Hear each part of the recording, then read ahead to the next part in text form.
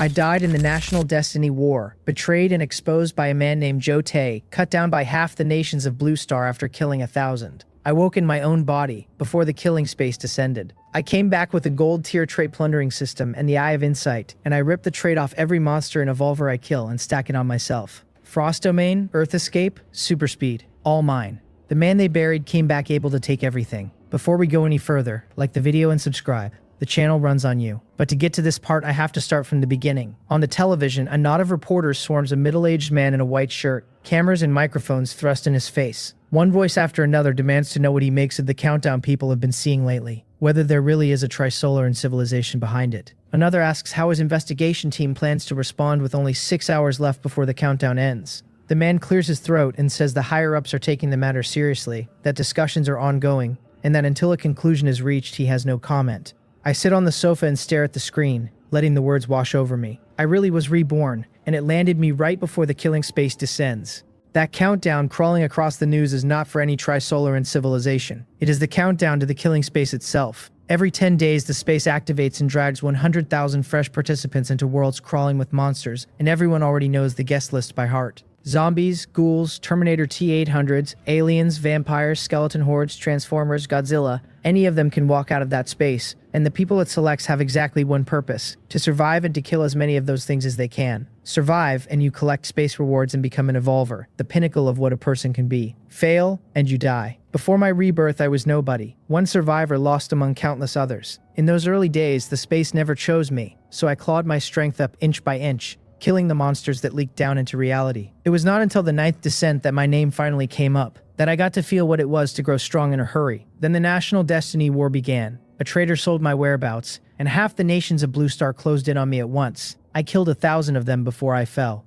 but fall I did. Just remembering that man, I feel my breathing thicken and the anger climb. He refused to be a decent human being. He chose of his own free will to be a traitor to his own kind. Now that I have a second run at this, some of those debts I can collect with my own hands. Joe Tay, you rat. Wait for me. A ringtone cuts through my thoughts, so familiar it stops me cold. A chirping little jingle about a grandson calling his grandpa. How many years has it been since I heard that sound? I turn and look at the phone buzzing on the table, and the caller saved as grandson lights up the screen, plain as day. It takes me a moment to place him. This is my company boss in this life, the one who thinks it is funny to make me save him under that name, and he is calling because he wants me pulling an all-nighter to finish some summary report. Long-buried memories surface. I pick up the phone, hang up on him without a shred of hesitation, and add the number to my blacklist. The apocalypse is hours from landing. Who in their right mind cares about a summary report? I glance at my wrist, where a strange mark sits under the skin.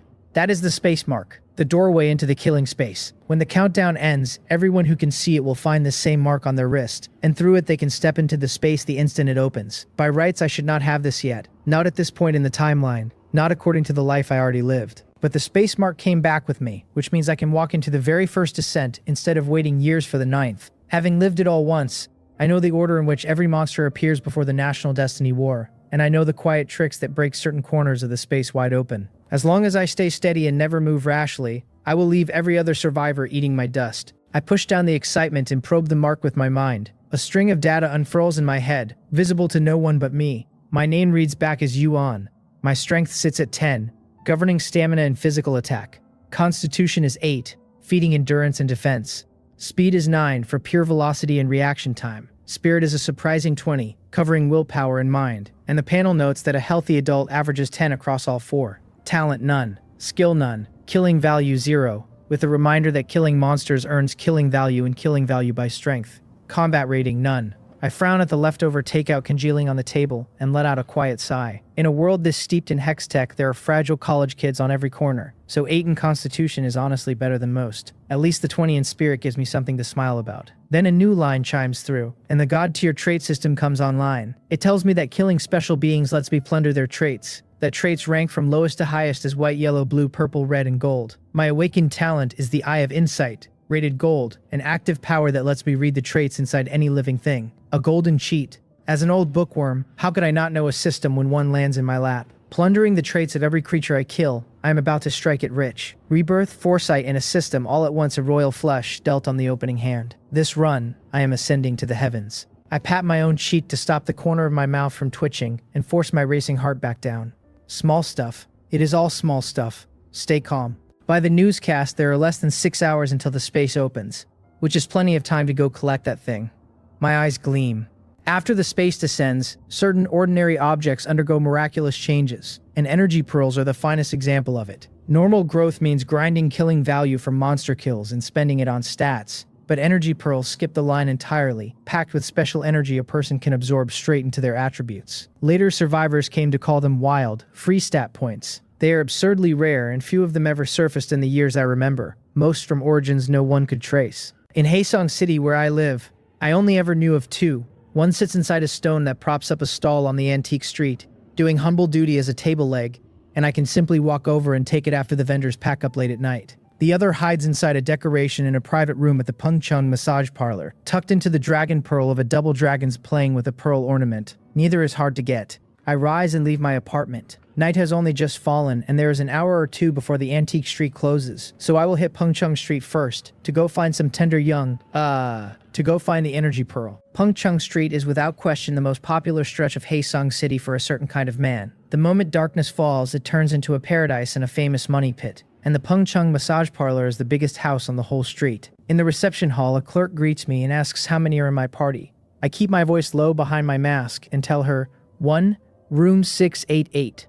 The receptionist does not blink, since plenty of men come here masked, some wrapped up head to toe like they are crossing a desert. She brightens and calls me a regular, says by lucky coincidence, both room 688 and room 888 are free tonight, and waves me toward room 688. In my last life, the energy pearl surfaced out of that exact room, discovered by a cleaning lady who bragged about it online afterward, and rode the traffic for weeks. This time it belongs to me. Nightlife on Pengcheng Street is only just warming up. Not far away, inside the police station, officers are lacing up too. Their commander tells them to save the speeches, that whether Haesong City earns its Civilized City Award rides entirely on tonight's operation, and that the target is Pengcheng Street. At his word, the whole unit springs into motion, and the patrol cars pull out fast, noses pointed straight at Pengcheng Street. Inside the private room, I spot the twin dragons playing with a pearl ornament on the table at once. At a glance, it looks like nothing, and a closer look confirms it. A cheap thing worth a few dozen won, cheap plastic through and through. And yet this worthless trinket, blessed by heaven, is destined to become the energy pearl that countless people will one day kill each other over.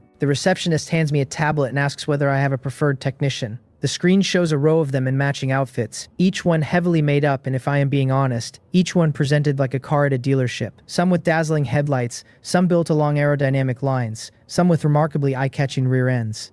I tap the one that looks pleasing enough and tell her that one. She asks what service I am here for, then pitches the current promotion, the full Ascension package, normally 1,688 won. Tonight only 999. I tell her yes. 3 minutes later, a woman with a striking figure comes in and introduces herself as technician number 38, Ting Ting, at my service. I glance at her, nod, and tell her to go take a shower first. She pouts and protests that she just showered an hour ago. I tell her to shower again. She sighs, puts down her toolbox and pads off toward the bathroom, because the customer is God, and troublesome or not. Another shower it is. The second she is behind the door, I get up, cross to the ornament, and press my hand to the dragon pearl. One firm pull and it pops free into my palm. The killing space has not descended yet, so it is still just a bead of plastic, not the energy pearl it will become in a few more hours. Too easy, almost insultingly easy. Thinking of all the people who will one day fight tooth and nail over this thing, and how it just fell into my hand tonight, I cannot help a small smile. I pocket the pearl, drop onto the sofa, and flick on the television. It is early, and even if I walk out now, I still have to pay, so I may as well enjoy myself. 5 minutes later, Ting Ting emerges wrapped in a towel and announces she is done. I get up, lie down on the massage bed, and tell her to put her clothes on and come over. She stares, baffled, but figures some clients are into the uniform look, so she says nothing, dresses herself right there without ceremony, and walks over. A few minutes in, wearing an expression of open resentment, she is working my shoulders and neck. I can practically hear her thinking that coming to a place like this for an actual literal massage is the act of a lunatic. Massage is not her specialty. It takes real arm strength, and she usually gets by on her legs, her waist, the occasional finger, and here I am wearing her out, and she only just had her nails done yesterday. She asks, one more hopeful time, whether I would not consider some other service. I keep my eyes shut, think it over, and tell her that my shoulders and neck are good enough, so she can give me a head massage instead. She lights up and reaches, cheerfully, for my lap. I catch her wrist before she gets there. She looks down, then back at me, honestly puzzled, and reminds me that I asked for a head massage. I tell her I meant the head up top, not the one down below, and ask her whether she is a professional or not. Her whole face freezes, one eye twitches, and her resentment climbs to a new peak. What kind of man, she is clearly wondering, comes to a massage parlor for a massage? Out on the perimeter, isolation tape has already gone up around the Puncheng massage parlor, and the reception staff in the lobby are under control. From the private rooms, come one startled cry after another as officers swarm in and march naked men and women out into the hall, where a growing row of people crouches against the wall. Outside the door of room 688, a middle-aged team leader presses his ear to the wood and listens, and through it he can just make out a low back and forth. A woman's voice asks whether the technique is all right. A man's voice answers that it is fine, to just keep that posture and continue. The woman asks about the frequency. The man says she can go a little deeper on one particular spot, and the woman agrees. Team leader Im, a man rich in raid experience, paints the whole obscene picture in his head, draws a slow breath, and signals the officers behind him. Then he kicks the door in and charges through first, barking at everyone to freeze, squat down, hands where he can see them, and then his voice dies in his throat. A man in nothing but a massage gown lies obediently on the bed, while a fully dressed technician kneads his shoulders. The very picture of a legitimate boring massage. Nothing at all like the scene he had built up in his mind. The only thing off about any of it is the murderous resentment on the technician's face. An hour later, I collect my ID at the parlor's entrance, fully dressed. The team leader pats my shoulder, his eyes complicated, and suggests that next time I try somewhere else, that the blind masseurs place one street over do very good work. I nod solemnly and agree that I was only giving this place a test run, and that they really are not very professional, ignoring the venom and ting-ting stare from a few paces off. He tells me there is a special operation on today and I am free to go. I tell him understood, Officer M, and to keep up the good work, then I turn and leave, quietly delighted. I never expected to come out ahead like this, saving the whole fee thanks to a police raid. An hour after that, I am home, laying two things out on the table, a stone and a dragon pearl. I lifted the stone from the antique street with the second energy pearl locked inside it, and nothing went wrong from start to finish. The thing had been somebody's footrest for who knows how long. Who was going to miss a stone? Now it all belongs to me. There is a little over an hour until the killing space descends, and now all I do is wait. There is no point prepping for the monsters, since nothing outside the space itself can be carried in except the clothes on my back. Better to conserve my energy and settle my mind for the slaughter ahead. The minutes bleed away, and at the stroke of midnight, everyone who can see the countdown in their eyes finds a space imprint bloom across their wrist at the same instant. A projection unfurls from the mark into the air, announcing that the killing space is officially open, that everyone bearing a space imprint will be teleported inside in 3 minutes, then ticking down from 2 minutes and 59 seconds. I ignore the prompt and look at the table, where the stone and the dragon pearl have gone through a spectacular change. The once clear dragon pearl has turned solid gold, brilliant light coiling and flowing within it, deeply strange to look at. The stone is cracked open at some point, and the same golden pearl glows in its heart. 2 energy pearls, treasures that will command millions in the years to come, sitting right in front of me. I trigger the Eye of Insight and read them. Each one is named simply as an energy pearl, holding special energy that, absorbed, strengthens the body and raises one's attributes by 5 points. I could laugh. I knew energy pearls boosted stats, but I never imagined a single one was worth 5 points. 2 of them make 10. A few more and I could stroll straight into being a formal evolver. What a shame the things are this rare, that finding one comes down to raw luck. With the countdown closing in, I stop overthinking, pick up both pearls, and touch them to my space imprint. A prompt confirms a large volume of special energy and asks me to choose where to send the reinforcement. I split it into Constitution +7 and Speed +3. The next breath, energy surges out of the pearls and floods through me. The early killing spaces are simple affairs, which makes stamina and endurance king, because lasting longer means killing more, and being winded and shaking after 2 kills gets a person nowhere. Speed matters for the same reason, since running faster is running alive. The energy comes and goes in a blink, and the clearest change is physical. There is less fat on me, my back has stopped aching, my legs no longer throb, and there is real power in my stride. All of it the gift of a constitution that just leapt. My panel refreshes. Strength still 10, but constitution now 15, speed now 12, spirit holding at 20, talent the Eye of Insight at gold, no skills, killing value still 0, combat rating still blank. At last I am not a squishy little target. The words are barely out of my head when my vision smears sideways, and when it clears the whole world around me has changed. A wall of text hangs in the air, welcoming me to the killing space and laying out its laws. The highest rule is to survive. Killing monsters has a chance to drop material cards which cannot be carried out of the space. Killing improves both strength and the rating tallied when survival ends. Non-space items are forbidden inside. Further down it notes that the space stays open for 1 day and that monsters descend in 10 minutes, the counter reading 9 minutes and 58 seconds. I skim it and confirm it matches what I already carry in my head. The rules appear fresh at every entry, and I only read them to check whether my being here, the butterfly loose in the timeline, has changed anything.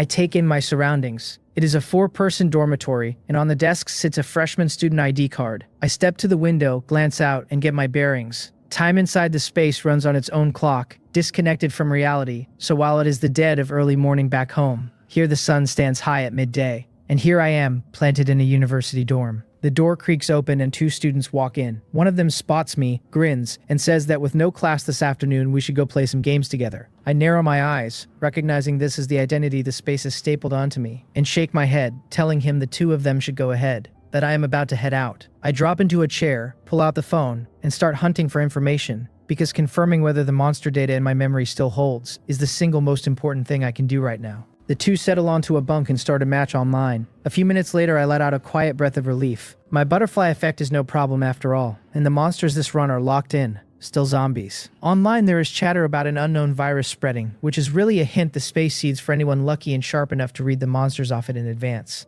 Whether a person can actually deduce the answer, though, comes down to their own luck. I put the phone away and look at the pair hunched over their game. Their purpose, assigned by the space, is brutally simple. When the countdown hits 0, they turn into flesh-eating zombies and come for me. From what I learned last time around, plenty of people trip and fall right here at the starting line. I get up and walk over, telling them that since they clearly cannot play, they should come watch me dominate. One of them answers without looking up, attention nailed to the screen. A cold glint slides through my eyes. I strike in the same instant. 2 hard chops landing on their unguarded necks, and both of them crumple. I dig out a bedsheet and lash the pair to the bunk, then wait, quietly, for them to turn. Killing them now would earn me nothing, but once they are monsters, killing them pays in energy and dropped cards. That done, I slip out of the room, and 5 minutes later, I am back with a fire axe. I lay it on the desk and simply watch the 2 unconscious bodies until the 10-minute counter runs dry and the monsters descend. The announcement declares that the monsters have come and the killing begins, and the 2 of them start convulsing, bodies clenching and curling in turns. Their skin shrivels and creases at a sickening pace, a rotten zombie aura seeping off them, the color draining until they are pale as wax. In the span of a breath, they finish the crossing from human to zombie, snapping awake with milk-white pupils fixed on me, thrashing against their bonds, able only to writhe. I turn the Eye of Insight on them. Both read back as common zombies. Combat rating listed bluntly as scum, with plunderable entries of zombie aura at white and super hearing at yellow. I raise an eyebrow, and a spark of real excitement catches in my chest. Zombie aura and super hearing on the very first pair. The space is practically begging me to cheat, and I like it. I grin, hoist the fire axe, and after a few swings, both zombies are finished. 2 prompts confirm the kills and add a killing point apiece, and a third announces that my first zombie kill has unlocked the public platform chat access and trading access. I already know those inside and out, so I let them scroll by.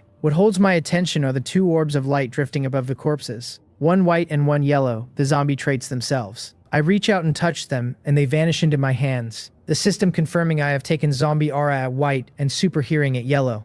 Zombie aura, once used, wraps me in the presence of an ordinary zombie, and super hearing amplifies everything I hear in defined detail. Both powers settle into me the instant I claim them. Super hearing runs passively, while zombie aura I can flick on and off at will. My ears twitch and every sound inside 10 meters snaps into focus, and I catch a mosquito whining a full meter to my left, its wing beat buzzing as if it were pressed against my eardrum. Normally I would never hear such a thing. My hearing has sharpened several times over. Curious, I switch on the zombie aura. My appearance does not change, but the living warmth of me winks out, replaced by the rotting stench unique to the dead. Judged on aura alone, I am now, absolutely, a zombie. The catch is that traits of the same grade cannot be plundered twice, only overwritten by a higher grade, and the permission to upgrade traits is not unlocked yet, or I would have farmed these 2 to the ceiling right here. Still, I am satisfied for now, because wearing the zombie aura is an invisibility cheat in a world full of zombies, and that alone will save me an enormous amount of time. I do not hesitate any longer. Aura active, axe in hand, I open the door and step out.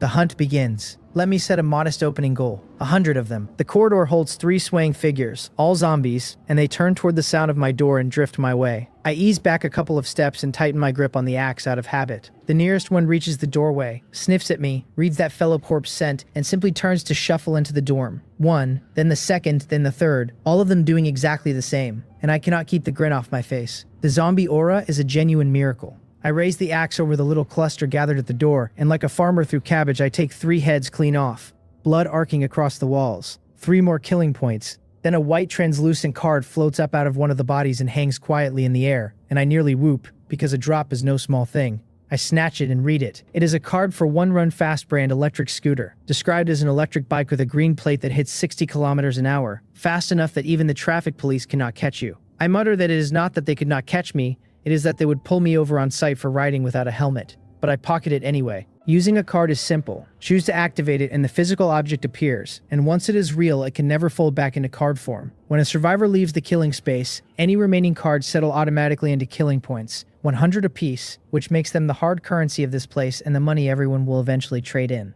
Cards come in every flavor: supplies, equipment, medicine, and among them survival supplies and medical items are the most hunted, both for their low drop rate and for the raw demand. Food and water are the bones of survival. Some killing spaces contain neither. This first one is simple, only a single day, so a person could skip water entirely and be fine, and the value of supplies has not yet made itself felt. But it changes fast. The second opening runs 2 days, the third runs 3, and it climbs from there until a run stretches across days on end and a survivor without food or water dies without ever understanding how. A drop is a good omen. I keep moving. Ear cocked, I carry the axe to the next dorm, kick the door in, and pile inside. 10 seconds later, I walk back out with the blade even redder and head for the one after. Half an hour on, I finish clearing yet another room, drop into a chair to rest, and take stock.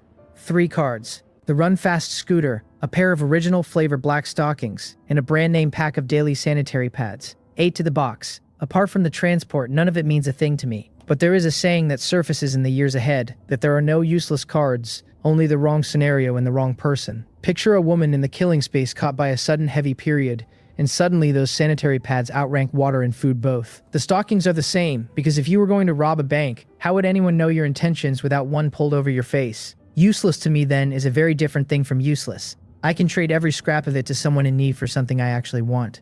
I put the cards away, steady my mind, and open the chat channel. It is already a landslide of hundreds of messages, and almost all of it is noise. Someone is trapped in a hotel bathroom begging for toilet paper. Someone is shaken by the feeling of their first kill. Someone is terrified that an injury will turn them. Someone is asking if anyone else is in the mall. I shake my head. Every message here costs a killing point to send, and these people are hemorrhaging their points on chatter, with no idea what they are throwing away. Finding nothing useful, I turn to the trading platform, and it is bare. Not a single listing. Either no one has pulled a card, or they burned them on the spot, or they simply have not worked out what the platform is for. My eyes narrow because I smell profit. Right now, I am the only person alive who knows cards settle into killing points, and that information gap is a door I can walk through to hoover up everyone else's cards for a song. I only need to wait a little. They have barely arrived, too few cards have surfaced, and nobody is fat yet. Wait until they are plump, then harvest. For now, it is all about killing more, faster. I glance down at the badly blunted axe and stand. The axe is too slow. I need a real weapon. Even with a cheat in hand, I am hacking zombies apart with the crudest tool imaginable, and my original plan simply does not fit anymore. Out of the dorm building, I produce a scooter key from thin air,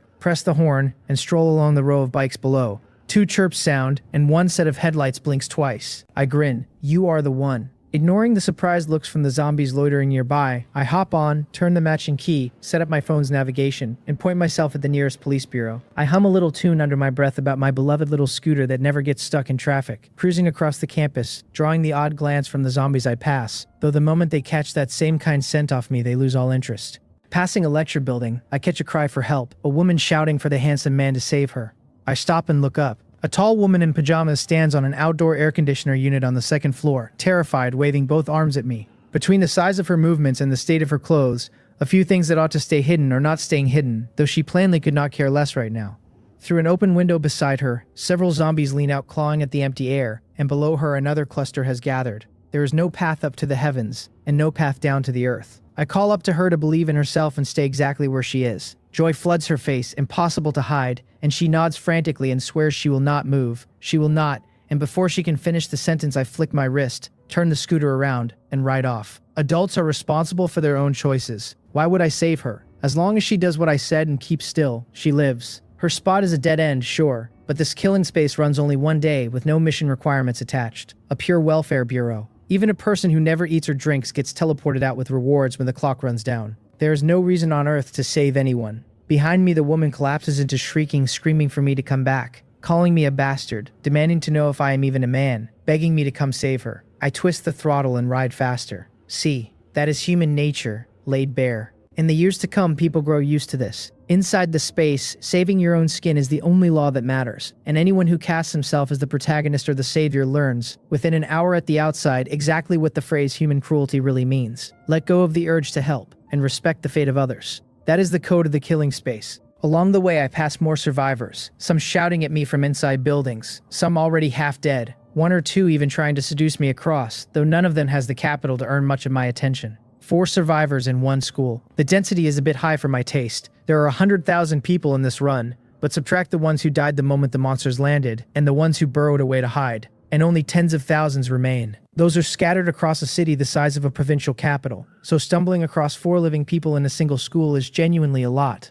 Most likely the space eased the difficulty for its opening act, nudging survivors together so they could huddle for warmth. I twist the throttle and the little scooter darts off campus, following the navigation toward my target. The streets are chaos, storefronts torn open, all of it wreckage from the descent, and cars sit abandoned so thickly they nearly wall the road off, which makes me glad I never grabbed an actual car because I would still be trapped back at the campus gate. The scooter is far better. I ride along happily, picking my tune back up, my beloved little scooter that never gets stuck in traffic, unless, of course, there is road construction ahead. I am forced to a stop. There is road construction ahead. Fencing thrown straight across the road, and through the barrier I can see several deep pits and a few thick pipes laid out beside them. An honest, legitimate sewer repair. I grumble that my navigation is garbage, that it cannot even flag a construction site. 1 star. Fortunately, the police bureau is close now, about a kilometer off, so I simply abandon the scooter and go the rest of the way on foot. At the entrance to the police bureau, a thrown stone cracks against a trash can in the courtyard, and the noise pulls the attention of several figures loitering inside.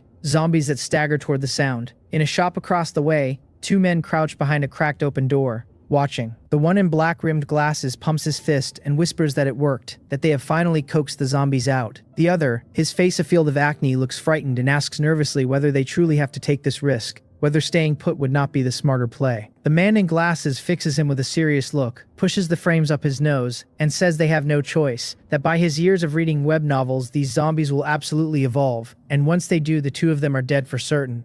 Only weapons will keep them breathing, he insists, or their excellent starting position goes to waste. The 2 had been wildly lucky.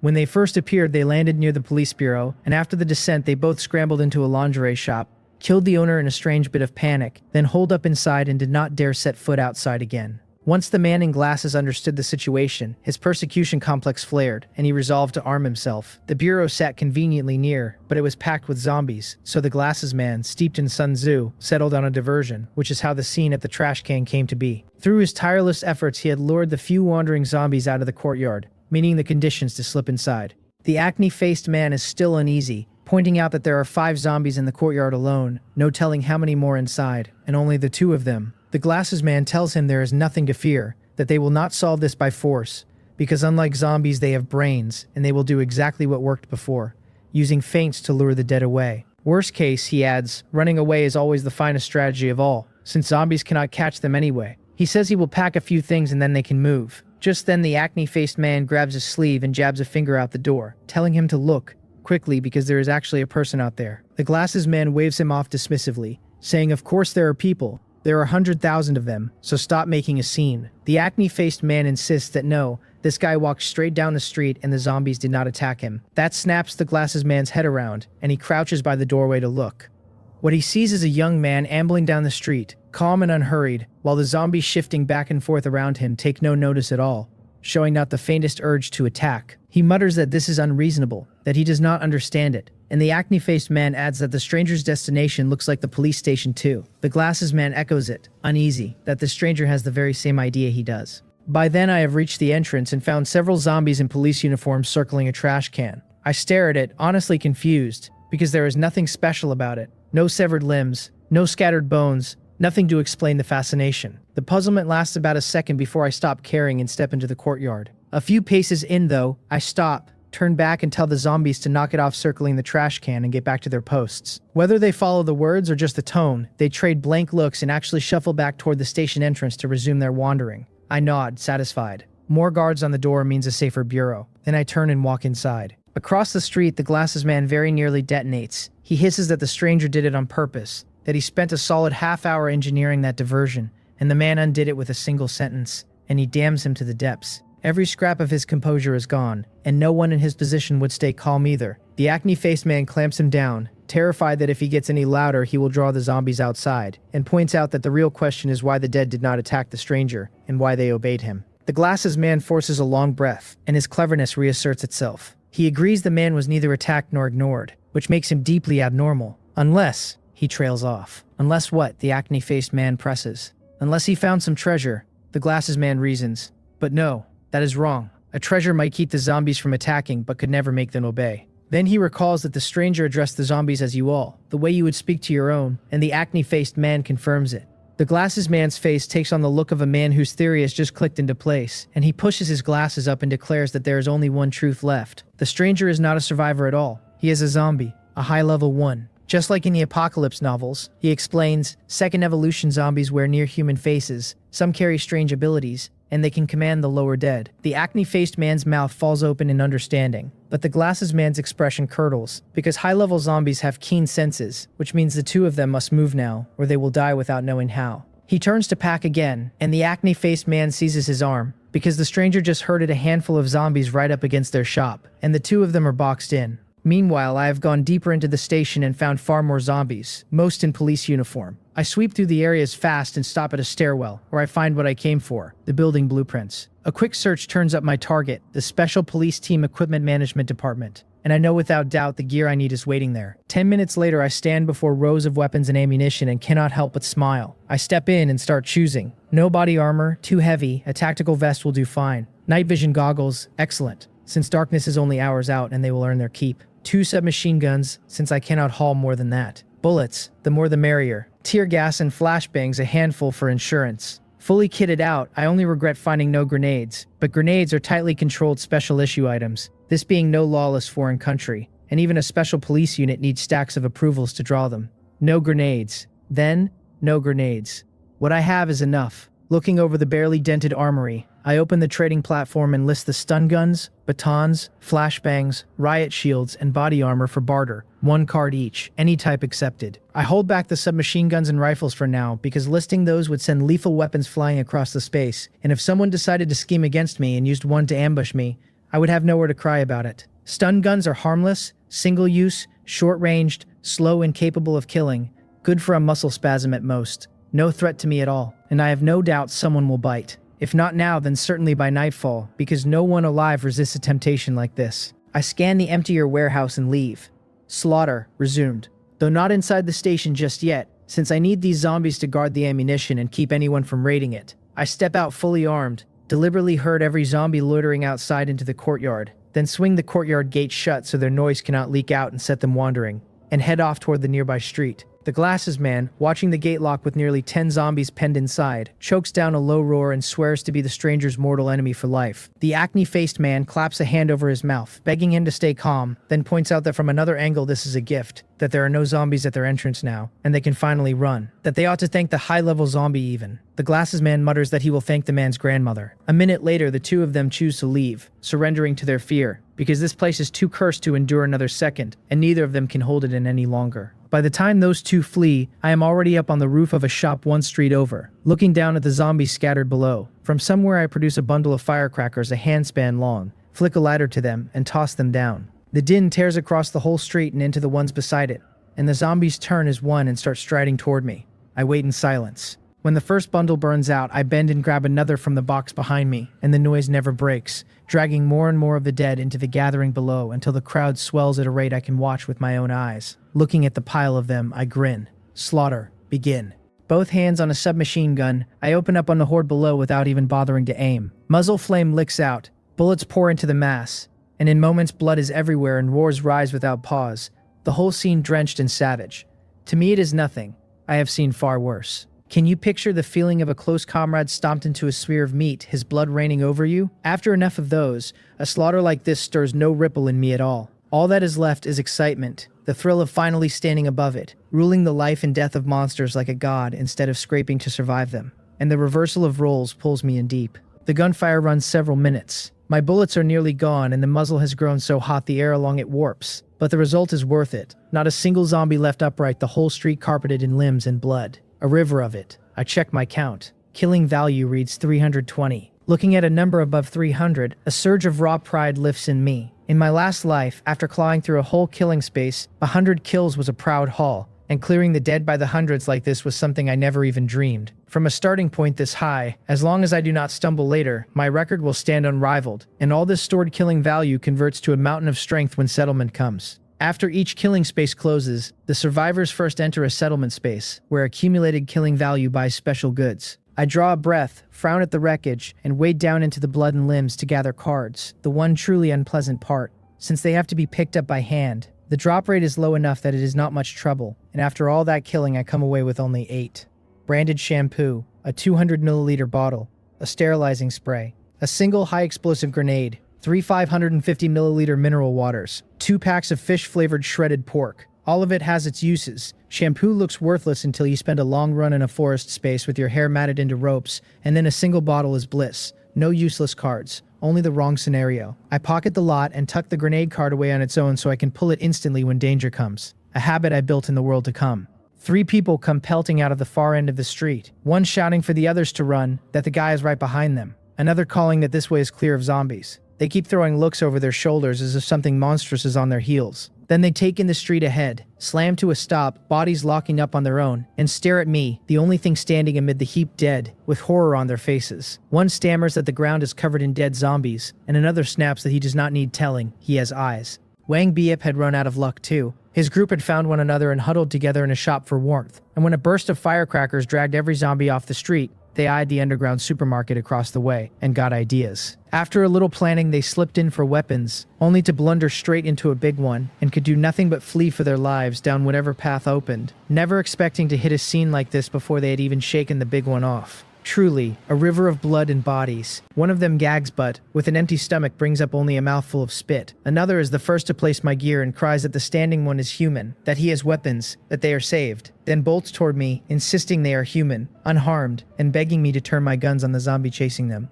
A wall at the street's end bursts open, and a body nearly 3 meters tall shoulders into view. It is a zombie, but no ordinary one. Its skin intact where a common zombie's is rotted, its muscles bulging into the shape of a demonic strongman, each thick arm about the girth of my thigh. I triggered the Eye of Insight. It reads back as a mutated zombie. Combat rating 1-star early stage, carrying zombie aura at yellow, super hearing at yellow, and power enhancement at yellow. A glint crosses my eyes, so it truly is a mutated zombie. In my last life, people whispered of stranger zombies in the first killing space, varied and dangerous but vanishingly rare, and I never crossed one on my whole way here, yet by standing still I have made one deliver itself to my door. I want that power enhancement. The 1-star early rating does not concern me. Combat rating is simply the space's own yardstick for strength. A single attribute over 30 earns 1 star, and every 30 points beyond that adds another, with early, middle, and late gradations inside each star set by every 10 points in the highest stat. The mutated zombie's strongest stat is surely its strength, which clears 30 but, being 1 star early, falls short of 40. 3 or 4 times an ordinary person's power and explosiveness,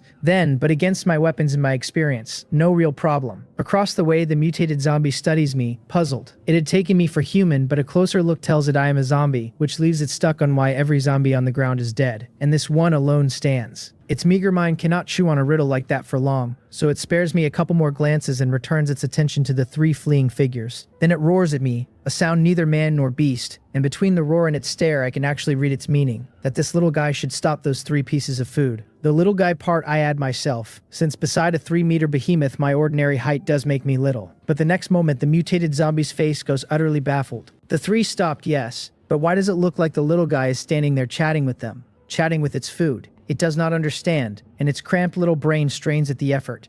At my feet, the 3 have closed in, led by a man shy of 30 in a floral shirt and jeans, Wang Biop. He warns me to be careful, that the thing is very strong. I spare them a glance and tell them coldly to get lost. To them, my manner is ice, warmth answered with frost, and though they are displeased, they do not dare push it, because I have a gun. Their eyes crawl over the submachine gun in my hands, the pistol and the taser at my waist, and they swallow with naked envy. Then a shrewd light kindles in Wang Biop's eyes, and instead of leaving, he asks whether I might spare them a weapon. A taser, say, since 4 fighting the monster together stand a better chance. He is clever, asking for neither the submachine gun nor the pistol, the true killing tools no man hands a stranger, and pitching only the taser, which is short-ranged, dodgeable, non-lethal, and something a man carrying a submachine gun surely would not miss. To sweeten it, he adds that I need not worry, that they are all ants on one string now, that they mean me no harm, that I still hold the real firepower, and that they swear to return the taser the moment the monster is down. The other two nod and echo him, their greed for my gear plain as day.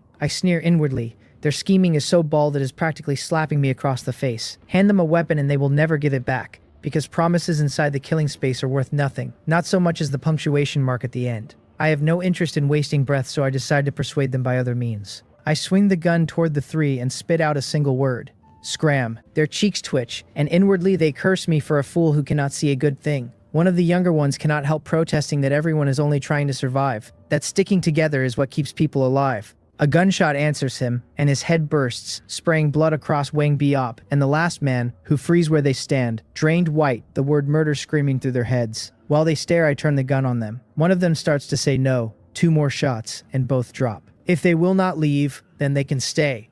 I let the words hang and turn my gaze back to the mutated zombie. On the 4th floor of a building in the distance, 2 men watch through a window, faces pale, having been drawn to the commotion of the mutated zombie and caught the whole thing from their hiding spot. One, plainly the underling, murmurs that this is a ruthless man, that beyond the zombies people cannot be trusted either, that it is all too dangerous. His companion hums agreement. Huang Qi's eyes gleam as he points at me and asks whether the underling saw it. Saw what? The man asks. That man's weapon. Huang Qi says, get hold of it and they can walk sideways through the whole space. But he will never give it up, the underling protests. Huang Qi lets out a low, knowing chuckle and says that zombie is nothing to trifle with, and that perhaps, just perhaps, they will get their chance. The mutated zombie roars and charges. It had been idling in place, but my killing the 3 morsels without eating them read, in its eyes, as pure contempt, a provocation it could not swallow. And if it could not swallow it, then it would fight. Its body launches forward with crushing momentum, each footfall trembling the ground, a full display of its power. I keep my face flat and run the numbers in my head. Strong in the arms, defense far from soft, but mercifully dull, and its speed lags well behind its strength, though it is still a touch faster than me, with intolerance. Decision made. Suppressive fire, and pray I have the bullets. I raise the gun and hose the mutated zombie down, firing as I backpedal. Under the downpour, it is riddled before it ever reaches me, every round boring into its frame and wrecking its body. But a zombie is a corpse at heart, and as long as its head and spine hold, it will not truly die. So it crosses its arms over its head and keeps coming, slowed to a fraction of its charge, and I can just hold it at the edge. Then a string of empty clicks sounds. The gun in my left hand is dry, its last few rounds spent in that final wave. I toss the empty submachine gun aside and keep firing with the right, while my left hand dives into my jacket. A card comes out, then blurs into a black high explosive grenade. At this point, I do not care about the 100 killing value it costs me, because killing this thing and seizing its entries makes every point worth it.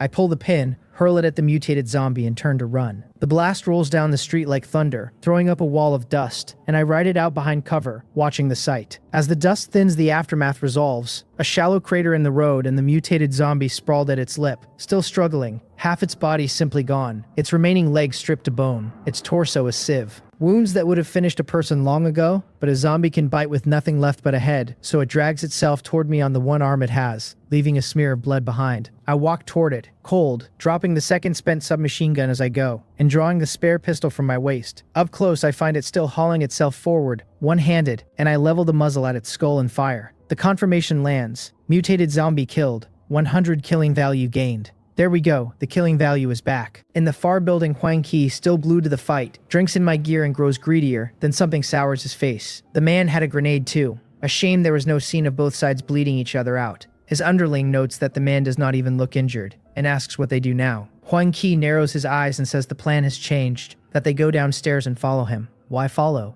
The underling asks. Are you slow? Huang Qi says. He burned through that many zombies, so his ammunition has to be nearly dry, which means he will go resupply, and all they must do is trail him. He warms to it as he talks, as if a whole armory were unfurling before him. But even with weapons, the underling asks, will he simply hand them over? Hand over what? Huang Qi scoffs. The weapons were never his to begin with, and unless he stands guard over them every second, the moment he steps away is their opening. I have no notion of these two and their little plots. I am busy with real work. The system confirms my haul, zombie aura at yellow and strength enhancement at yellow. Zombie aura at yellow wraps me in the presence of a mutated zombie, so that ordinary zombies steer clear of me on their own and can be commanded with ease, while strength enhancement greatly amplifies my power. Super hearing I could not take, being a duplicate, so only the other two fold into me. The next instant my zombie aura swells several times over until it matches the dead giants exactly, though there is no ordinary zombie nearby to test it on.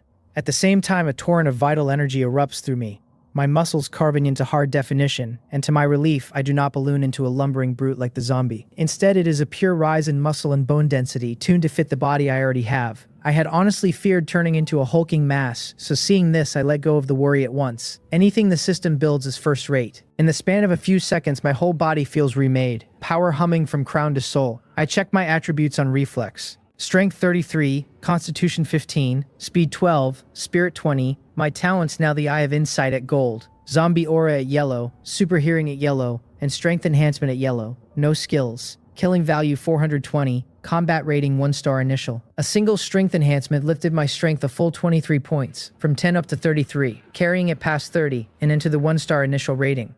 I knew claiming entries might raise stats, and still I can barely hold myself together seeing it laid out in front of me. Everyone else improves only when they leave the space. I improve inside it, and the whole method is simply to kill.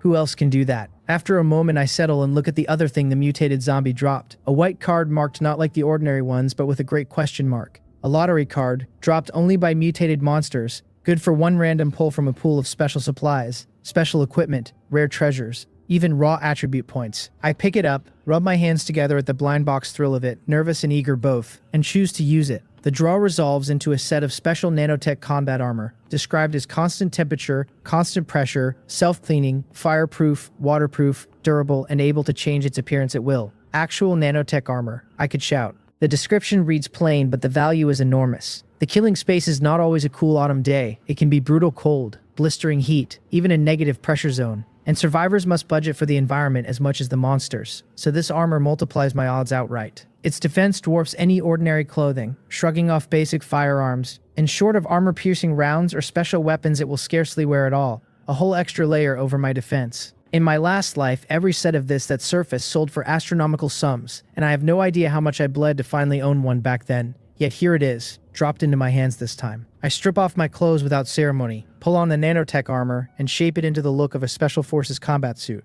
Perfect. I sweep the area one more time, find nothing else worth taking, and turn back toward the police station.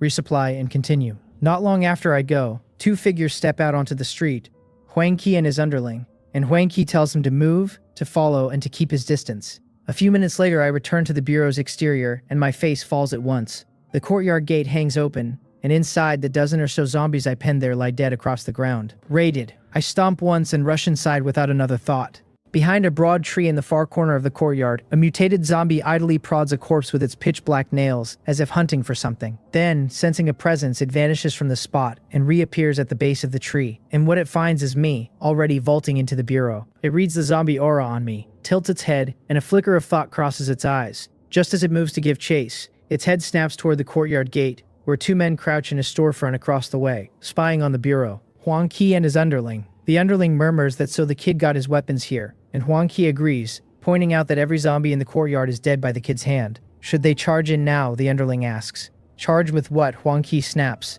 Your life, and tells him to wait until the kid leaves. Then the underling spots a small zombie, a child, at a doorway across the street, walking their way. Huang Qi looks it over for a couple of seconds, purses his lips and says they should go, while no zombies are near, and put it down, because he may not be able to handle an adult zombie, but surely he can manage a zombie child. The two of them charge out of the shop, weapons up, and in the next instant both of them stop dead, because the zombie child is gone. They had seen it not 3 seconds before rushing out, and there is no way it could have vanished in that time. The underling stammers that the place cannot be haunted, and Huang Qi cracks him across the back of the head, snapping that nothing is haunted, that the rules said plainly there is only one kind of monster to a space, and here that is zombies, no ghosts allowed. But the child really disappeared, the underling insists. It probably slipped back into the courtyard, Huang Qi decides, and says they should go look, that a little one is hard to find and they cannot let it get away. The two of them stand shoulder to shoulder, wary, scanning ahead for the child. Then Huang Qi feels something poking, again and again, at his kidney. Without looking, he reaches back and swats at it, grumbling for the kid to watch it, that his weapon is jabbing him in the kidney. The underling protests that it is not him, that his own weapon is up. Nonsense, Huang Qi says, and grabs the thing behind him, A cold, flat, long object. He starts to say that he is holding it right now. So if it is not the underling, then who? And the words die. His body goes rigid and he turns his head, slow, to look behind him. A mutated zombie stands there, curiously extending one finger, its long nails clamped in his reverse grip. A zombie. He yells it and brings the baseball bat in his right hand crashing down on its skull. The bat shatters in his terrified hands, and the mutated zombie recoils its head. Dazed. Run, he croaks. And in that razor of a crisis, whether from panic or some buried instinct, he drops the broken stub of the bat, wheels around, and bolts. By the time he is 2 meters clear, the underling finally remembers his own legs and scrambles after him. The blow snuffs out the mutated zombie's curiosity in an instant, replaced by naked butchery. It roars, stomps, and blurs into a black streak after the underling. Its fingers spear out, 5 long nails driving into the man's kidney, then withdraw, tearing free a bloody kidney and a broad sheet of skin. The underling shrieks once and folds to the ground, twitching. Huang Qi hears it behind him, glances back, shudders down to his bones, claps both hands over his own kidneys, and somehow runs faster still, though the posture is a strange thing to behold. The mutated zombie's murder only sharpens. It lifts the torn kidney, swallows it, licks its lips as if still hungry, then reaches down and plucks the underling's other kidney into its palm. The man screams, both kidneys gone, struggles for 2 seconds, and goes silent for good. The mutated zombie gulps down the second kidney, looks at Huang Qi already stumbling into the bureau compound, and lifts a foot to follow. Huang Qi is running blind with panic, and without meaning to, he has fled into the bureau's courtyard. He hauls the gate shut behind him, praying it buys a little time against the thing, then throws himself at the building. One thought consuming him: get inside, find that man and live. He makes it through the entrance, opens a door, closes it, and throws the lock in a single flowing motion, and with the heavy door between him and the world he feels, at last, that he has a chance to breathe. He pants against it, but the moment does not allow much thought, since finding that man is all that matters, so he turns to take stock of the room. His body locks, and the relief drains from his face and freezes there. Dozens of eyes are trained on him. Zombies. The bureau is full of zombies, and he has run headlong into a nest.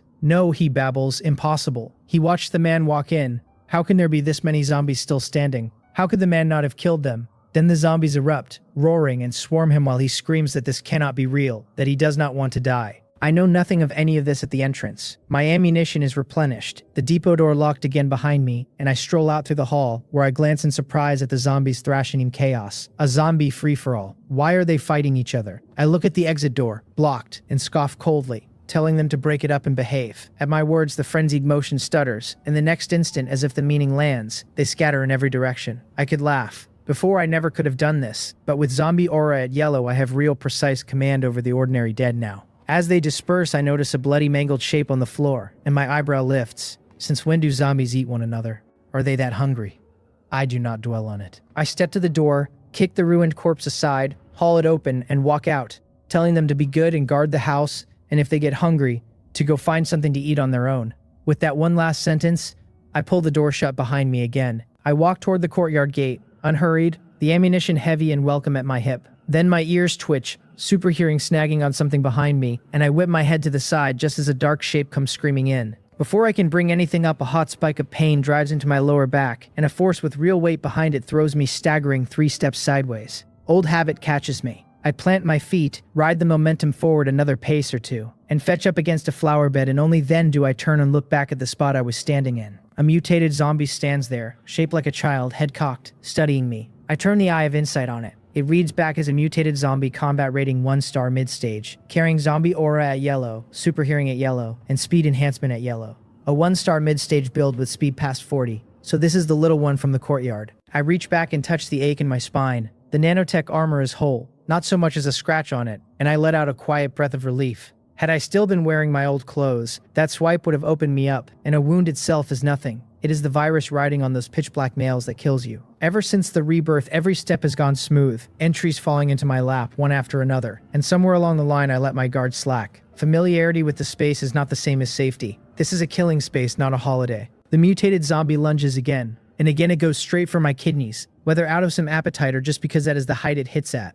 I do not overthink it. I bring the submachine gun up and hose it down, aiming deliberately low, legs and head. It has clearly never met a firearm, because it does not dodge at all, and a storm of rounds chews into it, staggering its legs until it nearly folds to the ground. Then it snaps out of it, growls low, and blurs sideways behind a broad tree before I can finish it. Behind the trunk it is leaking black blood from a dozen holes, a chunk of its neck torn away, one leg open to the bone, and that last wound should bite hard into all that speed. The red glow in its eyes deepens, killing intent sharpening past anything it has shown, but the gunfire keeps rolling and it does not dare break cover. I do not dare stop either. I keep the trigger working and drift my position, feeding rounds into the tree while I run the fight in my head. This thing is too fast. When it moves I see nothing but a black smear, and that makes it worse to handle than the power build, because speed really does settle a fight. Its one saving grace is the same as the last one's, a dull little mind I can turn against it. I twist my waist by instinct, quietly asking my kidneys to hold together a while longer. While I think, it climbs. It has gone up the far side of the tree to the crown, cold eyes fixed on me, waiting for the one thing it needs, for my guns to run dry. The moment my fire cuts out and a mechanical click takes its place, it takes its opening. It drops off the tree as an afterimage, and is in my face in a heartbeat, 5 fingers spreading toward my kidneys. A cold light crosses my eyes. The empty gun was theater. Only my left weapon truly ran dry, and my right hand simply stopped squeezing to sell the lie. All of it built for this exact instant. As its claws close on my waist, I do not flinch away. I let it grab, trusting the armor to eat the pain, and twist my right wrist so the muzzle swings up into its body, and open fire. Rounds pour through it at point-blank range. It reacts fast, throwing an arm over its skull to save its head. But the head is all it can save, and the rest of it comes apart under the barrage. Then it flashes to my left, reading somehow that the weapon on that side is spent, springs up and rakes for my unguarded face. If the waist will not break, it will open the face instead. I stay perfectly cold. In pure combat experience, this thing cannot stand in the same room as me. I snap the empty left gun up vertical to catch the claws, let the dead weapon in my right hand drop away, and drive an uppercut straight into its chin. 33 points of strength land on that little jaw and cave it up into its mouth, and the blow flings the whole body upward. While it hangs there, I pivot and whip a spinning sidekick into the leg that has not touched down, and the joint folds the wrong way with a wet crack before the force hurls it clear across the yard. You are fast, are you? Let me take a leg, and we will see how fast you run. I hold my ground and do not chase, because it is still a zombie, and one lucky graze during a combo could put the virus in me with nowhere left to run. The leg is crippled and that is enough. It slams down, tries to spring up out of reflex and drops flat, the broken leg refusing to launch. I let myself taunt it, telling it to go on and jump, go on and run.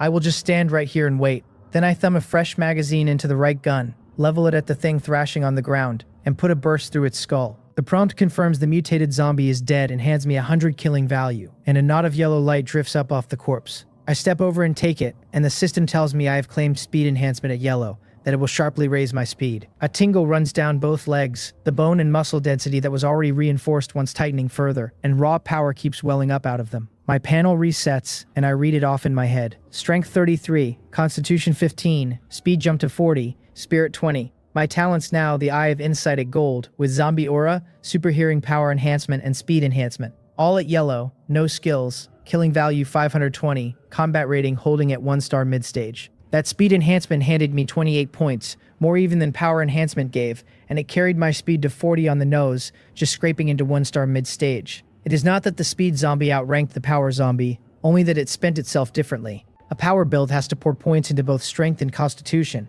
or where would all that bulk come from, while this little one dumped nearly everything into a single stat and let the rest wither. That imbalance is exactly what just paid me. Smiling, I turn to the lottery card the mutated zombie left behind, grab it, and use it on the spot. The draw resolves into a single awakening potion, described as a mature, stable oral formula with no side effects, one that gives a high chance of awakening your innate talent. It runs 300 killing value in the killing space store, and I had meant to buy a bottle at settlement, never expecting one to fall out of a corpse for free. Speak of a thing and it appears. Nothing matters more than this right now, so I abandon the idea of killing and head straight back to the armory. Inside, I shut the door, confirm the room is safe, and tip the whole vial down my throat. Heat blooms out from my core and races through me, my body temperature climbing so fast that on a thermometer the surface reading would leap from 30-some degrees to 40 in a blink. The fire comes hard and leaves just as hard, gone in under 5 minutes. Then the confirmations roll in. My innate ability has awakened. I have obtained a dimensional space, starting at 1 cubic meter of independent room for storing non-living things.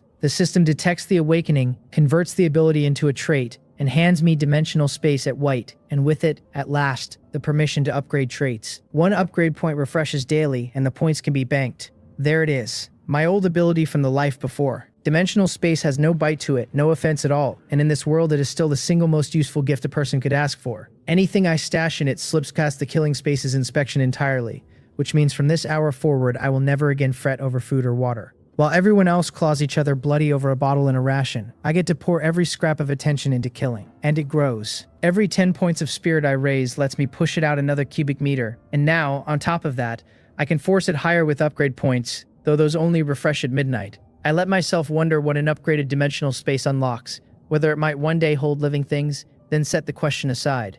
First, expand it. My spirit sits at 20, enough to double the room. I sit down where I am, close my eyes, and let my mind settle onto a small square pocket of nothing, the space itself. I flood it with spiritual power and shove outward from the inside, and the walls give slow and grudging until a 2 cubic meter room stands where the one used to be. Done. With a thought, the submachine gun in my hand winks out of the world and into the pocket. I glance around the armory. I have no more need of the place. I get up and set to work, filling magazines, seating rounds, and feeding each loaded stick into the space so that from now on I can pull a fresh one out of thin air whenever I want. While I tidy, I open the chat channel, and it has come alive now that most survivors have found their footing and freed up the nerve to gossip. It is a churn of people comparing their starting stats, moaning that no cards drop for them while the next voice swears every kill drops 1, and a growing crowd buzzing about some benefactor who dumped a pile of police gear onto the trading platform, stun guns included. Nothing in it is worth my time. I put the channel away and think about killing faster. Fire, freezing, corrosive slurry, a furnace, the ideas rise one by one, and I cut them all down. Each is either too weak to reliably finish a zombie, a consumable that burns out mid-slaughter, or a method that would gut my card drops on the back end. I mutter to myself that what I really want is an assembly line for destruction. Zombies fed in one end, cards spat out the other, and the instant the words leave me I stop dead. A shredder. A big industrial shredder fits every requirement I have. A zombie jumps in, and inside of 2 seconds out comes minced meat and sometimes a card. All I would have to do is stand at the discharge end and gather them. As long as the machine runs, the cards keep coming. Even at a lazy 1 zombie every 5 seconds, that is 12 a minute, 720 an hour, and a large shredder can swallow 3 to 5 at once, which pushes it toward 2 or 3,000 an hour. No effort, no fatigue, nothing spent. Anyone else would still be stuck on the hard part, how to make the zombies climb in of their own accord. But that is precisely the part I do not have to solve. My upgraded zombie aura lets me herd the ordinary dead like sheep. This method might have been built for me, and shredders are easy to find, waiting in car scrapyards, gravel pits, and municipal waste plants all over the city. Time is killing value. Time is cards. I cannot sit still another second. I sweep the loaded magazines and boxes of ammunition into the dimensional space, fire up my navigation, and go. Half an hour later, I stand in a sprawling car scrapyard, staring up at the machine in front of me, and I nearly laugh. It is a monster of a shredder, a 44-ton beast they call the Red Giant, still bolted down on the back of a 100-ton King heavy hauler. There is a lone zombie shut inside the truck's cab, shaking its head, hunting for a way out its little mind cannot manage, since it cannot even work the door handle and only paces the cab in circles. By the look of it, the Red Giant was just delivered here or was about to be shipped out, which suits me perfectly. But when I scan the yard, I count only a handful of zombies drifting around, and I frown because a scrapyard sits far from anywhere people live, so few zombies wander near, which caps how many I can gather. I will have to bring the machine to them. I haul the cab door open and climb in, and because I am putting off a yellow zombie aura, the zombie already inside goes docile as a lamb, letting me boot it out into the dirt without a fight. A few seconds later, the truck grinds to life, rolls out of the yard, and points itself at the crowded heart of the city. 10 minutes and a great many crushed cars later, I bring it to a stop, and the horde that has been chasing my noise stops with me. Dozens of zombies that came expecting a meal and found instead a fellow corpse. They stand there dumbfounded, their sluggish little minds grinding at a riddle they cannot crack. I grin. The show is about to start. Half an hour on, a wall of loud, cheerful dance music tears open the night, the kind of thumping plaza tune blared from the big square speakers old folks dance to in the park. Every zombie within earshot freezes, turns its head toward the sound, and shuffles toward it. At the source of it all, I stand with a loudspeaker I scrounged from somewhere, my aura pressing down on the ragged column of the dead. I bark at them to line up, all of them to get in a straight line for me. I tell the one missing an eye not to think it is special, to fall in with the rest. I snap at the legless one dragging itself along too slowly, holding up the whole queue to step aside and get out of the way. I wave the newcomers to the back. One by one, crushed under a higher aura than their own, they obey, filing forward in dead silence. At the head of the line waits a raised steel ramp, and at the top of the ramp gapes the Red Giant's intake. The zombies climb it and leap in, one after another, and a burst of blood erupts before each is spat out as a heap of ground meat onto a conveyor that runs straight down into the sewer. I stand a couple of meters off the discharge, loudspeaker in hand, watching for cards and dressing the line. The dance speakers ride on top of the cab. More big rigs are hung from the roofs of the buildings around me, and every so often a card floats up out of the pulp. Easy, genuinely easy. Indirect kills do have the yield, sure, but the sheer volume drowns that out, and the whole thing costs me nothing and tires me not at all. You win a little, you lose a little, and this trade is stacked in my favor. Cards and all, one card worth 100 killing value. The real river of income. Down in the chat channel, the world loses its mind. Survivors swearing they must be hallucinating explosive dance music in a city full of the dead, then swearing they are not. One voice insists he watched zombies form an orderly line and hurl themselves into a shredder, while the whole channel calls him a liar. Zombies killing themselves is one thing, but queuing up to do it politely is a step too far to believe. I let them argue. Time does not stop for their bickering. Whenever the zombies in one district thin out, I pick up and move to the next and start the harvest fresh, and I keep at it clear through to dawn, unwilling reborn as I am to waste a single minute. Then a chime lands in my head, telling me the upgrade points have refreshed. Still guiding the line, I eagerly pull up my panel. Strength 33, Constitution 15, Speed 40, Spirit 20. My talents now the Eye of Insight at Gold plus Zombie Aura, Super Hearing, Power Enhancement, Speed Enhancement, and Dimensional Space. My upgrade points sit at 1 and refresh 1 a day, killing value at 7,563.5, combat rating 1-star mid-stage. Every entry but the Golden Eye of Insight now wears a small mark showing it can be upgraded. The system spells out the cost. A white entry jumps to yellow for a single point. Past that, a yellow climbs to blue for 2, blue to purple for 4, purple to red for 8, and red to gold for a full 16. So dragging one white entry all the way to gold burns 31 points in total. At 1 point a day, that is a month per entry to reach the top. I do not know yet whether there is another way to farm upgrade points, so for now I simply wait it out. With a thought, I spend today's point and lift dimensional space from white to yellow. It becomes a 10 cubic meter room, and as the grade rises, a new sheet of detail unfolds in my mind. The real change is in how it opens. Before, only what I physically touched could be pulled inside. Now anything within a meter of me answers a thought and vanishes into the space with no contact at all. Do not shrug at the gap between touching and not touching, because I can make it sing. If a man shoots at me, the old me could only dodge. The new me sets the space's mouth hanging a meter in front of my chest, so any round crossing that line is simply swallowed, and then I turn the exit to face the shooter and let his own bullets fly back out at him. A pure engine of return damage. If I had held this in my last life, how would Joe Tay and the rest of them ever have boxed me in and cut me down? A shame it still takes only objects, not people. A person in there would open doors I can barely imagine, but that is a worry for another day. Deep in the night, the slaughter rolls on, and as I drift through district after district, more and more survivors catch sight of me, and the chat channel roils with it. They watch zombies file to their own deaths, and they watch me at the center of it, showing not the least sign of being a zombie myself. After a heated round of argument, a single story hardens and spreads like fire. A corpse king with a human face. He can command the dead into orderly suicide, he feeds on people, his strength is unknown but monstrous, and he was seen to punch a common zombie's head clean off its shoulders. Encounter him, the warning runs, and hide. I see every word of it and offer no correction. Let them believe it. A misunderstanding like that only clears my path. In truth, I did smash that one zombie's skull apart on purpose. In plain view, precisely so the story would carry the right amount of dread. And by the look of the channel, the dread has landed. Through the whole long slaughter, no accident finds me, and no fool leaps out convinced he can solo the Corpse King. They are here for one day only after all. Why gamble your life instead of lying low? Even if some hero did drop me, then what? When every zombie on the street would riot loose the instant its shepherd died. On a dim street on the far side of the city, dozens of zombies drift with no purpose, and the silence is so total that a soda can skittering along the gutter in the wind can turn a whole cluster of heads to give chase. Then, from the mouth of a pitch-black alley, a run of faint sparks stutters out, the suppressed cough of silenced weapons, and dozens of zombies drop across the street at once. 2 carts float up over the bodies. 5 figures file out of the alley in camouflage and tactical vests, night vision riding their brows, moving with drilled precision, and every piece of their kit is police issue, the very same gear I pulled from the armory. Plainly, this crew tapped a station of their own, and there is nothing strange in that, since a city this size holds dozens of stations, more than enough to arm a few teams. The leader signs with a hand, and the 4 behind him spread out to check the fallen, finishing off any that still twitch, then regather. One of them reports that the street is clear, and hands over the 2 cards, a plate of spicy shredded chicken and a slice of bread. Joe Bin frowns, takes them, and pockets them without a glance, then sweeps the dark and tells the team to take 1 minute for ammunition and prep for the next street, to kill all they can while the dark keeps the zombies half blind. A minute later they move out. 2 streets over they push onto a lane where the lights are dead altogether, an eerie black tunnel, and Joe Bin at the point stops short as a soft ringing lifts from the shops on either side. He looks down, grim at a fishing line strung taut across the whole street at his feet, its ends anchored inside the storefronts, and understands at once, a tripwire and a man-made one. Then he lifts his eyes, and a meter past the line scattered thick across the road in the faint light, he makes out thumbtacks, iron nails, and broken glass sewn so densely they carpet the asphalt. All of it laid by human hands. One of the team murmurs low that there are people in the shop at their 10 o'clock. Jo-bin looks, and through the night vision his pupils cinch tight because he recognizes the shape in a stranger's hands. A gun.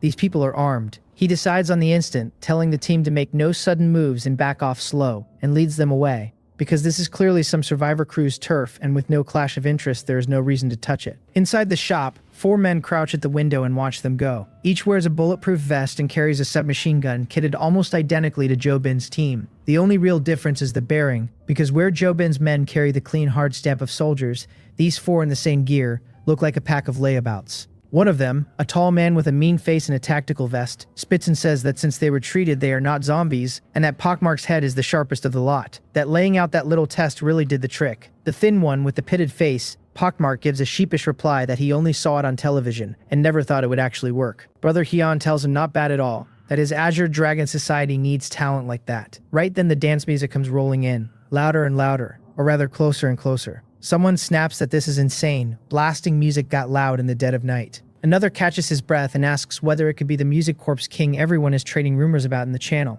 Brother Hyun's eyes light, and he tells them all to ready up, that the prey is walking to them, and that whoever helps bring the Corpse King down will have 10,000 won apiece once they get out. The others thank him, calling him mighty. The truck grinds along with its music howling, a great tale of zombies strung out behind it, held at a distance only because the rig moves so slowly, though the volume keeps them from ever losing the trail. I hum along at the wheel through the dark streets, and then 2 flat bangs punch out under me. Both front tires blow, the wheel wrenches out of true, and the truck slews toward a storefront before I stamp the brakes and drag it to a halt a breath short of the glass. I climb down, and my face is thunder. Glass grit and nails crunch under my soles, and when I look the whole road is sown with this stuff, both front tires already flat and bristling with dozens of nails driven deep. Which gutless little coward did this, salting a public street with nails, no shred of civic decency, no thought at all for the sanitation crews who break their backs sweeping these roads. 100 meters off, up on the 10th floor of a building, Jo-bin's team has doubled back and gone to ground.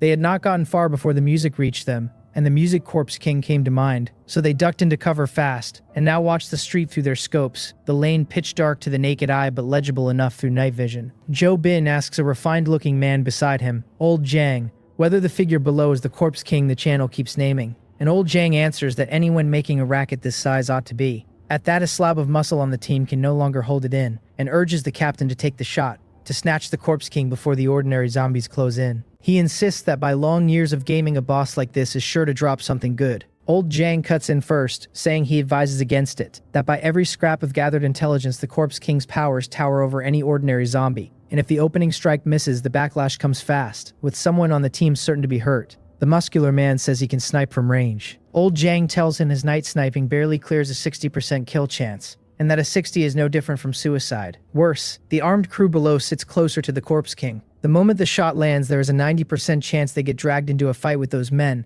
and a 50% chance someone bleeds for it, unless they simply hand over the spoils. The muscular man's cheek jumps, and he says he asked the captain, not Old Jang, and looks to Jo-bin, all hope pressing whether they should take the shot. Jo-bin's face darkens, and after a moment he decides they wait and watch. Down on the street I have killed the music, and my eyes rake the dark like a pair of torches. My ears twitch and twitch again, super hearing combing the black for whoever did this. And a heartbeat later I turn and fix on one shop front exactly, the one hiding Brother Hyun and his 4, because that is where the sound came from. The instant my gaze lands, a furious roar breaks from inside, an order to shoot me, to kill me, 100,000 won for the man who does it. Sparks flare inside the dark shop and submachine gun fire rips across the night, straight at me. My step halts and my face goes cold. So they have guns, and they are spraying wild, as if they take me for something soft. The dimensional space yawns open in the air before me, and as the rounds cross into the meter around my chest, the space warps and swallows them whole, gone, and under the cover of night not a soul sees it happen.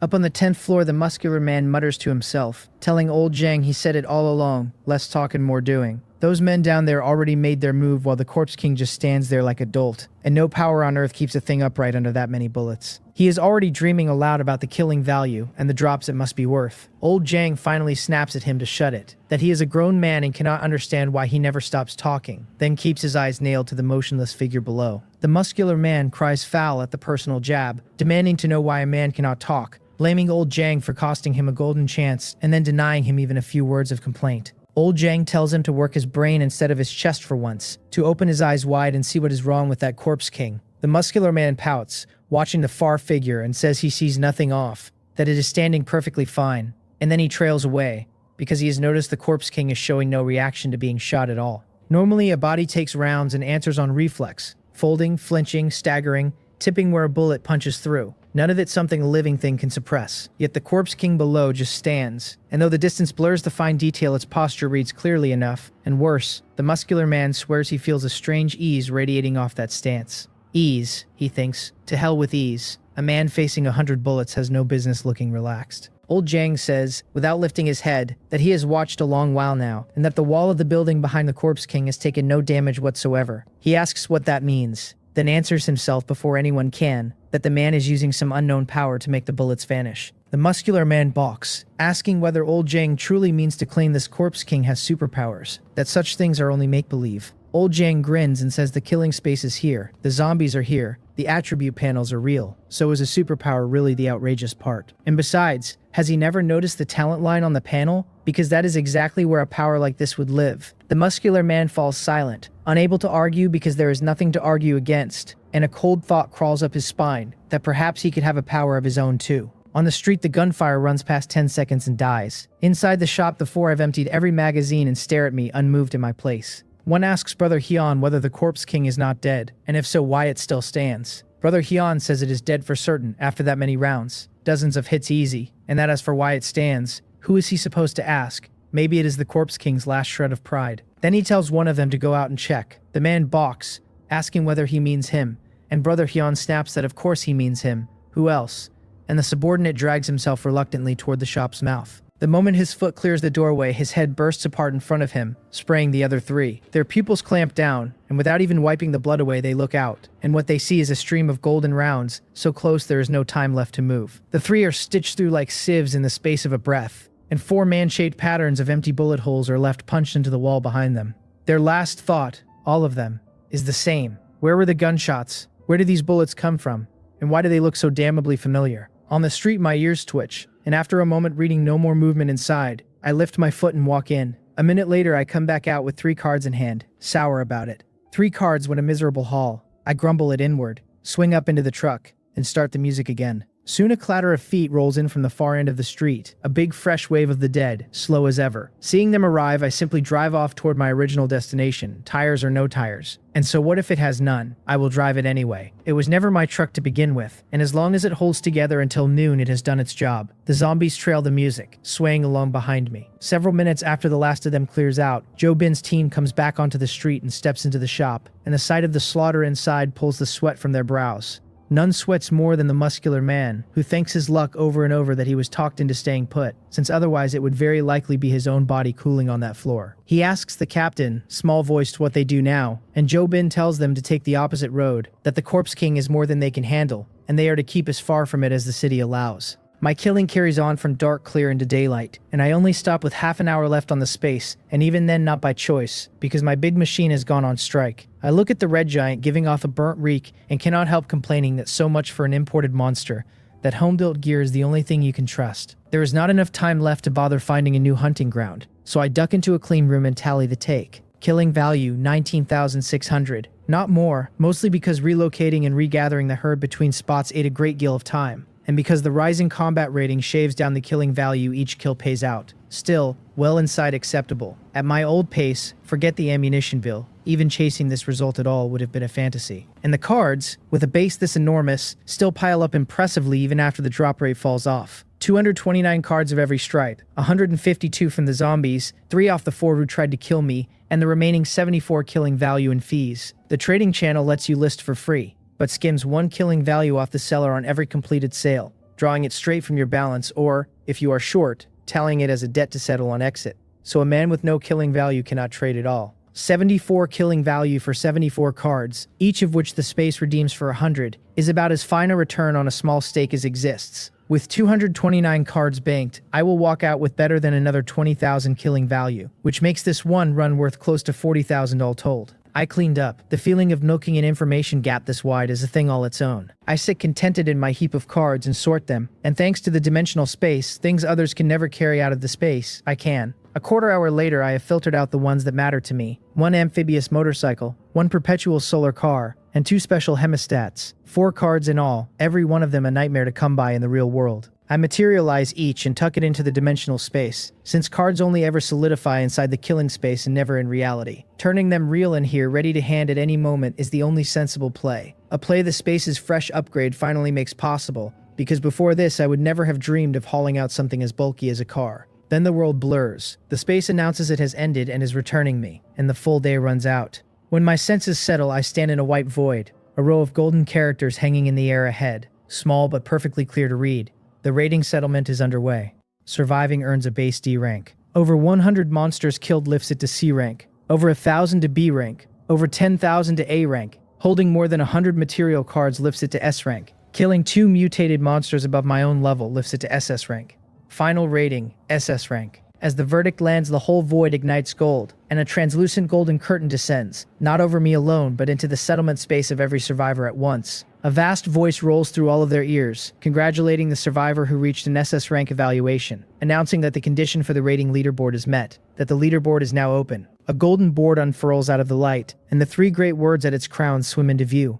Rating leaderboard. First place, Yuan, SS rank. Second, a man named Wang, C rank. Fourth, a man named Wang, C rank. Fourth, a man named Zhou, C rank. Fourth, a man named Zhou, C rank. Fourth, a man named Zhou, C rank. Fourth, a man named Zhou, C rank. Fourth, a man named Zhou, C rank. Fourth. The instant the board appears, the settlement spaces erupt, and the chat channel drowns in it, a storm of survivors crying cheat at the top name. Newbies begging the great ones for the secret to a C rank. Sharp ones are already reverse engineering the kill thresholds and reward tiers from what little data has leaked, everyone whatever rank they drew, unable to resist showing it off. My own SS rank reward reads out, every attribute up by 6, 15 free attribute points, and 1,500 killing value.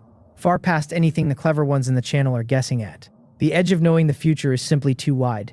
No one ever touched SS rank in my last life, for the ceiling was S, and the ranks above that were only rumored. The S rewards themselves kept secret, known to be generous and nothing more. Now I get to pry the truth loose. Last life, the announced A rank reward was every attribute up by 4 free points, and 400 killing value, 20 attribute points once you set the killing value aside, and mine at SS rank comes to 39, a full 19 points higher. No wonder those S-rank monsters from before pulled away faster and faster the deeper the timeline ran. Now I have the reason. The system flags 225 leftover cards and converts them to 22,500 killing value, since the 4 I already materialized stay with me and are not recycled, putting my balance at 43,600. With that, it declares the killing wall open to any survivor holding more than 100 killing value. A golden interface blooms in front of me, the killing mall crowning it, and beneath it the categories: skill, equipment, attribute, medical, and special, each thick with wares. In a zombie city, no cultivation charm or fantasy relic will surface, just as an ancient space would offer no modern tech. Match the background and never repeat a stock.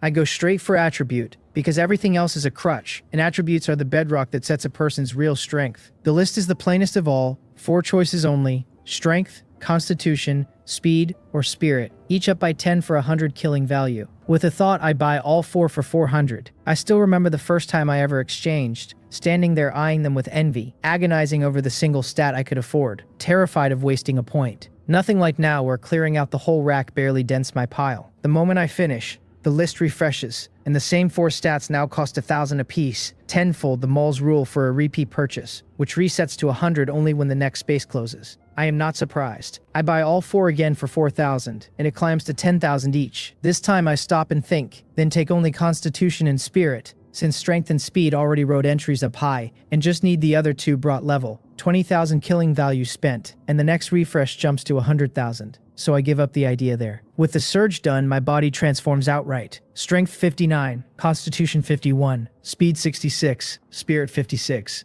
My talents: the Eye of Insight at gold with Zombie Aura, Super Hearing, Power Enhancement, Speed Enhancement, and Dimensional Space, all at yellow. Upgrade points spent to 0, killing value at 19,200, 15 free attributes in reserve, combat rating 2-star early stage. My top stat, Speed at 66, is what tips me across into 2-star. And I recall that the first 2-star revolver ever exposed in my last life did not surface until after the 3rd space, or maybe the 4th. And here I stand having reached it off the back of the 1st. Who else in this whole apocalypse can say the same? The 15 free attributes I leave untouched. My strength is plenty for the moment, and I would rather bank them for the kind of crisis I can spend my way out of on the spot. Think of the way the speed zombie boxed me in earlier, when 15 points dropped into speed then and there would have spared me a fight that risked my life. Now for the rest of the killing value. By memory, the next space brings out the legendary zombie proper. These things are born from the grievance and foulness of heaven and earth, deathless and unbreakable, belonging to none of the three realms of heaven, earth, and man, cast out even from the 6 paths of reincarnation. They divide into white zombie, black zombie, hopping zombie, flying zombie, and drought demon, and the rarer gifted ones grow stranger powers still, copper skin and iron bones, blood drawn from a distance, a fearlessness of sunlight. Those are the ones out of myth though, and most of what this space will spit out is the plain black zombie.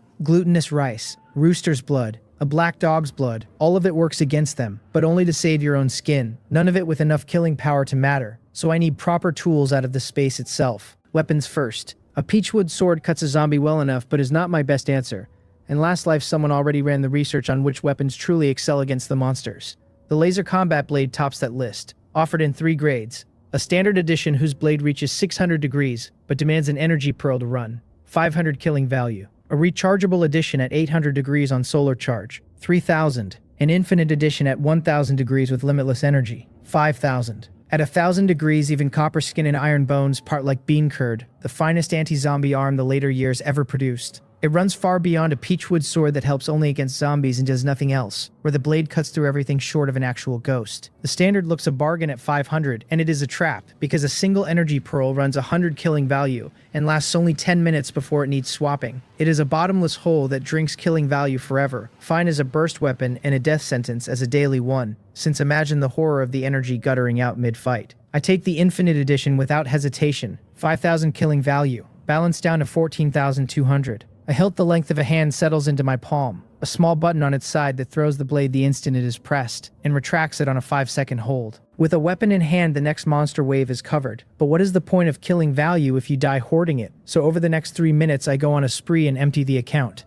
A Desert Eagle, modded edition, loaded with endless armor-piercing rounds, 5,000. A personal Vulcan Gatling, modded edition, endless armor-piercing rounds at 6,000 a minute, 5,000. Firearm mastery at master level, 2,000. Blade mastery at master level, 2,000. And 2 vials of 3-flower light blood, 10 milliliters of upgraded formula each. A seasoning wrung from blood essence to mix into water, drawing every blood-eating thing within a 10-mile radius, 200. Ranged fire, area fire weapon mastery on both, plus a lure that pulls the zombies to me. My kit is close to complete. Skills in the space run 5 tiers, low, mid, high, master, and perfect, at 100, 500, 1,000, 2,000, and 5,000 killing value, and master is more than enough. Killing value spent to nothing, I feel no pull to linger and step out of the settlement space. In a blink I am home again, glancing out the window at a high moon in the small hours of the morning. The second morning now, a full day gone. The cracked stones and the 2 drained energy pearls still lie on the table as though nothing on earth had changed, only a boundless power surging through me from within.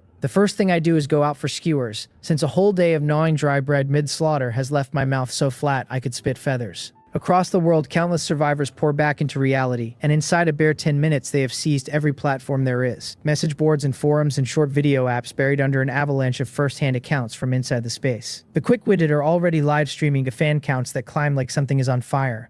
The whole returning tide rewriting what everyone thought they knew about the killing space and about the world itself. This night is fated to be a sleepless one, and the entire nation is watching. Inside a military base, in a conference room, a man stands at the podium delivering his report, and the man is Joe Bin. He finishes, telling the room the situation report on the killing space is complete, and a strange silence settles over the whole chamber. After a moment, the lean, square-jawed man at the head of the table tells him he has done well, and to go on with his analysis of the ratings and the rewards. Joe Bin gathers himself and continues, saying the preliminary read is that rewards track with ratings and ratings track with kills. In the operation, his team dropped more than 900 zombies, and under deliberate testing he personally accounted for over 600, while his 4 others took between 50 and 150 each. He drew a C rank and placed 4th on the leaderboard, while the other 4 came away with 3 C ranks and a D rank, none of them making the board, and the reward he received was every attribute up by 2 free points, and 200 killing value. He lays out the conjectures next, drawn from the chat channel and run through big data analysis.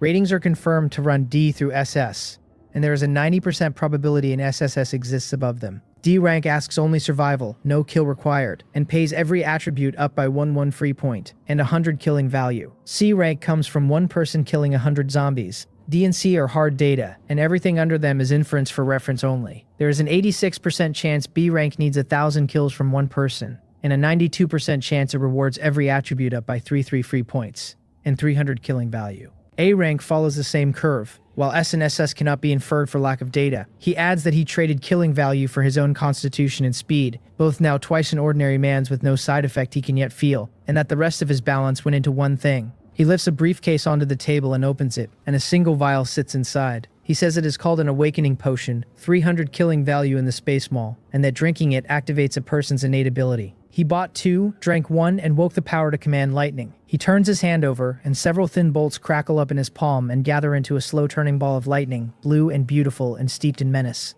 The high officials look at that blue sphere without a flicker of surprise, only a deep and growing worry, because if a thing like this ever slipped its leash, the whole nation's social order could come apart. The meeting runs until dawn. The report is dressed into a formal analysis and passed up the chain, and inside 10 minutes it lies before the highest leader. Half an hour after that, a special department stands up under the name the 816 Bureau, keyed to its founding date, the 16th of August, with Joe Bin named its director. Its charge is to find and recruit the talents rising out of the space and to smother the disturbances that evolvers will stir up across the land. The first thing Joe Bin does in office is sift every survivor of this space through military big data, because anything a person said online, a message, a call, a post in any circle leaves a trace that no screening can miss. Live in the age of information, and while it widens your world, it quietly takes something back. The next day dawns bright, and the roar around the killing space only swells, every platform's entire top 30 trending topics running space and nothing else. And no wonder, since the lucky few who woke abilities are showing them off everywhere. One grills chicken wings over flames sprung from his own hand, one conjures ice cubes out of thin air to chill his coffee, and one sprouted a pair of wings and used them, of all things, to deliver takeout. Another tried to rob a bank with Earth Escape, tunneling through the ground, but was too green at it and surfaced inside a nearby police station. And when the poor fool climbed out to a room full of uniformed officers, he looked utterly done for. Still, the power set the public's blood alight, everyone hungry now for the next descent of the killing space and the chance to be chosen. At home, I sit watching the news. As for the job I used to hold, on the second day out of the space I fired my boss without ceremony, because what era is this to still be clocking in, and could a paycheck possibly outweigh getting stronger? If I wanted, I could walk into the military right now and be treated as someone precious, but I have no appetite for dealing with them yet. The military is hardly one solid body, and more than a few of its senior officers wear the nation's uniform while their hearts serve another master entirely. Until I hold strength enough to guarantee my own safety, I will not go putting myself on display. Bored, I flip the channel, and a fair-skinned, long-legged woman appears on screen running a street interview on the one topic burning in every mouth, asking a passerby whether, given the chance, he would step into the killing space. The man says no. She presses him, asking why not, whether he does not want a power, does not want to be a superhero. He answers that going in offers real opportunity, but people die in there, that he already has money and standing, so why gamble? A pair of wings hardly makes a superhero when the man is still out delivering takeout, and in this world there are no monsters, only money, which is all powerful, and which, as it happens, he has plenty of. I watch him with cold eyes. Who told you there are no monsters in this world? By my count, that thing should be surfacing right about now. I pull out my phone and search, and there it is, the strange news breaking. A poisonous mist has rolled over regions across the country, dropping many into unconsciousness, though no deaths are reported yet. The mist holding stubborn, with witnesses swearing they can just make out human figures moving inside it. The relevant departments are still hunting its source, the official words sealing off every mist-covered zone and warning people to keep well away until it lifts. Every report points at the same thing, a real world coming apart at the seams. Ordinary eyes read it as an oddity in the headlines. I read it as monsters about to descend. The real world is no longer safe, and the monsters born in the killing space are going to come down into it one at a time. This poisonous mist is the herald of the zombies' arrival. Research in my last life pinned the mist as a byproduct of the instability between the two spaces, and once the two settle against each other, the mist thins out, and that is when the zombies walk. As for how long it lingers, it holds until the second space descent finishes, and the next mist will hold until the third space ends, and so on down the line. More monsters bleeding into reality every cycle, human ground shrinking under them without pause. There is a gift buried in the descent though, danger and chance in the same hand. Killing a monster in the real world grants no killing value, and drops no card, but it can yield something else, an evolution crystal. It is a six-sided red stone that forms in the skull of certain monsters, holding the raw power of evolution a human can absorb to raise attributes and wake abilities. The catch is that the crystals drop rarely and absorb poorly, so evolving this way crawls compared to the space. Clear one space alive, and the floor reward is 2 attribute points, setting aside anything killing value can buy. And 2 points equals absorbing 20 crystals, which for zombies means killing roughly 200 of them. My 39 points would take 390 crystals, near 40,000 zombies. On top of that, the body caps how many crystals it can digest a day, 10 to 20 for an ordinary constitution. So even chasing 39 points would eat half a month at the least. The daily ceiling rises as you grow stronger, but never fast enough to rival stepping into the killing space. Last life, those the space never chose had only this road to strength and survival, and even some who fared badly inside leaned on real-world kills to climb, because however small a mosquito, it is still a scrap of meat. Given the chance, I would take a turn at it myself, though my quarry would not be the common zombie but the mutated ones. 10 days looks like a long stretch and passes like a single breath. I finish every preparation and wait, quiet, for the second space to open, and I leave the upgrade points I have banked across these days untouched, holding them to spend as the moment demands once I am inside. When the countdown strikes 0, a line of golden text projects out of the space imprint, announcing the second killing space is open and asking whether I wish to enter. Old survivors get the choice now, and they fall outside the 100,000 count, since the 100,000 each cycle names only the freshly selected, which means far more than 100,000 pour into this opening, and the crowd will only grow with every one after. I already decided long ago. Enter. A flash of gold, and I am gone. Welcome to the killing space. The rules scroll past. The first to survive, the 10th telling me the space stays open, 2 days with monsters descending in, 5 minutes, the counter reading 4 minutes and 58 seconds. Everything is identical to before, but for the longer survival and the shorter prep, 1 day stretched to 2, 10 minutes of grace cut to 5. Difficulty climbs with each opening, so that the earlier you come, the richer the reward and the sharper the danger. I ignore the prompt, and in the pitch dark around me a beam suddenly flares, a flashlight I pulled from who knows where, and I sweep it across the room. The place runs about 100 square meters, one wall lined with rows of memorial tablets furred in cobwebs and dust, long abandoned, and dead center sits an ancient coffin, its lid shut tight, old paper effigies heaped around its base. I take a long look at it and walk closer, then slide the lid open with a flat strike of my palm, and a pale, serene face rises into the light. A corpse, though a couple of glances confirm it is not yet turned.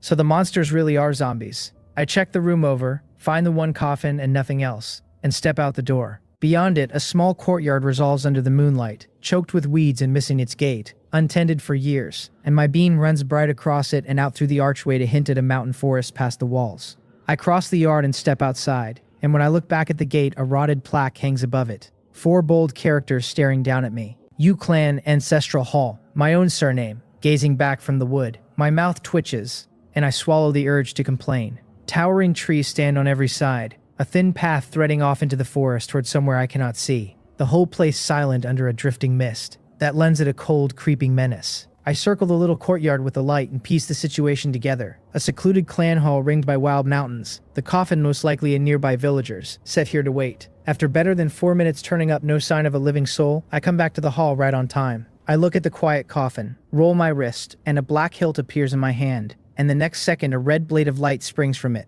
A laser sword. The instant I finish, several lines of text hang in the void, telling me the monsters are descending and laying out the first day's mission, to defend the clan hall, to hold out inside it until dawn. So the missions have begun. The first space carried none, a beginner's kindness, but from the second descent on the space hands out a basic mission every day, none of them fixed. Each survivor's different, some to kill, some to reach a place, some to find an object. Completing it raises your rating, and failing it drags both rating and rewards down. Mine is to last until dawn, and by what I remember, dawn is either 6 or 8 hours off, too long ago to pin exactly, though it hardly matters since I am skilled enough and steady enough to hold even 10. Then a heavy bang splits the quiet as the coffin lid flies up and crashes back to the floor, and a figure stands bolt upright in defiance of every joint a body owns. The zombie has come. A golden light flares in my eyes, and I turn the eye of insight on the thing standing where the coffin used to be. It reads back as a common zombie, combat rating 1-star initial stage, carrying 4 traits I can strip. Zombie body at white, bloodthirsty recovery at blue, blood tracking at yellow, and olfactory perception at yellow. A legendary creature, and it comes pre-packaged with a whole string of loot. My eyes gleam. The zombie throws its head back and lets out a low, grinding growl, 2 ribbons of gray vapor curling from its nostrils, and for 1 heartbeat it looks genuinely imposing. The very picture of the dead clawing back into the world. Then a red line of light crosses it at the waist, and the return from the dead pose ends with the top half of it sliding off the bottom. I flick the laser sword clean and cannot help muttering that it should learn some manners, screaming its lungs out in the dead of night, disturbing the peace like that. The prompt confirms the kill and hands me a single killing value, and with it a wall of unlocks, the public platform, the chat channel, the trading floor, every permission reset the way it resets each time a space opens. 1 killing value. I let a tired look cross my face because a common zombie should pay 2, and mine came halved for the simple crime of already standing at 2 star, but I do not dwell on it. Whoever complained about being too strong, if the payout shrinks I kill a few more, and besides, killing value is never my only road to power. I still have traits. I turn to the knot of light orbs pooled beside the corpse, the zombie's traits shed for the taking, and I rub my hands together and reach in. The system tells me I have claimed bloodthirsty recovery at blue, blood tracking at yellow, and olfactory perception at yellow. Bloodthirsty recovery triples my healing on its own and multiplies it tenfold once I have swallowed blood. Blood tracking lets me follow any creature by the scent of its blood. Olfactory perception lets me feel out living people by smell and read their movements. The one trait I leave lying is zombie body, and I chew on it a while before I let it go. Zombie body has a monstrous growth ceiling, true, but the drawbacks come stapled to it. Restriction after restriction, and worst of all, it wrecks your face. If these were the legendary undead lords, the kind that keep a human face and edge toward true immortality, I might have swallowed my pride and taken it, upgraded it, walked in daylight forever. But this cheap rotting version, not even a stray dog would want it. The 3 traits settle into me at once, a flush of heat, then an itch high in my nose, and the knowledge of how to wield each one pours ready-made into my head. After that, nothing. I glance at my attribute list out of habit and find the 4 numbers unmoved, whether because a trait like this adds no raw stats, or because my attributes already sit too high to nudge. I cannot say. Of the 3, olfactory perception is the one that catches me off guard. Lock it onto a living thing and my mind builds a little model of it, so that even with my eyes shut I know exactly where it stands and what it is doing. Genuinely uncanny. The flaw is just as plain. It only bites on things that breathe, so a target holding its breath drops clean off my radar, which is the very trick that lets a man lie dead still and let a low zombie shuffle right past him, but upgraded. I let myself wonder whether an upgrade would let me feel the whole room without my eyes, inanimate things included, a real radar bolted into my skull. Worth finding out.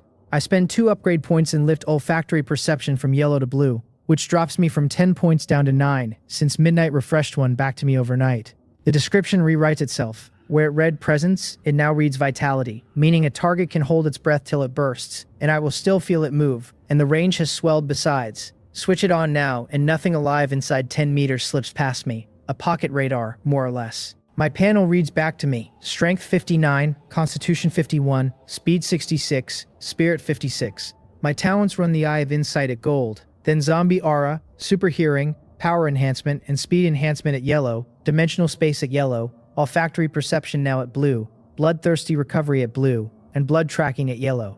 9 upgrade points banked, 1 refreshing a day, a lone killing value to my name, 15 free attributes in reserve. Combat rating 2-star initial stage. 5 minutes later, I am sitting in the courtyard, bored out of my skull, watching the gate. Getting saddled with a guard mission is throttling my kill rate to nothing, and I cannot leave the U-Clan Ancestral Hall, so all I can do is sit here and stare at the archway like it owes me money. To kill the time, I open the chat channel, a thin trickle of messages. A few survivors beg to trade for glutinous rice, black dog blood, and rooster blood. One poor soul whose whole mission is to find toilet paper in the deep wilderness asks whether a traded roll would even count. Another, locked in a prison cell, stares at 2 old rifles on the far wall with no key and no hammer, offering cards to anyone who can spring him. Someone offers to go save him, someone else laughs that the rescuer only wants the guns, and a voice reminds them all that firearms barely dent a zombie unless you put the round through an eye or into the mouth. I sigh at how few messages there are, which tells me plainly how few people can actually kill these things. Zombies wear 100 weaknesses, sure, but without the right items in hand, killing one is like climbing to heaven, and most survivors who meet a zombie can do nothing but keep themselves alive. Still, the clever ones in that thread are onto something, taking the shortcut, asking for help instead of swinging at the problem. The man hunting toilet paper only needs someone to trade him a roll, and the space rules his fetch mission complete. Find and object missions are the softest of the lot, and the real edge every survivor holds is that they can chat and trade across the spaces at will.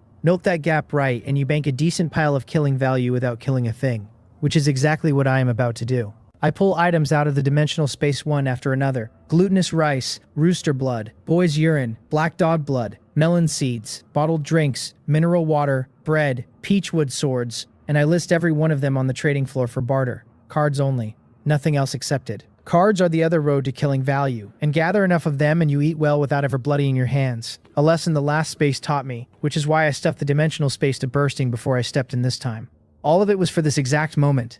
This is why they call dimensional space a god-tier gift in here. I stop watching the listings the second they are up, because I am not worried about buyers. With this flood of newcomers, there is always a sucker, and even the veterans who know down to the decimal what a card is worth will trade for glutinous rice the moment they are cornered. Somebody wants to sell, somebody needs to buy. Simple. Then my ears twitch, and I am on my feet grinning. Company. A few seconds is all it takes, and two stiff shapes come hopping merrily up to the courtyard gate, a pair of plain zombies by the eye of insight, and my interest dies on the spot. 10 minutes for two zombies is a joke of a rate. At the gate they work their nostrils, fix on me, and lunge together with a low growl. I cannot be bothered. Red light wakes in my hand, I stamp the ground and blur out of where I stood. The blade flashes once, and both of them lock up midair before a black seam opens across each body, and they drop apart into 4 smoking, charred black halves. I blink back to my chair and sit down to wait again. Kill, wait, kill. And an hour of it later I have the guard mission mapped. Leave the zombies alone and no fresh ones come. Kill one and the next wave arrives about 10 minutes on. Each wave one body larger than the last. The difficulty creeping up by design, so a man who only wants to survive can simply pen them, refuse to kill, and wait out the dark, and the mission clears itself. Fine for someone short on strength. Not what I am here for. I came to carve my way through the whole night, and the faster I kill, the more of them I draw. And even this feels too slow to me, because that 10-minute gap between waves is pure agony. So I decide to get reckless, and a small red vial appears in my hand. 3-flower light blood. The upgraded formula, a seasoning wrung from blood essence that you cut into water to drag every blood eater within 10 miles straight to you. I set out a basin, fill it, and tip the vial in, and a thick reek of blood climbs into the sky and rolls outward from the little courtyard in every direction. It takes. Now I only have to sit and let them come to me, so I drop back into my chair, watching the gate with real anticipation. In a cleared patch of woods not far off, ground that human hands once tended, headstones lean everywhere.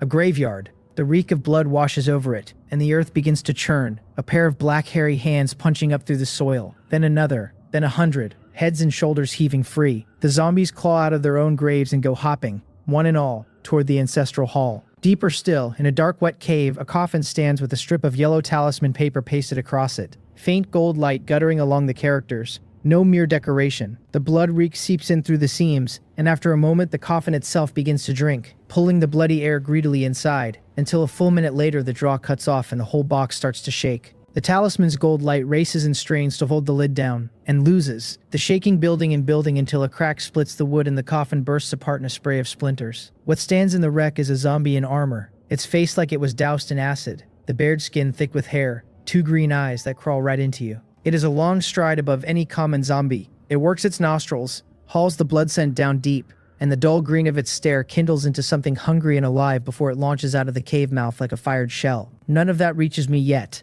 I have just cut down another wave, 7 this time, and I look from the gate to the basin of blood soap and frown, because 10+ minutes have crawled by without a single extra zombie showing. And surely a wilderness burial ground is not this empty. One vial's reek only holds an hour before it thins, and I would hate to have wasted it. Then the next wave pays out. No lured horde yet, but 3 cards, and it goes the way these things always do. Nothing and nothing and nothing. And then when it finally drops, it drops big. I had killed a mountain of zombies without 1 card and started to think I had walked out under a bad sign, and here the luck was, waiting in this wave all along. 10 pounds of premium glutinous rice, half a liter of boy's urine, half a liter of mineral water, 2 anti-zombie goods, and 1 for living on. I pocket all 3 without a thought, because using them is a waste when I could trade them for killing value instead. Then a messy clatter of feet drifts in, and I go still, and my eyes light. Here they are. I flash to the gate, raise the flashlight, and sweep the beam across the little wood, and I actually catch my breath, because the trees are packed solid with hopping shapes, hundreds of them at a glance. The zombies came, and I never dreamed the lure would work this well. Crude technology and cruder tactics, and with the space feeding them, the combination is nothing to laugh at. For anyone else, hundreds of zombies at once would peel the skin off a 2-star survivor if it did not kill him outright. Because the things do not fight fair, it is a straight gang beating, and there is the zombie poison waiting on every scratch. For me it is no trouble at all. I do not fear a mob of monsters. I fear them not showing. Every fear I have ever had traces back to not enough firepower, and firepower is the one thing I am never short of. A black sheen monster of a gun settles into my hands. The magic-modified Vulcan Gatling out of the dimensional space. 6,000 armor-piercing rounds a minute with no bottom to the magazine. Time to break it in. Heroism swells up in me. But I do not fire yet. I turn and pull back into the ancestral hall and plant myself at the doorway. The cards the monsters drop are my main income, and I am boxed in here anyway, so I have to kill them inside the courtyard to gather the loot. And the hall is a gift of a fort. Walls on every side, no windows. 1 gate. Hold the gate and nothing reaches me from any other angle, and the roof rides 5 or 6 meters up, so unless they sprout wings there's nothing to fret over. and if I kill fast enough, a pile-up never happens. I flick out a stone park table, the heavy kind, set the Gatling on it, toss down a chair and sit. I have that table only because I kept cramming the upgraded dimensional space full for the plain comfort of it being packed, meaning to use the thing as backup or to drop on someone's head. And here it turns out to be a gun mount. Easy, I mutter, and wait. The zombies are in no hurry, and after a stretch they finally come hopping in through the gate, cheerful as ever, and once the leaders have crossed half the courtyard I squeeze the trigger with real joy. A metal storm pours out of the muzzle, streams of armor-piercing light hammering into the dense packed dead, and they stall in their tracks and then drop in swaths like cut wheat, clean and final. Right to the end, these things never grasped that they had come to gang up unfairly only to meet someone who cheats far harder. The front rank got the worst of it, riddled into ragged sieves, flesh churned, head simply gone. 6,000 rounds a minute, and I hold it down a full 2 minutes, better than 10,000 rounds, before I ease off. Nothing left standing in the courtyard. Part of the courtyard wall is gone too, chewed clean off by my own barrage. The zombies that never squeezed inside lie dead outside it, and further out I can just make out more of them still coming, but those need time. I take up the laser sword and run out to meet the dead, finishing, scooping cards, finishing, scooping cards. The whole thing smooth as if I had drilled it 10,000 times, and 20-some seconds clears the field.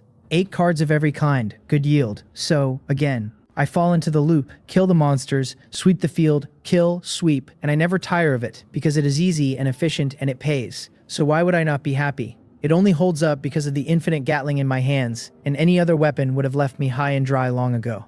The reward of knowing what comes. I have just finished gathering another armful of cards and turn back for the Gatling when a thin whistle of split air brushes my ear. I stamp down, throw myself sideways, snap the laser sword up in guard, and only then look. A tall zombie in dark bronze armor stands where I had been.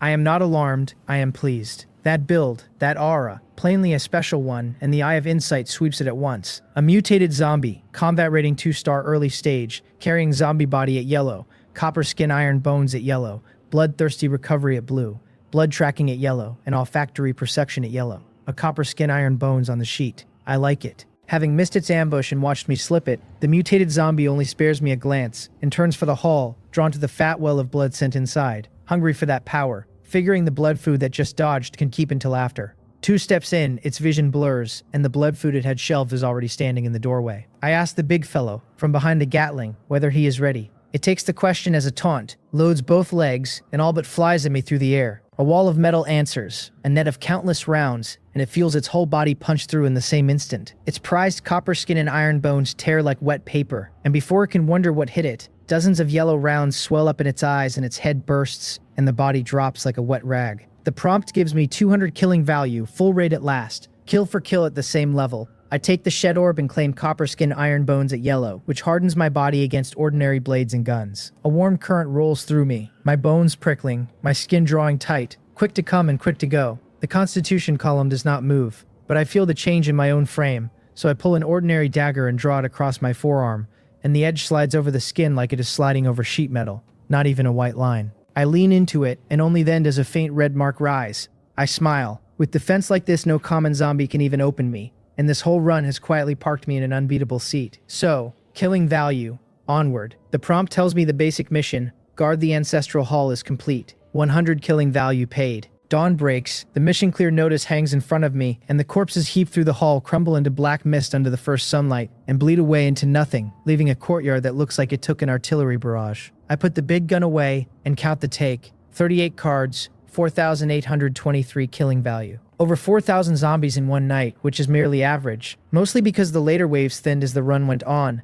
The whole neighborhood's dead likely already drawn down onto me. Mission done, no more reason to sit on the hall, so I slip out. Sunlight climbs and the dark pulls back, and the zombies retreat to their shadowed holes to lie dormant, the danger easing off long enough for survivors everywhere to set out hunting for other living people and for supplies. I move through the forest and hack apart a snake that had gone still as a branch by way of camouflage, then walk on. The killing world is not only monsters, it holds plenty of dumb, ordinary wildlife too, far weaker than the monsters, so weak that killing them pays no killing value at all. To a normal survivor, they are still a real threat, since one venomous snakebite can end you. Unless you happen to be me. I have not gone far when I stop short and fix on the ground ahead, and a few seconds later the grass thrashes and a rabbit bolts out, freezes at the sight of a 2-legged beast, then kicks off and streaks past me and away. It is the first crack in a dam. The grass ahead heaves, and rabbits and squirrels and mice pour out in a flood, every one of them ignoring me utterly, tearing past toward my back. Then a wild boar crashes out of the brush and charges me in blind panic. and when I sidestep it lunges through empty air and never so much as turns its head, just barrels on,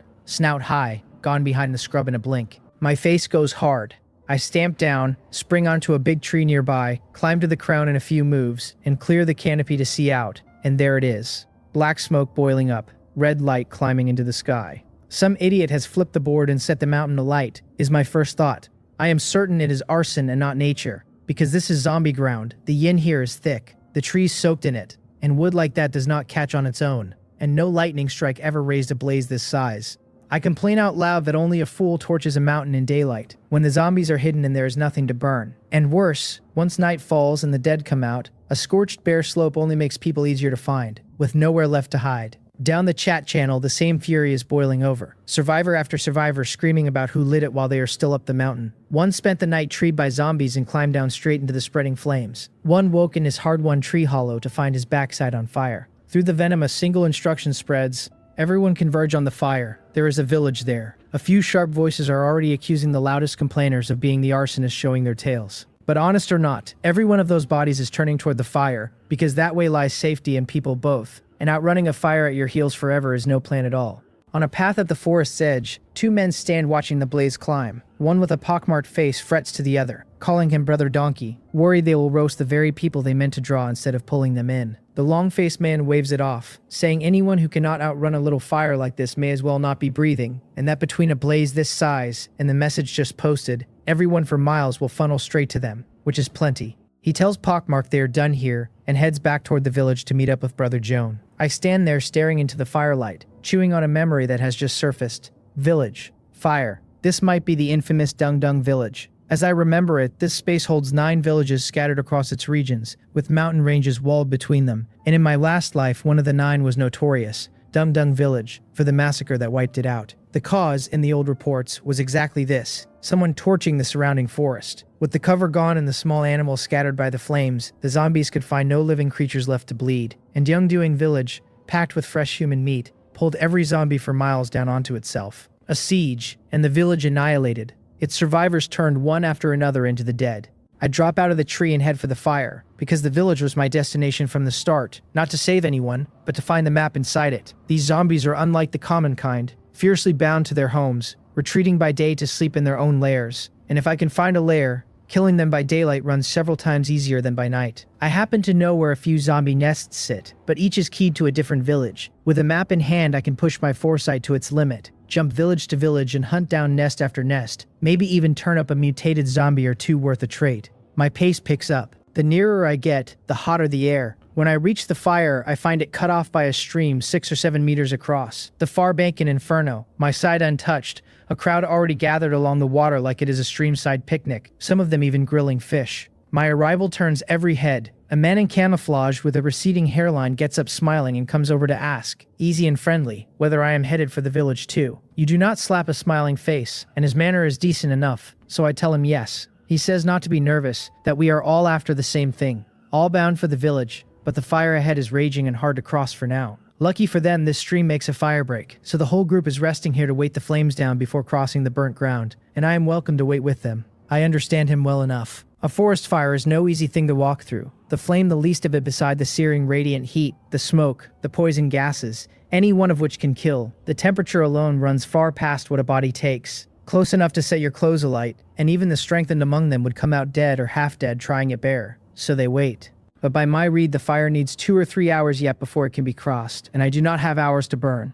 I thank him for the offer and tell him I am in a hurry and will go on ahead. He is not surprised and not worried either, because plenty here made the same choice and every one of them came dragging back, singed and beaten. And some people only learn once they have paid for it. He tells me to suit myself and drifts back into the crowd, which promptly falls to whispering. One calls me another stubborn fool, another reminds him he was the same green idiot once, and a third coughs that nobody could have guessed how hot and airless it was in there. Then of all things, they start a betting pool on how many meters I will get before I break and run. The wagers fly, most of them putting me at 10 or 20 meters, one crediting me the wit to soak myself and cover my mouth first for another 10, one staking on my clean clothes that I will bull straight in and fold at 23.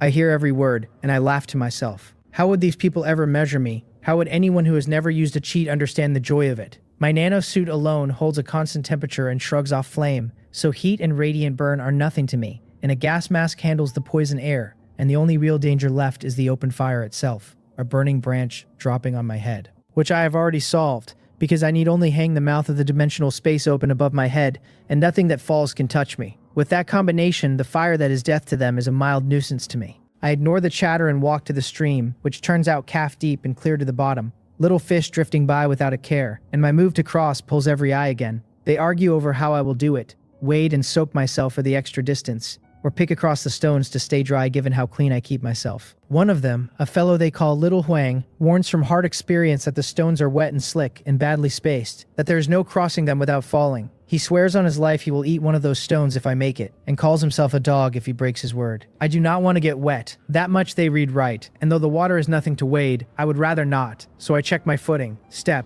and jump stone to stone. The slick under my soles never touches my balance. At my stats, a little instability like that is beneath notice, and a few bounds carry me clean across, smooth as walking on solid ground. The bank erupts, someone gasping that I actually made it, someone rounding on Little Huang to ask whether those stones were truly as bad as he swore.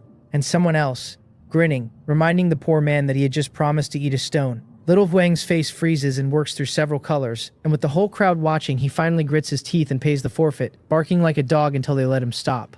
Then a woman cries out for them all to look, because I have walked straight into the fire with no protection at all. Every head snaps to the far bank, where I am strolling into the burning ground like a man crossing his own backyard, unhurried, untroubled. Behind me, the crowd churns, insisting it is impossible, that there is no way I do not feel the heat, that I am not even short of breath. One decides I must have poured points into Constitution for the heat tolerance. Another argues that only explains the heat and not the breathing. And a third lands on the theory that I am holding my breath and moving slow to stretch it out. An old man of about 50, with half-white hair, sighs that it is useless, that a little cleverness will not carry anyone across a fire zone, that I will suffer for it soon enough. Then a woman screams and points overhead, and every eye jumps to the great tree above me. A fire-gnawed branch has just cracked loose and dragged half its neighbors down with it in a chain, a whole cascade of flaming wood pouring down at me like a fiery dragon. It lands in a string of heavy crashes, dust boiling up to swallow me whole, and the watchers go pale.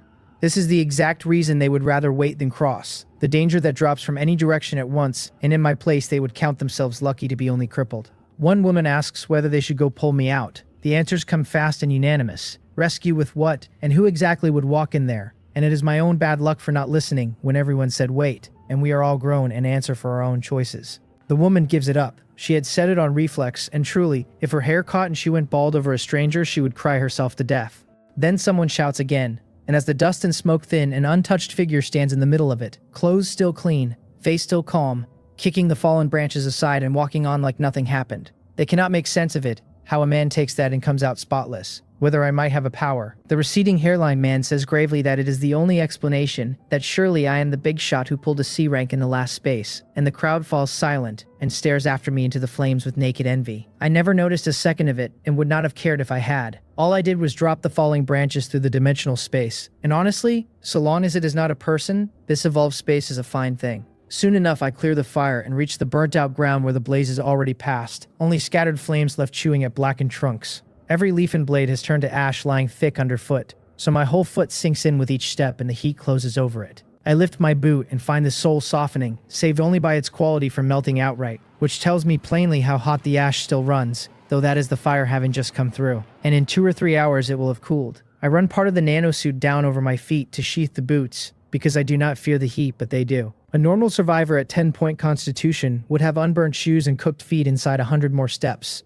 The air is thick with acrid gas besides, so I pull a gas mask from the space and fit it before going on. With no brush or thicket left to fight, my pace jumps, each step lighter, and half an hour later a village stands in the distance with a crowd gathered at its mouth. Dung Dung Village's entrance. 2 groups squared off. A gloomy middle-aged man with triangular eyes leads a dozen people in matching camouflage, old rifles in hand, plugging the village gate and letting no one through, while a ragged crowd of survivors bunches a few meters off. They rail at him, that the village is not his, that barring them is going too far, that charging an entry toll makes him no better than a street thug, that survivors are meant to stand together and cutting people off will not end well for him. The triangular-eyed man does not move a muscle. So long as he does not log off, none of them can touch him. Then, as if their noise finally grates on him, he raises his rifle and fires a round into the sky, and barks at them all to shut up, and the crowd's voices choke off at once, every face turning to him in fear. He tells them flat that he has no time to play, that they either hand over one item off their person to enter, or clear off and stop being an eyesore. He warns them not to blame him later, because once night falls, the open ground offers no cover, and if something happens to them out there, they are not to regret it. Then he works his mind and an ice cone forms out of nothing at his side, hanging in the air, its point leveled at the crowd. The man has a power. His words boil everyone's blood, but between the rifle in his hand and the ice hovering beside him, nobody dares let the anger out. It is not that they have no spine, it is the corpse lying on the ground not far off, a standing reminder that this man truly kills. He sneers at their swallowed fury, calls them a pack of trash, says he is done wasting breath, that they hand over items and enter or get lost and stop blocking his business. Then he throws a subtle signal to 2 or 3 planted in the crowd, and they take the cue at once. The first to step out is Brother Donkey, the long-faced arsonist from the fire, wearing a timid face now, asking whether whatever he finds inside the village is his to keep. The triangular-eyed man narrows his eyes and says that he, General Gang, is not a man who leaves others no room, that he collects the entry toll and nothing more, and whatever you pull out of the village is yours by your own ability. Dilapidated as the place is, he says, there are still metal weapons and food inside, and getting your hands on those makes killing zombies easy. The crowd wavers. Brother Donkey grits his teeth, declares he will pay, and produces a white bandage from his shirt, a first aid bandage he says he bought from the killing mall for 10 killing value, asking if it buys him a way in. The man grins wide,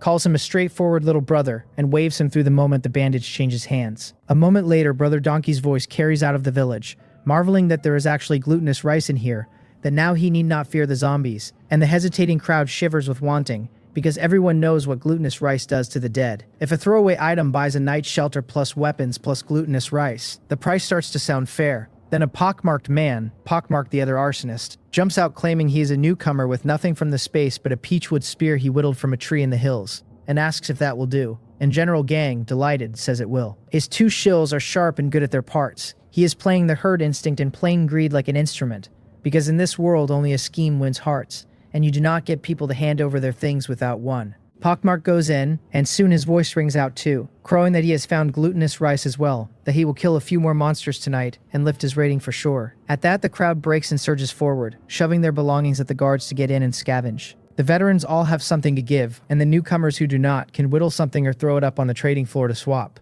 As for those with truly nothing to offer, there is no helping them, since a man who will not even make the effort has no business inside. General Gang can no longer hold his grin. His third planted shill has not even been spent, and the effect is already this good. Get the mood right and the herd follows on its own. They stripped the village once already, and the glutinous rice was left as bait, since so few of them could ever use a whole storeroom of it. Plenty to hand around, and it is only a 2-day stay. By the time I reach the village mouth, I have caught only the back half of the farce, but it is enough to reconstruct the front. An interesting bunch. I never heard of a power user named General Gang in my last life, so he most likely died in this space. Before long, more than half the crowd is inside, the rest shut out for the crime of having nothing. 2 choices remain for them: leave now and find somewhere to hide from the night zombies, or stay and be the first meat the dead reach when the dark comes. I sweep the leftovers with a glance and start toward General Gang, because I need a map and I do not know if the village even holds one, so the sensible move is to ask the man in charge outright.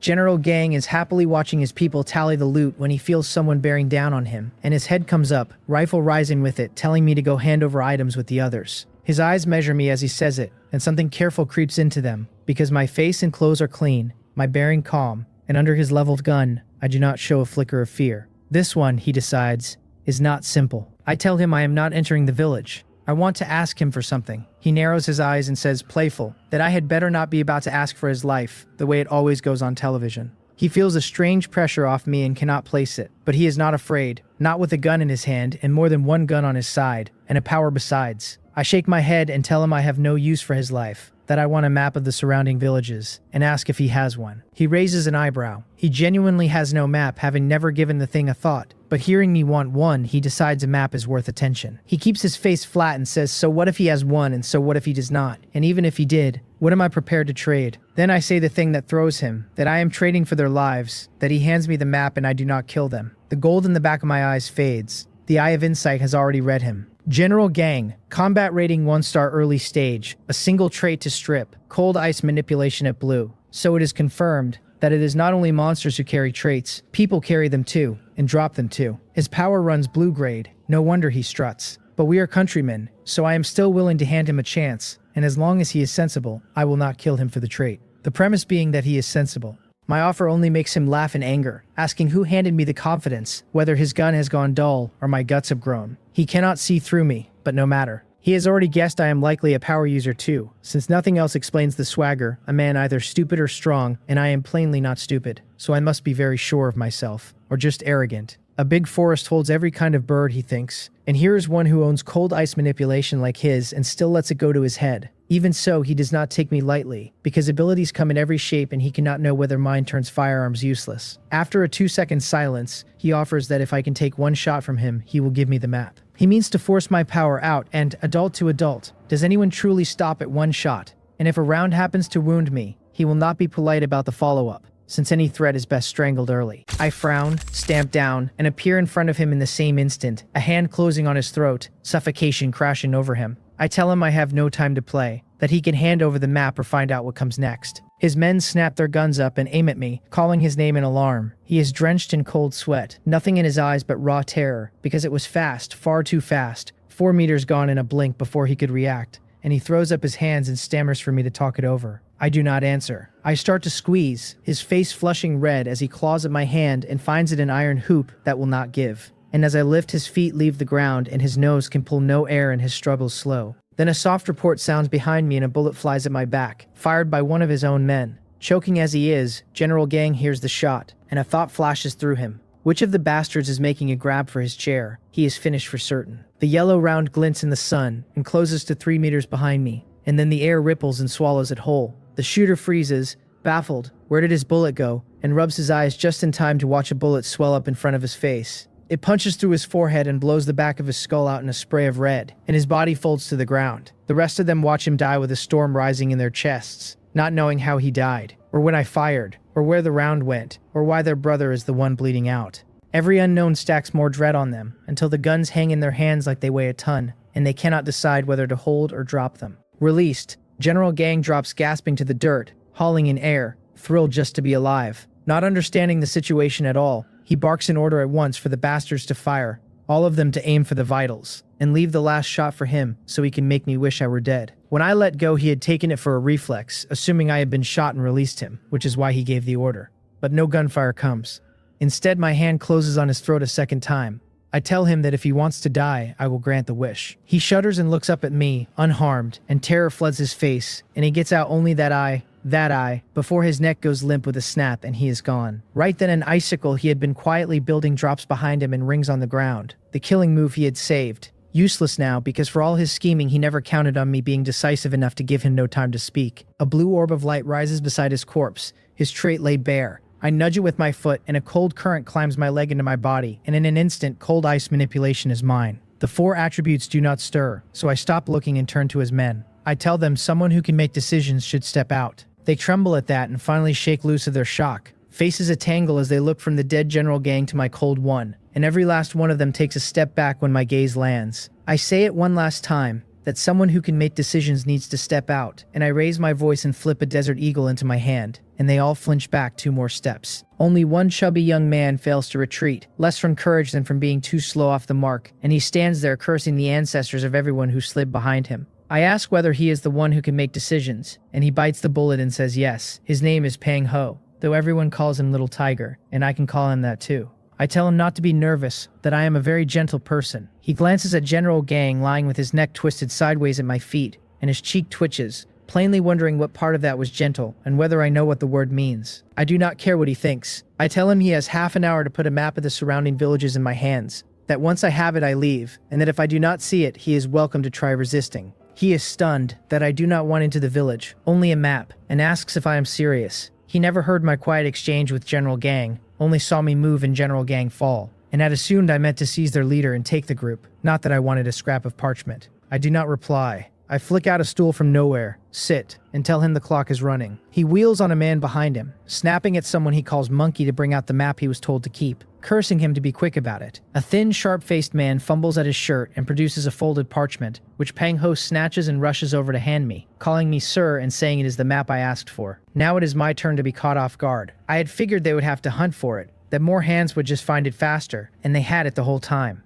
Then what in the world was General Gang resisting for? Hand it over and there would have been so much less trouble. Was he really that stubborn? I cut a sideways look at General Gang's twist-necked body and keep my verdict to myself. Complaints aside, I take the parchment, open it, scan it a few times, and stand. Not bad, I tell Peng Ho, far more sensible than General Gang. And since I have the map, I am leaving, and he can keep the chair. Then I stamp down and blur off into the distance. Peng Ho mutters, watching me vanish, that I really did leave, that he had taken the map for an excuse, and never imagined a man would cross all this for a real one, and he thinks General Gang died for nothing. One of his lackeys whispers that the have-nothings from the gate slipped into the village in the confusion, and asks what they do now. Peng Ho looks over the crowd, then at the crook-necked General Gang, and shakes his head. He says to let it go and keep their heads down, that in this world lying low is how you live, and that General Gang is the finest proof of it. He tells them to head into the village together, tally what they gained, split it among the brothers, and all survive and clear this space together. I follow the map fast toward another village, one of my marks from the start, Jucheon Village, or more exactly the church above it. As I recall, on a mountain not far from Jucheon Village sits a church over a wide plot of ground,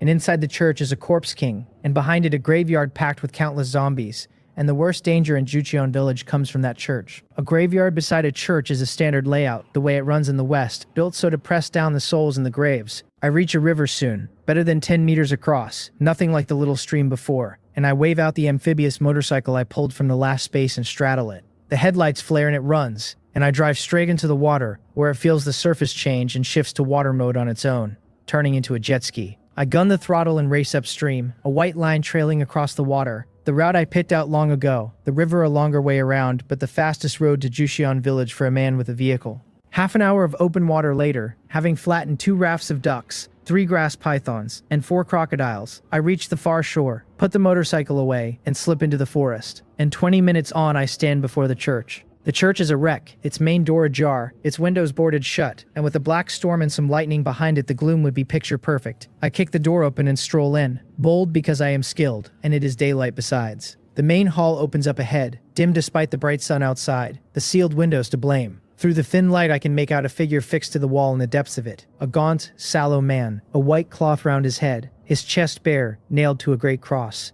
Just a statue of Jesus on the cross. Harmless, then. I flick out the Gatling and hose the boarded windows all around, and a few seconds of it later sunlight pours through the ragged holes and floods the whole hall. I put the gun away satisfied because this is what a church ought to look like, bright and full of sun. My eye goes to the coffin under the cross, and I step toward it, a Western-style box, narrow at both ends and broad through the middle, a cross stamped in the center of the lid. Unlike the sliding lid kind back home, this one has to be flipped, so I think a moment, back off several meters, level the Gatling and open fire. The people who lean in to look are the ones with too much curiosity, and I have none. Full firepower first, questions later. In a breath the coffin is riddled through, and with a roar that is neither man nor beast the lid slams up and a figure vaults out, only to meet the wall of rounds before it can even find its anger. I take a moment to scan it. An ordinary zombie, combat rating 1-star mid-stage, its traits zombie body at white, bloodthirsty recovery at blue, olfactory perception at yellow, and energy resistance at white. Different from the ones before, no blood tracking,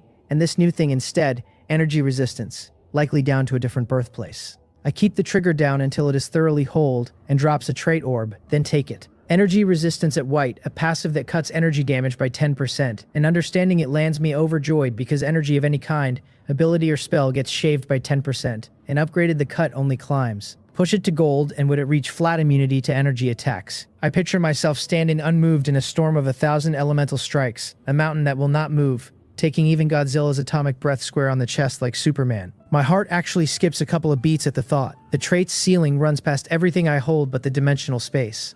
I pull my mind back, and seeing no other coffin in the hall, I head down the side corridor. Though by daylight the zombies are all asleep, so there is no luring them into a heap, only finding them one at a time, which wastes time. Still, mine is a far better lot than most, who to kill by day must comb whole mountains with no promise of finding a thing, while I lean on foresight to walk straight to the nests and butcher them wholesale. Half an hour clears the church, 30 zombies or so, and not one mutated among them, the strongest the one under the cross, which leaves me sorely let down. It does not add up. A gathering place like this ought to hold a commander, a corpse king, and there is nothing here but common dead. Did the corpse king run off from home? And if not in the church, then where? I search again, unwilling to quit, and turn up no tunnel, no hidden room, no entrance of any kind, so I give up and sit on the platform under the cross, take out the loot cards, and count. After all those kills, there are only 3, all odds and ends of no use to me. Then a chaotic clatter of feet sounds outside, and a ringing, theatrical voice declaims that by his observation and deduction,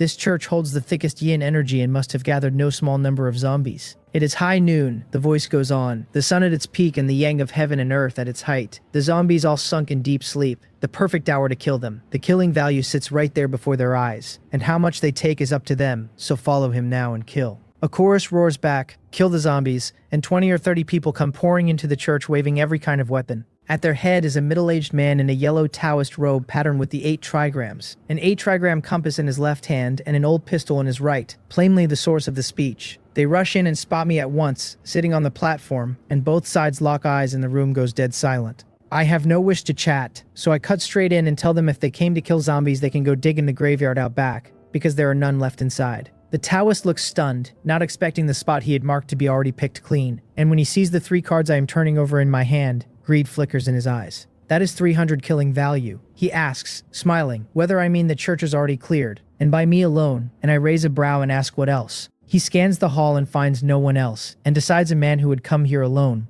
kill the zombies clean, and walk away with 3 cards is not simple. So he makes a particular gesture and announces himself, Sun Huiwan, 93rd generation disciple of Mosan, greeting a fellow Taoist, and asks which sect I belong to. It throws me, and I study him and reflexively cast insight. Sun Huiwan, combat rating 1-star mid-stage, 2 traits to strip, Taoist art genius at white, and feng shui master at blue. 2 traits, and by the look of them he has awakened no power at all, yet his 1-star mid-stage strength runs far past an ordinary man, stronger even than the power users I have met, which is not normal, unless he is a recluse, a real-world martial master. I narrow my eyes. The real world does hold such masters, only nothing like the novels. Their overall stats may be a shade above average, but in their one narrow field they tower over ordinary people. Taoist art and feng shui for those who walk the Taoist path, fists and footwork for those who train the body, the goo worms of the southern hills, and so on. Step into the killing space and these people take to it like fish to water, adapting faster, climbing faster,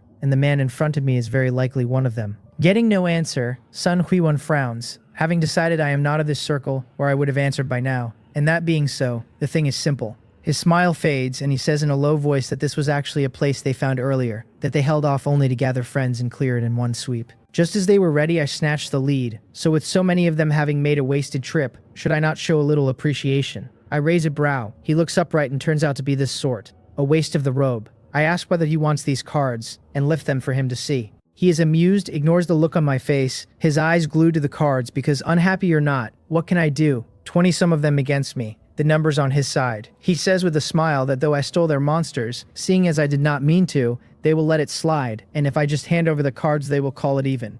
And not to feel cheated either, he adds, since all those kills padded my killing value nicely, and besides, this is not reality, so if someone happens to die here, no one comes to investigate. Then he asks whether I do not agree. The smile stays, but the words are all threat, and he has the standing to threaten. More bodies on his side. He quietly lifts the pistol and levels it at me, and his people raise their weapons after him, coveted by that many at once. I do feel a threat of pressure, just a thread.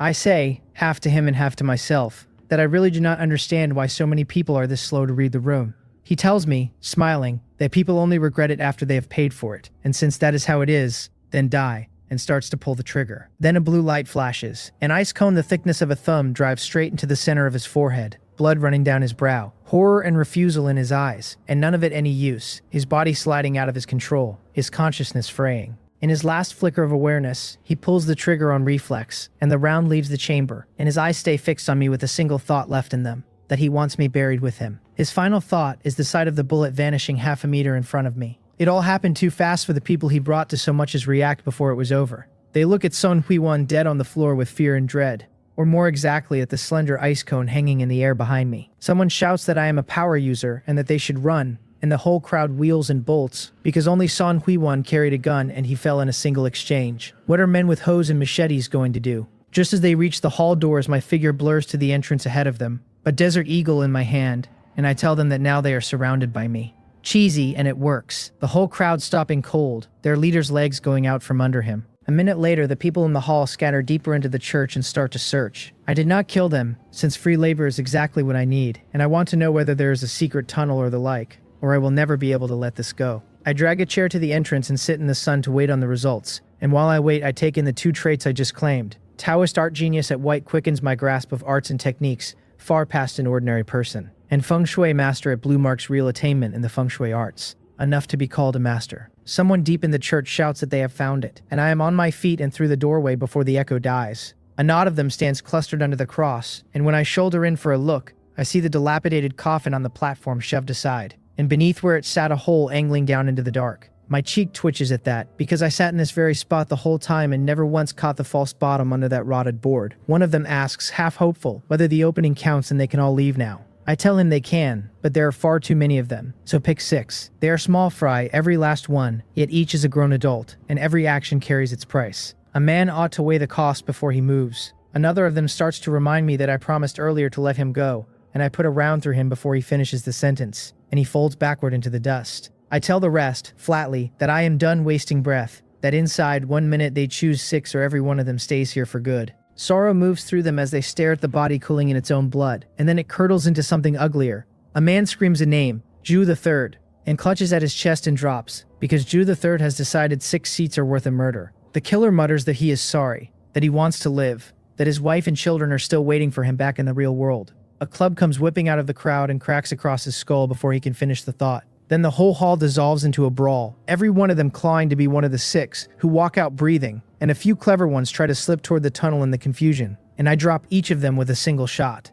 5 minutes, and only 3 are left standing, all of them painted in blood, faces swollen and split. The plan called for 6, but the fighting ran so hot that 3 is what remains. One of them pants that surely now, with only 3 of them, they can go. I remind him that I said 1 minute, and that he is well past it. 3 ice cones leave my hand and bury themselves in 3 foreheads, and the last of them drop, unwilling to the very end. I watch it with cold eyes. Had they pulled together and simply chosen 6, I truly would have let those 6 walk, but not one of this lot was worth keeping, so clearing them out is the tidier answer. Now the church holds only me. I pick up my laser sword and start down the tunnel, which runs black and lightless, so I reach back for a flashlight, while I switch on olfactory perception layered over my super hearing. Anything that stirs down here, however slight, I will know the instant it moves. The passage runs about 5 meters wide, and the beam shows it paved in big blue brick, faintly damp, sloping down and around toward the deep places under the earth. I do not slow. 100 meters on, past one bend, an open space with a faint glow opens ahead of me, and I stop short at the sight of several beads set into the ceiling, each one leaking that soft light. I turn the eye of insight on them, and the readout comes thin, a name only, Yin Shade Pearl, a rating of 2 stars, and no traits to strip. Thin is enough. A 2-star rating alone tells me these are natural treasures, the special kind the killing space seeds into some of its instances alongside the monsters. They work like cards, found and used on the spot, or carried out, or cached for killing value when you leave the space. A 1-star treasure trades for 300 killing value, a 2-star for 600, a 3-star for 900. On up the ladder, the higher the star the fatter the payout. 4 of these Yin Shade pearls hang in the 4 corners of the cave, and that is 2,400 killing value pulled over my head. Free money picked up off the ground. To most survivors, that would be a fortune worth weeping over. To me, it is a nice little bonus, and I make myself put the excitement down, because a place like this could well cave in the moment I pluck them. The pearls are not going anywhere. First things first, and first is the mess of coffins packed into this space. Dozens of them all sizes all stood eerily upright. The one that pulls my eye is dead center, a size larger than the rest, silver white all over with fine patterns worked into the skin of it. Looking, for lack of a better word, expensive. That is my honest first reaction to the thing. Then every coffin the flashlight touches shivers at once, and one after another the lids pop open on their own. The silver box in the middle opens like the moon coming out among stars, and my gaze locks on it, and what rises into view is an outfit I know on sight. A black stand-collar trench coat, red lining at the collar, gold piping down the seams. That is a vampire costume if I ever saw one. Did I wander onto the wrong set, or is this cosplay because a proper Chinese-style horror could never clear the censors, so they dressed it Western to make it easier to pass? I keep the complaint inside my head, and my hand is not slow, gold light waking in my eyes as I read the thing. A mutated zombie, combat rating 2 stars mid-stage, 4 traits to strip, zombie body at yellow, bloodthirsty recovery at blue, super speed at blue, and energy resistance at yellow. One glance and I have confirmed it. This is the corpse I came down here for. I stop holding back. A twist of my wrist, and the Vulcan Gatling makes its grand entrance out of the dimensional space, and I step back twice to the mouth of the passage and open up on the coffins ahead of me. A storm of metal blooms in the underground dark, tongues of fire spitting countless streams of golden light hammering forward, and where they meet the coffins they tear box and corpse alike into rags. With a Gatling in my hands I am untouchable, and this kind of firearm is a razor for the early spaces, though I know its bite will shrink against the monsters of the next one, a worry for later. For now, farm and be happy. The kill notices stack up, One common zombie after another, a single killing value apiece, and I let them scroll past without a look, because most of my attention is on the costumed corpse. You play a Chinese-style horror and still dress up Western, so if I do not kill you first, who exactly do I kill? I gave that one special attention from the start, and above all its legs, aiming for the lower body from the opening burst. Super speed is a fine trait, but sorry, without legs let us see how fast you run. Speed burned me once already, and I decided long ago I would not suffer it twice, so I crippled its one advantage before it could use it. Because I turned hostile so fast, the costumed corpse never got to react, its lower body shattered by the storm, legs whipped out from under it, and it went down flat and could not touch me after. One by one the other coffins in their bodies shuffled in front of it, a wall of wood and a wall of flesh, shielding it behind them. But no wooden wall and no flesh wall stands against 6,000 rounds a minute. The reckless ones that flung themselves forward turned to sieves as I swept the muzzle left and right, and not one living corpse got near me, which is the whole story of where I stood. 10 minutes of it, and I pull the Gatling back and stretch my hands, numb from the shaking, and look at what is left. Splintered coffins, tattered corpses, black blood over the whole floor, and a mound of meat heaped in the center.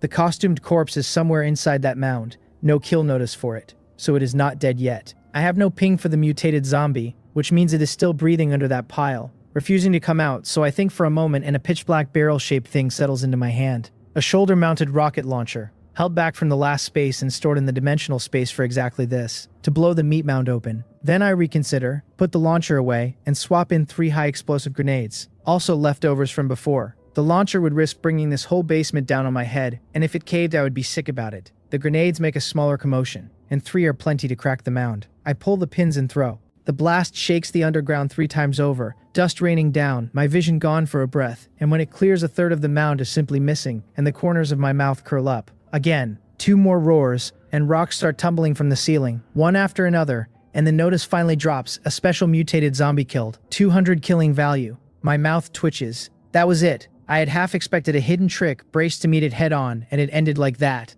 A genuine anticlimax. Between the Gatling, the grenades, and a rocket launcher waiting in reserve for the encore, let alone this thing, the grandfather of all zombies would have had to kneel. Nobody abuses a corpse quite like this. It was not weak, I was just too shameless to give it a fair fight. 10 minutes later, the whole church groans and sinks several meters into the ground, and a few seconds after that, a hand claws up out of the rubble. Mine. I come out caked in dust and grime, my earlier composure gone, muttering that I knew it would go this way, that thank heaven I carry copper skin iron bones, and run fast besides. I reach back into the wreckage and a faintly glowing bead drops into my palm, a yin shade pearl, which is exactly why the church collapsed, because I took it. Filthy as I am, this run counts as a real haul. Clear of the ruins, I find an open patch, sit and grin as I count the take. 8 cards here, plus the 3 from before, 11, and set against the 38 I lifted from the clan ancestral hall earlier, 49 cards in all. 4 2-star yin shade pearls. Killing value stands at 5,186. And my attributes have moved in a way worth savoring. Strength 59, Constitution 51, Speed jump to 76, Spirit 56, because the speed enhancement trait got swapped out for the costumed corpse's super speed at blue, and the trait alone bought me 10 points of speed. Energy resistance climbed to grade 2, its damage cut widened from a 10th to a 5th, and just as I figured, that one is a stock with a future, a trait to push all the way to the ceiling if I ever can. 9 trait upgrade points sit banked, and I hesitate 2 seconds and decide to stop hoarding them and splurge. The plan had been to save them and spend the lot when the space closed, but the trait bar is a jumble of 2 colors now, and my compulsive streak flares, and I simply cannot stand looking at it. If it itches, scratch it. I would upgrade sooner or later anyway, so sooner it is. Energy resistance goes from yellow to blue for 2 points, leaving 7. Copper skin iron bones goes yellow to blue for 2, leaving 5. Dimensional space goes yellow to blue for 2, leaving 3. White to yellow costs 1 point, yellow to blue 2, blue to purple 4, purple to red 8, red to gold 16, so the deeper the color, the steeper the climb. Energy resistance at blue now shades a full 30% off energy attacks. Copper skin iron bones at blue hardens my body until ordinary gunfire cannot touch it. Dimensional space at blue gives me an independent pocket of 20 cubic meters that can briefly hold living things, up to a minute. The trait bar drinks in that wash of blue and my mind settles. None of the 3 was a random pick. 2 are for staying alive and 1 is for standing on my own. All of them foundation, energy resistance stacked with copper skin iron bones, is the perfect pairing for where I am. And pushed to gold, the 2 of them would let me run rampant across most spaces. Dimensional space is my own signature gift, and had to climb. By the time I finish, it is around 4 in the afternoon, so I get up and start back toward Dung Dung Village. Night is nearly on me. Too late to reach another village to grind, and Dung Dung will be lively tonight, a wave of killing value ready to be farmed hard. I make it back into Dung Dung village, just as the sun is going down, and the welcome is enthusiastic. Pang Ho comes forward on his own to curry favor with me. Not because he wants to, but because the village is only so big, and we are bound to keep crossing paths. So he figures he might as well suck up, or rather converse, and maybe bank a little goodwill. He hands me a cup of water and asks in a soft voice whether I have come back with something to handle, offering to help ease my worries. The sun is not fully down yet, and seeing him this sensible, I do not mind pointing him toward a clear road. I tell him the forests before and behind the village have been burned down, so tonight will not be peaceful here. He puzzles at that for a second, and then it lands, and his face floods with terror. He grabs my thigh and begs me to save him, that he does not want to die. Pang Ho is not stupid. Nobody had spelled it out for him before, so his mind never went there. But now that I have said it plainly, he grasps at once how dire it is. Zombies circling the village. Had he known during the day, he could have fled to the far mountains and found somewhere safe to wait it out. But with the sun down, walking into the forest means walking into the zombie army, and he would not even know how he died. There is another thread in his thinking, that I clearly have a solution, or I would not have come back at this hour. So if he wants to live, his only road is to beg me. I think a shade more of him for it. The chubby one has some wit after all, knowing to ask. I tell him I need a reason. I am no saint brimming with mercy, so why would I save him for nothing? Still, given how sensible he is, I do not mind handing him a chance, and whether he grabs it is up to him. He works through it and understands, and after a moment he takes a deep breath and throws out his price, 10 million to buy his own life. It is the only card he has, and money is no cure-all, but it makes a fine stepping stone. I look at him, a little surprised, and ask whether his family is rich. He hesitates, then nods and says his name is Pang Ho and that Pang's real estate is the family business. That lands. Pang's real estate is a name known across the province, so 10 million is no shock at all. Seeing me go quiet, he panics and grits his teeth and adds 5 million more, 15, insisting 15 is truly the ceiling of what he can scrape together, because Pang's is a joint stock company with the board, and moving more than 10 million needs the board's sign-off. He starts to ask me to just name a figure and see, and before he can finish I tell him coldly that 30 million buys guaranteed survival. I came here to kill zombies regardless, and saving him is a side errand, so there is no reason to waive off a 30 million service fee. He chokes, his cheek twitching, because 30 million really would cost him. But under my flat stare, he knows there is no haggling, and after a moment he grinds out that it is a deal. Save the skin first, since a corpse cannot spend money in the afterlife. Then he tacks on, almost by reflex, that the money can only change hands after we leave the killing space. The instant it is out of his mouth he regrets it, and looks like he wants to slap himself. Worried, I will now assume he means to welch. I nod that I understand. I was never worried about him running out on the debt, seeing as I have not even used blood tracking yet. Let him dare renege and I will make him vanish. My debts are not so easy to owe. He asks, what he should do next, and I make my request simple, his real-world contact number and 1 drop of blood, and I tell him the name to wait on once we are out, is Yuan. A quarter hour later I follow him to a building in the village, and when the door opens, it is not a house at all but a mouse sloping down into the earth. He tells me it is the cellar granary, that he found it by accident, that it drops a few meters into a small space and holds a good store of grain. A village larder, in other words, now requisitioned by me. Not bad, I say. The spot is excellent, since guarding the mouth alone is enough. I am pleased. I had only floated the question, never expecting him to actually produce a place this easy to defend and hard to storm. A real pleasant surprise. I came to kill monsters, true, but the village is ringed on every side, so an attack front and back is inevitable, and having a hole where I only have to watch the front is genuinely good. He asks what we do now, and I turn and tell him, mild as anything, that he can rest. He freezes, then his face goes to terror, and he blurts not to kill him, that he has money. Before he can get the rest out, he feels a pinch at the back of his neck and his eyes go black and he drops. I withdraw my hand and mutter that there is no need for all the drama, that I only did not want him watching how I kill monsters. I scoop him up and carry him into the cave, and a minute later I am back at the mouth with the last of the 3-flower light blood in my hand. The thick reek of blood climbs into the sky again and spreads in every direction. I set the Gatling on its mount and wait in silence. By now, every survivor in Dung Dung village knows what is coming tonight. Pang Ho, after consulting me, mentioned it in the chat channel, mainly to warn his own people and friends. And from there, word ran through the whole village. I did not stop him. I am not a saint, but I am not heartless either. Knowing the crisis bearing down, everyone makes a choice with regret in their chest. Most run for it, betting they can still save themselves, so long as they do not walk into the horde. Others set up to ambush inside the village, calling it a golden chance to farm killing value, trying to kill what zombies they can, and even if they cannot stop the tide, they can hold their breath and live through it. Since these zombies have obvious weaknesses, infected monsters they would never dare stay. The moon is dark and the wind is high, the zombies loosed from their cages, and the war between the living and the dead opens for real. Along the edges of Dungdung village, hop-in shapes begin to appear one by one, and the great battle unfolds. As the dead pour in, the village fills with noise, not gunfire but traps, snares, and the crash of collapsing houses, all of it laid by the ones who stayed. For a while they actually rack up kills, and the volunteers howl with joy because a zombie is 2 killing value and a good trap catches 3 to 5 at once, the first taste any of them have had of farming monsters. They notice something strange too.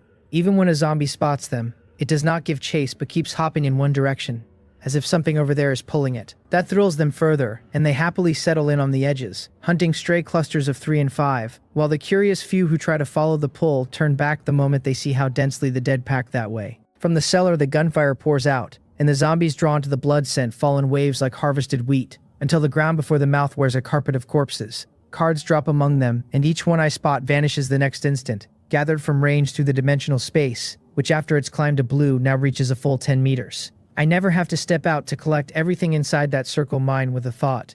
The slaughter runs for hours, from nightfall to nearly dawn, until the last zombie falls to me. Perhaps everyone in the vicinity is dead, or the 3-flower light blood has finally thinned, but the flow drops off sharply and then stops. I shake out my stiff arms and fingers and tally the haul. 87 cards, plus the 49 before, 136. Killing value has crossed 21,000. Killing value is hard won, I think, and if the other survivors could hear me, they would drown me in spit. 20,000 in a single day and still not satisfied. Why not fly up and stand shoulder to shoulder with the sun? If it were them, they would wake laughing in their sleep. I go back into the cellar, set out a table, and wave up a spread of steaming dishes, because I have not had a proper meal all day, and it has been a rough one. The smell of food fills the little space, and a voice croaks from the corner that he is not dead, he is still alive. The delicious reek has actually roused Pang Ho. He rolls his neck, feels the egg still lodged at the back of it, and shoots me a resentful look, complaining that next time I act I could give him a heads up, that even a little warning would be nice. I sense the resentment and ignore it entirely, telling him without turning my head that I saved his life, so he should not forget my money. He is baffled. He took a nap and the crisis passed, and seeing my clothes as clean as they were in daylight, he mutters to himself that surely I did not just camp in the cellar the whole night, because if so, this money is a bit of a waste. He asks, careful how things are outside, and I tell him it is fine, that he is welcome to go see for himself,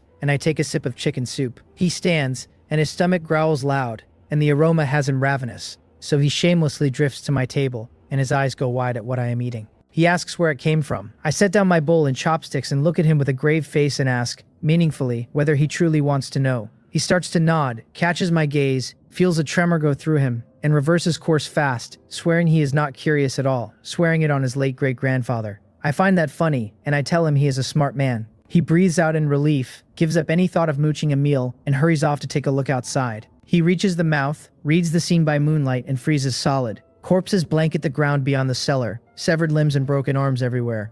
Not one whole body in sight, black blood running in rivers. A pampered city kid who has never seen anything like it. He turns his head and vomits. 5 minutes later, he comes back down deathly pale and unsteady, and I ask him whether the money was well spent, and whether he wants something to eat. His pale face goes paler, his stomach heaves again, and he covers his mouth and bolts back up, wanting to be sick but even more afraid I will kill him. A grin tugs at my mouth. I asked on purpose, to nail an unforgettable impression into him, so that whenever the thought of dodging the debt crosses his mind, he sees those dismembered corpses again. Pang Ho vomits 3 more times, until even the bile is gone and there is nothing left to bring up, then crawls back and collapses in a far corner, drained. He looks like he has actually lost weight. Can inducing vomiting really slim a man down? Just then the hour reaches dawn and a new day opens. The prompt drops the second day's task into my vision. Find Mozan village. Reach it before the second day ends. Right on schedule. As each space runs longer, the tasks pile up, and tasks cut both ways. The upside is the reward. 100 killing value for the first day, 200 the second, 300 the third, 400 the fourth, on up. The downside is the randomness, a chance for an ordinary person and a leash for a cheater like me, because it drags at my kill rate. I could skip them, but skipping drops my rating, and the gulf between an A rank and an S rank settlement is far too wide to eat. Besides, Mozan village was already a mark of mine. If memory serves, the zombie ancient tomb sits near it. Pang Ho's weak voice pipes up that his task has refreshed too. I ask what it is. He says to collect the sleep trousers off 10 zombies. My cheek twitches and I go quiet. That is a task with a heavy taste to it, but I have to admit it is simple, practically clearable lying flat, since all he need do is step outside and peel a few. For a moment I feel a little bleak, wondering whether my whole run of luck got spent on that yin shade pearl. He asks, cheerful, what my task is, whether it is easy to finish. walking straight into the line of fire without knowing it. My eye twitches and I answer with a forced smile that it is fine, and that with all the zombie mints outside, he should pick a whole one later to peel from. The image lands on him at once, the piles of minced meat and the pants he now has to strip, and his stomach lurches and he turns his head to dry heave. The gloom in my chest lifts a little. Happiness truly is built on someone else's suffering, and the ancients did not deceive me. The task is set, and I have eaten my fill, so I stand and head out, telling him the matters here are left to him, that I am going, and to have the money ready once he is out, since I do not think he wants to welch. He hurries to stop me, no longer retching, and asks anxiously how he contacts me. I wave and tell him to wait for my call after the space, and my figure vanishes at the cellar mouth. I walk clear to the village entrance without landing a single blow, not for lack of zombies, but because a pack of people keeps leaping out of nowhere to finish them before I can. After my night of slaughter, zombies have become a hot commodity in Dungdoing village. Everyone rode my luck, not only surviving but now happily chasing the dead like this. I cannot be bothered to fight the crowd for kills, so I leave the village and set off for Mosin village, where a mutated zombie surely waits in that ancient tomb. I will take the waterway again, no help for it, since it is simply the fastest road, and people cannot live without water. So all 9 great villages sit along the rivers, only at varying distances. In the mountain forest, a man and a woman run hand in hand, frantic, 5 zombies hopping merrily along about 30 meters back. Something soft gives underfoot, and the woman cries out, her legs buckling, her body tipping into a fall, and the man snatches her waist to steady her, his face tight with fear, as he asks, "Sister Ran, what is wrong?" She pleads through the pain that she has sprained her ankle, that she does not want to die. They have known each other only a day, but sometimes a single glance is enough. And with that glance he became the one she wanted, her only reliance now. He curses under his breath that they were almost clear and this had to happen. The hopping comes closer, echoing far through the silent forest, like something out of the underworld urging them on. His face works, torn, and then he grits his teeth and tells Sister Rand to hold her breath, that he will lure them off. She cannot run, that much is plain, and carrying her he would never outpace the dead. So rather than both of them dying, he draws the zombies away, and maybe both live. She calls his name, Brother Gang, moved to tears, and he tells her not to speak, only to hold her breath, and he stands and walks off a few steps. The first zombie has already hopped to her side. She clamps her breath down, and he keeps fleeing, shouting for them to chase him, and turns to run. The zombie works its nose, hops off her, and goes after him, the others falling in behind. The last one lingers at her side, sniffing left and right, its dim wits nagging that something is off. 2 blood meals somehow become one, but with the meal drawing away it thinks no harder and bounds off after the rest. Once the last zombie vanishes into the trees, she holds her breath another dozen seconds, then lets it out in a heavy gasp, and after a few breaths she simply stands up. Watching the man and the dead recede, she murmurs that he should not blame her, that since he loves her so much he ought to sacrifice for her, that she will always remember him, that he is a good person. If he escapes, she says, she will still be his sister Ran. Then she takes a breath and walks briskly toward the far side of the forest, not a trace of a sprain in her stride. She walks careful for 10 minutes before she feels something strange on her neck, and when she reaches to scratch it her fingers meet not skin but a cold touch in small scales, and before she can think of pain lances her hand. She screams, the sound carrying far, and a slender black shape drops to the ground. A snake.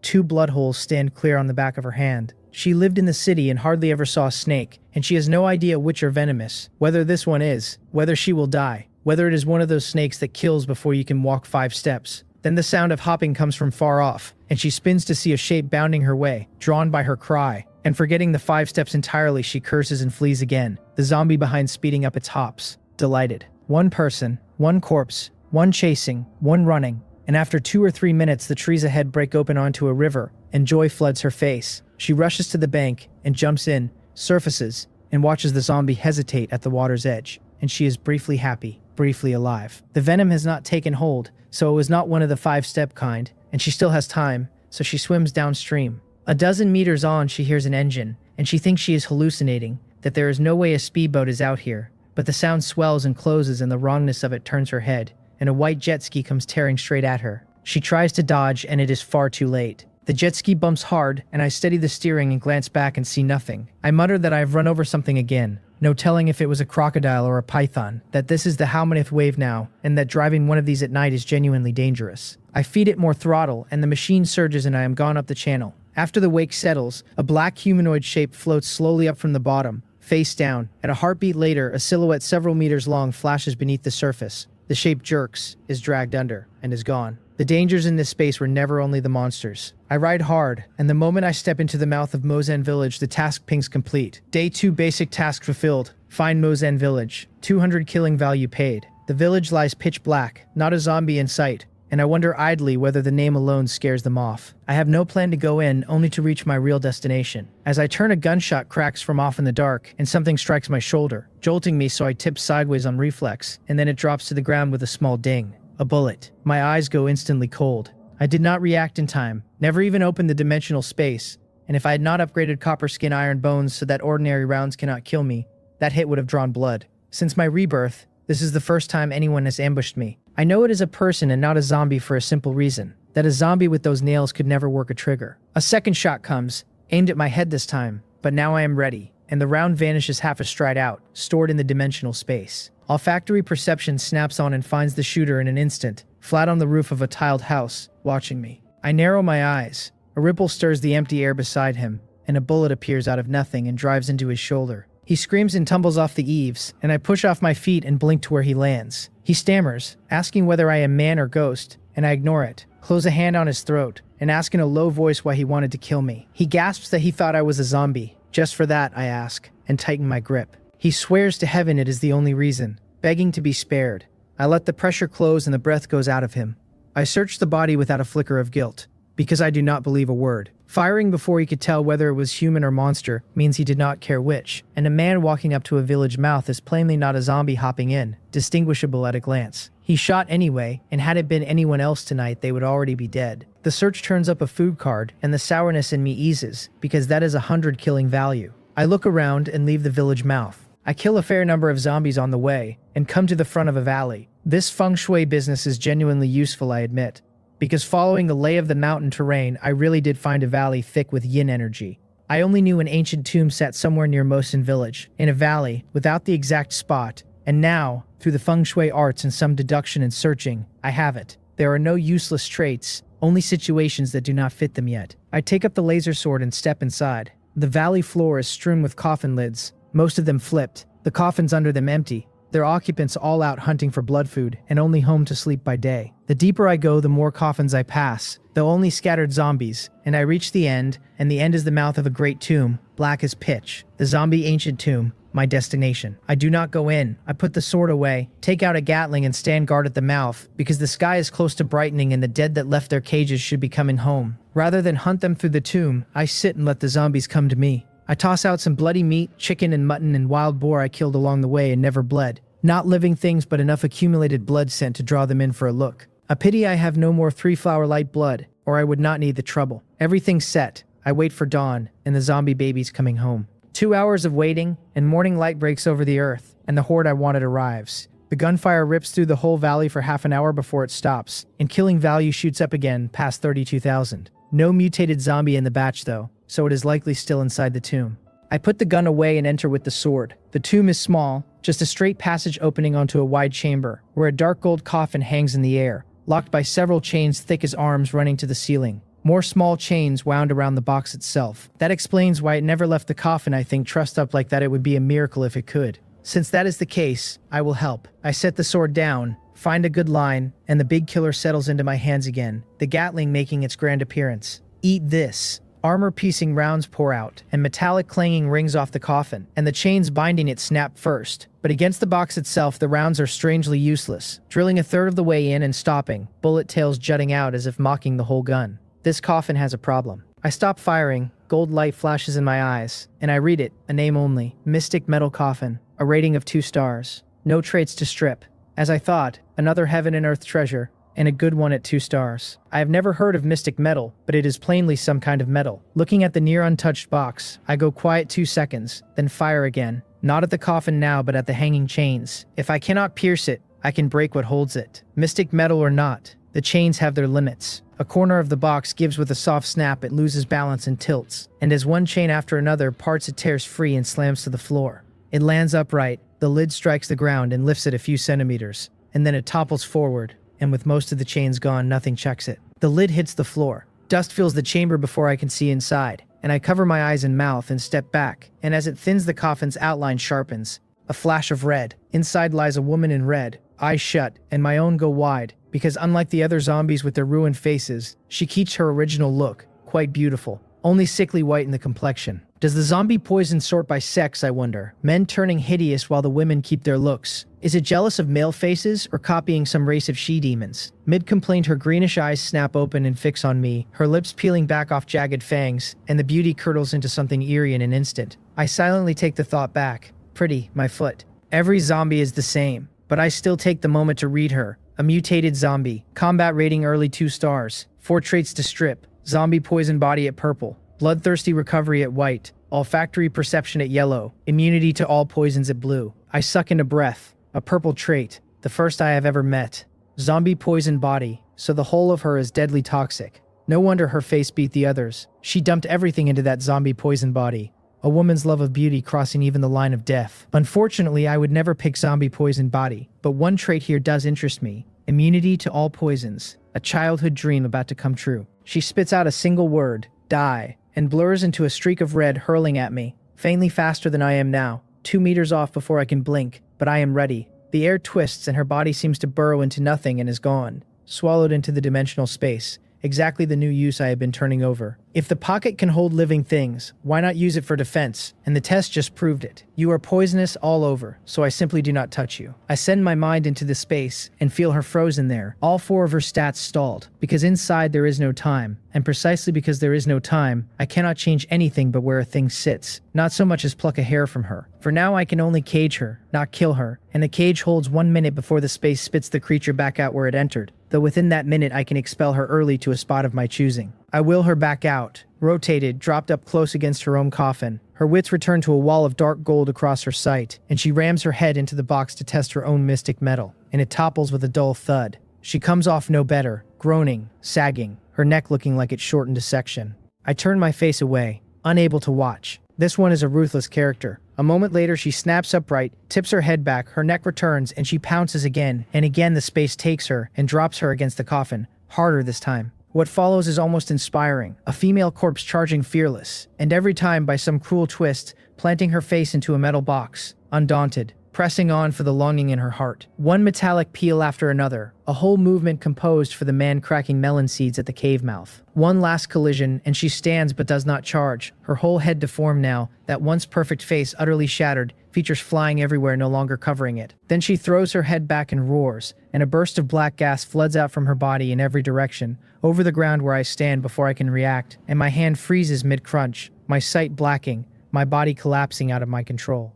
Poison. I know it at once, but my strength is drained away, my head swimming, no energy in me, only the pull to shut my eyes and sleep. I regret it privately that knowing she was toxic I fixed only on keeping her off me, and forgot the poison could carry on the air. She has finished releasing it and is charging again. I force my spirit up, wrench the dimensional space open, and take her inside, and then with a thought I pour my free attributes into Constitution without reserve. 15 points, straight from 56 to 71. My spirit lifts and strength floods back in, the weakness pressed down for the moment, though the poison is still in me and maybe still in the air. No time to waste. End it fast. I call the female mutated zombie back out charging her mystic metal coffin again, and at the same instant a Gatling settles into my hands, and as she slams into the box I pull the trigger on her. Armor-piercing rounds pour down and riddle her into a sieve, in a breath, and the notice drops. Mutated zombie killed, 200 killing value, and a ball of light drifts free. I step in and take one of the shed traits, immunity to all poisons at blue, a passive that shrugs off ordinary toxins and lifts my resistance to special ones by half. My hardened constitution and the new immunity go to work together, the discomfort draining fast, the ache leaving my head, the weakness leaving my legs, strength surging back, and only then do I fully relax. That was close. As expected, most villains die from talking too much and clowning around, and I nearly became one myself. I have to fix that habit. Just then a mechanical voice sounds in my head. With more than 15 traits I have unlocked trait fusion, and trait upgrade points are now simply trait points, usable for both upgrades and fusion, with fusion consuming trait points to merge 2 traits of the same type. A stream of detail unrolls behind it, and I am overjoyed. Traits can be fused. I have been fretting over owning too many and not knowing which to raise, and now the answer is simple. Fold them together, at the cost of trait points. Fusion cares only about count, not grade, so merging 2 traits runs 2 trait points regardless of their colors. With one catch, they must be the same type. My power enhancement and super speed both fall under physical enhancement, so they can fuse, while power enhancement and feng shui master belong to different families and cannot. The catch aside, the payoff is real, because it saves trait points down the line. Take 2 white traits to gold and it would cost 62 points apart, but fuse them while still white and the road to gold runs only 33. A full 29 saved, and the earlier you fuse the better. I am itching to try it when something at the edge of my eye stops me. A card with a question mark floating in the air beside the female mutated zombie. The lottery card only mutated zombies drop. It dropped a card. I grab it, thrilled, because not every mutated zombie drops one, it is a matter of odds. Last space I killed 2 and got 2, but that was the opening bonus and pure luck, and this space I killed 2 in a row and got nothing, the normal rate which had left me sour. Now the third finally pays out. I rub my hands, use it, and the draw lands me 5 free attribute points. My mouth twitches, unsure whether to be pleased. Pleased at attributes, sure, but sour that this is what I drew, when I can pry attributes out of any trait I strip, which makes this mere icing. Still, free points and I bank them for later. Then I collect the mystic metal coffin and leave, because the thing is worth 600 killing value and must not go to waste. Goal met. I head back into Mosin village, find an empty house at random, and settle in to rest, because a day and a night of this needs easing off, and I need to replace a mountain of energy. The 15 points of constitution do not just live on the panel.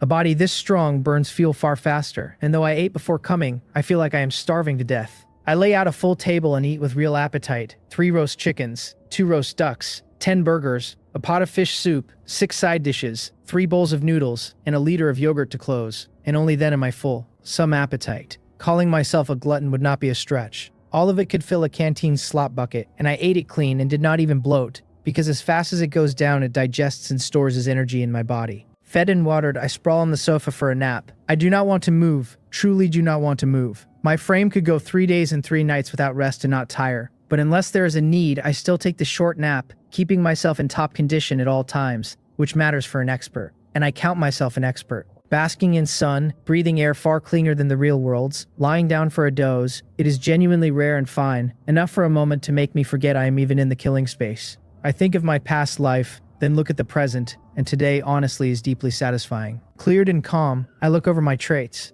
I had 3 trait points left, and Dawn refreshed 1, so 4 now. Enough to fuse 3 identical traits, or fuse twice. Strength 59, Constitution 71, Speed 76, Spirit 56. My talents run Eye of Insight at gold, and then Zombie Aura, Super Hearing, Power Enhancement, and Blood Tracking at yellow. Riding at blue are Super Speed, Dimensional Space, Olfactory Perception, Bloodthirsty Recovery, Copper Skin Iron Bones, Cold Ice Manipulation, Feng Shui Master, Energy Resistance, and Immunity to all poisons, with Taoist Art Genius alone at white. 4 trait points, killing value near 32,800, 5 free attributes, combat rating 2 stars mid-stage. I should have held out a little longer before, but I am not one to wallow, since what is done and regret is useless. A man lives without regrets. After some deliberation, I settle on 3, Copper Skin Iron Bones, Power Enhancement, and Super Speed, all body type, all strengthening my physique, which fused should push my raw attributes further. Decision made, I spend all 4 trade points at once, and the 3 fold into 1.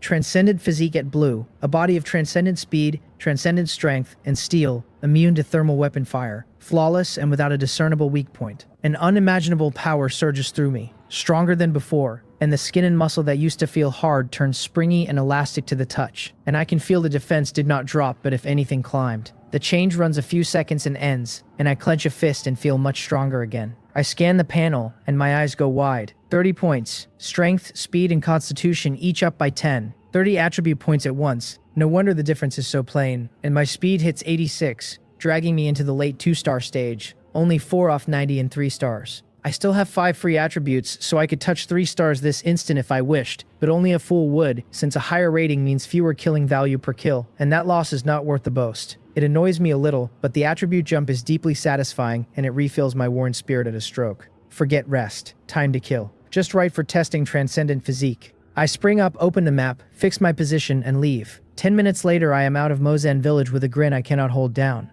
because Transcendent Physique is simply too strong. In testing, even standing still and letting zombies swing at me, they cannot break my defense. A defense with no blind spot. Not even my eyelids. That alone lifts my survival in this space by a wide margin. How does the line go? That mom no longer has to worry about my safety.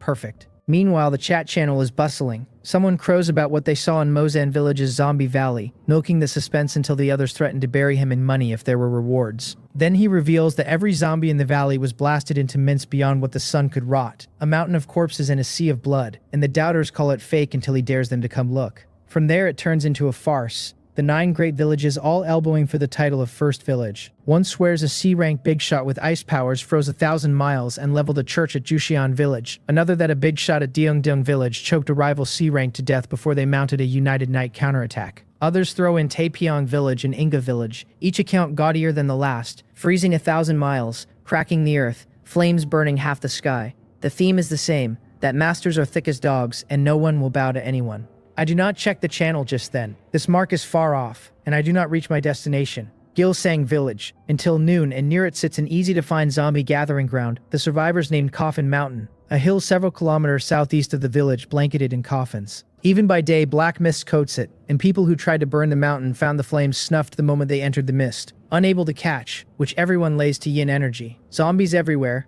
dangers thick, and lingering too long even stiffens your limbs, so daytime hunters instinctively give the place a wide berth, which makes it exactly what I am after.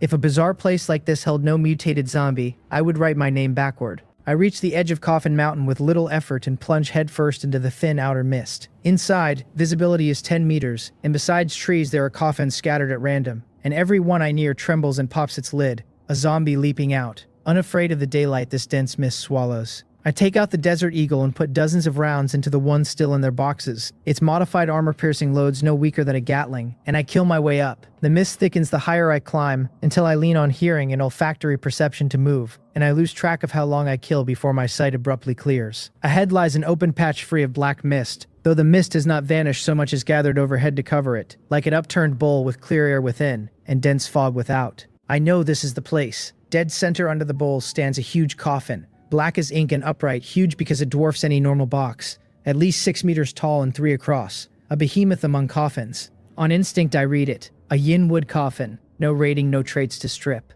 All that presence, and that is it. I complain, and since it is only ordinary wood I drop all reserve, the Desert Eagle giving way to a Gatling, and a dense sheet of golden rounds pours into it. Because it is so large I sweep top to bottom, side to side and back again, until the giant box shatters completely, and among the scattered fragments sits of all things, a smaller metal coffin riddled with holes. Smaller only by comparison, still bigger than a normal coffin. 2 words jump into my head, nesting dolls. This thing comes with nesting dolls. My cheek twitches and I read it again. A yin metal coffin, no rating, no traits. Another ordinary box. The rounds ring off the metal in a clatter, and after a while I see that though it is punched full of holes it stands firm, so if guns will not do it, I bring out something bigger. The Gatling vanishes and a single-use rocket launcher takes its place. One of 2 sets I pulled from the space last time, and now is the chance to test one. Card-made items come finished, missile already loaded, so I need only aim and pull the trigger like a fool. I hoist it to my shoulder with no bracing, since at my constitution the recoil is nothing. Aim at the coffin, and fire. A black line trailing white smoke shoots out and slams the box, and a deafening roar follows, flame climbing skyward, a small mushroom cloud rising, dust swirling across the mountaintop, and my vision goes to sand and smoke. The notice arrives out of the murk, mutated zombie killed,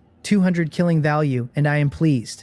Missiles do pack more punch. Killed it without even seeing its face. As the dust settles, the scene comes clear, the coffin blown apart, fragments everywhere, the ground at the center sunk a few centimeters, a charred and mangled figure in the pit with several trait orbs floating over it. One purple orb especially bright. Purple again. I step in excitedly, not worried about any surprise, since I already have the killing value, and pick it up. Earth affinity at purple. Be close to the earth, and with your feet on the ground you draw its bounty without pause. The details settle into me. In one line, so long as my feet touch the ground, my condition holds at its peak, a super buff. But I frown because I feel nothing change, and a check of the panel shows my attributes unmoved, though the trait is plainly absorbed. Strange. I study it again, muttering feet on the ground, and it dawns on me, and I try pulling off my shoes and socks. When my bare feet meet the earth, a different sensation rises, a special energy flowing up from beneath me. Where it passes, physical fatigue simply vanishes. My spirit sharpens, even the faint hunger in my stomach fades, and for a moment my whole body brims with inexhaustible strength.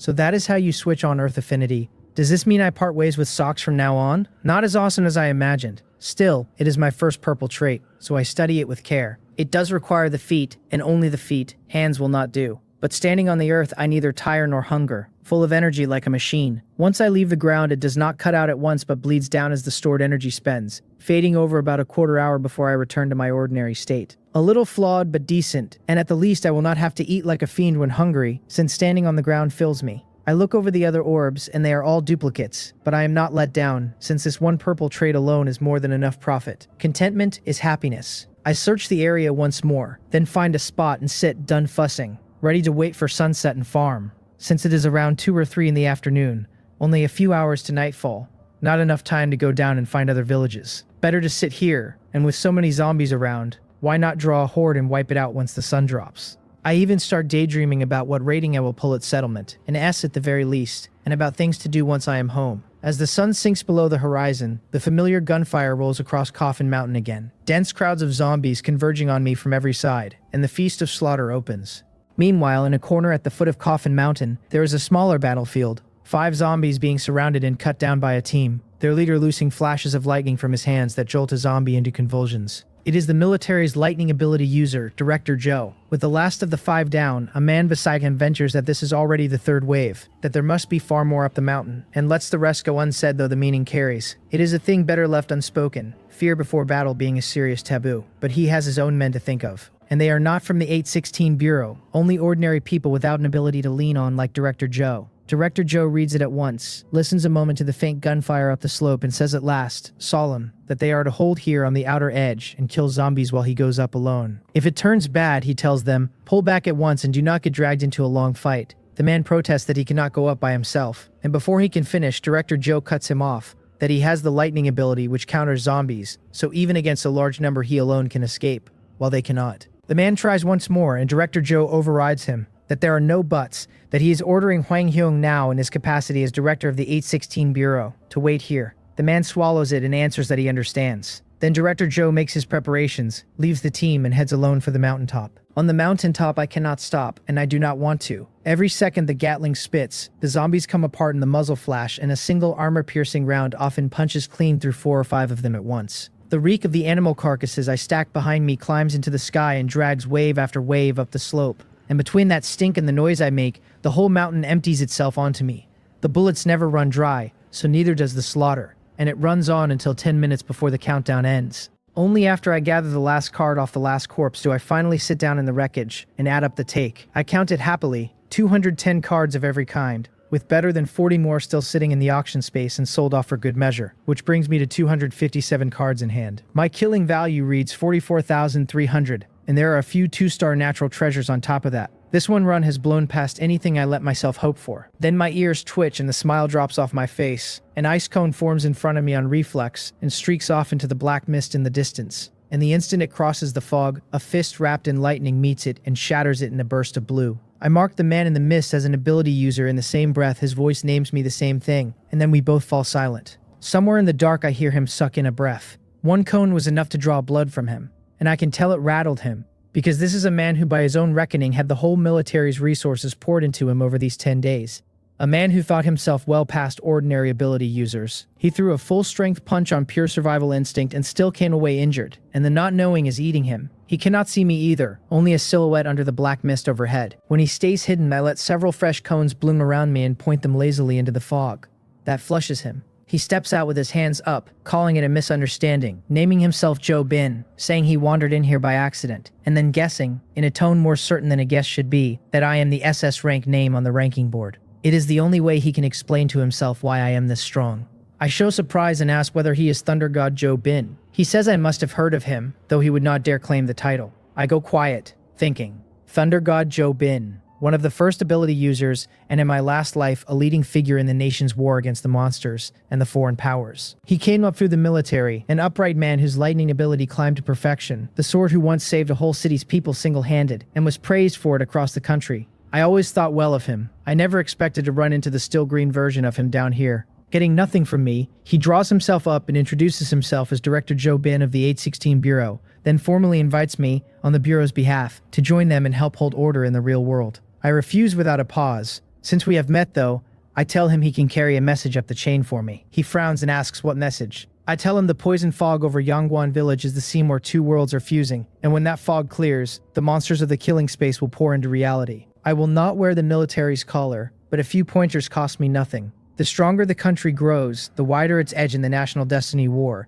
and that edge circles back around to my benefit in the end. He startles and asks fast what I mean, whether I know something. I tell him to take it plainly that this world is far stranger than he imagines, and to remember to check the heads of the descending monsters after they kill them. I do not get to finish. The space speaks first, telling me this killing space has ended and it is pulling me back, and the world blurs out from under both of us. Joe Bin comes to his senses in the settlement space with a wall of golden text flickering in the void in front of him, and he does not see a word of it. His mind is nailed to what I said. Monsters coming into reality, check their heads, and above all, who was that, and how did the man know his name and his title unless he came from inside the system? My own settlement is already running. Survivor alive, the readout says, and it hands me a base D rank, then climbs it. 2 daily tasks cleared bumps me to C. Over 100 monsters killed lifts me to B. Over 1,000 takes me to A. Over 10,000 takes me to S. More than 100 material cards in hand carries me to SS. And 4 mutated monsters killed drags the whole thing up to SSS. And there it stops. My final rating locked at San S. When that grade lands, the space blazes gold again and the ranking board returns.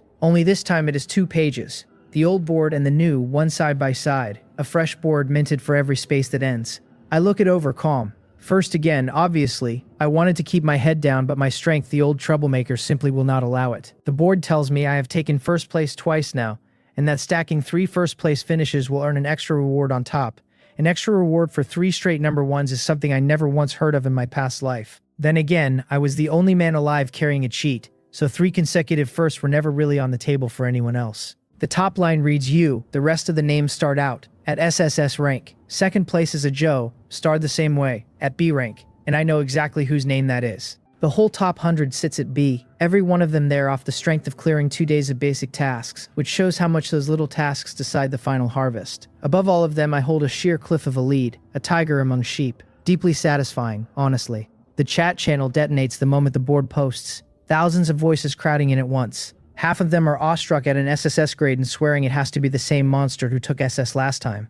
The other half drag out old jokes, one clown trying to hawk himself as arm candy to the big shot before a moderator shuts it down. I skim it and let it scroll. The reward for the grade makes me sit up. 7 points poured into every attribute, 20 free points on the side, 2,000 killing value. Last time the SS grade handed me 39 points, and this time it is 48 in one stroke. While the settlement runs, the cards I prepared vanish from my hands. 257 of them folded into 25,700 killing value, my running total crossing 70,000. Then the killing shop refreshes. I do not open it yet. I fish out the 5 2-star treasures I have been carrying and convert the lot, 600 killing value apiece, 3,000 more, pushing me to 75,000.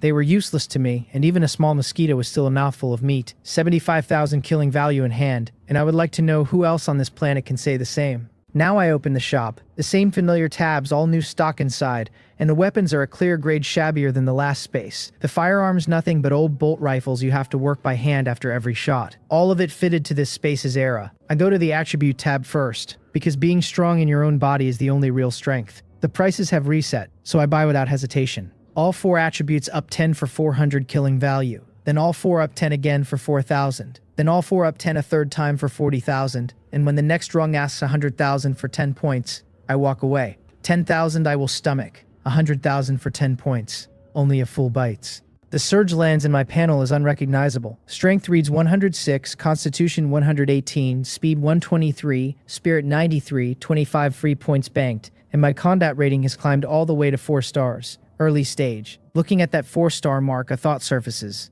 Next space, the experience I earn will get shaved down again for being this strong. So what?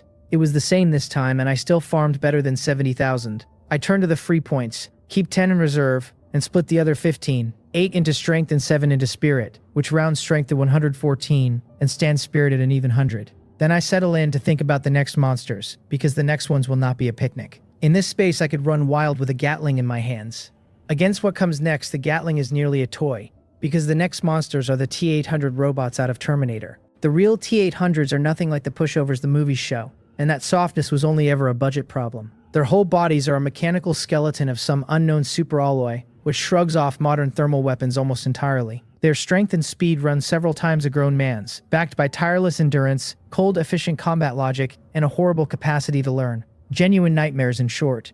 They do have cracks, though. A robot never hides and never grasps the idea of covering its tracks, so a survivor can dodge it from far off. It carries no long-range attack, so disarm it and it is stuck fighting hand-to-hand. It has no thermal imaging and no X-ray sight, so hide well and it can walk right past you blind. And a machine stays a machine, easy enough to cripple by wrecking its circuits or hitting it with a high-pulse jolt. Strong as the T-800 is if you refuse to meet it head-on and live by hiding, surviving it is not hard, and with the right terrain you can even pick a few of them off. Turning all that over, I hunt the shop for a counter and, as I figured, it is not here. Given this space's era, there is simply no gear built to fight robots. Only a heap of antique firearms that even the space's own enhancements cannot make worth a second glance. So I skip past them. The medicine tab I do not even open. As my body climbs, swallowing pills stops meaning anything to me. And as for poisoning a monster to death, which of the things coming out of these spaces could you possibly poison? Let alone a T-800. Poison one of those and the most you would manage is a software virus. And if the shop stocked antivirus code, I might actually think about it.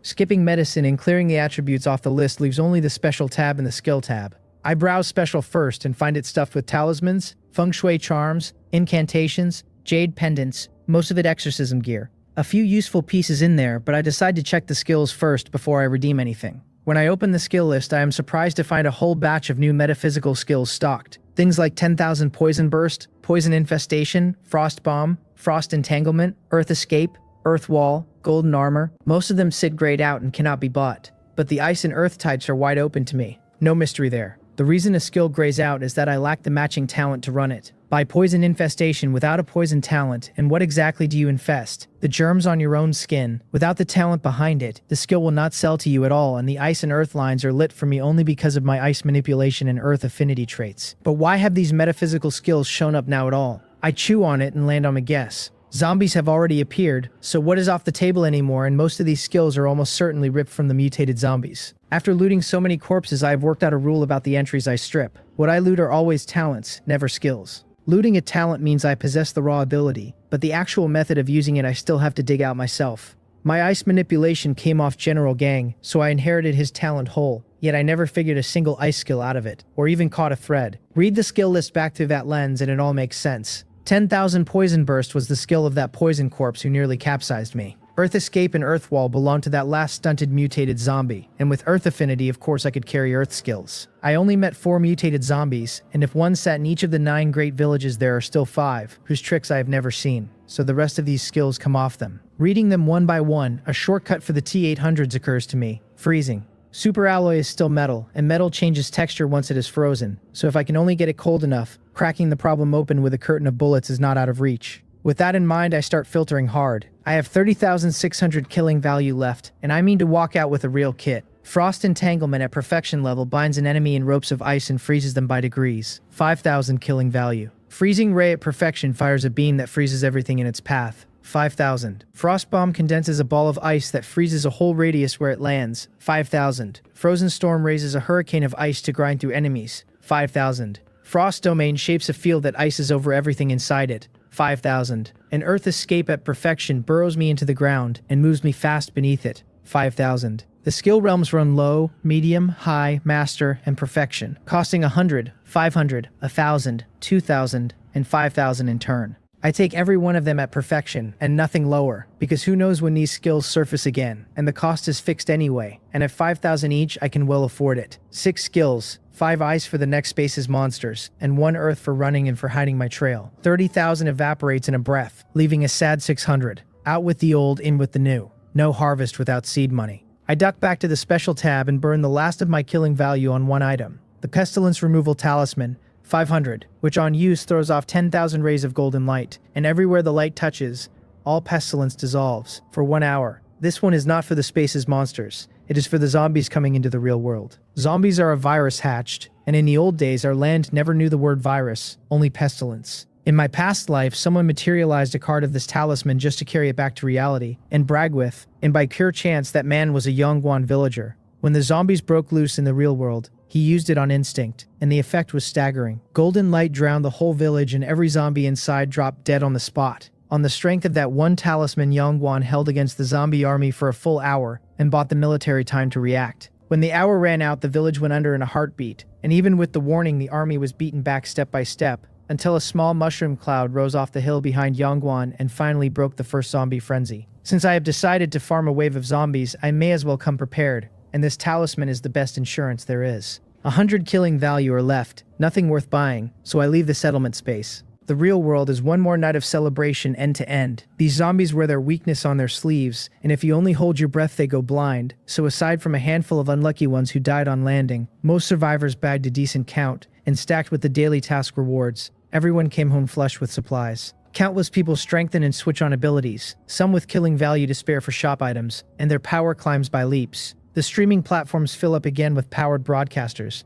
and the ability craze runs hotter than ever. In Yongguan Village, which nobody spares a thought for, the poison fog on the back mountain quietly changes. It thins, and at this rate it will be gone entirely by noon the next day. Meanwhile, in a military conference room, an emergency meeting runs late into the night, a broadcast crew feeding the room's every word out over a closed channel to certain heavy hitters watching from afar, and the man chairing it all is Director Joe. He finishes his briefing and sits, waiting for questions, and he is not the small team leader he used to be. He is bureau chief of the 816 Bureau now, a man with real weight behind him, and it shows in how he carries himself. One of the top officials asks first whether the things I told him are true or false. Joe thinks 2 seconds and gives it an 80% chance of truth, because the man had no motive to lie. Could he be a foreign spy? Another asks. Impossible, Joe says, since the man was stronger than him at the time and could have wiped him out clean if that were the game. Another figure works a different angle, pointing out that this stranger knows secrets about the killing space and still chose to share them, which reads as goodwill, so perhaps the two of them are acquainted. Joe shakes his head. He does not know the man, and after he returned he combed his memory for anyone of that build and came up empty. Then the other party knows you, someone counters, or has at least heard of you. Cannot be ruled out, Joe admits. And if that holds, the man is inside the system, or he would never have named the Thunder God title. At that, the speaker turns to a bearded figure across the room and tells Old Ho, who is good at personnel screening, to start narrowing it down from Joe's account. Old Ho nods and reads back the points he has already jotted. First, the man is inside the system. Second, he entered the space twice running, vanished for 3 days, and left no consumption record across those 3 days. Third, his voice sounds young, somewhere between 18 and 35, height over 180 centimeters, an ordinary build. Fourth, he uses ice-type ability. Fifth, no heavy accent and no verbal tics, which rules out a set of regions. He asks whether there is anything to add. Joe tells him the summary is exact, and he has nothing. Right then the room's operator stands, crosses to Joe, murmurs a few words, and hands him several sheets of paper. Joe's face changes and he blurts out a question of whether this is real. Every eye swings to him, and after a moment he tells the operator to put it on the big screen. Then he turns grave and warns the room that events have outrun their expectations, that the man may have been telling the truth, that the monsters really are nearly here. The screen lights within 2 seconds. A video plays, opening on an antique-style street with no one on it. In the next instant, the space warps and a slab of the ground simply vanishes, a hole dozens of meters wide gaping open. Countless streamers of gray fog boil up and swallow the whole block until the picture washes out to gray. This, Joe explains, is a 5-star scenic resort in Gang Province, now smothered under gray poison fog exactly like the fog on the back mountain of Yongguan Village. And though the resort was closed for the night, a few patrolling guards had no time to get clear. He leaves the rest unsaid. The room can imagine what became of men wrapped in that fog. Gasps go around, and then the complaints, a chorus demanding to know what the research department has been doing with its yearly mountain of funding if it still cannot crack the fog. Joe has no patience for it and waves the screen to a second clip, an overhead shot from a drone showing the Yongguan back mountain, the fog in the central area visibly thinning. The view climbs to take in the whole picture before the playback jumps to 10 times speed. At that rate, the gray in the center drains away before their eyes, a hard boundary fading out against the surroundings, until only a thin veil is left and the shapes inside show through, and then the clip cuts out. Someone protests that they saw something moving in that fog. Joe confirms the fog is dissipating and will be gone by sunrise. Then his face turns bitter as he tells them to look for themselves, and the screen fills with still frames. Inside the thinning fog, a figure stands, and through the veil you can make out pale rotting skin and long nails. It is a zombie. Joe takes a breath and says plainly that the moving things are zombies out of the killing space, that the stranger predicted all of it, that the zombies have arrived. Privately, he lets out a slow breath of relief. For over 10 days, the fog had done nothing at all, neither spreading nor fading, and most people had quietly stopped watching it. Only the stranger's warning left him uneasy enough to post men on it around the clock, and it was that decision alone that caught this. Had no one been watching when the sun came up and the zombies spilled out, the outcome does not bear thinking about. His words leave the whole room without a thing to say. An abandoned factory in the suburbs of Haesong City. I stand in the middle of it, frowning, ice shards and rubble strewn everywhere, the floor cratered as if some monstrous force had worked it over. I have just tested my new skills, holding back the whole time, and even so the place ended up like this. The look on my face is not a pleased one though. The skills are all strong, but there is a real gap between them and the power I pictured, and the gap is simple. It is not cold enough. By the numbers, the lowest temperature I can reach right now is around -100 degrees. That sounds fine, cold enough to embrittle ordinary steel or common alloy outright. But a T800 super alloy is another matter, and my guess is it would take at least minus 150, maybe minus 180. I push and cannot get the temperature any lower, which means the only road left is upgrading the entry itself. Nudge the grade of ice manipulation up a notch, and something should give. But I cannot force that, so it goes on the shelf until my entry points refresh. Earth Escape, on the other hand, is a gem. At perfection, my speed underground is no different from my speed on the surface. After running the skills a few more times to get familiar, I do not head home. I flag a taxi and point it straight at Yongguan Village, 3 hours off at least, which should put me there sometime after 4 in the morning. A taxi rolls up a dirt road a few hundred meters out from Yongguan Village, stops, lets one man out, and drives off, leaving him alone under a street lamp with his shadow stretched long across the ground. Off in the trees, a driver crouched over a bathroom emergency glances at the road and puzzles at why anyone would climb out in the middle of nowhere like this, comforting himself that at least the sky is going pale so he need not fear anything unclean. The next second, his eyes blow wide because the figure on the road has vanished into thin air. He rubs his eyes, confirms no one is there, goes bloodless, and bolts for his car while yanking his pants up, muttering prayers to every god whose name he can dredge up, begging them not to let it see him, and he peels away like a shot. 10 minutes later, I surface beside a no trespassing sign at the edge of Yongguan Village. One look at it and I sink into the earth again. Earth Escape really is a marvel. When I come up, I am standing right at the wall of poison fog, and I reach a hand into it and hold it there a couple of seconds, feeling for the reaction. As I hoped, immunity to all poisons neutralizes the fog completely. Before, I would have had no choice but to wait it out, since any contact meant infection, but now I stride straight in without a care. Not far inside, I meet a few zombies staggering along, and when they catch sight of me, they tilt their heads, then act as if I were not there at all, even shuffling aside to give me room. Zombie aura is still a handy trait.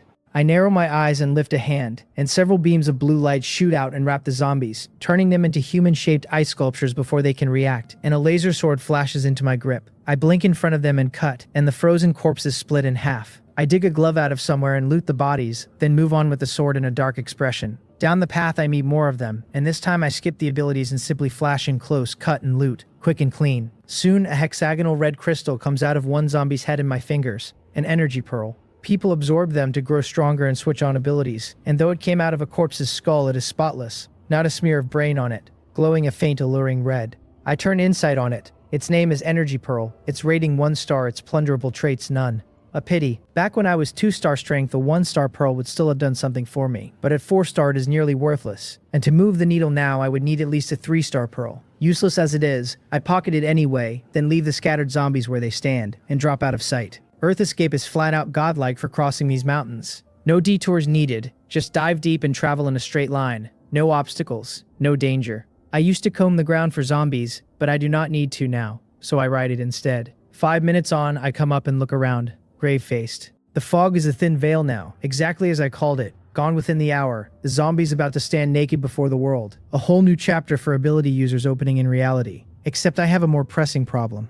I am lost. Before I could steer by the fog, escaping toward wherever it thinned. With the fog gone, everything looks identical. Nothing but towering trees and stray zombies in slopes of every height. And I cannot even tell whether I am on the path up the mountain. I go silent. I planned for everything and forgot I have no sense of direction. The kind of man who needs a map or a navigator every time he leaves the house. And I was so busy enjoying Earth Escape that I never once checked where I was. I eye a few of the scattered zombies, narrow my gaze, and try talking to the nearest one, telling it to take me to its boss. It cocks its neck at my pointing finger as if working over what I said, and when it does not budge, I shake my head, having overthought it, since the thing is a mindless corpse. Then, just as I move to find my own way, the zombie I pointed at actually turns and starts walking in one direction. I am tickled.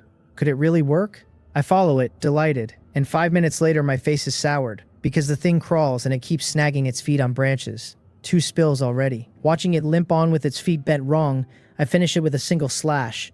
At this pace, I would be lucky to arrive by sunset tomorrow.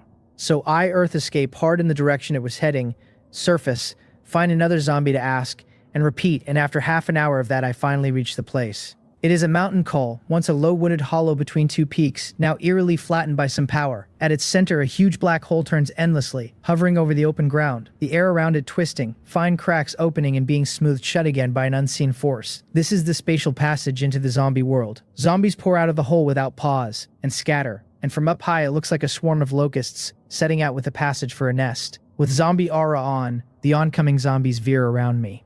They avoid me. I will not be avoiding them. I came here for 2 things. First, to wait for the Corpse King to descend, put it down, and plunder its traits. Second, to use the zombie army as live targets and drill myself into full command of my new strength, because a jump on the panel does not automatically hand me the power it promises, and I still need to break my own body in. Last space, with only a small bump to my spatial ability, I leaned on experience and still burned days getting it perfect. With this much free sparring meat standing around, wasting the chance would be a crime. So the laser sword comes out, I peel off my shoes and set my bare feet on the ground and tune my body to its peak, then draw one long breath and switch zombie aura off. At the same time, I upend a basin of fresh blood over myself, and it runs down my body onto the earth, and a thick reek of blood climbs into the sky. Then pairs of bloodthirsty eyes turn my way. Some zombies' roar goes up like a charge horn, and the whole horde surges at me at once, a torrent of the dead. My killing intent spikes. A flick of my wrist splits the first one to reach me, and I step into the next and lift its head off in a rising arc, and then I am already in front of the third. My body shuttles between them without stopping, the laser sword slashing and chopping and lifting and slicing. A dozen down in the space of a breath, the blade a reaper's scythe reaping heads. But what a zombie fears least is injury or death. Their terror is the human wave. Brave as I am, the torrent buries me, until all you can see is red blade light and the odd head flashing up out of the mass. 10 minutes of it, the zombies packed around me layer on layer, airtight, and then a wall of cold roars up into the sky. Frost domain. Ice sculptures erupt outward from where I stand, racing over everything, and the zombies freeze one after another into human-shaped statues, the field spreading a full 100 meters before it stops, a 100-meter no-life zone made wholly of ice. The commotion only stalls the zombies beyond the ring for a second before they surge inward again. As they cross the line, the outermost statues shatter under their charge, and they in turn ice over, the old ones breaking and new ones forming, on and on with no end in sight. Rewind a few minutes. Inside Yomgwan village, soldiers in camouflage move fast through the streets, hauling ammunition and supplies to the front. Layered defense lines long since dug in near the back mountain. Loaded weapons trained on the thinning fog. The villagers were pulled out overnight. In a temporary command center, Director Joe and a knot of military heavy hitters sit locked on a screen showing a live satellite feed of the whole village in the fog. It is a satellite feed because a special interference at the passage keeps every machine outside a 5-kilometer ring. Though with the fog nearly gone, the satellite is enough. The screen plays the zombie army spilling out, and every face in the room is grim. One of them lifts a walkie-talkie and orders the high-altitude drone bombers to stand by, and a voice reports the bombing squad in position and ready to drop on command. Then another heavy hitter points at the screen and tells them to look, because a chunk of the zombie army has peeled off the main body and is surging hard in one direction, dead against the flow, jarringly wrong on the feed. Joe tells them to zoom that patch, and the image stretches in until a figure resolves, holding a long red blade drenched in blood, fighting the horde, the face a smear at that magnification, but the sight enough to jolt the room. A person, they say. How is there a person in that zone? Why is he fighting the zombies? Why can it not come in clearer? Then a bloom of blue floods the whole encirclement, and in a few breaths every zombie inside 100 meters is a statue of ice. An ice ability, they breathe. That's strong. Is he one of yours, Director Joe? Joe shakes his head bitter. Not his man. He could not reach a level like that if he emptied his lightning at full power. Not even a third of it. Then who? They press. Watching that signature ice work, the figure in Joe's mind slides over the one on the screen, and he shoots to his feet and says it is him, the #1 name on the ranking board they have been hunting. The room erupts over why he would be here, and how they could ever bond now. At the passage, the zombies keep rushing in like moths to a flame and keep turning to ice, and I stand in the center taking careful stock of the drain from releasing at full power. That is the word for it. Drained. Abilities cost energy, and different abilities spin different fuel. Elemental ones burning mental energy, physical ones burning stamina, some even eating blood essence or hair. Mental energy is a byproduct of mental power, so the stronger the mind, the more of it you carry. My frost domain, put simply, uses my own mental energy to trigger the elemental power of the world around me and freeze 100 meters, and the more I pour in, the more of that power I can rouse, and the stronger it hits. This was my first true full power release, and the release alone cost about a third of my mental energy, with holding the field open bleeding more on top, so at this rate I would run dry inside 30 seconds. I rough out the ceiling and the duration and cut the ability, because there are more skills to test and I will not spend it all on one. The ice feast begins. The moment I drop the field, the outer statues shatter, and I stomp down and dive into the ground, surfacing in another cluster 100 meters off. A small blue whirlwind spins up in my hand and I fling it toward the passage. And the instant it leaves my control, it grows. 1 meter, 2, 5, 10, 100-meter hurricane of ice inside seconds. It tears toward the hole, every zombie in its path sucked in, frozen, then ground to powder by the wind. 50 meters on the horde forces it apart and it collapses into a rain of ice spikes and chunks that crush another batch flat. And in one instant, a lane 10 meters wide and 50 long is swept clear, the ground carpeted with the dead and dying. The command center goes silent as a tomb, everyone staring blankly at the dying hurricane and the dozens of meters of cleared space on the screen. Someone asks whether a human can really do this. Someone else mutters they need to reassess ability users entirely. And a third trails off over what the global picture becomes if everyone could wield power like that. Joe's eyes are full of shock too, having thought the man merely stronger than himself. Never this. Yet a moment later his gaze brightens. What that man can do, he can do too. Only a matter of time. Amid the horde, my hands do not stop. A blue beam thick as my arm shoots out. Freezing ray, and any zombie it grazes ices over instantly, the beam driving straight for 10 meters before it fades. Then I hurl an ice orb, frost bomb, and it bursts inside the mass, freezing everything in a 10-meter radius. Then a twisting blue rope extends from my hand. Frost entanglement, snaring a single zombie and freezing it solid where it stands. Cycling every skill at full power gives me a clean read on them. Frost Domain and Frozen Storm cost the most, about a third of my mental energy each, though Frozen Storm is a one-shot expense against the Domain's steady bleed. Frost Bomb runs a 10th, Freezing Ray a mere 30th, Frost Entanglement a 100th, so Frozen Storm is my group killer, Frost Domain my answer when I am surrounded, Frost Bomb my ranged crowd tool, and Freezing Ray and Frost Entanglement my single target picks. By the end I have burned 90% of my mental energy, and it recovers on the slow side. The command room is reeling, every flash of blue on the screen turning another crowd of zombies to ice, and Joe is no exception, asking himself whether he could ever truly grow that strong. Remembering how he boasted about reaching a third of the man's power, his face goes hot. Looking at this, a 10th would be a stretch. But the man is strong, terrifyingly strong. Then a confused voice pulls every eye back to the screen, over something pitch black that has appeared in my hand. A Gatling, one of the weapons leaders declares at once. A Gatling for certain or he will eat the table. Why would he throw away his abilities for a firearm? Another asks. And where does he find the ammunition for a thing that devours thousands of rounds a minute? Then an arms expert leans in, troubled, and says the build is wrong. The gun has no feed tray, which cannot be, since no gun fires without one. Old Wang, could you have misread it? Someone needles? And Old Wang snaps that he knows firearms better than he knows his own wife, and can sketch that build with his eyes shut, so no, he did not misread it. Another points out that the man has fired for this long without one motion to reload, and the meaning lands, that the Gatling never needs reloading, impossible as it sounds. Joe speaks up then and calls it a space-made weapon. An infinite ammo model. The weapons leaders round on him, eyes shining, asking whether he has redeemed one. Joe's cheek twitches and he shakes his head bitter, saying he cannot afford it. That a single infinite ammo pistol runs 5,000 killing value, and the total monsters he has killed across 2 space trips does not add up to that much. Then how can that man afford it? They push. Can he really kill that many alone? Joe opens his mouth and finds no answer. How is he supposed to know where the stranger gets his killing value? He only knows the man is not human. Out on the field, I stride at the horde with the Gatling, wearing the air of one man against 10,000, and not a single zombie strikes at my back, because I have zombie aura running again. Now that I have my surge strength in hand and every skill tested, only a fool would keep letting the dead pile onto him, and the stench of these unwashed things is genuinely unbearable. This way, I am the only one landing blows.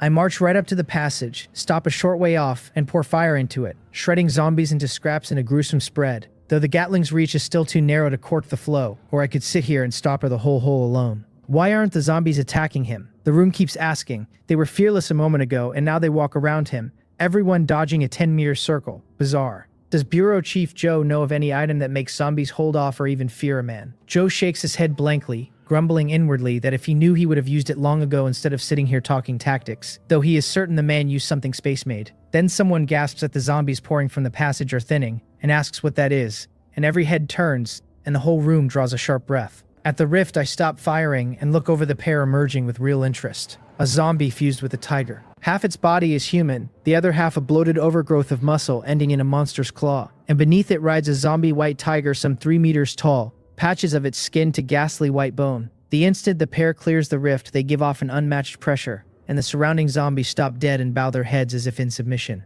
The Corpse King, out at last. I narrow my eyes, gold flickering through them. The readout names the first a mutated zombie king. Combat rating 2 stars initial stage. Its entry zombie aura at purple. Mind edict at blue. Strength enhancement at blue. Accelerated recovery at yellow. The mount is a zombie tiger, 1 star initial stage. Its entry zombie aura at yellow and bite and pounce at white. The information deflates me. 1 2-star and 1 1-star, that is it. With strength like that, they dare to strut around this loud. Why can they not learn from me? I am 4-star and I never carried on the way they do. Mid-complaint, the Corpse King throws its head back and roars, and an invisible ripple rolls off it and stuns me as it passes.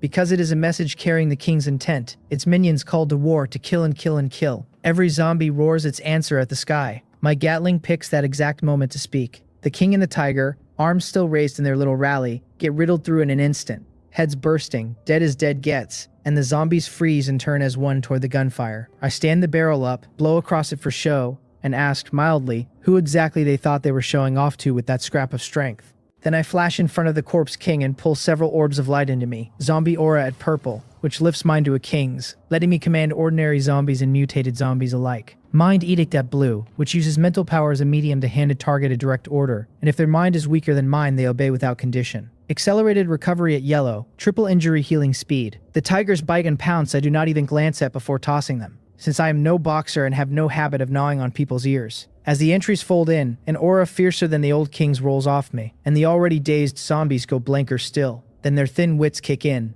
and they bow their heads to me one after another. I loose a ripple to test Mind Edict, handing the horde its first order, to kill whoever stands beside them. A half-second pause, and then chaos, the zombies tearing into their neighbors, biting and clawing in a free-for-all. I watch, delighted. It really works. A command like that could count as a gift to the nation. The business here is mostly settled. The first wave of 100,000 zombies is no threat now, and the next 100,000 will not appear until the third space ends. Plenty of time for the authorities to ready themselves. The fog has fully lifted, the military surely on its way, so with a last glance at the rift that has stopped spitting zombies, I earth escape out. 10 minutes after I go, the fog vanishes completely, and dozens of drone formations sweep into the coal, scanning the horde back and forth as if hunting for something. And finding nothing, they start dropping missiles one after another. Next day I sleep until the sun is high, wash up, walk out, find a public phone, and dial. Time to go collect my 30 million won. 2 rings and it answers with a wary "Who is this?"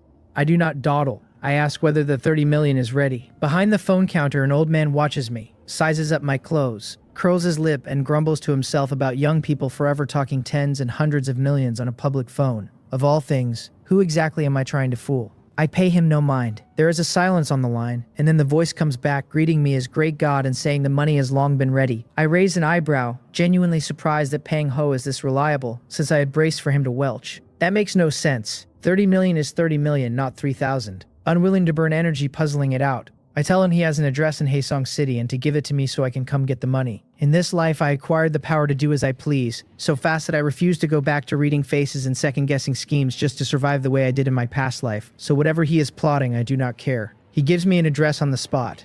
I note it down and move to hang up, and then his cautious little question comes through, whether I am the number, 1 name on the ranking board. It lands and I understand his sudden honesty since he likely guessed it from those zombie corpses. I tell him not to ask what he should not, to move the money to an anonymous card, and that I will come for it at 7 tonight. Then I hang up, pay the old man and leave. He watches me go and curls his lip. Keep putting on the act, kid. Even young I was never this full of it. Night falls. Inside a luxury villa in Haesong City, Pang Ho paces the living room, stopping every so often at the window to watch the front gate, clearly waiting on someone, muttering over why they have not come. Then a voice speaks from the sofa, asking whether the money is ready. He jolts, sweat soaking his back in an instant, and spins to find a figure already seated there. Me. He stares between me and his own bolted door, stunned past words, stammering out how I got in. Just some small tricks, I tell him, and ask where the money is. He hurries a card out of his pocket and hands it over with both hands, saying there is 32 million on it, the extra 2 million a thank you for helping him clear the second day mission. I look at this very agreeable Pang Ho, take the card, and tell him flatly to just say it if he wants something, since I do not care for beating around the bush. Before coming in, I circled the villa and found no ambush, none of what I half expected, and this Pang Ho is being far too honest. When a thing runs this smooth, there is something crooked underneath. Handing me 2 million more all but proves he is after something. He chuckles and admits he does have a request, and when he hedges on saying it, I move to stand and leave. At that, he darts over and wraps his arms around my leg, blurting that he wants to follow me, that he wants to be the sidekick clinging to my thigh. I refuse flat without a second thought, telling him I do not form teams, and if that is what this is about, there is nothing to discuss. Teaming up is off the table this life, the next life and every life after. He backpedals fast, saying that is not what he means, only that if we happen to cross paths in the killing space, I might look out for him a little. No need to trouble myself over whether he lives or dies. His life is own to lose. And in the real world, he says, I can call on him for anything, since his standing and connections let him shoulder a share of my errands. I narrow my eyes. Clever, this Pang Ho. However he frames it, a little looking out is still looking out, and once we grow familiar, if he lands in danger, could I really stand and watch? On top of that come real-world tangles of interest, and once he handles enough for me and I get used to it, I would not let him die easily, which is his whole play. Having him give first and lean on the sentiment, a step-by-step emotional angle, a transparent scheme, and I read the whole ledger of it at a glance. Still, I am a little tempted, because a man to order around in reality saves real trouble, and a man with standing and funds and a stack of subordinates saves more. After a silent moment, I nod and tell him he is clever, and that on those terms, fine.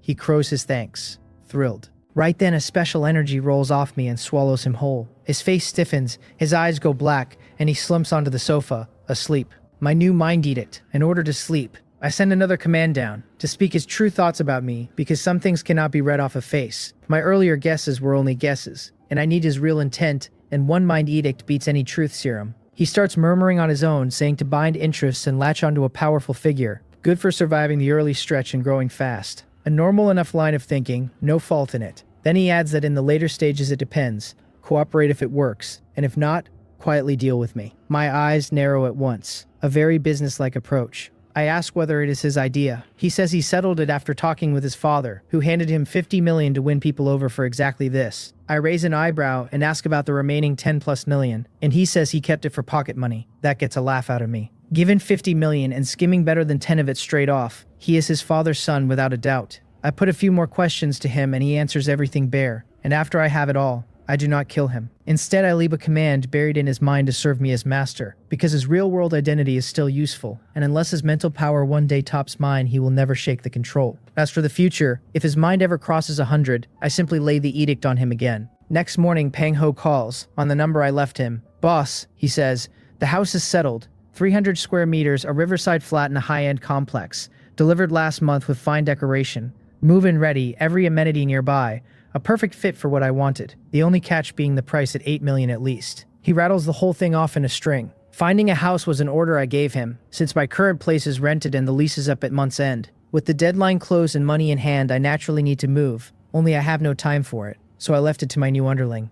I figured on waiting 2 days and never expected efficiency like this. I underestimated the Pang family, 300 square meters riverside for only 8 million. Prices in Haeseong City are hardly low, and even with the market in turmoil and values off, they have not fallen that far. A big riverside unit running 10 million on the low end normally, so could it really go for 8? The voice on the line explains it as a project his family co-owns. A home that would usually list at 12 million secured at 8 because he stepped in, though it needs full payment up front. If I were not in a rush, he adds, in another 3 to 5 months a project his family owns outright delivers, and I would not pay a 1, he would simply gift me 1. I understand now, no wonder. The rest of what he says I brush aside, since I cannot wait 3 to 5 months, and I ask whether I can view it. He says anytime. I tell him to give me the address now and I will head straight over, and he agrees. Half an hour later I see the house. 4 bedrooms, 2 living rooms, the main room alone near 100 square meters, spacious and imposing, the decoration a light luxury minimalist style that suits my eye, a broad balcony with the river right outside the window, and light pouring in, worth every one of a 10 million plus tag. I tour it, buy it outright, and pay in full, and by afternoon the deed is mine.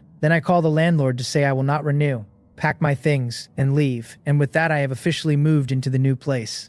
That evening, home organized, I order takeout and scroll my phone while I eat, and find, just like my past life, the top 50 trending searches all of Volver News. The Yongguan zombie video sits at number 1, no surprise. The matter reported by the authorities themselves on the logic that guiding beats blocking. It would come out sooner or later, and revealing it early stirs public awareness, pushes people to take the killing space seriously, and chase strength now rather than scramble too late when the lid finally blows off. Floating a few early signs to test the water is no bad thing. The second item is a famous 5-star scenic resort, like Yongguan suddenly wrapped in poison fog. The authorities warning it is very likely a precursor to monsters descending. The third is energy pearls, finally exposed, the spark being a rich second-generation heir, who openly pulled strings to buy pearls at 100,000 won each, until it snowballed out of control. The comments section nothing but purchase requests. The top offer 3 million won a pearl. I scan the list one by one, all of it familiar from my past life, until the 10th entry. The title says the number 1 name on the Killing Space rating board will reveal their face and livestream at 7 tonight. I am stunned. What is this? I am revealing my face and going live, and I did not know. Then it clicks. Someone is impersonating me. I check the time. 10 past 7. Already started. I tap in, find the stream, and step into the room to see who is writing my name. The first thing on screen is a muscular man in sunglasses, a mask, and a tank top, telling everyone that a high rating means killing more monsters, then rolling on about ratings and rewards. Honestly, he looks the part well enough to fool an ordinary viewer, probably a veteran survivor. Then the tone flips. To score a high rating like him, he says, "Your body has to be strong." And before he entered the killing space, he was a fitness coach. Alongside his training, he took this nutritional powder, nearly 100 nutrients the body needs, vitamins and minerals to forge a strong survivor. And today he is pouring his heart out, holding nothing back. 10,000 cans on the table, originally 999 and now only 299. First come, first served. Link is up. My mouth twitches. Of course. Even the apocalypse ends in a sales pitch. Then a knocking cuts in on the stream, and the muscular man asks on reflex who it is, and a voice outside announces itself as a routine check and tells him to open up. He stiffens, his panic bleeding through the feed, and then dazed, he actually answers that no one is home. What does he mean no one is home? Did he eat so much of his own powder it turned him simple? The next second, a crash sounds like a door coming down. A squad of uniformed officers floods into the frame, and they have him pinned in a blink. An officer asks whether his name is Huang Do, and since when the number 1 in the space is surnamed Huang, and that one line shatters what is left of him, and he folds and confesses everything right there on the stream. 4 words cover it, blinded by greed. As the officers move in, I close the stream. To me, it is a farce. My place at the top of the ratings is not a coattail just anyone can ride. Over the next several days, I prepare for the next space, and I hand Pang Ho another order to keep a hard eye on the airport and tell me the moment Joe Tae of the Joe Group sets foot back in the country. By what I know, that traitor should return soon, the exact hour unclear, but certainly before the 3rd space ends, so it pays to watch. Some scores are due to be settled. The days slide past. The 10th day arrives, and I am fully ready. Every entry point I gathered over these 10 days I have spent on ice manipulation and dimensional space. Ice manipulation climbs to a purple entry, its temperature improving sharply, all the way to minus 160 degrees, which meets my minimum. Even if it had not, there was nothing to be done, since purple to red demands 8 points and I do not have them, so it rests there. To feed the ice skill sideways, I push dimensional space specifically, aiming to store more water, so that against an army of robots I can simply flood them and freeze the lot. An outright massacre. Dimensional space goes from blue to purple, another 4 points, starting now at 30 cubic meters and expanding 30 more for every 10 points of spirit. And with spirit sitting at exactly 100, I expand it by 300 cubic meters, all of it packed with water. I am waiting for the big fight. 2 entry points sit in reserve. The one thing that gnaws at me is that there is still no word on Joe Tae, but nothing to do about it now except wait. The prompt asks whether I want to enter the 3rd killing space, and I choose to enter without hesitation, and in a flash of gold I am gone. It welcomes me and lays out the rules, and they have shifted again. 3 days of survival now, 1 minute of preparation, the survival window stretching, while the prep window shrinks. This is the last time the space grants any prep at all, since when it opens a 4th time I will need to fight the instant I arrive. With a little time still on the clock, I look around. A small room, a few square meters, filthy and cluttered like it has not been cleaned in an age. Empty cans and jars scattered on the floor. A large glass observation window to one side. Through the glass I can see everything outside. A rundown scene, heaps of rusted scrap iron everywhere. The window facing the factory gate dead on, and past the gate the glare of sunlight and the occasional breeze kicking up a cloud of yellow dust. An abandoned factory. Then the countdown hits 0, and the first day's task drops. Escape the pursuit. Escape the pursuit of the T-800 robot. The prompt is barely closed when footsteps come from outside, and a figure steps into the factory. A body of silver-white metal skeleton carrying a small Gatling in its hands. Red electronic eyes contracting endlessly. A rush of hard futuristic menace pouring off it. The skinned T-800. Its metal foot lands inside the factory and it begins scanning the surrounding structures. And in just 2 seconds it locks onto me behind the glass. It raises its arm and fires without pause, the burst shattering the glass in an instant as it strides forward with the machine's flat cruelty. It walks all the way to the small room, kicks the broken door aside, steps in, and only then does the gunfire stop. Looking at the empty room, the robot's electronic eyes rake it for hiding spots or tunnels, and turn up nothing out of place. For a moment it tilts its head, and if it could make a face at all, it would be wearing a look of pure baffled confusion. Then it seems to sense something and wheels around hard. But by then a blue light has already settled onto it, and in 2 seconds the whole metal skeleton is frozen solid. My figure surfaces in a corner of the factory. I had slipped out earlier with earth escape, then followed up with frost entanglement to freeze the robot through. I look at the frozen robot, golden light waking in my eyes, and I study the metal skeleton standing frozen before me. The panel finishes resolving in the golden light of my eye of insight, and it names the frozen thing in front of me a T-800 combat robot, at 2-star early stage, carrying exactly 2 entries, machine thinking in blue and mechanical heart in purple. Machine thinking lets the user shed every emotion and think at machine speed, solving problems in a state of pure rationality. Mechanical heart grants a machine-like will, immune to every method of mental control. My face twitches. I had guessed a robot might come light on Tarrant, since men built it and men are stingy. but only 2 entries is thinner than I wanted. Still, something beats nothing, and neither of these is junk. My laser blade lights up and I bring it down hard across the frozen robot's neck. The metal fights me the whole way, but the head comes free. A kill notice floats up and credits me 1 killing value for the T-800, then announces that my first kill of a combat robot has opened the public platform, the chat, and the trading access. I glance at the feed, find not a single message scrolling by, and stop caring about it at once. The killing value shrank even worse this run. A same level kill should hand me 4, and this one came in at a quarter of that. It tracks with the rules. In the killing space, a same level kill pays normally. A cross-level kill pays double for 1 rank up and quadruple for 2. And when the survivor outranks the monster, the reward is halved for 1 rank and cut to a 4th for 2. A 2-star T-800 killed by a 2-star survivor is worth 4. By a 1-star it is 8, and by an unranked survivor it is 16. On paper, the high-star survivors look cheated, but they are not. Stronger survivors kill easier and drop cards easier. Every card is a flat 100 killing value, and for anyone strong, the cards are the real income, while monster kills are pocket change. My own first 2 runs already proved it. The card exchange is dwarfing everything I scraped off corpses. So I take the shrinkage in stride, because I would rather have raw strength, strong enough to walk straight into a crowd, and out the other side. Kill enough and the killing value stacks up on its own. And I still have the entries. The space tells me the first day basic mission is done, and drops 100 killing value in my lap. I raise my hand and pull in the 2 entries the dead robot left behind, rubbing my palms together, in no mood to wait. The moment I absorb machine thinking, I try it. In the next breath, every human feeling drains out of me and leaves nothing but cold reason. No want, no pull, no ripple at all. My brain throws away the senses it decides are useless. Touch and taste and pain and even the sound of my own heartbeat. I am a machine with no emotion. If a man punched me right now, I would feel nothing. I would only measure the force and the angle, calculate the odds of catching the fist,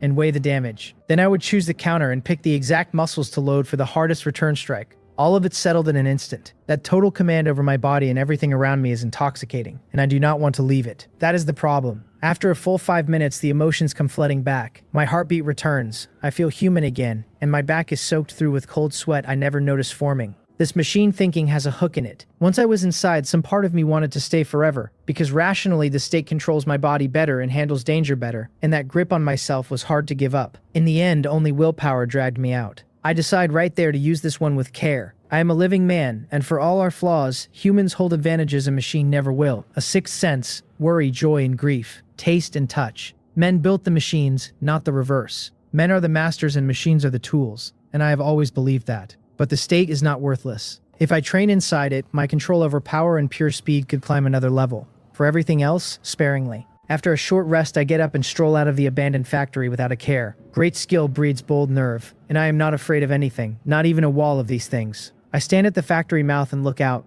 Under a blistering sun, the world is one long stretch of ruin. Yellow earth and dead grass and ground shimmering with heat. Everything the color of dust. A thick foreign feel to it all. I scan around, find a shaded spot, and sit down to let the robots come to me. That is the gift of this run. The instant I killed that robot, a signal went out. And now that I have stepped into the sunlight, the satellites have surely locked onto me. So a steady stream of machines will be shipped to my door with no searching on my part. This world is a future battlefield. Humanity lost, the robots took the world, and now they hunt the survivors everywhere. The combat robots are plainly strong, and ordinary people simply cannot win. The machine faction has numbers, and it fights the information war too. Satellites and drones and all the rest. Played to the hilt. My one mercy is that this world never developed laser weapons, still leaning on ordinary guns and bullets and shells. And there is no wall hacking, no X-ray sight, no thermal cheat, or the survivors would just kneel and surrender. I do not wait long. Within 3 minutes, several black shadows come skimming in across the sky, and I know them on sight. The robots' long-range bombing drones. This being a future battlefield, they are nothing like the toys back home. Each one carries twin small Gatlings and a grenade launcher, built for precise strikes at range. Little fighter jets, only smaller and quicker. While still some way off, the formation locks my position and opens up. A flood of rounds pouring down and sweeping toward me. My eye of insight tells me these are ordinary combat drones with no rating and no affixes. Nothing special at all. I curl my lip. A Gatling, as if I am the only one without one. In the next breath, an infinite Gatling is in my hands and I fire straight up into them. Airborne, they are perfect targets. When two forces collide, the braver one wins, and standing my ground under a whole swarm's crossfire is exactly the kind of valor I enjoy. Fancy footwork and steady fire, and I bring every last drone down. One even drops a card.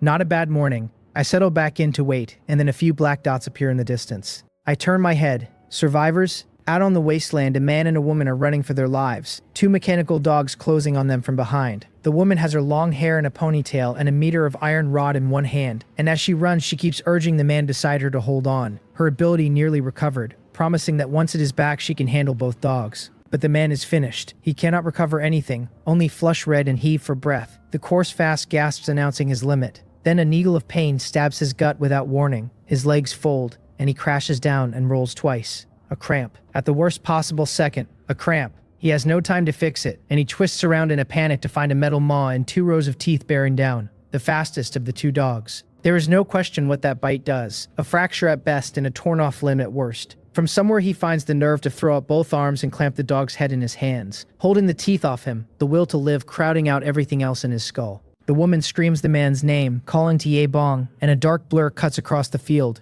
Her iron rod takes the dog like a truck and buries itself in its eye socket, and the machine sails backward and slams into the dirt. Circuits snap where the rod went in. Sparks jump, the red electronic eyes flicker twice and die, and a white card drops. She saved Ye Bong, but the next instant she clutches her head and sways, her body about to fold. Even so, she grits it out and gasps that there is 1 dog left, that together they can still take it. She never finishes. A second shadow bursts from the dead grass and lunges. The woman has no weapon in hand now, and it catches her flat and knocks her to the ground. She gets 1 arm up, and in the next breath teeth close on it, bone cracking under the bite. She cries out, but her other arm whips around and locks the dog's head against her, and her legs wrap its waist like old tree roots, pinning it with her whole body. She knows the moment she loosens her grip, the mouth will tear her arm clean off. Through the blinding pain, she calls to Ye Bong, telling him to seize the chance and kill it now while she has it held. 1 second, 2 seconds, 3, and the joint kill she is counting on never comes, because Ye Bong does not even answer. Something wrong, she turns her head to look. Her eyes change in an instant, confusion sliding into disbelief, and then into despair, because what she sees is the silhouette of the man who supposedly loved her, running away into the distance. Bitterness floods her, and tears come before she knows it.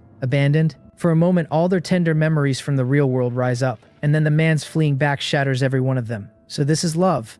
And then, from the very bottom of her, a boundless rage boils over. She could stand him being soft, being weak, being broke, but never betrayal. She cannot die, absolutely will not die. She means to live and hunt that man down and ask him to his face why. What was wrong with her, what she did not sacrifice for him, and by what right he was the one to leave when it should have been her leaving him. Under that rage, her psychic power comes surging back. The dog's teeth snap off her arm as its forehead caves inward, as if struck by something heavy, and its body flies backward and smashes into the ground. It tries to rise, shaking its ruined head in an almost human way, and the shake finishes it, sparks spitting from its skull before the red eyes go dark. Another card drifts up. 2 kills, 2 drops, absurd luck, but she has nothing left. Her eyes roll back, and she faints on the spot. The last thing she catches from the corner of her sight is a strange man walking toward her, and the last thought she has before the dark takes her is that she is about to be looted.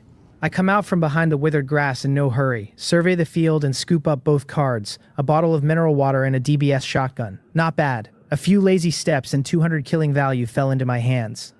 I look at the mangled dog, narrow my eyes, and throw an insight at the woman. The panel names her Han Yu at 1-star early stage, with 2 lootable entries, potential burst in white and metal control in purple. Potential burst lets her explode her full potential in a crisis, and leaves her wrung out after. Metal control is exactly what it says, that if a thing is metal it answers to her. A purple talent. This one is good, and if she lives she becomes someone dangerous. If I could take that entry off her. I look at her face and it snags on something familiar. Have I seen her on a screen in my last life? Han Yu, metal control, and it lands. The disabled beauty. My eyes go wide, because I do know this woman, or rather I know her while she has never known me. In my last life I ached to be chosen by the space and never was, and those the space did not choose could not enter it at all. To grow strong there were only 3 roads. Buy evolution crystals with money, team up and hunt monsters at the front for crystals, or join the military. The first road was for rich young masters, so I took the second. High risk, but my own man. On one operation the monsters counterattacked and my team was on the edge of dying, and the one who saved us was Han Yu, sent in as reinforcement by the 816 Bureau. Back then she wore her hair short and neat, cold and competent, a beauty and a soldier both, the kind of woman who wrecked lonely men. She had one flaw, a single arm. That was why they called her the disabled beauty. She passed through, saved us in passing, and left, and there was nothing between us after. Now, looking at her bleeding arm, I go quiet. Kill or save. Reason says to kill her and plunder metal control for the full profit, since with my attributes that entry would make the robots trivial. Feeling says to save her, to pay back an old kindness and wipe the ledger clean, because otherwise what separates me from an animal? After a moment I decide to save her. I already took 2 cards off her, and a man should keep some floor under himself. Besides, with my system in hand, 1 purple entry is nothing to me. I gather her up and carry her back into the factory, then treat her fast. Lucky for her, there are potions in my dimensional space. A special hemostatic agent left over from the first space, forgotten in a corner because I outgrew it long ago, and it finally earns its keep. I stop the bleeding, and just as I move to bandage her, my ears twitch and I break off and step outside. A short spatter of gunfire, and 3 minutes later I walk back in looking exactly as I left, only my killing value 1 point higher. I finish the arm. The bone was bitten through, not shattered, or I could not have managed it. I reset the break, cut a steel plate to size with a laser knife, and fix it against her arm, smooth and practiced. I patched myself and others often enough in my last life for this to be nothing. When I am done packing my things, I speak without turning. Stop pretending. The twitch of her lashes has already given her away, and if she is awake, she should open her eyes, because I have questions. Han Yu opens them slowly, looks at my face and then at her mended arm, and softly thanks me. I tell her to ask whatever she wants to know.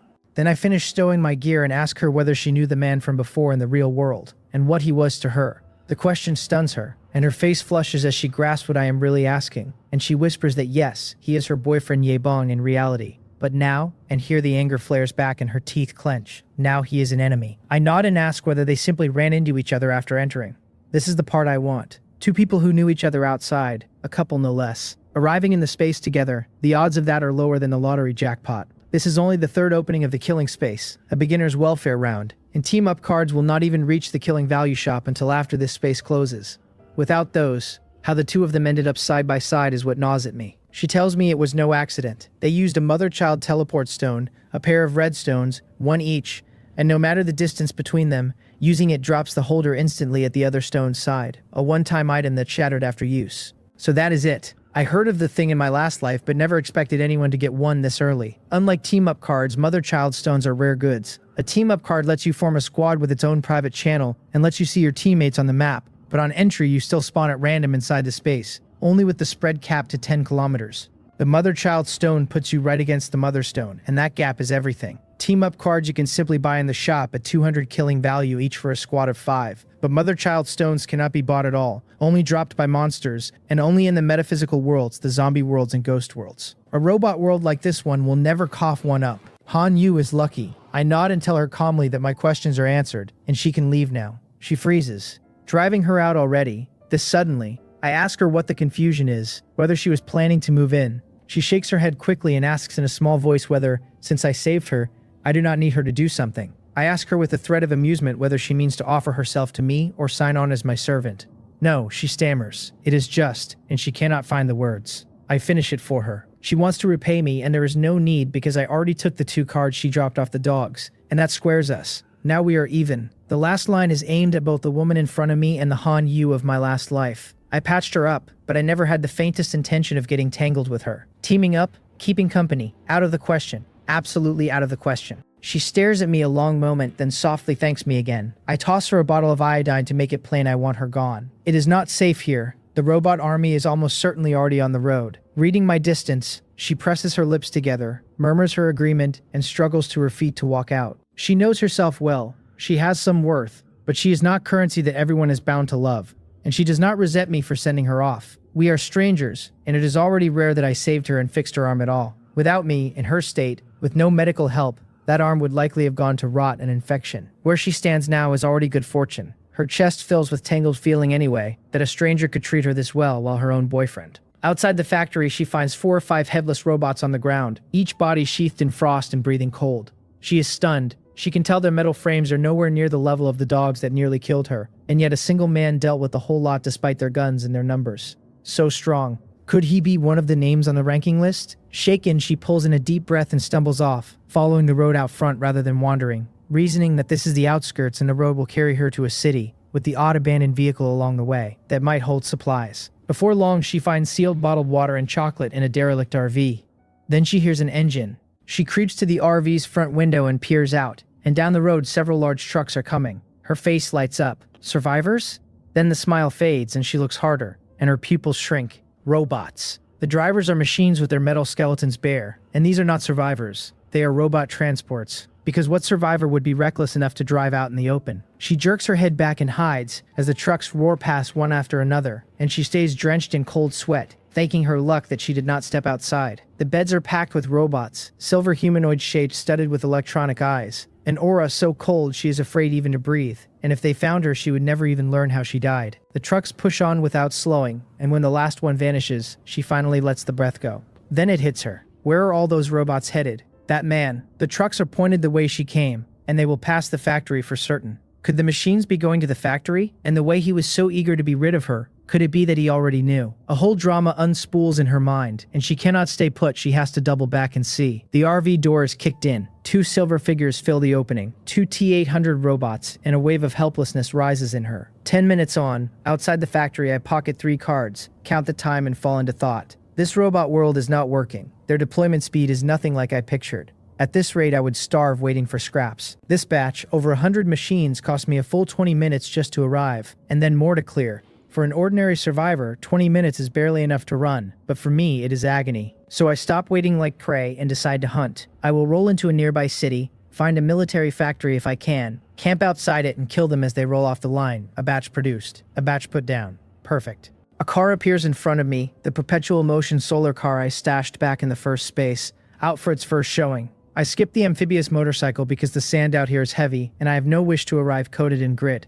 And for this terrain and heat, a car is simply better. In, ignition, gone, one smooth motion, and the man and the machine shrink away down the road. Beside the same desolate highway, 3 people rest in the shade of a big tree, 2 men and a woman. The woman wears shorts and short boots and a crop top. Young and pretty and full of life, everything on display, long legs and a tiny waist, only a little flat in the chest, though it takes nothing from her. One of the men holds out half a bottle of water he just gathered and presses her to drink it. Jang Seol praises him, her voice soft and sweet enough to make a man want to shield her, telling Jeonbong how amazing he is and how good it is to have him around. He scratches at his head with a foolish grin and mumbles that it is nothing, that his ability just happens to be up, plainly floating on her praise. The other man is not pleased. He digs through his pockets, comes up with the last chocolate, hesitates, and holds it out, offering it to Jang Seol as his final piece. She asks what Huang Gang will eat, then, and he says he is not hungry, that she should just take it, and stuffs it into her hand. She is touched, and tells him he is so good to her, and his face goes red as he stammers that it is nothing, and he will go keep watch. Then swings up the tree, lifts the binoculars off his chest, and starts scanning around. Anyone passing would have one word surface in their mind: simp. Both of them, without question. Jang Seol thanks them again, promising to repay them once they are out, and the 2 men wave it off, saying it is nothing, that they are men and looking after a woman is their duty, and they trade smiles that make the whole thing feel worthwhile. Her own smile widens, but deep in her eyes there is a flicker of contempt. Then the man in the tree stiffens and calls down in excitement that a car is coming, a sedan, heading straight this way. Is it a robot? Jeonbong asks quickly, because this is not their first vehicle. They saw large trucks before and only survived because the binoculars caught the wrongness in time and they hid. Huang Gang looks harder, then calls down again, thrilled that there is a man inside, a living person, not a robot, not a robot. The 2 below freeze, then light up. Jang Seol scrambles upright, and when she speaks, the soft sweetness is gone, replaced with a hard, commanding snap, demanding to know what they are standing around for, and ordering them to block the car. The 2 simps do not think twice, echoing her, block it, and all 3 sprint for the road. Inside the car, I am stretched out in comfort on autopilot, air conditioning cranked to the top, cool air filling the cabin against the furnace outside. An ice-cold cola in my hand that I sip from now and then. The cola slides down cold into my stomach. Bliss.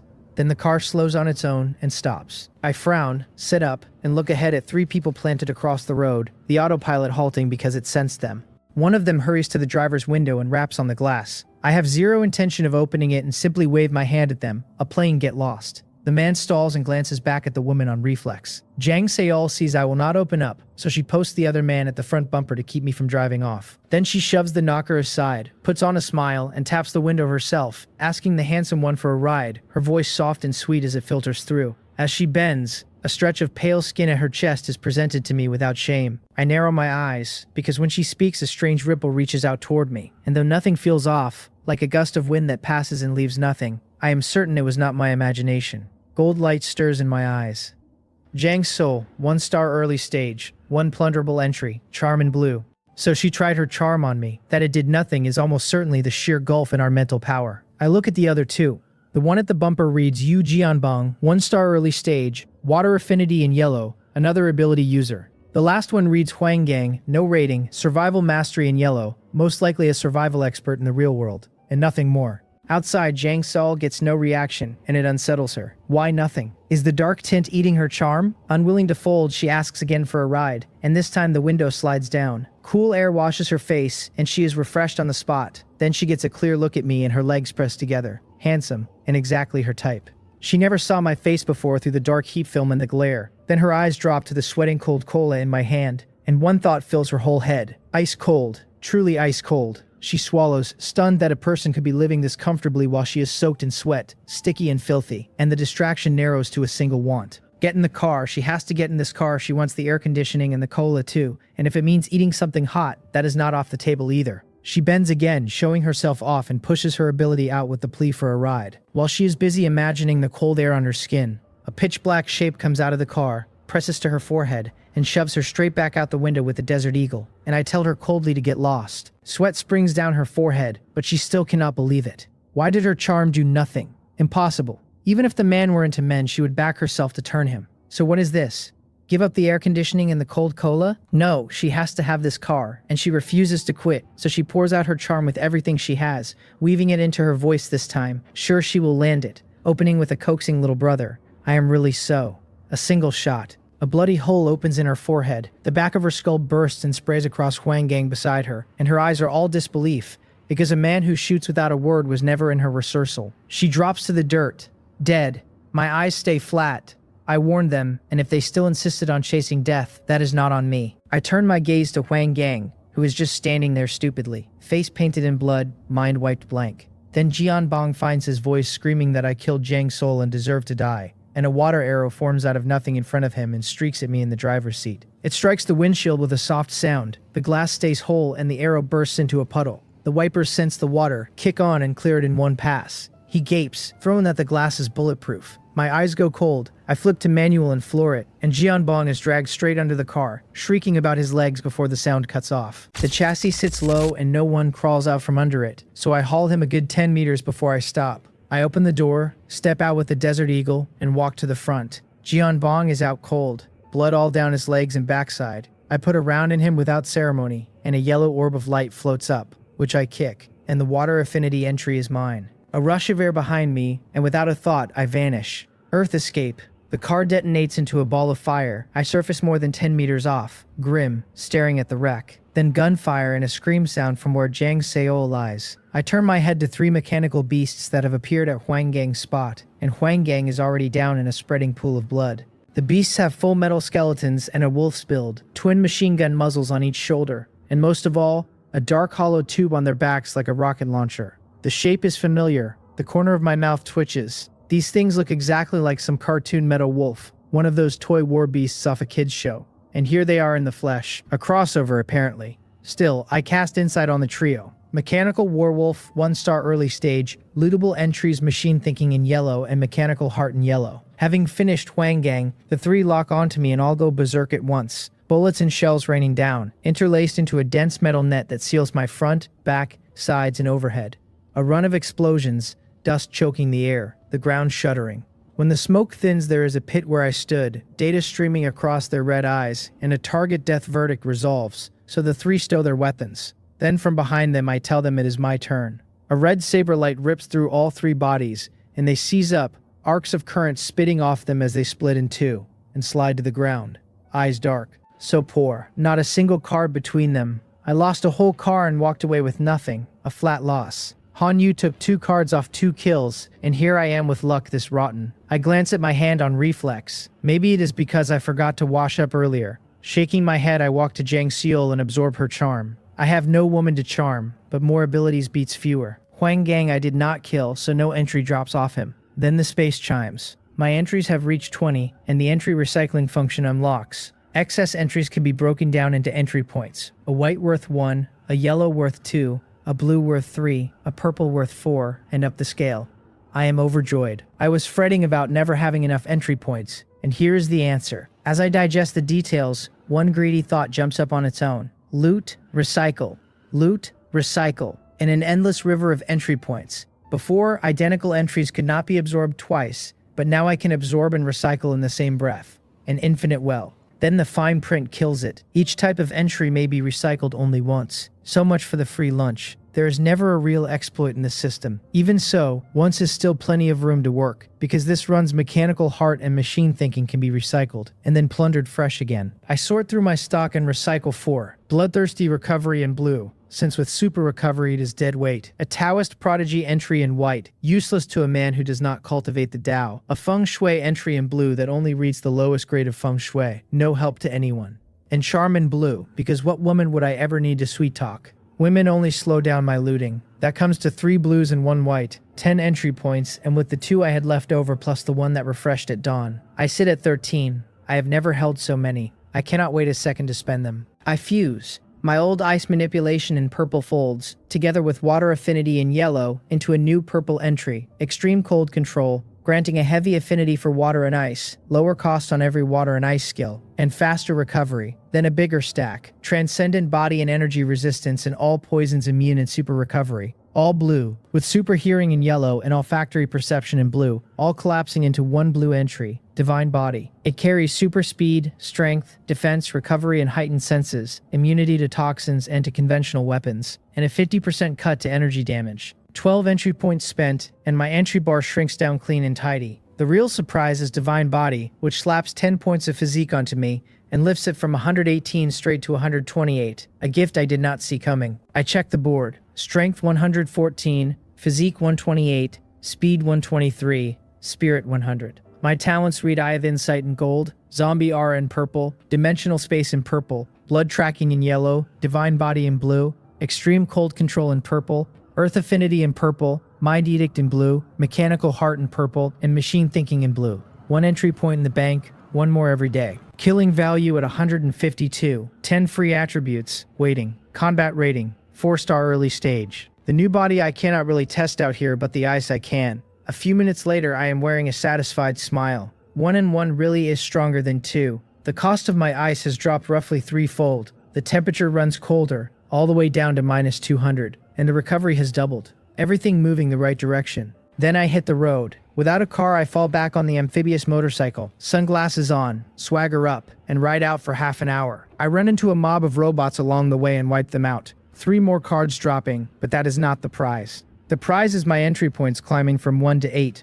because I recycled Mechanical Heart in purple and Machine Thinking in blue, then plundered both again off a fresh T800, netting 7 points on the round trip. Exploiting the loophole really is the best. 8 entry points buys me 2 blue entries up to purple, or 1 purple all the way to red. I think on it and land on Dimensional Space, since Extreme Cold Control is plenty for now. Dimensional Space was the foundation I survived on in my last life, and I have a soft spot for it. Back when points were scarce, I could only feed the loud, urgent upgrades, but now I have a second faucet, and since I am flush, I will spoil my favorite. A modest little goal then. Push Dimensional Space to gold. Dimensional Space climbs from purple to red at the cost of all 8 points, leaving me at 0. Now it holds 40 cubic meters of independent space, opens entrances and exits anywhere within 10 meters, stores living things for 10 minutes, and, new this tier, lets me step inside and stay 10 minutes myself. The storage window did not change, but that last line is everything, because before I could only push others in and watch through my mind, and now I can go in.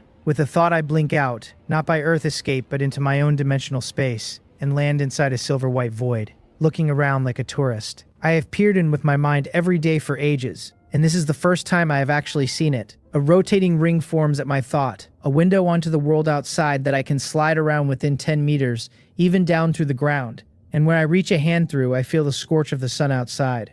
I am delighted. This is nothing less than the legendary long-range fist from the old martial arts tales, the strike that reaches a target 100 steps off. I will have to bank some strength for it later. Punch a man's head in from a distance, and he never even learns who hit him. A perfect skill for ambush and cheap shots. Excellent. I leave the space, spot the city ruins ahead, and close in fast, rolling straight through the gates. First thing in, a mechanical dog. As it pounces, my right hand jabs at empty air, my fist sinking into the void, and it reappears at the dog's flank to slam its neck. The neck snaps with a dry crack, sparks jump, and it drops with its eyes going dark. But I am not satisfied. I was aiming for the head and somehow caught the neck. My accuracy is off. More practice. I stow the motorcycle and stroll the city like a man out for a walk, handling every mechanical monster through the dimensional space, drilling the move I have decided to call the 10-step Divine Fist. Turning a corner, my feet stop. Ahead the robots are packed dense. T-800s, and mechanical dogs and mechanical werewolves, and a spread of other models, though their entries are all the same and differ only in grade, presumably because they are man-made. The instant they see me, they all lock on, and gunfire and cannon fire erupt. A storm of rounds and shells crossing the street to reach me in a blink, and then the air twists and they are gone. The barrage pours for a full 3 minutes before it dies. The robots stare at me, unharmed, their processors half frozen because nothing in their programming allows a man to weather that and stand there without a scratch. Unscientific. Surprised, I ask them with a grin, delighted, and tell them not to rush, because the real surprise is still coming. The air twists again, and a flood of projectiles appears out of nowhere and hammers the machine army. The blasts and fire swallow them whole. One T-800 rides the explosion out and leaps clear. Then a second, then a third, and before long most of the T-800s have escaped. Only a few unlucky ones with their data cables cut through by the shells. Their combat logic tells them bullets cannot hurt this target, so they switch to close combat and stride at me. I grin. Close combat suits me fine. I raise a foot and walk into them at a stroll. Not many T-800s died, but every mechanical dog and werewolf is finished, and I see a spread of cards I cannot let go to waste. The fastest T-800 reaches me first, and I throw a punch, the fist vanishing and surfacing at the side of its head to knock it flying. That is only the start. As a wall of them piles into close range, I finally show what I have become. One punched into the air, another kicked after it, and every flying robot turning into an ice sculpture. These are T-800s, each one far past an ordinary man in strength and speed, and against me it is a child walking into an adult. Easy. It calls to mind an old kung fu comedy where the hero wades untouched through a whole mob. Only here the mob is machines. Even the stray blows that land on me do nothing, cannot even slow me a step, and I keep drifting forward and pocketing cards, a picture perfectly at odds with the frenzy of the T-800s around me. Right as I am enjoying the harvest, every T-800 stops at once, out of character. Their abdominal cavities split open, and each draws out a black rectangular block crawling with faint arcs in green light, then hurls it at me. I catch the sight in a breath and my pupils shrink. Nuclear energy cells. You machines fight dirty. Without thinking, I open a dimensional space entrance and swallow the incoming cells. Because these are ultimate weapons, each blast on par with a small nuke. Once they are all stored, I let a breath out. If those had struck the ground. Two black objects roll up to my feet from behind me. Nuclear energy cells. The hair on my neck rises. How are there some behind me too? Cursing under my breath, I take a step, my figure twists, and I am gone. Two blinding white suns bloom where I stood, brighter than the sun overhead. Two small mushroom clouds so close together that their force merges into one massive column. Everything the shockwave touches, streets and houses alike, is leveled as if worn away, and a sandstorm surges out of the city core into the desert. The glare takes a full minute to die, and the dust hangs on countless black flakes drifting across the sky like goose down. Radioactive fallout, the kind that ruins a body's immune system on contact. When the dust settles, the field is bared, no streets left, only a vast crater. Minutes later, I step out of thin air and take it in. A wave of aftershock washing over me. Good thing I ducked into the dimensional space in time, because anything with that much punch would have put anyone else on their knees. The fallout in the air I do not worry about, since at worst I press a foot to the earth and heal it all off. Then my heart pinches. Every last card of mine just went up with the city. I stomp the ground, earth escape, and vanish. Elsewhere, the chat channel detonates over the mushroom cloud. An avalanche of messages. Someone crows that a survivor dropped a small nuke and wiped a swarm of robots for a fortune. And someone else insists nothing could ever force a T-800 to self-detonate. One man begs for rescue from robots trying to turn him into a cyborg. Another jokes that he would happily be remade into a T-1000 so he could shapeshift into anyone he liked. And the whole thread derails past any hope of straightening it out. I catch the message about the modification and knit my brow, because the man is not lying. The space mark can vanish, and once it does, a person can never leave the space again. There are only two ways for the mark to go, changing faction into a monster, or death. And the robots modify humans, a fact I had all but forgotten. Not everyone is worth remaking, since the machines screen for the strong, which is to say only evolvers are worth the trouble. I passed right over this piece of intelligence before. If that is the case, could I flip their whole plan against them? It has been nearly 10 minutes since the blast without a single robot in sight, and maybe they are drawing up new tactics, but scouring the streets for them is too slow regardless. What if I let one catch me and haul me off to a modification factory? There would be no shortage of robots there. The longer I chew on it, the better it tastes. Next step, find a robot and try. I ride the streets honking now and then to draw a machine's attention, and 10 minutes on I finally meet a T-800. For a second it feels like running into family. Getting noticed around here is harder than it has any right to be. A minute later, I decisively pass out, and the T-800 takes me exactly as I wanted. To its program, the capture went a touch too smooth, but a machine only registers complete or not complete, with no room for doubt. It sets me on its motorcycle, mounts up, and drives, and after half an hour I am delivered to an industrial park. Teams of robots patrolling on a cycle, 8 guards at the gate alone. It thrills me, watching it all in secret. Big fish. Definitely big fish. The T-800 carries me through unchallenged, straps me to an operating table, and turns and leaves. And the moment the door shuts, pipes rise from the wall and hiss out white smoke. I open my eyes and stand. Destination reached. No reason to keep playing dead, and I am no masochist who needs a robot to work him over first. I scan the room. 3 metal walls and 1 huge glass panel, one way by the look of it, nothing else of note. As the mist spreads, I lift a foot, vanish, and reappear outside the glass. This upgraded dimensional space is a divine escape tool. Outside is a metal corridor, and turning back I can indeed see into the room through the glass. Rooms line both sides all the way to the end. I flash to the one next door and look in. There is a surgical bed with a dismembered person on it, mechanical arms swapping metal parts into the body, and a line of text in the top corner reading heartbeat normal, blood pressure normal, brain activity normal, modification 40% complete. Then blood erupts from the body and paints the glass. The arms freeze and red text replaces the line. Modification 42%, experiment failed, cause rejection, target deceased, destroy at once. The words flicker and fade, the arms retract and flame roars up from the bed, the body alight in an instant. The fire dances in my eyes, and something in me aches, because those were precious glittering entries gone in the few seconds I watched. The person was cut apart but not yet dead, and I had been getting ready to read their entries when they died on me. My eyes flicker as a method takes shape. Rather than let them suffer through modification and die at the end anyway, better that I end them myself and inherit their entries, and let them keep shining on my behalf. So I stop hunting monsters and stride to the next room. Empty. The one after is not. Inside sits a black-haired woman on the bed, half metal and half flesh, sheets of skin tissue being laid over a bare skeleton, and it is deeply unnerving to watch. The window reads modification 90%, rejection within norms, currently implanting epidermal tissue. This far along she is practically on the machine's side, and I wonder whether her entries look any different. I cast insight, a TH model cyborg named Juki, 1-star late stage, plunderable entries none.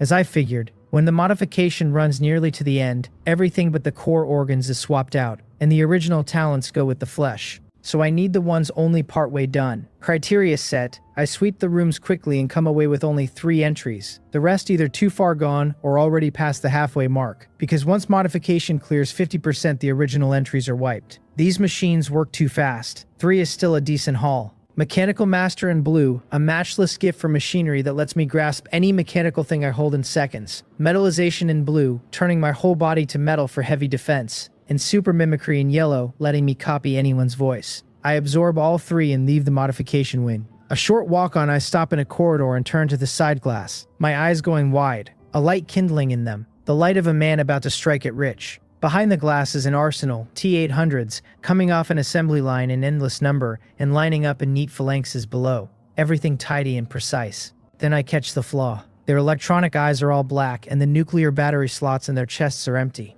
unactivated. I have nothing to say. Got myself all worked up for a warehouse of scrap. What is the difference between a dead T-800 and a heap of junk metal? And with this many, there is no way I let them go to waste. Rounding a corner, I walk straight into a patrol. The lead robot's eye contracts, and it snaps its weapon up at me, declaring an intruder detected. Alarm engaged. Capture the intruder. Red light floods the corridor and the siren begins to wail. A shot cracks off, a bullet flying from my thigh, and I keep walking at an even pace as the round dissolves the moment it enters my space. A single corridor means I only have to guard the front, which makes the dimensional space exactly right for the job. 3 thumb-thick blue beams shoot from my hands. Freezing ray. Where the blue passes, the air seems to set solid and frost crawls across the walls. And in a breath, the light sweeps over the patrol. Their movements drag, their skeletons whiten, and they finish as ice sculptures. A laser blade comes to my hand. A few flickers of motion put me among them, and the slaughter is as easy as chopping vegetables. 1 stroke, 1 kill. Every head dropping. A white card falls. Electromagnetic pulse gun. 100 pulse rounds. Brutal interference and lethality against machines. A divine weapon for robots. I do not need it though, so it is better exchanged. And I stow it. I pick up one of the severed heads, fiddle with it, and a projection blooms in the air. A huge map. The topography of the area I am standing in. I grin. This mechanical master entry is genuinely good. A large red dot marks my exact position, and a few seconds later dense clusters of small red dots bloom and race inward toward mine. The base's patrols converging. I ignore them and run my eyes across the map for the one place I want. The main control room. Find that, and I can have as many of these robots as I please. My gaze locks onto the marked area. I memorize the route, kick the head aside, and melt back into the corridor. Over the next 10 minutes, I meet a few more waves and have no time to spend on them, so I clear them and press on toward the main control room.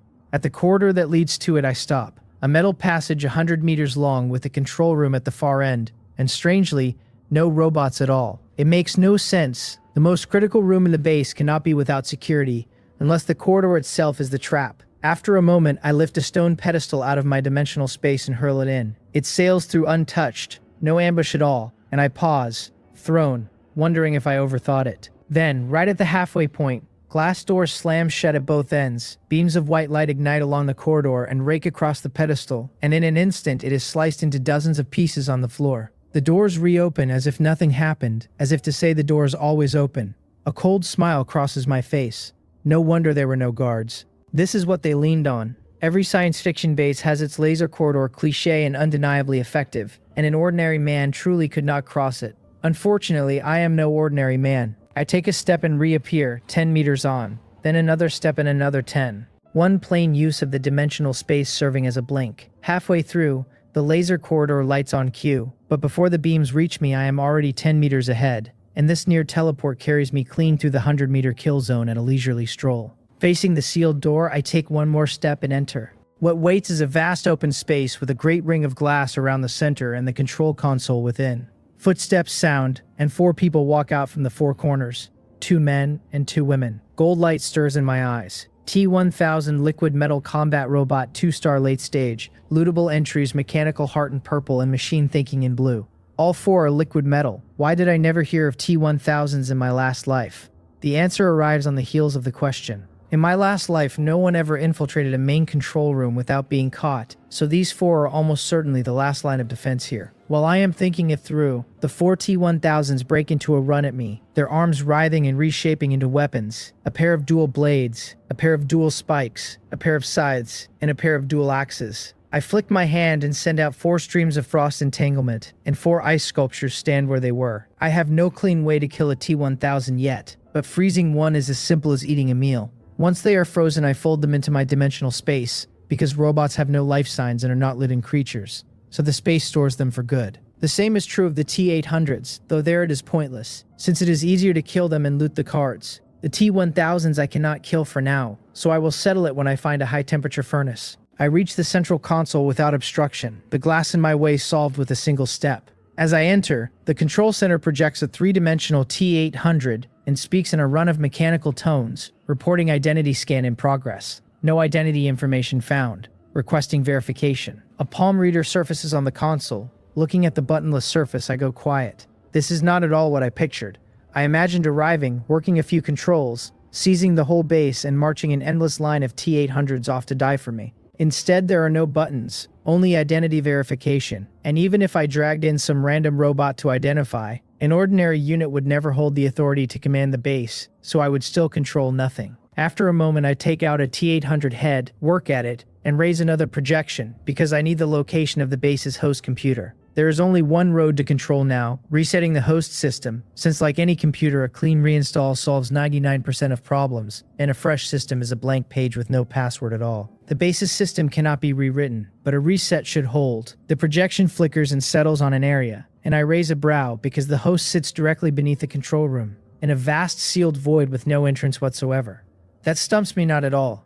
Everything is simple from here. I trigger the dimensional space and step straight into the host chamber. 3 minutes later, the base's power circuit cuts out, every engineering robot going still as though the whole place crashed, and a minute after that everything returns as if nothing occurred.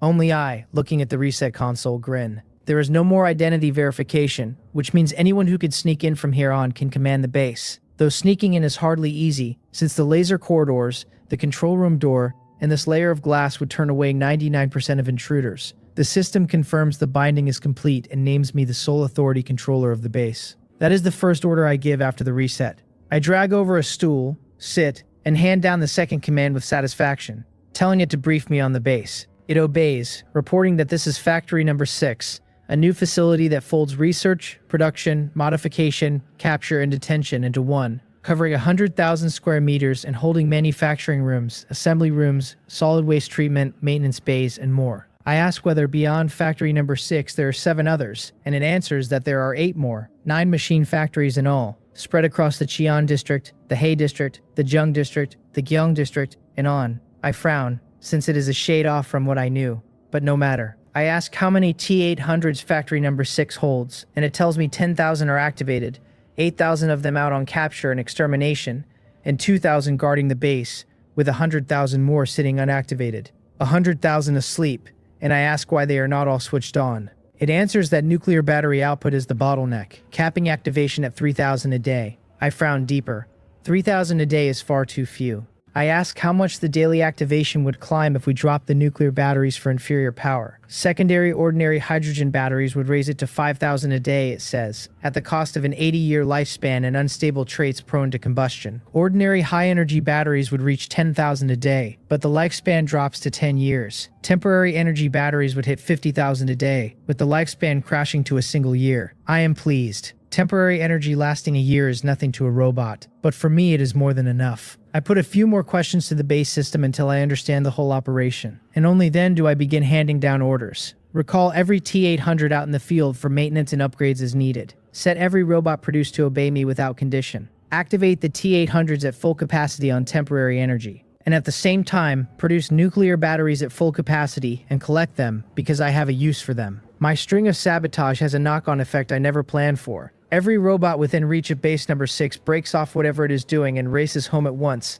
which means every survivor those machines were hunting suddenly finds himself alone in the wasteland with no idea why. The public channel detonates behind it. It is an avalanche of survivors swearing that a T-800 gave up mid-chase and simply walked off. One man was about to be executed the second his executioner turned and left, and another claims he watched dozens of the things sprint past without so much as glancing his way. A few unlucky souls still being run down insist the rest are lying. Someone begs for water. Someone hawks a bottle of mineral water for a single card, and the whole feed dissolves into noise. I glance at it once and stop caring. Over the next half day, the survivors around base number 6 make a stranger discovery. The robots are gone. Not one mechanical dog left behind. Not a single unit anywhere. All of them vanished clean. The survivors are baffled but glad of it, and they scatter to tear through the ruins for supplies and water. The two things that rule an ordinary person's whole existence out here. I am the exception, the one man who never has to think about food or drink, and that lets me spend the quiet on something better. I am changing the plan. I came in meaning to grind, and now I mean to build an army. Teaming up with people never works, but teaming up with robots is another matter entirely. Because once the program is written, they will not betray me, and even if some glitch made them try, I would turn the whole lot to scrap in a breath. Everyone else can only field a machine army inside the space, but I am not everyone else. I have a dimensional space, and now I have a factory that mass produces soldiers, so the only question is how many I can carry out with me. An army riding along in my pocket, waiting to be poured out whenever I please. From here on, I do not have to do every filthy job myself. These robots earn me no cards and no killing value when they kill, true, but as cannon fodder, as scouts, as searchers and eyes on the ground,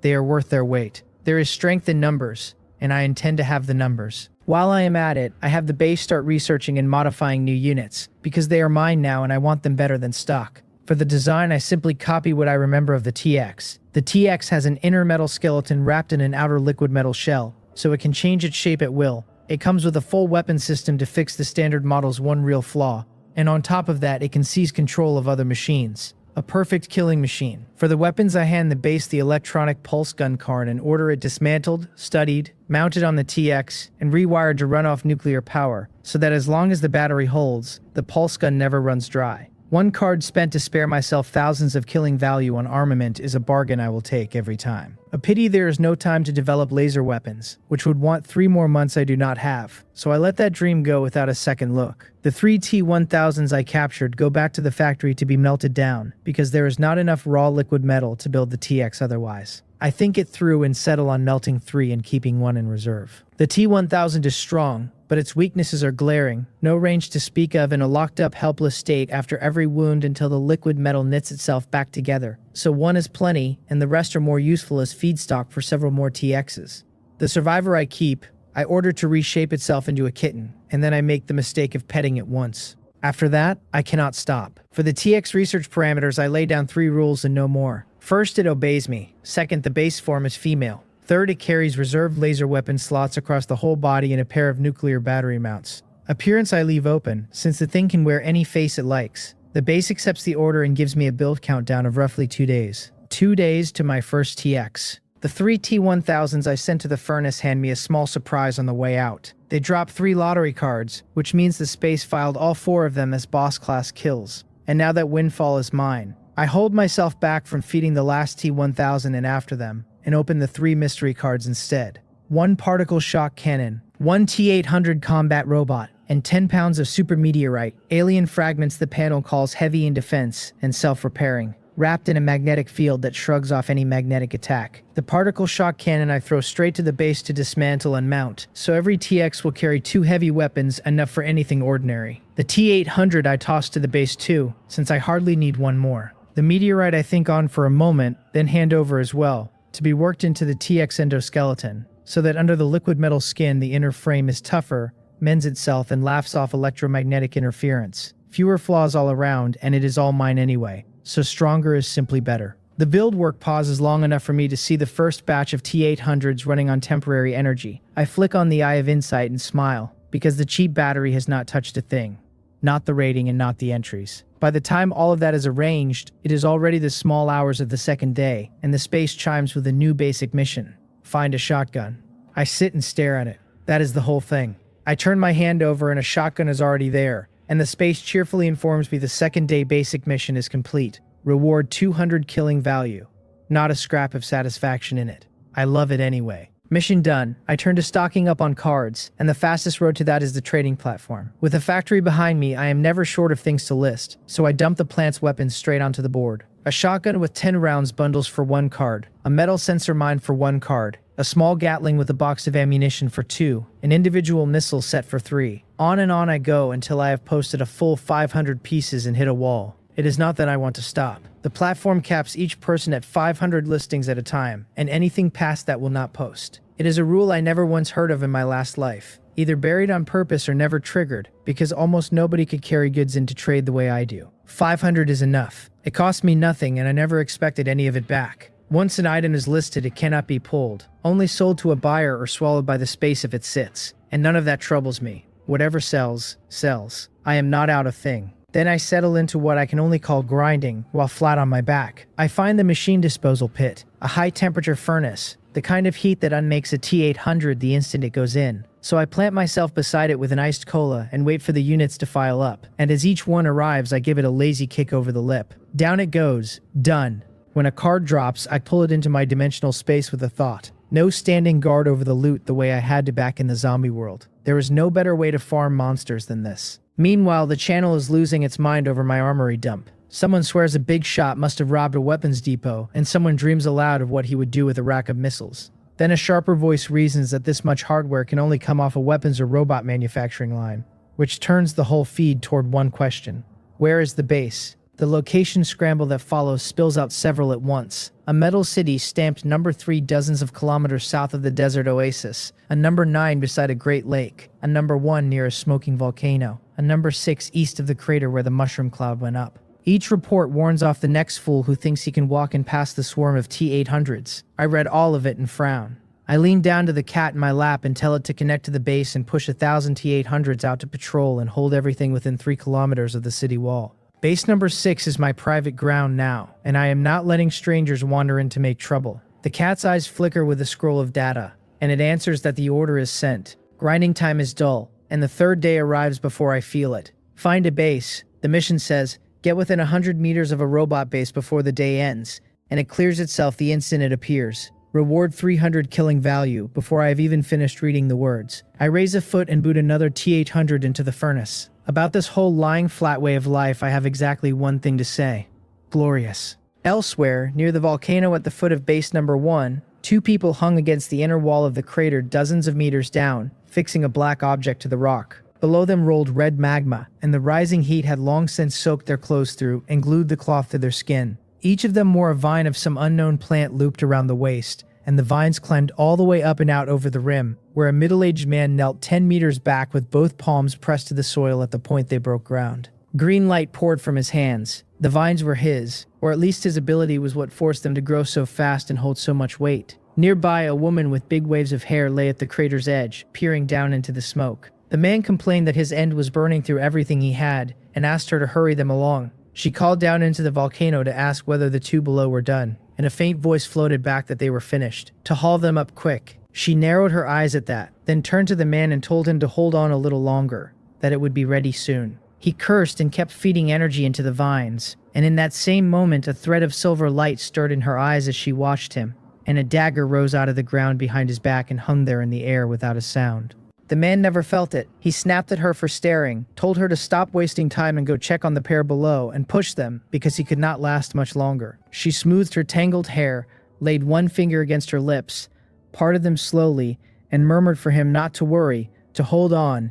It was almost over, and for that breath she was the picture of charm. He swallowed hard and cursed her again for playing seductive at a time like this, and told her to hurry them up. The dagger drove home. It went in through his back at lightning speed and its point pushed out through his chest, running him clean through. He looked down at his own chest in disbelief, then up at her, and got out that she had powers, that she was no newcomer. She smiled and told him she had never once said she was a newcomer. That was only what he had assumed, and that she had walked in the day the space first opened. His body went slack and folded to the ground, his hands slipping off the vines, and the vines withered and snapped in the same instant. Two thin screams rose out of the crater. Neither of them so much as glanced at the sound. Coughing blood, the man asked who she really was and why she had done it. She crouched beside him, careless of what the pose exposed, and told him she would introduce herself properly. Her name was Hwang Sinrin, ranked 2nd in the first space evaluation and 7th in the second. She rummaged through his belongings and drew out something like a remote control, then explained almost kindly that this was the whole point, since one fewer person meant one fewer share of the killing value. She stood, reached toward him, and he floated up off the ground as if by magic and drifted toward the crater's mouth, begging that he did not want to die. 10 seconds later, his body sank into the magma and was gone. Hwang Sinran turned to the metal city at the foot of the mountain,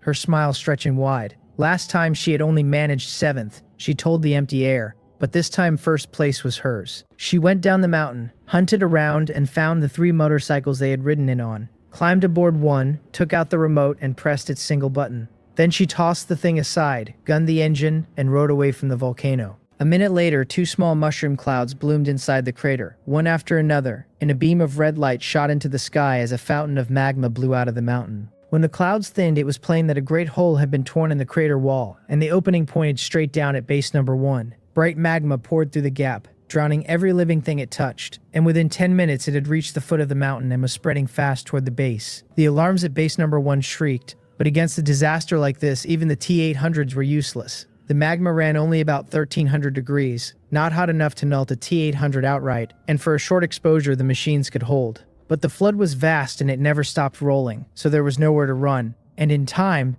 not one of them escaped being burned down. Half an hour later, base number 1 vanished beneath the magma, and the disaster took a heavy toll not only on the robots but on every survivor nearby who failed to flee. The channel filled with curses, because no one there was stupid, and the mushroom clouds at the crater told them plainly it was man-made. The word most of them landed on for whoever did it was insane. Hwang Sinran stood on a far peak watching the ruin below, smiling, though her eyes were flat and cold in the passing breeze. First place was hers now for certain, she thought. A same-level T-800 paid 4 killing value, but she was only 1 star, so every kill counted as an overlevel strike worth 8, and 1,000 meant 8,000 and 10,000 meant 80,000, and she was about to take off on the strength of it. She checked her total. It had not moved. Her face went slowly dark, her eyes filling with disbelief as she muttered that it was impossible, that there was no change at all, no killing value, none, and demanded of no one why. If I could see her now, I would sneer and call her exactly what she is, an idiot. Did she truly think the space would leave a hole that wide open,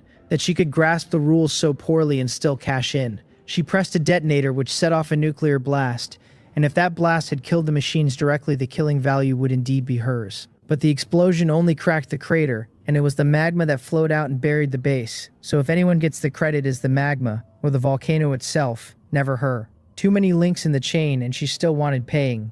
Go to sleep. Dreams are the only place she gets that number. Just as base number 1 dies, the robot cat at my feet stands up on my lap and tells me something I can hardly believe. Base number 1 has been destroyed. My face changes and I ask it what happened, because a base destroyed should not be possible, and I want to know who did it and why I never heard a whisper of this in my last life. It is not the loss of the base that rattles me, it is that reality has stepped off the track I remember. A butterfly effect maybe. Or maybe one of the 8 bases I thought I knew was already gone the first time around, and its absence let its whole story slip past me unnoticed. The more I turn it over, the more that fits. The cat tells me someone blew the crater and the eruption swallowed the base, and it throws a projection out of its eyes. A stitched-together clip of the crater bursting, the mountain erupting, the magma gushing, the base going under. With the picture I have the whole story, footage pulled off a satellite, because when one base falls it flashes the scene to the others and every base traces the event through the satellites the same instant. I watch it and I have one verdict. Whoever set that bomb is a fool. What did they think they would gain? If they were chasing killing value, they are going to go cry themselves to sleep on a bathroom floor.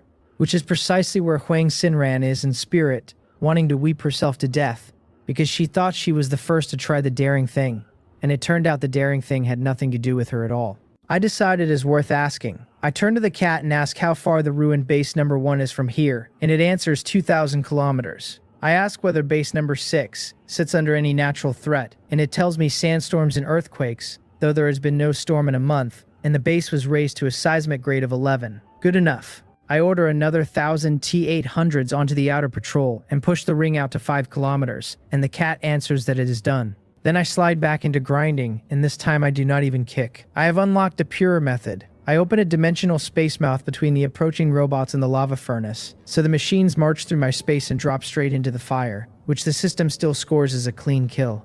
All I do is lie there and watch. Flawless. It is nightfall when the base sends the news I have been waiting on. The first TX is built. I break off the slaughter and head for the isolated research lab, and inside I find a woman standing motionless with her eyes shut, and the sight of her stops me cold. Smooth, light gold hair cut to the neck, a face as fine as a painting, a small nose and cherry red lips, skin like snow, a short red leather one piece hugging every curve, a pair of long, faultless legs. A grown woman's whole presence rolls over me at once. She is, I have to admit, cut exactly to my taste. Then I frown, because the hair and the face nag at me like something I have seen before, and after a beat the name surfaces from the bottom of my mind. Android 18. That is why she looks familiar. The same hair, the same face, swap the clothes, and there she is. Apparently a robot's beauty carries across worlds. Before I can chase the thought, the base speaks up, reporting the TX debugged, every system loaded, and asking whether to activate it. I ask whether the master recognition command went in too, and it confirms all of it is in place.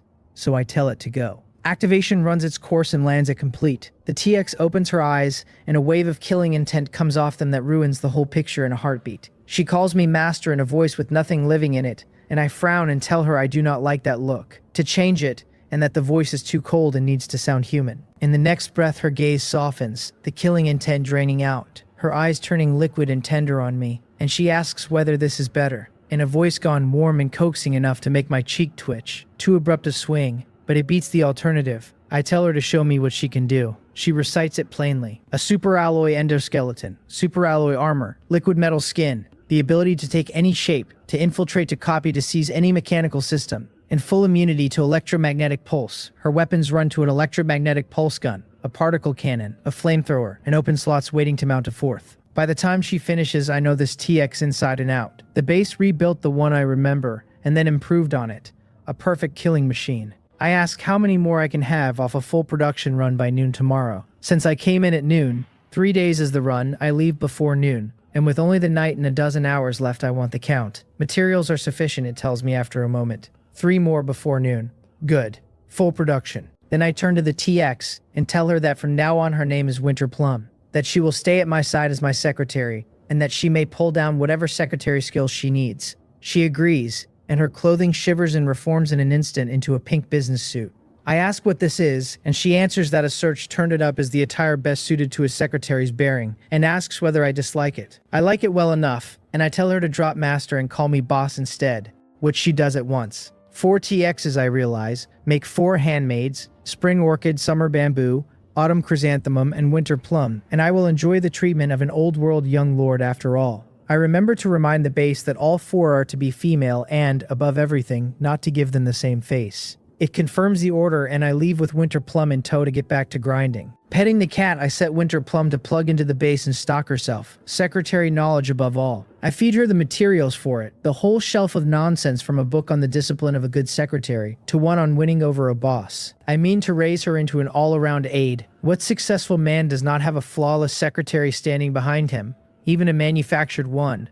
I have developed no feelings for a machine, understand. It is purely a matter of future comfort. She is top tier in face and figure, but a machine is a machine, and though her chest rises and falls, the surface is smooth and unmarked, and without that one crucial finishing detail, there is nothing there to want. Winter Plum explains, when I bring it up, that such details exist for human nursing, which a robot has no use for, and that they would only add drag and weight and hurt her in a fight, though she can grow them if I require it. The logic is airtight, and I accept it happily, having had no designs on a robot in the first place. Better this way. She stays a pretty vase for the eyes, nothing more. Time slips, and it is half an hour to noon on the last day. I put down my killing, since with this little left it barely counts either way. My killing value has already climbed to a staggering 110,000, and the factory simply cannot make robots as fast as I can end them, or the number would be higher still.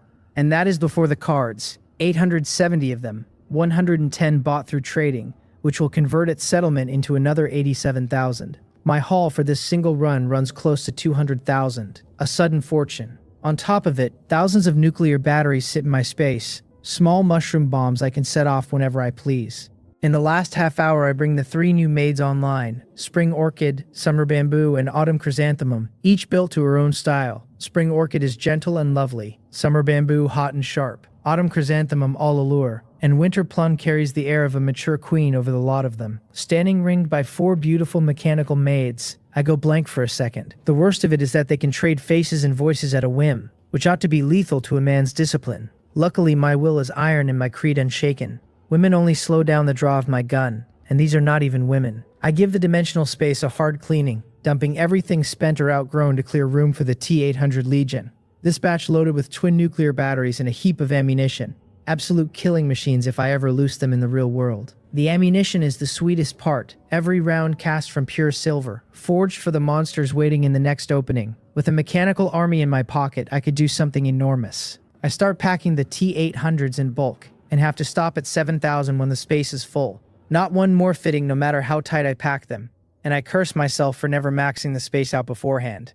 Then I remember I can still expand it. I have 10 free attribute points, and dropping them into Spirit should buy me a few dozen cubic meters, and every little bit counts. In they go. Spirit, 115. My mental power surges and the space swells by 40 cubic meters, and I keep loading, stopping at 7,500 out of a ceiling of 8,000, leaving the gap on purpose for something that matters more. The base's core intelligent host, with a mechanical army and a robot base standing in reality, I can pour out endless soldiers there too, and refill from the real world anything the space burns through. Even if the national war comes, my old fantasy of standing off every nation on Earth alone becomes plain fact. Once the machine army walks, who competes with me? I would be the real-world version of a mechanical emperor. I lift the base's core host, and base number 6 drops into total paralysis behind me, just as the countdown strikes 0. The chime sounds, the space announces the run over and pulls me back. My vision blurs, and I am standing in the settlement void again with a row of golden letters flickering ahead. The rating tallies as it always does. Survived, D level. 3 daily missions cleared, up to C level. Over 1,000 A level. Over 1,000 A level. Over 10,000 S level. Over 100 supply cards held, SS level. 3 special monsters killed, SSS level. The familiar gold light rolls up with the ranking board. 3 pages now, 2 from the runs before, and 1 for this, and it congratulates me on the SSS level on entering the board on standing first. Then a line I did not expect, that 3 cumulative first place finishes have earned an extra reward of 10 to all 4 attributes, and another that 5 cumulative first will pay out again on top of that. I could shout, 40 attribute points already, and a second bonus waiting at 5.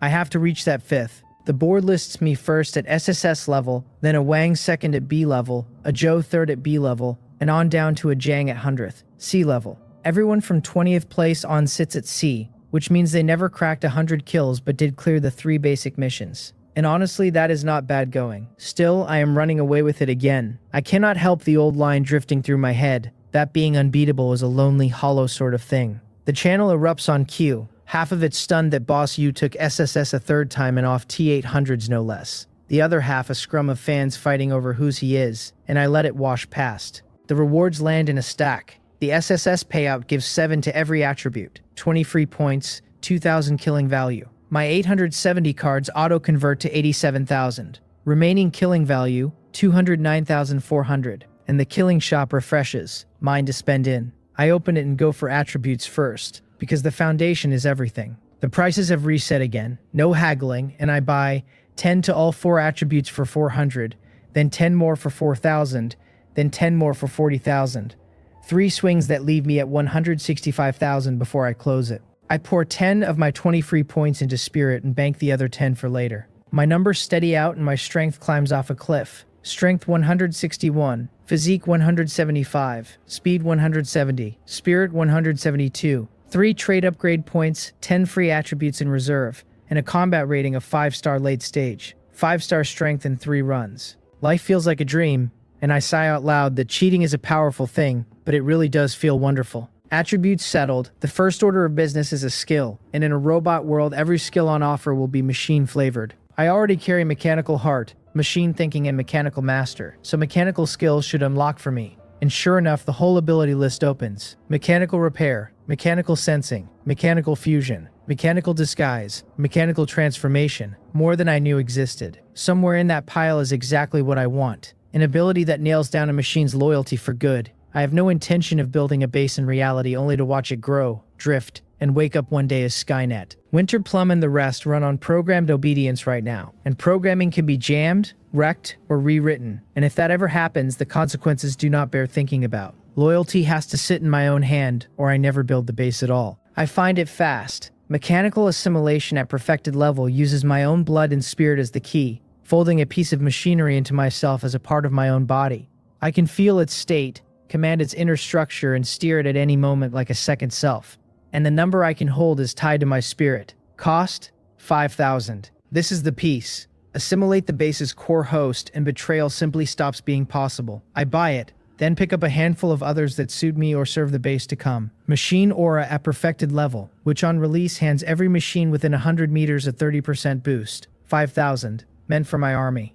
Machine Disguise at perfected level, which lets me melt in among nearby machines and shrink my presence to almost nothing. 5,000. A disguised sort of invisibility. Driving Mastery at perfected level, 5,000, so I can pilot any machine there is, for the day I want a plane or a spaceship or a mech under me. Repair Mastery at perfected level 5,000, a backup that never hurts. Machine Domain at perfected level 5,000, which seizes every intelligent machine inside 100 meters and makes me the mechanical overlord of that circle. And a shame it stops at machines, because a mental domain would truly be something. A Mechanical Link at perfected level 5,000, to top with any thinking machine, for the mechanical life forms I know are coming, the Autobots among them. 7 skills, 35,000 spent, 130,000 left. Keep buying. My eye moves to the weapons, a chance to arm the army and to hand the base a few advanced designs to reverse engineer and mass produce. Since for the next batch of monsters, silver bullets will do, and I need nothing exotic there. I settle on 3 types: the laser blade, the laser gun, and the blaster gun.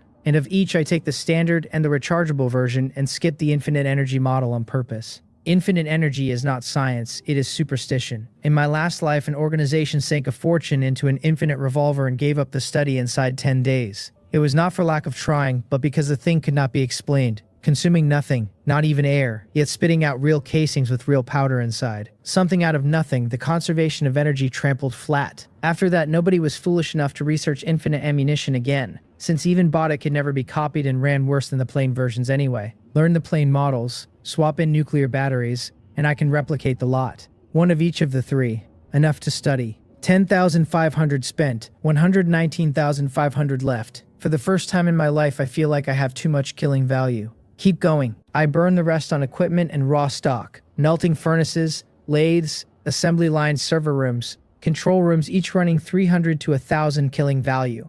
All of it far past current technology, and all of it time saved when I build. And time is money. For materials, I take only the rare metals: iridium, rhodium, palladium, rhenium, lithium, beryllium, germanium, whatever is scarce, and by the ton, since those run cheapest of all at 300 to 500 a ton. The killing space will hold it all for a token storage fee, 10 killing value a day, kept as long as I like and pulled out whenever I want, so I keep 200 back to cover it. Raising a base in reality is not a matter of a few words. Site and construction both eat time, and these materials will sit in the space a good while yet. I summon Winter Plum, and when she appears she freezes for a few seconds, dead still, as if she has crashed, and I frown and wonder whether she is struggling with the new surroundings. Before I can ask, she snaps back and greets me as boss, and I ask her plainly what that was. She answers, honest as ever, that a flood of wireless data nearby hit her all at once and she decrypted and processed it on reflex. That would be the real world's wireless traffic and phone data. Child's play for something built on Terminator technology, and I understand at once. Then, curious, I ask what she decrypted. Plenty, she tells me, and lists it off. A television playing an adult film in the flat above. Someone below losing badly at a mobile game with a hopeless teammate. A text out of the red light district promising the sender will not be back until morning. A woman 2 buildings over calls a man about a clogged drain and lets slip that her own man is away till tomorrow. 2 people online coo at each other as husband and darling, and once she cracked their devices, both turned out to be men who have never even met. My cheek jumps on its own. Is the state of things really this far gone? And why in the world do I understand every last piece of it? I can picture each scene sharper than if I had watched it live, and I curse the vividness. Seeing her wind up to keep going, I cut her off and tell her that is enough. None of it is urgent, and to open her core, because I need a look inside. She agrees, and the fabric over her chest ripples aside like mercury to bear the alloy plating beneath, which parts in turn and pushes her core out into the open. A core in name, but really a miniature host, chip and board, and being a Terminator's, the craft of it runs far past anything here. I draw a little of my own blood, run my mental energy through it, and put mechanical assimilation to work. Blue light blooms off the blood as it lifts into the air and settles onto the core, rippling of its own accord. One drop that spreads until it sheathes the whole thing, then fades as if the core drinks it in, until it is gone. The moment it vanishes, a strange link opens between us. Her core sitting in my sense like a part of my own body. Its state open to me any time, destructible at a thought. The connection mine to sever and restore at will. A remarkable feeling. I hold the link a while to learn it, then cut it and tell her to draw the core back in, which she does without the faintest change of expression. Because to Winter Plum, my word is the whole of the law. When it is stowed, I reconnect, and there is no resistance at all, smooth as water, and only then do I smile. Better than I hoped. No robot betrays me now because the core belongs to me, and short of my willing it, no program alive can breach her. I run the same rite on the other 3 maids, on Little Silver, and on the base's core, Little Silver being the cat the T-1000 became, a name I gave it to make it simple to order around. The base core alone cost me a whole bowl of blood, enough to leave an ordinary man anemic. I have to admit mechanical assimilation earns its keep, but drinks far too deep. The larger the thing, the more blood and spirit it takes. There is a cap on the number 2, tied to my mental power. 1 more item for every 10 points of spirit. At my level, I could hold better than a dozen, and for now I only need 6, the base, Little Silver, and the 4 maids. The other T-800s are fodder, and if I lose a few, I will not blink. I pull the base core back in, and set the 4 women a task, to learn the shape of the world as fast as they can, and to learn how to pass as human. The world means everything, home and abroad, the open powers and the military and the ones that hide. Their method is the internet. Before this, I had no way in, since the military and the government guard their secrets like their lives. But machines this far beyond current technology make firewalls and clouds a joke, free to wander through, to copy, to alter. Once the 4 of them finish, I can know anything I care to know. The whole world will lift its veil for me. The arrangement in practice is 4 beautiful women sitting at a table with a network router, each extending a finger into a port, code scrolling through their eyes as they learn. I watch with honest envy. Now that is a relaxed way to study. I am not idle either. I take Little Silver to another port, have it turn its tail into a data plug, and slot in, and tell it to find 1 man for me, Joe Tae, eldest son of the Joe group, to locate him and project him where I can see. Pang Ho has sent no word yet, and I no longer feel like waiting, because with robots this heaven-defying at my back, his connections have become optional, and I will pin down Joe Tae straight through the network, myself. Little Silver agrees, its eyes going pitch black with a storm of data, and in under 10 seconds it has the target, its eyes brightening as a screen unfolds in the air. A man in gold-rimmed glasses, hair combed to perfection, arrogance writing his brow, the very image of a polished young noble. Joe Tae. He lounges on a sofa with a phone, browsing streamers. I expected the sight of him to set me off, and instead there is only a cold, flat killing intent where the rage should be. I ask where he is. The waiting lounge at America's Central Airport, it says. I tell it to find where he is going. It cannot search the destination directly, it answers, but his private jet has a flight plan filed for takeoff in half an hour. 10 hours in the air, bound for So City in the Dragon Kingdom. So City. My eyes narrow. Not far at all, an hour or two by car. It seems we finally get to meet. I give Little Silver its orders, to stay on him, to track his every move, to tell me the second he lands. I could just as easily have the T-1000 drop his plane out of the sky, or nudge America's air defense into shooting it down. But some debts have to be paid in person to settle the hatred, and some questions have to be asked to his face. Besides, why would I ever let him die without pain? 10 hours to wait, and I am not spending them idle, so I turn the machine to a second name. Find Director Joe, current head of the 816 Bureau. Find him and show me what he is doing. It is time I made contact with the authorities. For a long while my weakness kept me from them, an instinct for self-preservation, since the authorities have been rooted in reality for decades and there is no telling what foundation they sit on. That was the old me. I never truly hid, mind you, because I always knew I would have to deal with the top of the pile sooner or later. I could have gone masked or hooded to keep it off, but for a reborn man holding a system and every advantage there is, skulking would have been pathetic. I was always confident I would own fearless power in short order, and now, with the base system in my grip, everything is different. I am done pretending. Barring a nuclear strike, no one on Earth can touch me, and I am not truly afraid of nukes either. Not with a space full of T-800s, each carrying 2 nuclear batteries and a loose stockpile besides. Nothing in the real world binds me anymore. So why keep to the shadows? Little Silver answers, and the screen shifts to a conference room where my quarry sits in a lower seat. Because as head of the 816 Bureau, Director Joe is the junior figure in a room full of heavyweights, faces I have watched on the news. The man in the highest seat is a deputy at the very top of the nation, whose every decision can move the whole layout of the Dragon Kingdom. Inside the Dragon Kingdom's Combat Command Center, a row of leaders sat stiff and upright like school children before a lecturer. The old man at the head smiled and told them there was no need for such stiffness, that this was an informal meeting, that the situation was grave but not cause for panic, that their foundation was not so easily broken. It did no good, and every one of them held his rigid posture. They were old hands at the game, who knew certain words were spoken only to be heard. Anyone who took them at face value would learn firsthand how the one who sticks his head out is the one that gets cut off. The old man shook his head, gave it up, and turned to Director Joe, apologizing for dragging him in from out of town so late, and asking him not to hold it against them, since the situation demanded a decision fast. Director Joe answered at once that the elder was joking, that it was all in service to the people, and that the elder himself had gone without rest as well, and there was much he could learn from him. The old man nodded and said then they would keep it brief, and asked whether that person still had not been found. Director Joe shook his head, helpless, and reported no progress for now. The census of every public official had run 3 times over with no one fitting the profile. The national census had begun, but the pool was so vast the timeline could not be controlled, with no guarantee anyone would surface from it at all. The elder thought a moment and told him to keep looking, but not to press too hard. Since the stranger had warned them, he reasoned, the man still held some feeling for the country, and likely hid his identity for a reason of his own. For now they should turn their attention to the monsters about to appear. Director Joe nodded as yes. Then a burst of electrical hiss tore through the room's speakers, and the great screen that had been showing a map flickered and became a cat. A silver cat. It asked whether they were looking for it. That cat is Little Silver's avatar. Sitting at home, I heard every word they said, and I had Little Silver breach their system to make my introduction to these heavyweights in the flesh, so to speak. I do not show my own face, only the cat, in case the meeting sours, and I would rather not have handed them a portrait. A talking cat drops a chill over the room, and their expressions change one after another, because this is the Combat Command Center, running a military-grade dedicated line billed as proof against every hacker on the planet, and it has been walked into without a sound. The elder's eyes go straight to the man in charge of information security, whose face has gone ashen. He rises and crosses to a corner, snatches up a dedicated landline, and dials in a fury. A silent breach of a military line is a slap across his face, delivered in front of every peer he has.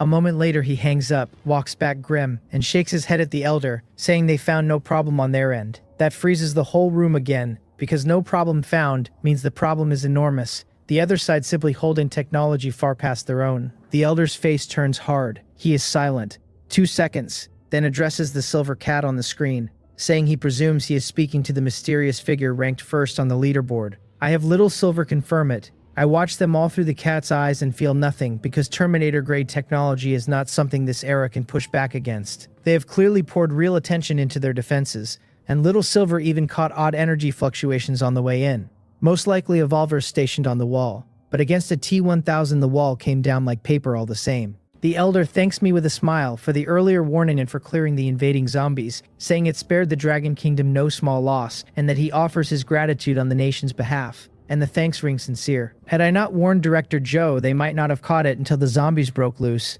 and a virus left to spread would have cost more than anyone wants to imagine. I answer through the cat that I was born here and raised here, and I have no wish to see the place turned into a living hell. In truth, I think well of this elder. In my last life, through the worst of the monster years, he was the one who kept stepping forward to steady morale and lead the resistance. A spiritual leader in every sense. But thinking well of the man changes nothing about how I see the machine he serves. His eyes light when he hears me, and he asks whether I have any wish to serve the country. And I tell him what I already told Director Joe, that there is no chance I join the authorities in this life. He observes that I carry a heavy prejudice against them, and I do not deny it, telling him plainly that the moment I show my face today, my portrait and my file will be sitting on the desks of every major faction before dawn. The room cannot hold itself after that. One man slams the table, shoots to his feet, and demands to know what I mean by it. Once one of them breaks, the rest follow, and the chorus of wounded pride rolls out at once. They take offense at the suggestion of a problem in this room, and call it the funniest thing they have heard all year. A man who gave 30 years to the military will not be doubted by a boy, and the young these days are far too suspicious. The room turns to a din until the elder cuts through it with a single shout for enough, asking them to look at themselves,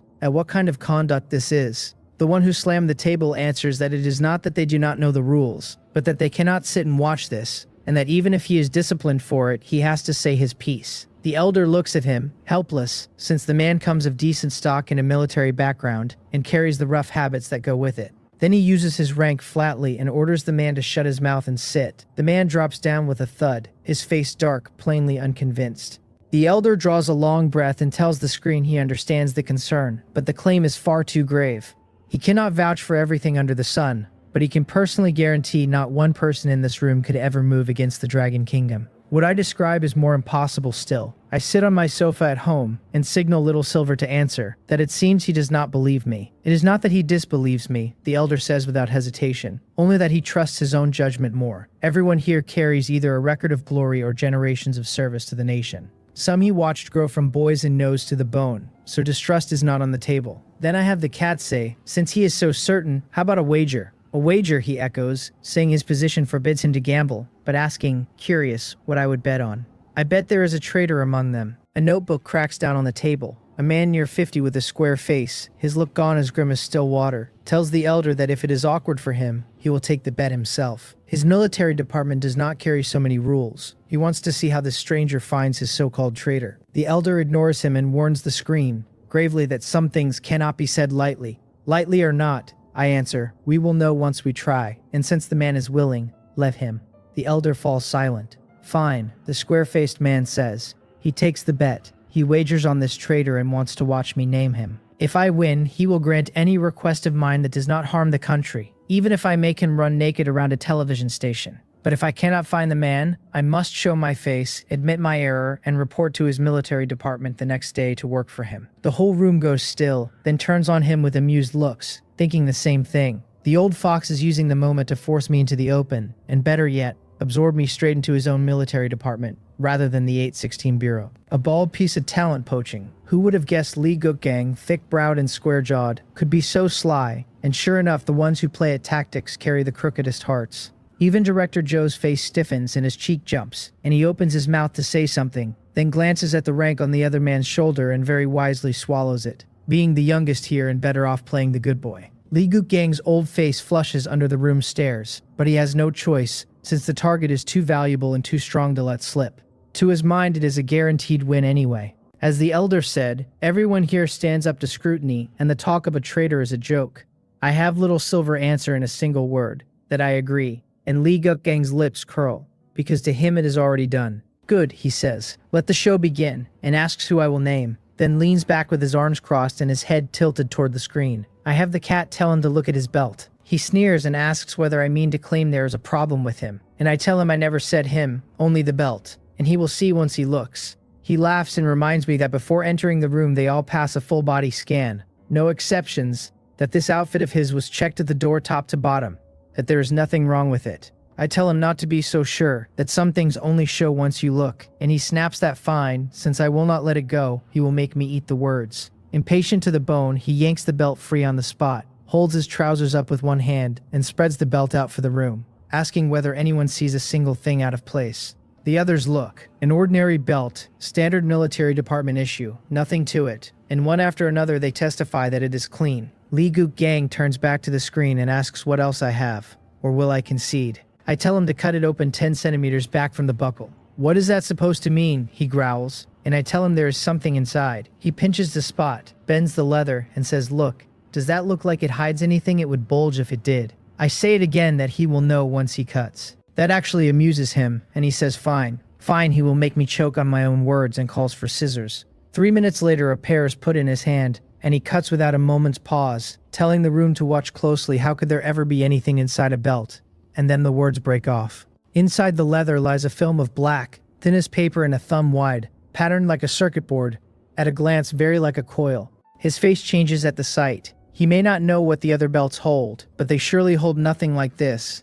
And this belt of his has a problem past denying. How is this possible, he blurts. What is it? Why is it in his belt? And does anyone else have one? He is not the only one unsettled now, and one quick-moving man is already on his feet stripping off his own belt and cutting it open, finding nothing, breathing out in relief, and 3 or 4 more do the same clean result. Relieved, every one of them turns to look at Lee Gook Gang, and even the elder's gaze on him goes a shade deeper. Cold sweat beads on the man under all those eyes. He does not know, he insists. He truly does not know. And maybe this is not what they think. Maybe it is some new technology for flexibility. He plainly does not believe a word of it himself, and only says it because there is nothing else to say. Then my voice comes through the screen again. I tell them it is the latest listening device out of the United States. The battery and memory are sealed and cast inside the buckle, set to start recording the instant a signal is jammed. With the right device, a man can connect straight to it and pull down everything it has saved. The room's faces shift as one, and Lee Gook Gang sinks into his chair, protesting that he does not know,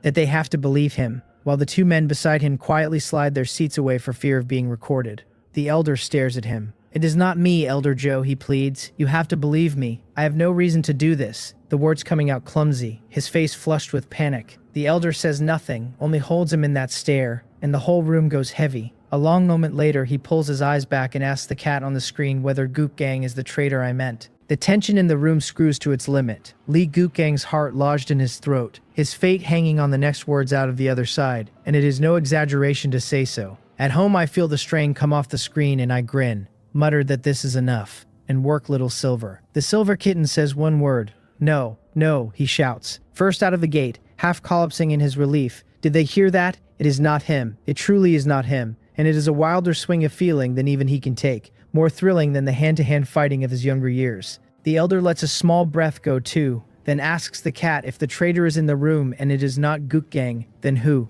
Simple, I have the cat answer.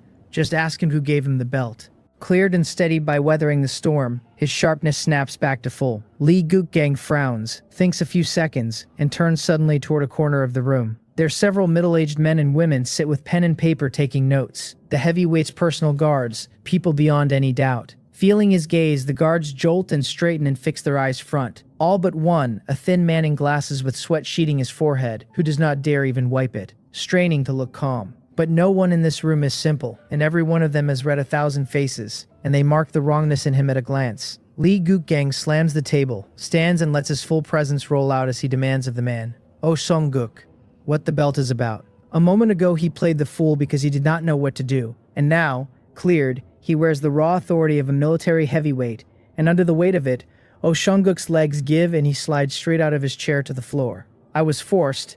Elder Lee, he stammers. They threatened my family if I did not cooperate, they would. Lee Gook Gang cuts him off with a bark for enough, and orders him taken away and interrogated hard. The guards at the door cross the room, haul him up and carry him out, still crying that he never wanted to, that he was forced. Before he clears the doorway, a guard with quick wit stuffs a white glove into his mouth, and the sound dies. Lee Gook Gang's face runs through a dozen shades. Song-gook followed him 15 years, worked at his side. 15 years, he says, and he never once expected it, and he trails off. Then he tells me, "Kid, I win," that old Lee is convinced that he will make good on the wager, and I have only to name my terms. He pulls his presence back in and sits, deflated, a wholly different man from the one who slammed the table before. At home I curl my lips. The point of the show is made, and from here they should speak to me straight. Using the belt incident I remember from my last life to knock these lofty heavyweights down a peg has worked better than I dared hope. An example made of one man to cow the rest, and Lee Gukgang is that one man.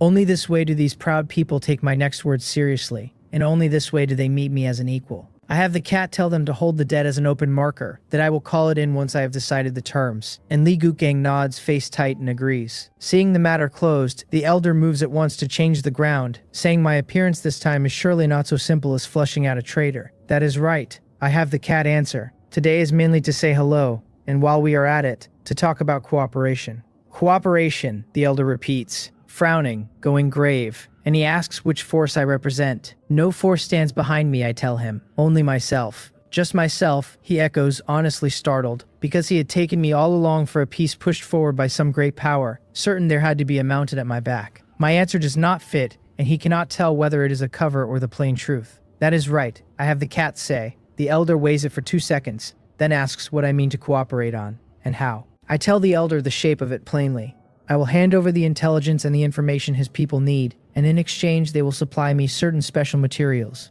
His eyes narrow, and he asks in a low voice whether by special materials I mean weapons. I tell him no, only high-precision advanced instruments and ore in bulk. I have laid out my real aim without saying it aloud, because I mean to raise a Terminator base in reality, and the equipment and materials I traded for out of the shop are nowhere near enough. This is a long-term supply I am asking for, not a one-time haul. Buying rare metals with killing value is worth it, but spending killing value on plain iron and copper is a waste, so those I would rather pull in by the ton from the real world. The trouble is that so much of it is controlled by the authorities, and rarely reaches the open market, which is exactly why it is cleaner to strike a deal now, and let them gather it for me. There is a small selfish thread in it too. I have no wish to watch my own country come out of the national war so weak it drags me down, so I would rather pull them up early. As for the worry that they might grow too strong too fast and turn on me, that is simply not a concern a cheater has to entertain. When it comes to getting stronger, who on this planet moves faster than I do? Elder Joe sinks into thought, turning my purpose over.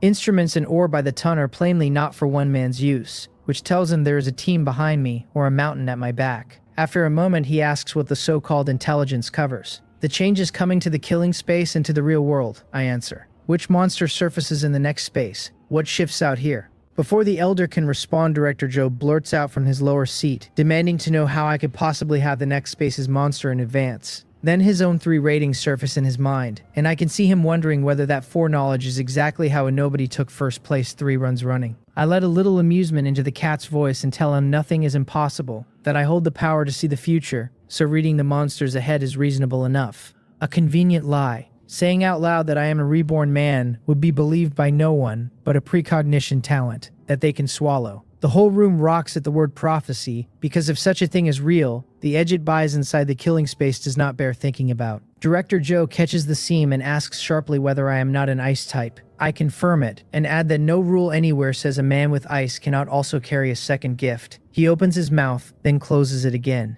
because no rule does. A dual talent, they decide, and let it lie. Elder Joe asks whether I have already seen the next monsters. Yes, I tell him, but I cannot say yet. We wait 3 days. He presses on the time frame. Why 3 and not 1? Simple, I answer. In 3 days the national borders descend, every country sealed off from every other, and unless a man's combat power clears a certain bar he will never cross into another nation again. The separation is not only bodies, it is information. Every country's satellites pinned to the sky over its own soil, no peeking abroad. The room detonates around the elder, a chorus swearing it impossible. And for the first time Elder Joe loses his own composure, because the weight of that claim reshapes not just one nation but the whole globe. He asks again whether it is true. Whether it is or is not, I tell him. He will know in 3 days. Silence drops over every seat. The belt trick has done its quiet work. However much the borders sound like madness, the memory of a listening device I named out of thin air has these proud men half believing me against their own judgment. I tell them their next meeting falls in 3 days and we can speak of the rest then,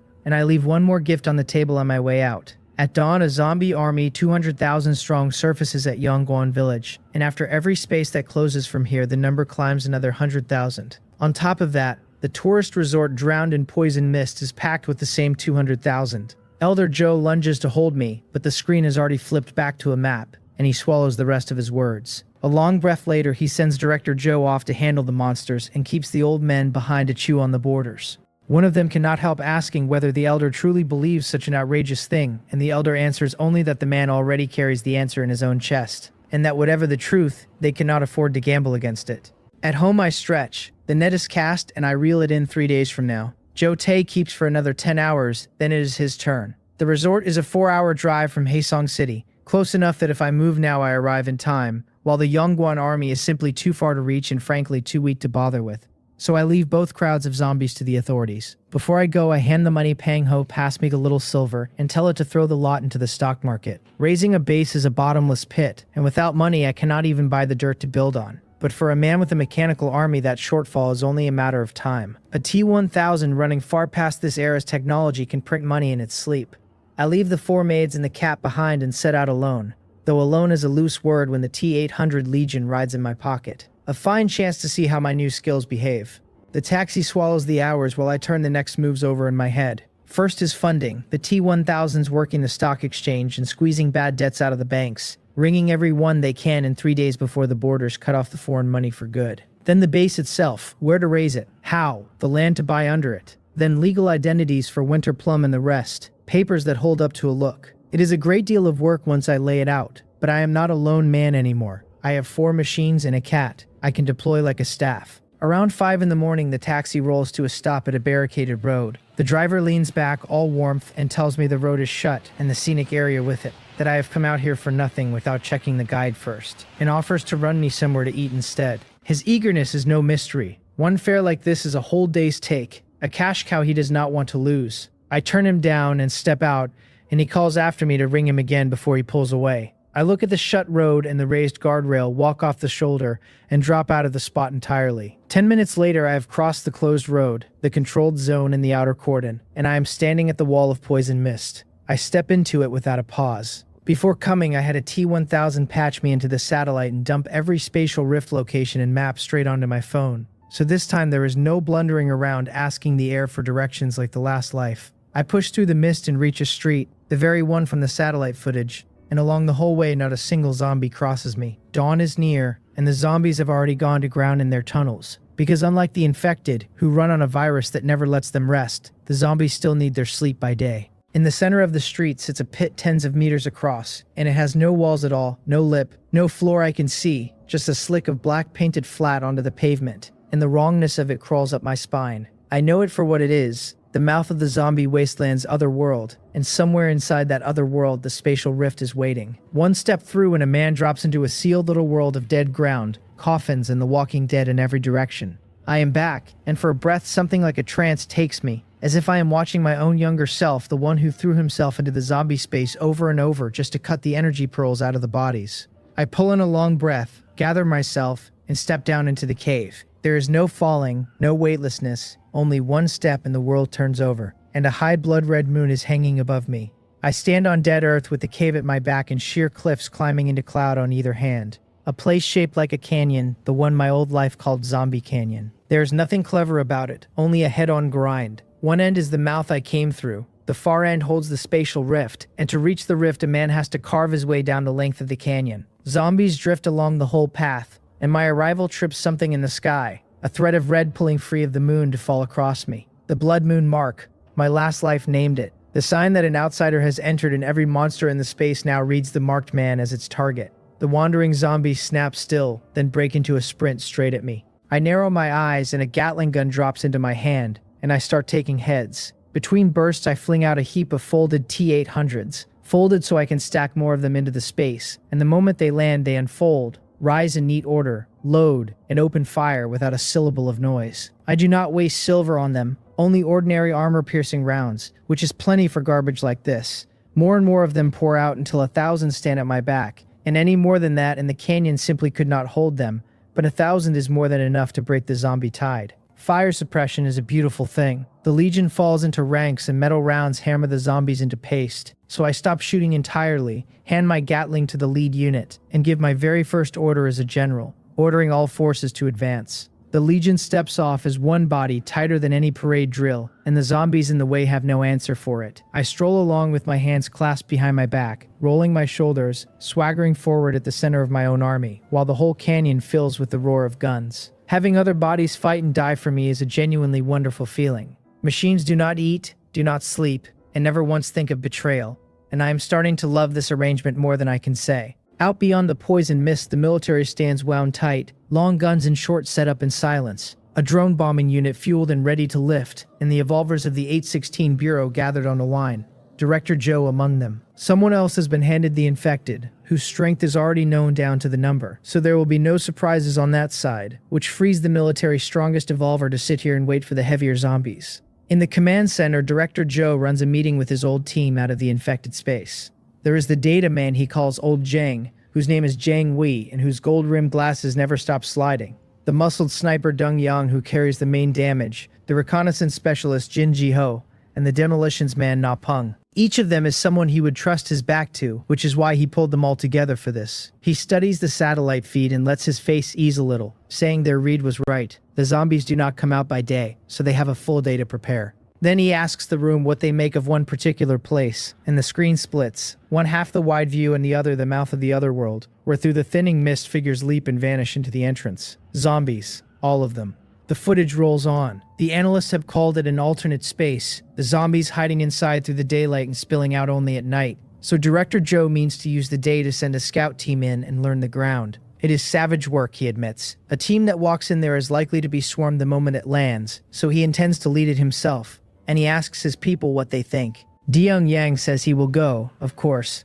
but wants to know why they do not simply pitch a nuclear warhead down the hole and be done, no matter what waits inside, and spare themselves the risk. Director Joe's face goes bitter, and he tells them there is no point hiding it. The higher-ups will not allow it. Deung Yang cannot see why. It is a pocket world after all, so why the theatrics and the danger over something a single warhead would settle? There is resentment in his voice, not at his boss, but at the order. Jang Wei pushes his glasses up his nose and lays it out. That 8 parts in 10 the brass forbid the warhead because they are terrified of wrecking the space, that they mean to keep it as a breeding ground for a steady stream of energy pearls. Director Joe nods that it is so. Most people were never chosen by the space, he says, so pearls are the only road they have to strength, and right now there are far too few of them going around.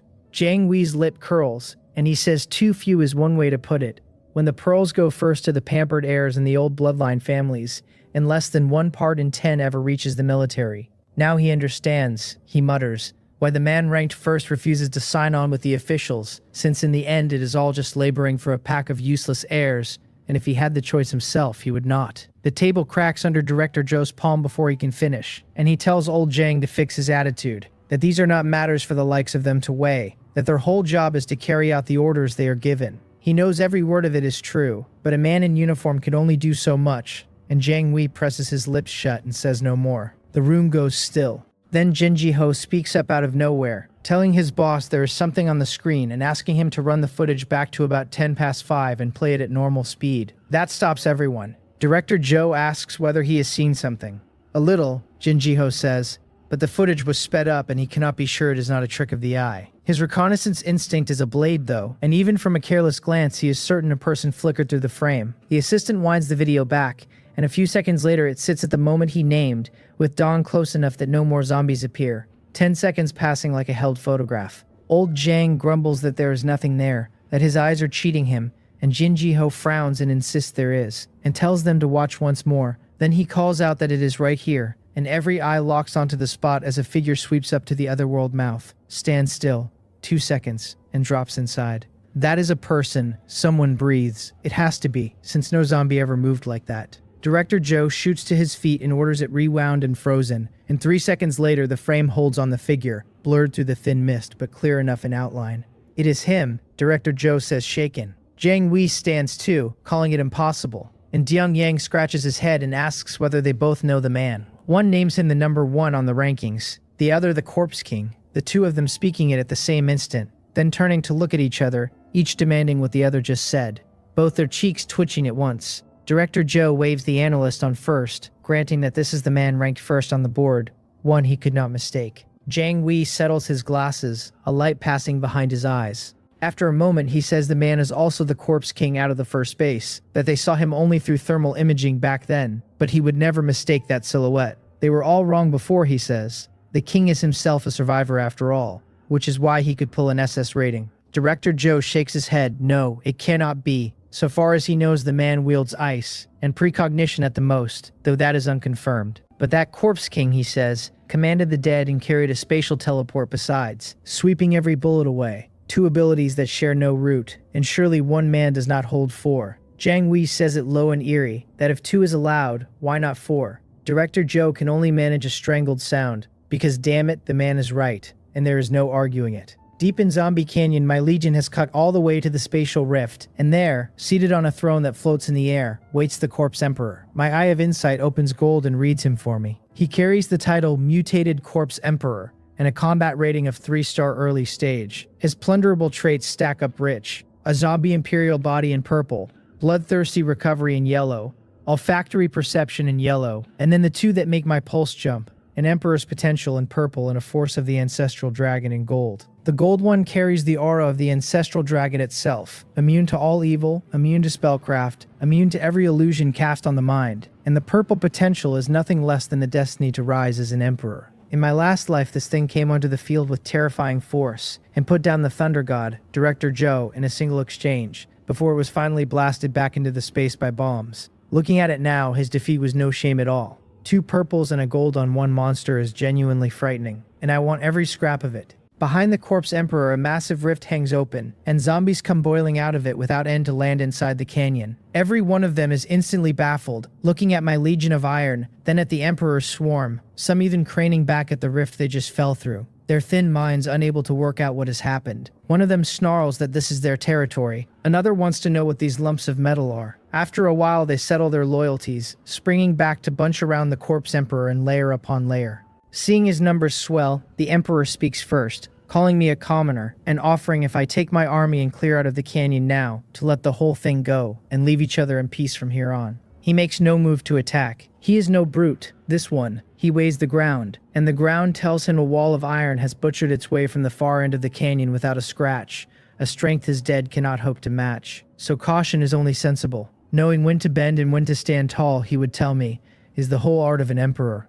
It surprises me a little that the thing speaks like a man, but I cannot be bothered to trade words with it. I mean to have that trait, and it does not matter one bit who is sitting on the throne. That will not change. This is a life or death floor, so why waste breath? I give the single order, attack, and the Legion opens up again, and because I want it finished fast, I wave out another wave of T-800s, each with a rocket launcher balanced on its shoulder. The Corpse Emperor throws up an arm and cries for his zombies to kill for him, promising that whoever takes the enemy's head will be raised to Marquis of 10,000 zombies. And the answer he gets is a sky full of missiles. The earth heaves and the cliffs shudder, and fire climbs into the red air, and a minute later the barrage cuts off with every zombie on the field wiped clean. Only the blasted Emperor left. More still tumble from the rift, and everyone is cut down the instant it lands under my Legion's fire. I walk over to him at my leisure. He is not dead, because I left him breathing on purpose, though not by much. Half his body gone as he lies in the crater. As I close in, his ruined frame begins to swell, and he rasps for me to die alongside him. A flick of my freezing ray answers it, blue light washing over him, and in 2 seconds the Corpse Emperor is a statue of ice. I tow a pebble off the ground and send it skimming into the sculpture, and it buries itself with a small dull knock. Cracks race out from the point until they sheet the whole of him, and then he shatters, and several orbs of light in different colors spill out across the dirt. The Corpse Emperor is dead. I grin and gather the traits, and the panel confirms it, the gold force of the ancestral dragon, the purple Emperor's potential, the yellow bloodthirsty recovery, the yellow olfactory perception,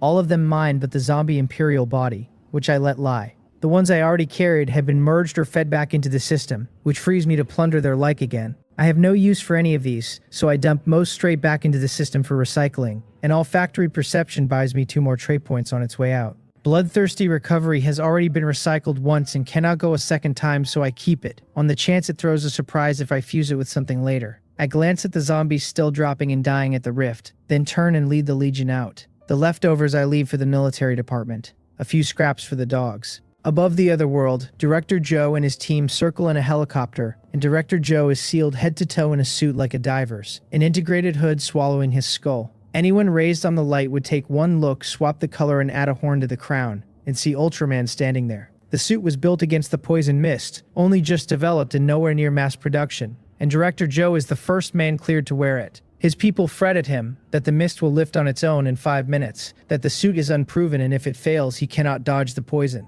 He shakes his head and tells them not to worry, that he traded for a skill this run, lightning robe. that sheathes his whole body in current, so even if the suit tears he can hold out until the mist is gone. Then he says he is going, grips the zip line, and slides down out of the helicopter, vanishing into a mist grown thin. He lands, unhooks, feels himself over, and gives a small satisfied nod, because those people at the research institute are useful for something after all. The suit really does keep the poison out. Safe for the moment, he turns toward the otherworld mouth, purses his lips, lifts the long spear off his back, and moves in quick. The spear came out of the space, a special alloy that conducts his lightning a touch better and wrings the most out of his strength. Just as he nears the entrance, a black shadow bursts out of it and comes dead at him. His nerves, already stretched to wire, snap into a stress response, lightning tearing off the spear in a lance of blue as he drives it at the shape. The point strikes a single finger held out to meet it, a finger like a wall of cast iron that stops the whole thrust without so much as splitting the skin. Before he can even be shocked, the owner of that finger simply steps forward. A mountain of force rolls back up the spear and hurls him away like a man struck by a truck, spear and all, until he slams into the wall of some ancient building and drops. The spear clatters aside and his wrist is wrenched from its socket. A cold voice reaches him where he lies, telling him that whether he meant it or not, this is the second time now, and that if there is a third, the 816 Bureau can find itself a new director. He looks up on reflex and there is no one there. He drags himself upright against the corner of the wall, the fear still sitting on his chest, because that grip a moment ago nearly stopped his breath, and he is only alive because the other man chose it. Then a bottomless powerlessness rises in him. He had walked in believing he had traded for real strength this run, that even against a gap he could at least keep himself alive, and now that scrap of confidence is in pieces. The gap is not a step, it is a chasm. A finger. The man used a single finger, and that same man turned his lightning spear aside and stood impervious to blade and gun besides. How many abilities is that now? Why is the distance so vast when everyone crossed into the space in the same batch? He sits with the emotion of it, and settles one thing in his heart, that if he is ever fool enough to measure himself against that monster again, he will eat dirt standing on his own hands. I cloak myself and slip out of the scenic area, find a busy street, and take a taxi home. Hours later I am through my own door, and Winter Plum leads the 3 girls out to greet me in a row, and my mouth twitches, because it feels less like coming home and more like a man choosing a hostess at a club. Winter Plum has changed her clothes yet again into a black crop top and white jeans that show off every line of her figure, a rag in one hand and a broom in the other, and I ask her why she has changed once more. She reports straight as ever that per a book on the self-cultivation of a secretary, this cut better accentuates her figure and puts her boss more at ease. My eye twitches, and I have nothing to say to that, though I cannot pretend it is not pleasant to look at. The other 3 are still in yesterday's clothes, rags in their hands as well. I ask whether they have finished their learning online, and they answer that they have understood all of it, and I nod, thinking robot study really is an easy thing. I tell them to keep cleaning and then to work on passing as human, because their expressions are still too stiff. One glance and it is obvious something is off, and they will never blend in like that. I dismiss the 4 of them and go to Little Silver, plugged in by its tail to a network port on the table, and ask how the money is coming. It reports that the total taken so far runs to 36 billion won, all of it exactly as I ordered, undetected by any force. I swear out loud, because between both my lives I have never laid eyes on that kind of money at once. I knew machines were good earners, but not this good. 8 hours at the outside and better than 30 billion, an average past 4 billion won an hour. It runs clean past anything I expected. Insane. I tell it that is good and to keep at it, then ask after Joe Tay, since by my count he should be touching down soon. Little Silver answers that Joe Tay reached the Bear Country's airport half an hour ago. I frown, because he was supposed to be flying home, and it explains that he took a call mid-flight and diverted north to talk over a deal. I narrow my eyes, a little let down that he has not landed where I wanted him, which means his reincarnation waits a few more days. Keep tracking him, I tell it, and speak the moment he is home. I take a short nap, since a physique like mine could run for days without sleep, but a proper rest still tops a man off. 3 hours later I wake into the afternoon, clear-headed, eat something, and start handing out the work. Little Silver stays on the money undetected, funding every project I mean to run. Winter Plum keeps my side as secretary and sees to legal identities for all of them. Spring Orchid I send to raise the base, Summer Bamboo to help the research and development, the Energy Pearls above all, and Autumn Chrysanthemum I mean to slip in among the officials as my line to the government, wearing the face of a mechanical control evolver. I settle a few more details and send them back to their practice at being human. 3 days blow past. Joe Tay finally comes home, then diverts again to Dragon City, and I am done waiting, so I have Little Silver ring him in his father's name and order him straight to Haesong City. Across the same days, the videos begin to spread, all over every platform, each shot in a different place but showing the same thing. A golden wall of light standing along the national borders, sealing country from country. Nothing breaks it. Missiles cannot so much as shiver it. Global trade dies where it stands, every nation cut off and alone. The ones with satellites still holding their own home lines while the ones without go dark entirely. The national borders have descended, exactly as I said. In a conference room in Dragon City, the same heavyweights have gathered again, and after a brief exchange they go quiet and sit watching the great screen, waiting for that man to appear. Everything he told them has come true, and belief is no longer a choice they get to make. They do not wait long. The screen flickers, and a young man petting a cat comes up on it, and it is me. Elder Joe smiles and says the young friend has finally shown his true face, and asks my name. You on, I tell him. Done hiding now, because the timing is ripe. My strength is enough. The borders have come, there is no leak left to fear, and their trust is already mine. So what would hiding buy me? He calls it a fine name, and says that to have done so much so young marks a limitless future. I tell him I have no taste for official flattery, and to get to the point. He is caught off guard by how blunt I am, but takes no offense and smiles, agreeing that the borders have come and the prophecy is held, that they believe what I said and both sides can work together, and inviting me to name my terms. I take him up on it and name my price, one of their military bases. The one at Sansong City, and the screen splits to show a map with a red ring around the ground. Raising a base wants a broad stretch of land. Through the proper channels, that means procedures stacked on procedures. A month at the least, to clear approval even with money smoothing the road. And the moment the digging starts, the industrial offices and the taxmen come knocking. Far too much fuss, and I cannot wait, so I ask for the land outright. A military base is the cleaner choice besides. Easy to remake and quick to stand up. And who on earth would dare walk in to inspect a military base still under construction? Elder Joe's face turns grave, and his look at me deepens, because he had not thought I could learn of the Sanseong City base at all. And in an instant, his estimate of the power behind me climbs another notch. He grants it, the base is mine, and says he will pull the station soldiers out within 2 days and hand it over on the 3rd. I smile and tell him he is a straightforward man, and to ask his questions. They want to know, he says, about the monster in the next spatial rift.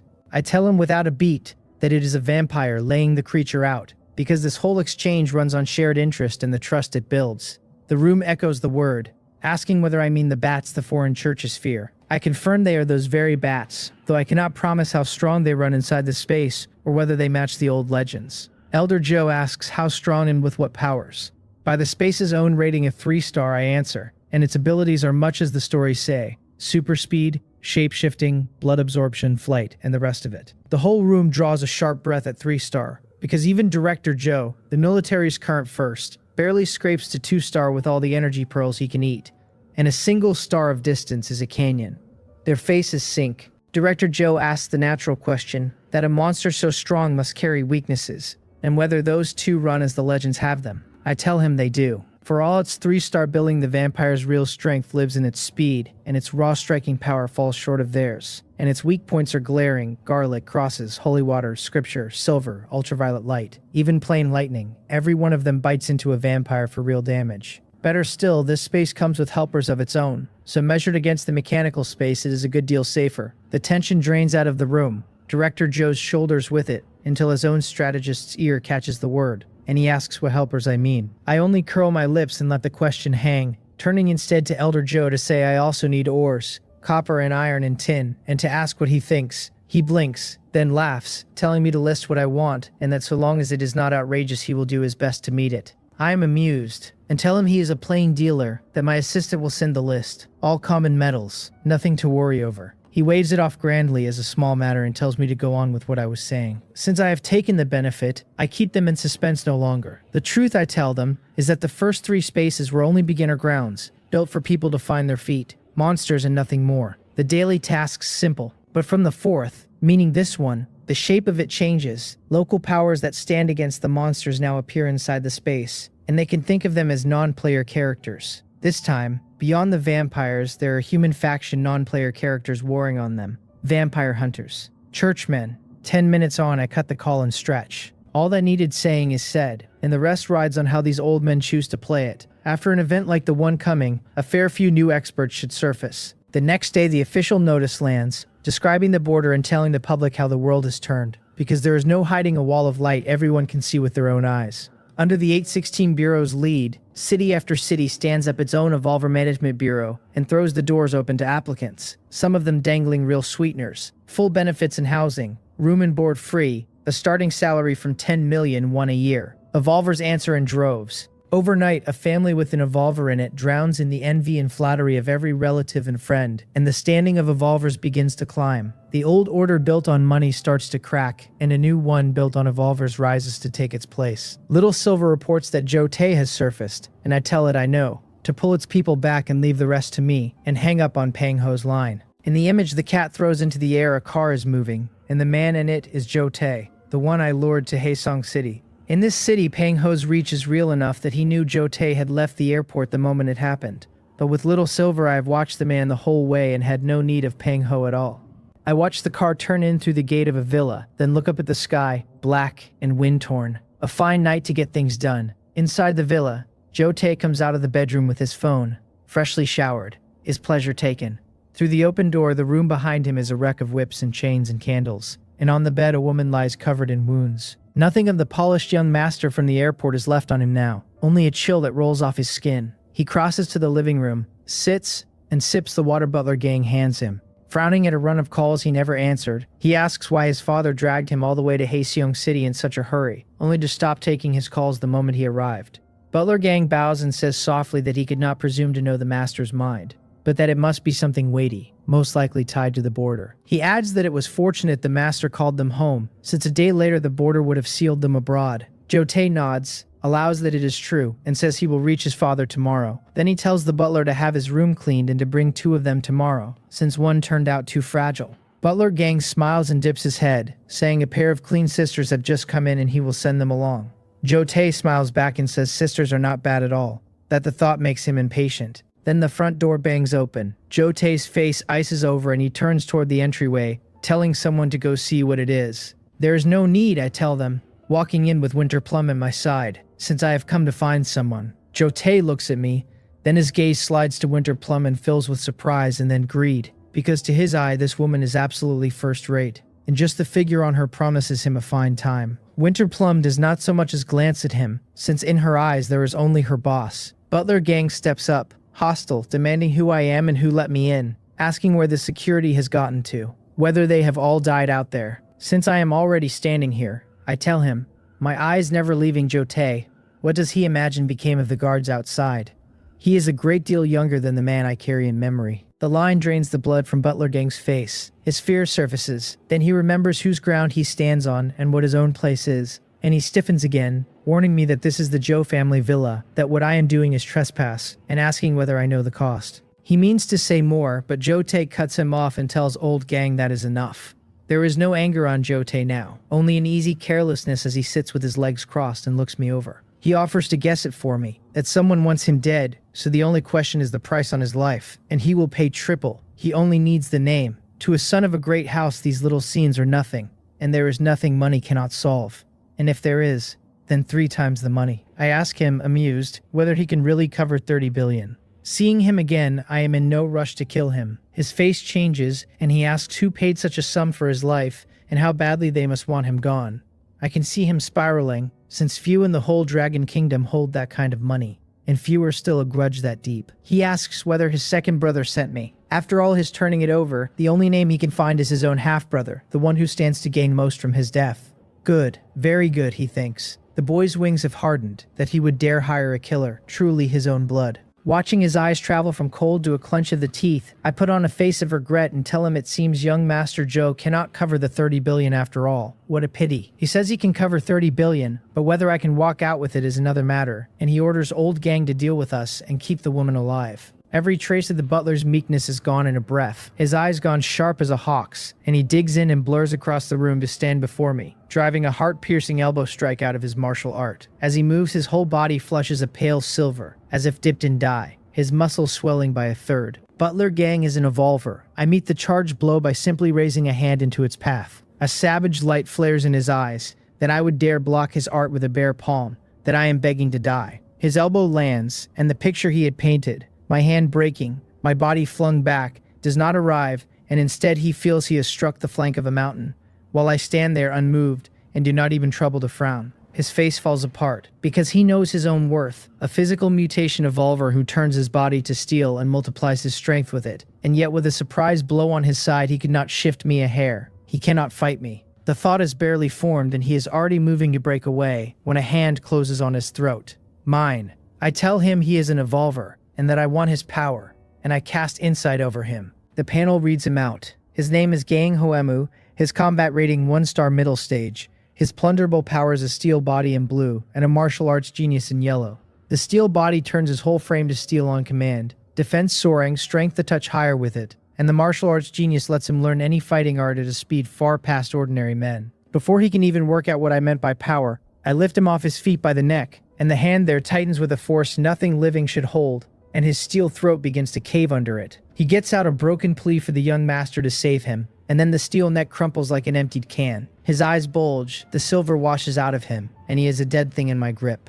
Butler Gang is dead. 2 powers burst loose from him, and I gather them in without ceremony, then open my hand and let the corpse drop as though I had done nothing at all. I step over him and settle onto a sofa, and ask the young master whether we might talk. Winter Plum comes forward and lays her small hands on my shoulders to knead them, seeing to a secretary's duties. My easy tone sets Jote shaking, every scrap of composure gone. He knew Butler Gang inside and out, a master of the fighting arts who woke a power on top of it, top tier the instant he did, in his steel form untouched by blade or gun or bullet, and able to shrug off a shell or two. And that man was choked out by one hand while wearing his steel. This person's strength is a horror. He stammers an offer. 30 billion, no, 40 billion. If only I spare his life, and curses himself for not bringing more guards. I tell him his family's money burns my hand, and besides, I am not short of it. He pleads to know what I want, that anything he has is mine. I curl my lips and tell him he can start by taking off the wig, since I am not used to seeing him with such a thick head of hair. He asks how I even know that, his face changing, because only a handful know the secret, which means there is an insider on his own team. Still, he peels the wig off, and a faintly balding young man is left sitting there, the edges passable but the crown down to a few brave strands over bare skin, the rim reddened where the wig pressed. With it gone, his whole noble bearing collapses into something almost comic. I grin, because this is the face I knew in my last life. He asks how exactly he can make me let him go, reasoning that since I did not kill him on entering there must be a road left open, or he would already be on the floor beside old Gang.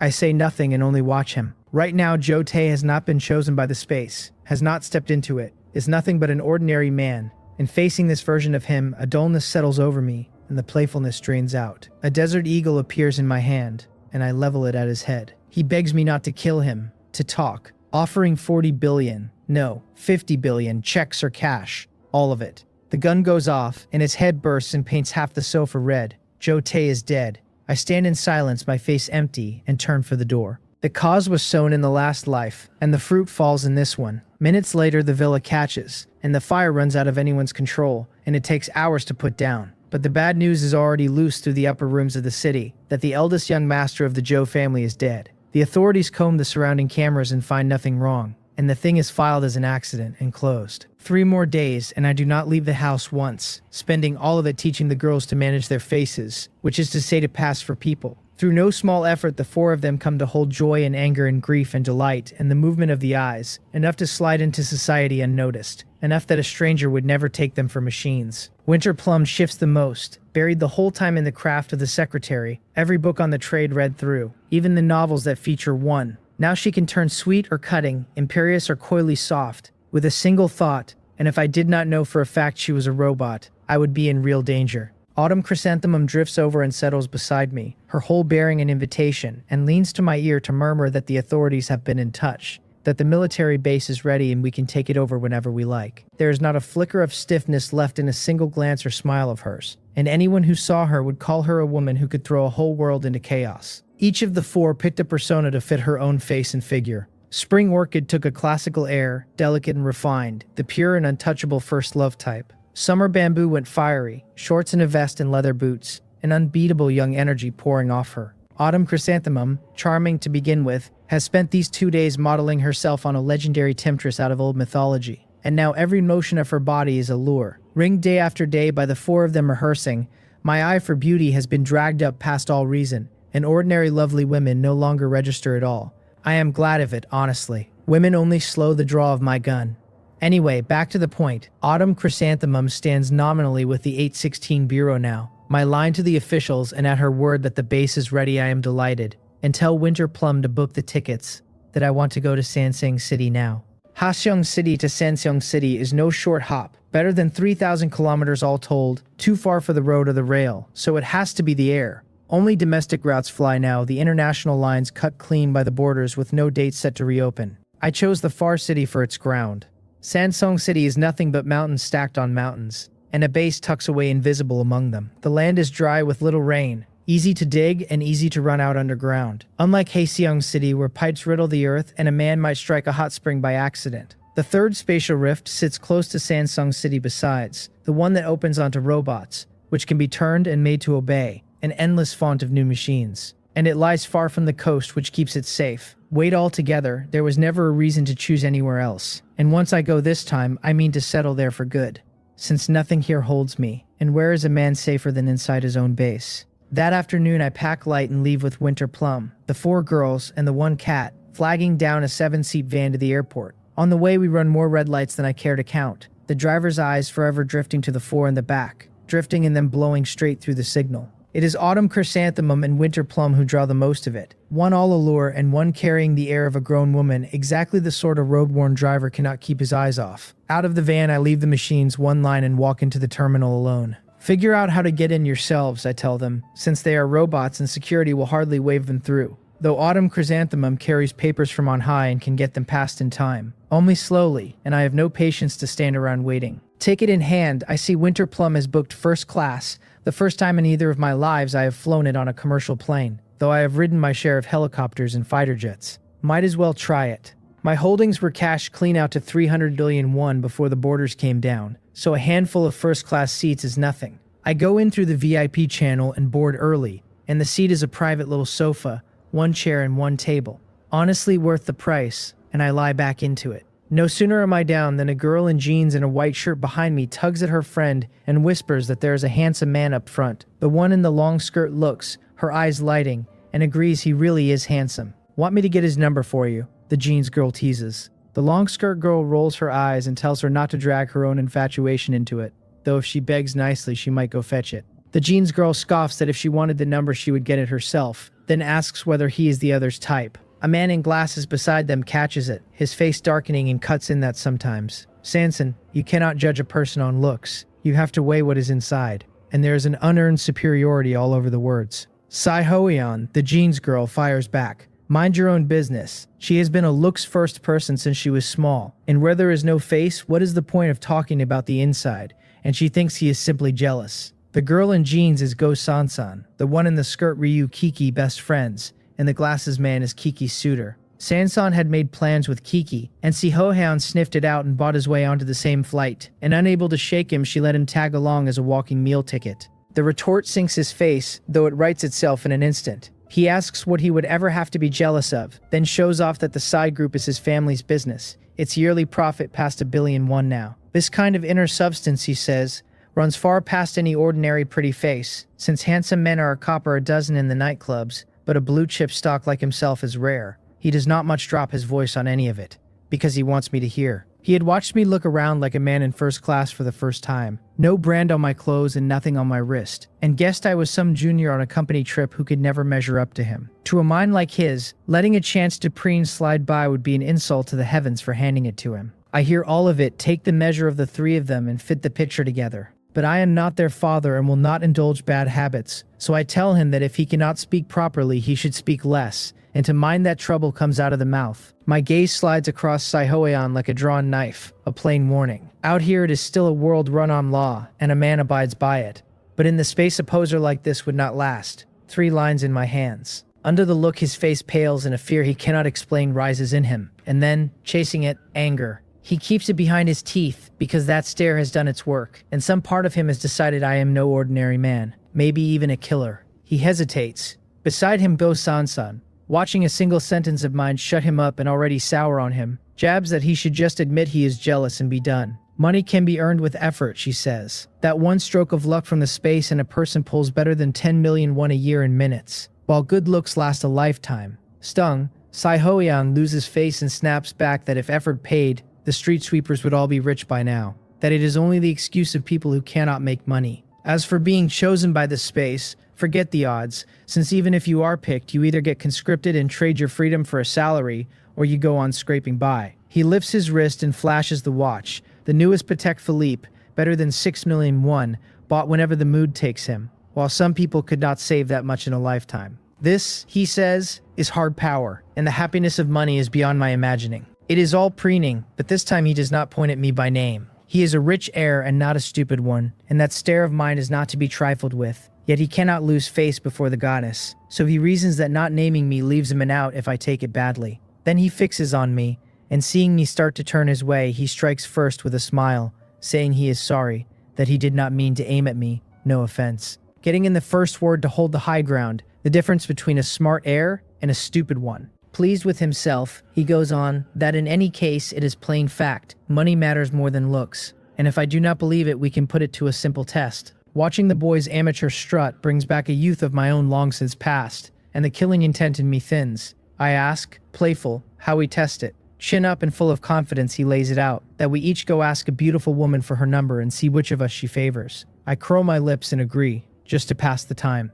His voice had not been quiet, and it has pulled some attention in the hushed first-class cabin, other passengers showing that timeless human weakness for a good scene. The bigger the better. Sizing the two of us up and murmuring, a middle-aged woman leans to her husband to ask who he thinks wins, and the man, early 40s with a scalp thinning ahead of its time, allows it is hard to say, that it turns on whether the girl chases money. She calls that the same as saying nothing, rolling her eyes, but presses him to choose one anyway.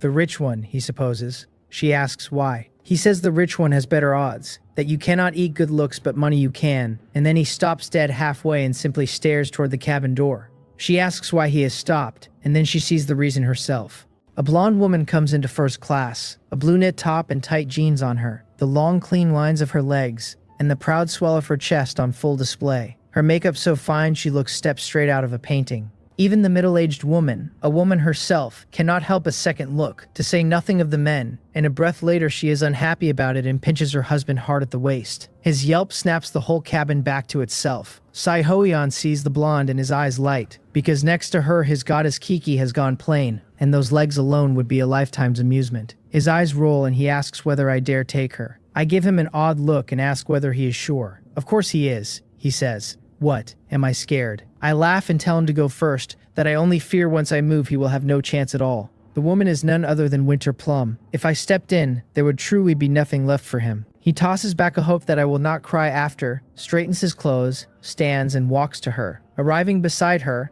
he asks whether he may add the beautiful lady as a friend, and flashes the Patek Philippe. He points at me and explains that she should not misunderstand, that he is no idle flirt, only that he made a bet with that man for her number. If he wins, the man owes him 100,000 won, he says, and he will wire her 20,000 of it. Half of it is true and half a lie, and to pry the number out of a woman this fine he has stooped to bribery, and the whole cabin quietly marvels that the kid has some skill and has plainly done this before. The blonde looks over at me. I only smile, take out my phone, wave it, and tell the beauty to leave me her number. She tilts her head, dazed and cute with it, and Sai Ho Hyun's heart hammers, because he must have her. Then the blonde speaks, telling him to move aside, the voice ice, though to his ears it is music from heaven. He says okay on reflex, then catches himself and asks what she just said. She pushes him out of the way, walks to me, lifts my phone, and taps something into it. Wounded, he demands how this is possible. Why me? On what grounds? She reports that it is entered, hands the phone back, and takes the seat beside me. The blonde is Winter Plum, come a step ahead of the rest. At the greeting she let fall, his outrage freezes on his face and roots him where he stands. Since she called that pretty boy her boss, he manages to ask whether we know each other. I take the phone, wave it at him, and tell him he has lost. He swears and demands whether I am playing him, since she called me boss. Stupid as he is, he knows now he has been had, and knows too what that look on my face was, the look a man gives a fool, and that he was the fool. I remind him that this is the one he chose, that I even confirmed it. He cries that I cheated, that it does not count, that he will pick another, going shameless because what I did was too foul to sit with. He casts around for a fresh target, and then his gaze locks straight ahead, where a woman in a fitted silk dress comes swaying into the cabin, a charming face and a waist that moves like a slow poison. He breathes that this is the one he wants, lit up all over again, certain his heart has bloomed a second time. What was the blonde? Next to a body like this, a cold-grown beauty is worth nothing. Before I can answer, Saihoyan flashes what he takes for a charming smile. As the woman nears, his palms go damp with excitement, and his heart pounds, and that second bloom rushes up in him stronger than any before. She reaches him, and before he can get a word out, she takes the lead herself, all sweetness, asking the handsome man whether he would mind moving aside, and even her voice carries a lure that runs a thrill through every man who hears it. A seductress. He is only more captivated. He starts to move, then jolts, and asks, nervous, whether the beauty might give him her contact, since he has a bet on with that young man. The same excuse, the same routine, only the money bumped from 20,000 to 50,000 won, split down the middle, and given how grown this one is, he is sure she will not refuse. Are you trying to hit on me? She says, an eyebrow up, looking him slowly over. His face reddens, since he has never met one this bold, but he brazens it out and says that is right. Would she do him the honor, unlocking his phone and holding it out? She giggles that he is not her type, that she likes that one, and points at me. His face stiffens, because he has not even begun and it is already over. Sullen, he grumbles that you cannot weigh a man by appearance, that some people's whole outfit would not add up to 1,001, not a scrap of one of his own jackets. She only repeats that she likes that type and tells him to move aside now, extending a jade hand to push him gently off, exactly the scene from before with Winter Plum, and he has no power in him to resist it. She sways to my side, then leans and lets herself fall into my arms, winding them around my neck, sighing that she seems to have turned her ankle. His eyes go red at the sight of her thrown across me, and he wants to shout at me to let go of the woman and let him have his turn, but he thinks better of saying it aloud. Then he sees a thing more shocking still, as I roll my eyes and swat her across the backside. I ask what she is carrying on for and tell her to tone it down and go sit over there. In that moment, he wants nothing more than to be that hand, even for a second or two, since it surely felt fine. But then he shakes it off, throttles the stray thought, and rises stoutly to defend her honor, demanding what kind of attitude that is and where exactly I thought I was putting my hand. His words stir the men in first-class riding without women of their own, who mutter that the fellow looks respectable but has wandering hands and is about to be slapped. Even Go Sanson and her friend, watching cold from the side, frown, their whole impression of me dropping hard. But the woman does not fly into the anger they all expect. She pouts her lush lips and complains, sweet and put out, that I am hateful, that the boss is no fun at all, then stands, walks to the seat by Winter Plum, and sits. This one is none other than Autumn Chrysanthemum, and the word she let fall stirs a storm. The cabin buzzes that this one called him boss too, that there are two of them now and no telling the young man's background.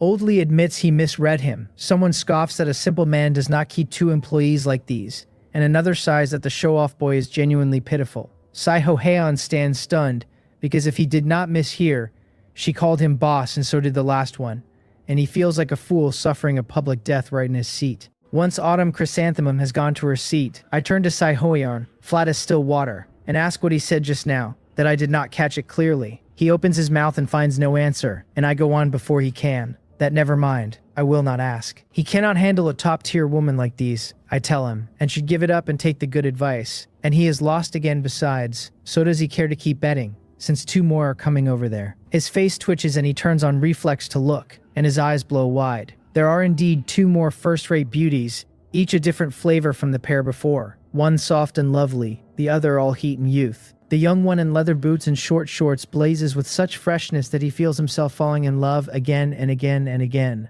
Then something snags in his mind and he swings back to me, wary, and asks whether these two know me as well. He no longer dares look down on me, because the first two called me boss. Though he cannot guess how large my business runs, I am plainly a man of money, or I could never keep two women like that in hand, goddesses among goddesses being nothing an ordinary man could manage. Watching his careful new face, I grin, and congratulate him on finally learning to speak up on cue. He turns to stone, then bursts into tears, feeling the whole world set against him, wailing inside why it should be like this. Oh heaven, oh earth, is a fine face truly worth so much? This is far too cruel to a second-generation heir. Just then a jade hand pushes him aside again, its owner asking him to excuse her and move. He is in the way. The two women pass him and come up to me, and one of them complains that the boss did not even think to wait for them. And the two are Summer Bamboo and Spring Orchid. Summer Bamboo, the one who spoke. Spring Orchid only greeting me. My head already aching, I ask Summer Bamboo why so much chatter and tell her to go sit in their own seats. When these girls have not learned to manage their faces, they are stiff enough that one glance tells you something is off. And once they have learned it, they each build a persona and use me for a test dummy. And either way, my head aches. Summer Bamboo mutters that she is going, asking why I am so fierce with her, and hauls Spring Orchid off to two open seats to sit. And so all four women are in place. Oh, and Little Silver, It bought no ticket, and the airport does not sell seats to cats, so it was shut in a cage and thrown into the plane's cargo hold. Once all 4 women call me boss, even the slowest passenger in first class understands I am not a man to trifle with. Sai Ho Heon's face works through several expressions before he gives up and slumps back. Then he lifts a thumb at me and calls across the aisle that I sandbagged the whole cabin, that I played the fool and swallowed the tiger whole, and he admits he is beaten. After that, he sits staring at nothing, questioning the whole shape of his life, and he no longer has the heart to chase the goddess Ryukiki beside him. Everything falls apart under comparison. Ryukiki was pretty enough, the sweet girl next door sort, but next to 4 beauties of 4 different flavors, she suddenly reads as ordinary, and I watch him arrive at that cruel arithmetic in real time. He touches his own face without meaning to, wondering, I would guess, whether a knife and a good surgeon could remake him into a man women line up beside. The announcement tells everyone to buckle in for takeoff, and the cabin settles. The engines climb and we lift, and the men keep stealing glances at the 4 women, because if a thing cannot be had, it can at least be looked at. Go Sanson and her friend had meant to ask me for a way to reach me later, but with 4 goddesses fanned around me, neither dares come near now. Half an hour in, the 4 beside me all turn their heads toward the rear at once. Winterplum leans to my ear and reports that something has happened in economy, that people are firing off distress calls and texts, that the economy cabin has been hijacked. My eye twitches. I am simply trying to take a flight, and the world hands me a hijacking, the most tired setup in every movie ever shot. I ask her the count and whether there is a bomb, and I tell her to move in and keep it contained. If the plane comes apart in the air, it will not kill me, but it will cost me time and a change of transport, and time I will not waste. She tells me there are 4, all armed, 1 holding a bomb, and 1 an esper. An esper. That single word lifts my eyebrow, and I stand. I tell Autumn Chrysanthemum to come and the rest to hold here, since she carries official credentials and that will smooth the road later. We pass into business class and find no reaction there at all, which tells me the trouble is fresh and has not spread this far forward yet. I also notice not 1 flight attendant on the aisle, which means every last one has gone aft to the emergency. I walk Autumn Chrysanthemum through business class and lose count of the eyes we drag along. The men fix on her as if their gazes are glued to her skin, and the women fix on me since a young man built as I am is a rare thing.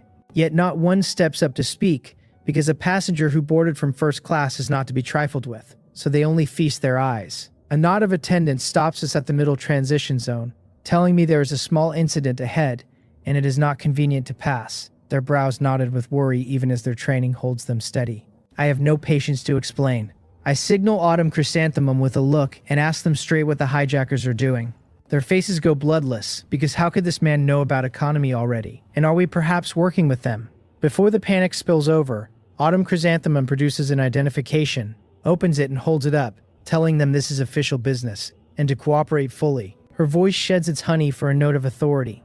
They stare, then flood with relief because stamped across it are the words, 816 Bureau, a department they all know. They stop doubting and lay it out. 4 hijackers, 2 men and 2 women, 1 holding a bomb, one of the men gifted, seemingly able to knock people out from a distance. It matches what Winterplum told me near enough. I tell them to fall back and calm the business cabin, and that I will see to economy. They trade glances and nod, glad to leave the ugly professional work to the professionals. Then I lean to Autumn Chrysanthemum and tell her to jam the bomb's remote signal the moment we move, so the thing cannot be triggered, and leave the rest to me. She answers that she has it, and we keep walking. I spot the 4 the instant I step into economy, because everyone is carrying firearms and a gun is not a subtle thing. Golden light swirls in my eyes as my eye of insight settles on the 2 men. The first reads as CO Daewei, combat rating 1-star early stage, a single plunderable trait on him, air control in blue.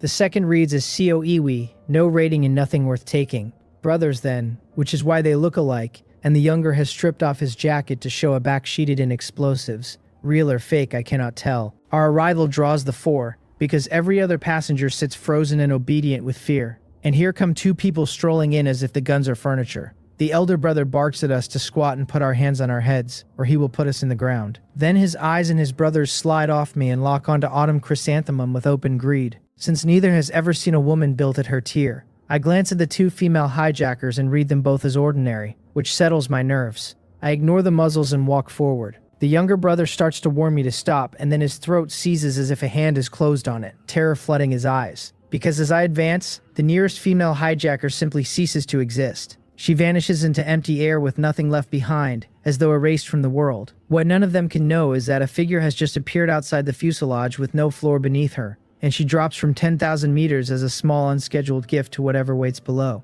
Inside the cabin, the younger brother rubs his eyes before he can believe one of his own is gone. The passengers stare at one another, equally lost, though under the fear they are quietly overjoyed. They arrive at the obvious guess that the woman's disappearance has everything to do with the man and woman who just walked in. Their speculation does not slow my feet, and with my next step, a second hijacker blinks out of the world. A gang of 4 would have made the evening news as a crowd storming the plane. Now after a few strides, half of them have been forced into nothing, and I can watch the younger brother do the math and hate it. He is not slow. 2 people melting into thin air does not happen without a hand behind it. He shouts at his elder brother that this one is gifted to freeze me quick, and he backpedals hard to his brother's shoulder. The elder brother has caught up to the danger and drags him behind, telling him to watch the passengers and keep them from turning. Then he thrusts a hand toward me with a black look and demands who gave me the nerve to swagger in front of him. My feet stall. The air around me thickens all at once into something like syrup, and every movement drags. I cannot even pull a breath, cannot draw oxygen into my body at all, as if the whole space has frozen shut. This air control is genuinely interesting. The younger brother, still holding a gun on the crowd, grins cruelly and asks whether it is hard to move now, and promises I will die in despair. His brother snorts, and a strange ripple of energy rolls off him, and a moment later, a cord of air wraps my neck and begins to cinch tight, very like a local application of compression. This ability is not bad at all, and it is being played with real cleverness. I do not break loose. I want to see what other tricks this one is hiding, because it is the first gift this interesting I have met. Come to think of it, I never heard a whisper of it in my last life, which likely means the pair were arrested or killed off after this very hijacking. The strong are never content to stay small. They either rob banks or seize airports. The elder brother seems already to have signed my death warrant in his head, a flick of killing intent crossing his eyes as he pours out mental power and the air throttling me contracts again.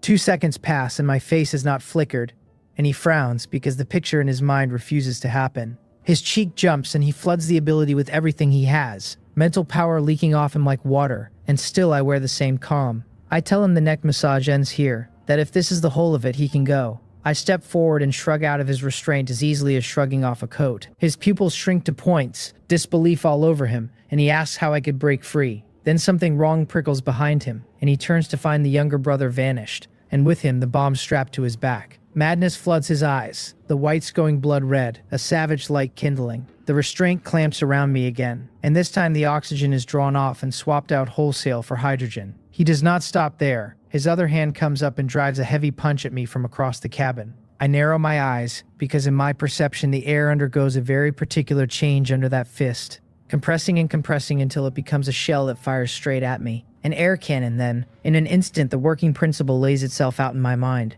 I am wrapped in hydrogen now, and when the cannon lands, the friction between the packed particles will light the hydrogen and the whole of me will go up. This move can turn the space around any target into a powder keg. Who needs bombs and missiles with a gift like that? Judging by how hard he is panting, it costs him dearly, but even so, this trait is good. This trait I like, and a man who bends the air like this can very likely fly, since at 10,000 meters he would not throw a fireball. That settles it. I like it very much. Enough. A thought, and the air cannon blinks out and reappears hanging in front of his own chest. Before he can register it, it drives into him. He screams and is flung back, a fist-sized crater opening in his chest where I can just make out the beat of his heart. Before he can do anything about that, an ice needle punches into his brain and his aura snuffs out. He hits the deck and frost climbs him inch by inch until he is a sculpture of ice. I step up at my leisure and gather his trait, then turn for first class, telling Autumn Chrysanthemum to handle the rest. She answers that she has it, turns to the terrified crowd, flips out her identification, and tells them the 816 Bureau is on official business, and no one need panic.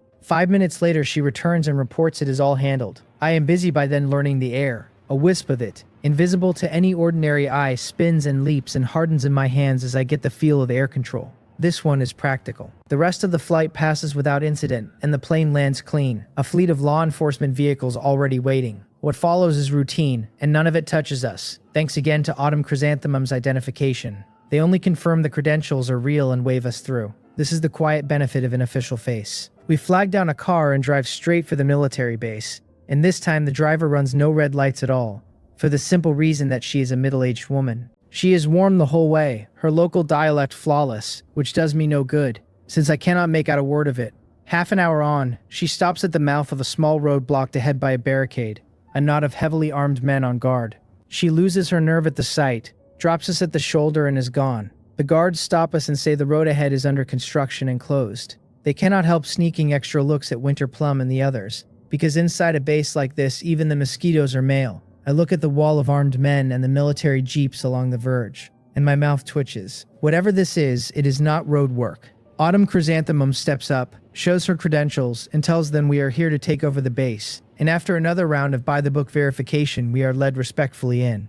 We wind through the roads better than 10 minutes, reach a camp, drive on through it, and stop before the mouth of a cave, where a group already stands waiting. The man at their head is Joe Bin, the one who ran the 816 Bureau. When he sees me, a tangle of feeling crosses his face, because who could have guessed the gap between Yuan at the top of the rankings and himself in second would run so deep? He swallows the thought and mutters that only a fool compares, then comes forward all smiles to greet us. You do not swing at a man grinning at you, so after a round of pleasantries I cut straight to it and ask him to walk me through the base. He agrees and leads me through it personally, and the more I see the better I like it. The base is built into the flank of a great mountain, its body carved inside the rock, only a plain training ground exposed to the air. Inside, the mountain has been hollowed, nearly hollow, laid out in sections, hot water and gas piped through, everything a place could want. It stands empty now, scarcely a soul in sight, because at my request everything was cleared out. Only the defense systems and the heavy machinery are left, gear that is not classified and too large to haul, so it was left for me to use or sell for scrap. The tour runs until evening.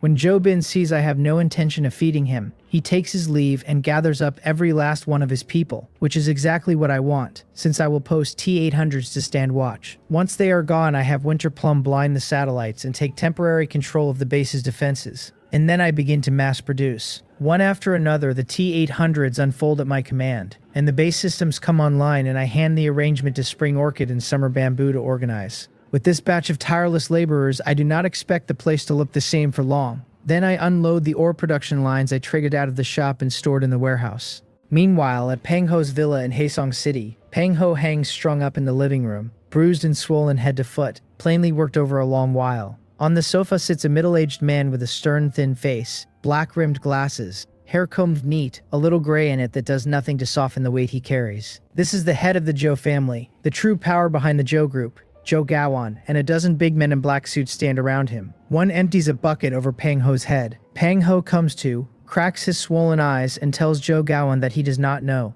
that he truly does not know. Joe Gawan's face darkens, and he asks quietly why Pang Ho insists on making it hard on himself. That for the sake of the old dealings between their fathers, he need only name who has been investigating his son, and he will leave at once. Pang Ho says again that he honestly does not know. Joe Gawan shoots to his feet, voice rising. He reminds Pang Ho that half a month ago he sent people to stake out his son at the airport and had men tail him after he landed, and asks how a man who did all that can claim to know nothing. He seizes the ashtray off the table and hurls it, telling him that now his son is dead, burned to death, and asks yet again whether he still knows nothing. Pang Ho falls silent under the raving. He worked out who was responsible the moment he learned Joe Tae had died, and moved fast to scrub the evidence, but Joe Gowan parachuted into the city afterward with his people and has thrown bodies at the search every day. Somewhere a thread slipped, which is how it comes to this. What Pang Ho cannot say is that I laid a mind edict on him and ordered him never to give me up, so all he can do is endure and argue his innocence, insisting he only wanted to know Joe Tae's movements so he could conveniently make friends, that it is all a misunderstanding.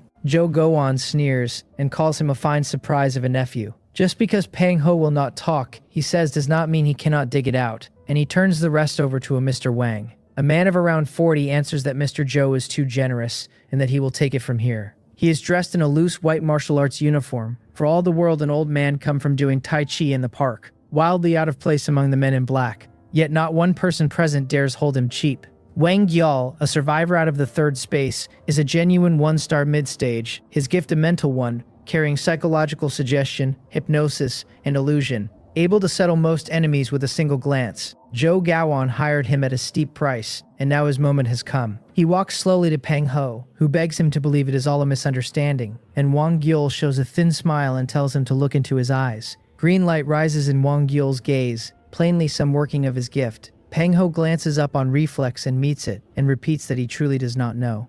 Seeing him unmoved, Wang Gyul frowns and the green light deepens, his output climbing. Pang Ho tries to look away, and Wang Gyul says coldly that there is something wrong with this one, to hold his eyes open and make him look. The nearest man in black steps in, grips Pang Ho's head and pries his lids apart, forcing the stare, and the green light spreads slowly through Pang Ho's eyes until his gaze goes wholly unfocused and his face empties. Wang Yul's mouth curves. He steps aside and tells Zhou Gaoan he may ask whatever he likes now, and the man in black lets go and withdraws. Zhou Gaoan asks coldly who has been investigating his son. Pang Ho's eyes are blank and he says nothing. Zhou Gaoan frowns and turns a questioning look on Wang Yul, whose face has gone grim, and who abruptly asks Pang Ho his name. Pang Ho answers this time that his name is Pang Ho. Wang Yul asks whether he sent men to watch the airport, and Pang Ho answers yes. To what end? Wang Yul asks, and Pang Ho answers, to track Zhou Tei's movements. Only then does Wang Yul nod and signal that the hypnosis is holding.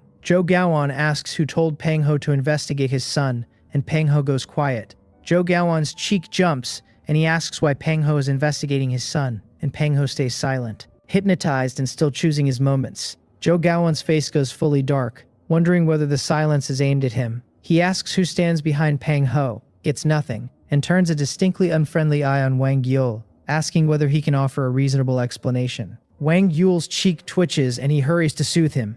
Mr. Zhou must be more precise, he explains, since under hypnosis the man has to hear the name Zhou Tei and not his son, or he cannot know whom that means and cannot answer. Zhou Gaoan takes the point, and a third of his anger drains, and he turns and asks why Pang Ho is investigating Zhou Tei. Silence. Who told him to investigate Zhou Tei? Silence. Zhou Gaoan's eyes go cold as ice. He sweeps a glance over Pang Ho, then fixes it dead on Wang Yul, and speaks his name flat, dropping the honorific entirely. That single bare address raises cold sweat on Wang Yul's brow. He curses inwardly that this is a setup, that when he asks the man answers, and when the boss asks the man goes mute, and that if the fool means to die he had better not drag Wang Yul down with him. He cannot let Zhou Gaoan keep asking, so his tone slides to something humble, promising to handle the questions himself. The ground has shifted under him from showing off to fighting for his life. He asks Pang Ho whether the tracking was ordered by his own father, and Pang Ho answers no. That flusters Wang Yul worse, and with Zhou Gaoan's murderous stare beside him, his composure nearly cracks. He curses again what a trap this is, how impossible this batch of hypnotized patients is to manage. Not daring to let Zhou Gaoan detonate, he asks who told Pang Ho to track Zhou Tei, and Pang Ho says nothing. Oddly, that pleases him, and he all but rushes to Zhou Gaoan to point out the man did not answer him either, so it is truly not his fault. Zhou Gaoan has caught the pattern too, and tells him coldly to ask again. Wang Yul runs through a few more, and the two of them finally see it. Whenever the question touches the person behind the curtain, Pang Ho falls dumb, and on everything else he talks freely. Something has been done to him. Zhou Gaoan asks what he makes of it, and Wang Yul frowns deep, admitting it is the first case like this he has met. He asks not to be rushed and lays a hand on Pang Ho's head, sending a special pulse of energy in. A moment later he draws back with a solemn face and says Pang Ho has been tampered with, surely by the man behind. Zhou Gaoan asks in a low voice whether it can be fixed, and Wang Yul shakes his head, saying his attempt did nothing, and that it involves the brain, so pushing too hard could turn the man into a vegetable. Zhou Gaoan asks whether there is truly no other way. Wang Yul goes quiet, 2 seconds, then nods, saying a direct question will not work, but there is a way around it. He does not explain. He lifts Pang Ho's phone off the table, presses it into his hand, and tells him to call the person who wanted Zhou Tei found, and say Zhou Tei has been found. Pang Ho promptly acts, unlocking the phone with practiced ease, opening the dialer, keying in a number.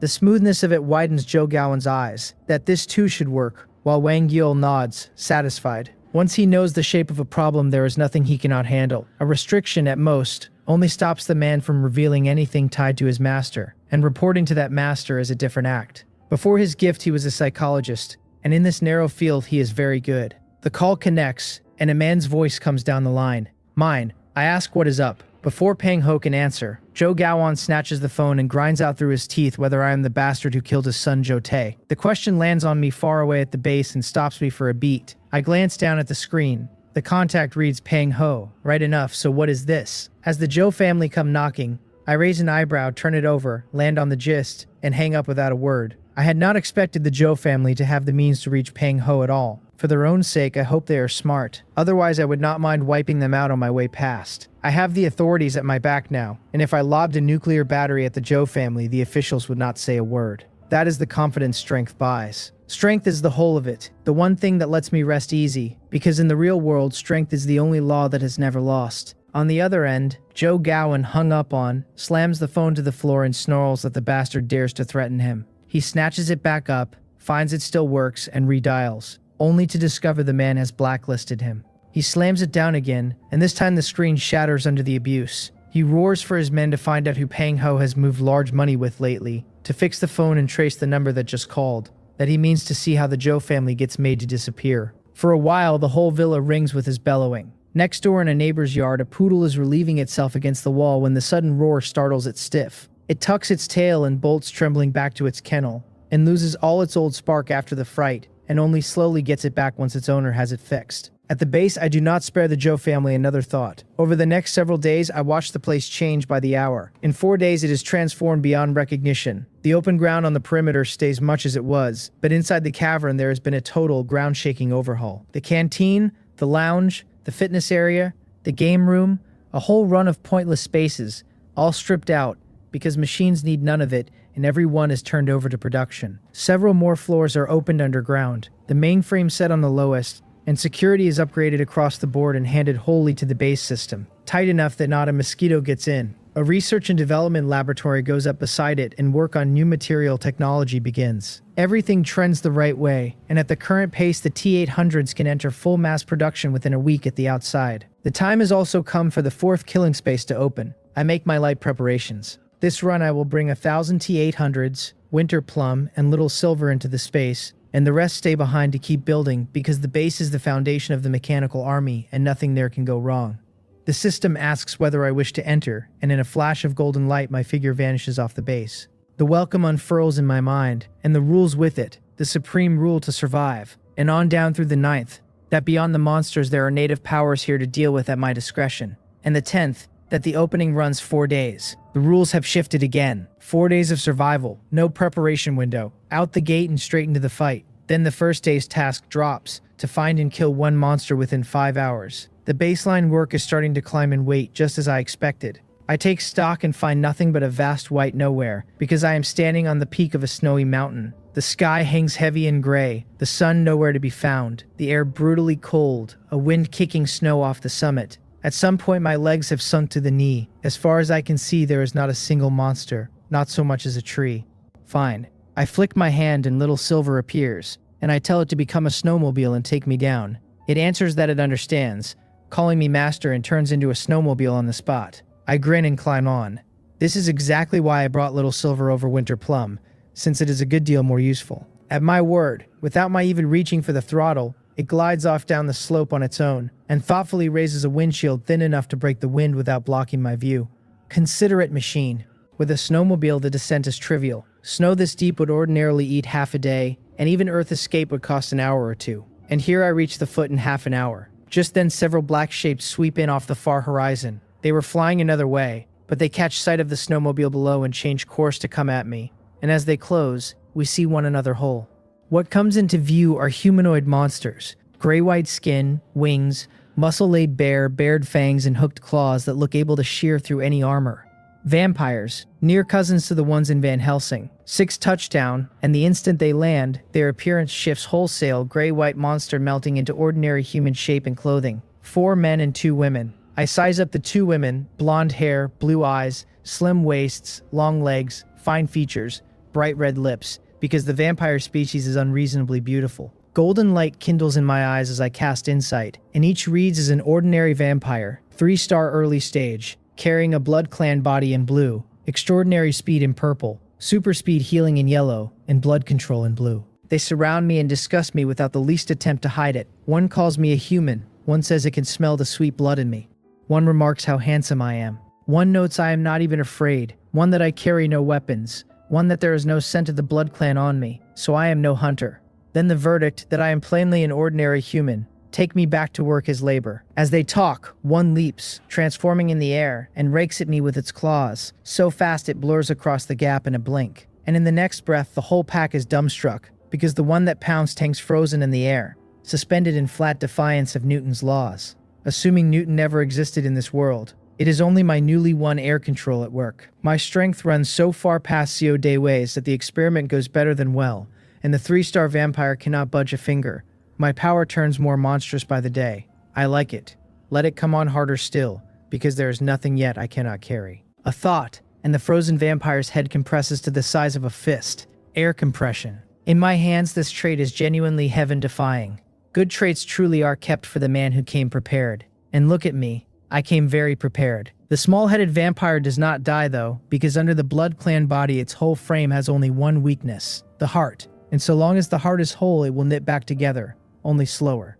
One of the others catches the trouble and calls for them to rush me together, and they all spring up, turning into blades hurled my way. What follows plays out like a freeze frame from a film, every vampire pinned motionless in the air.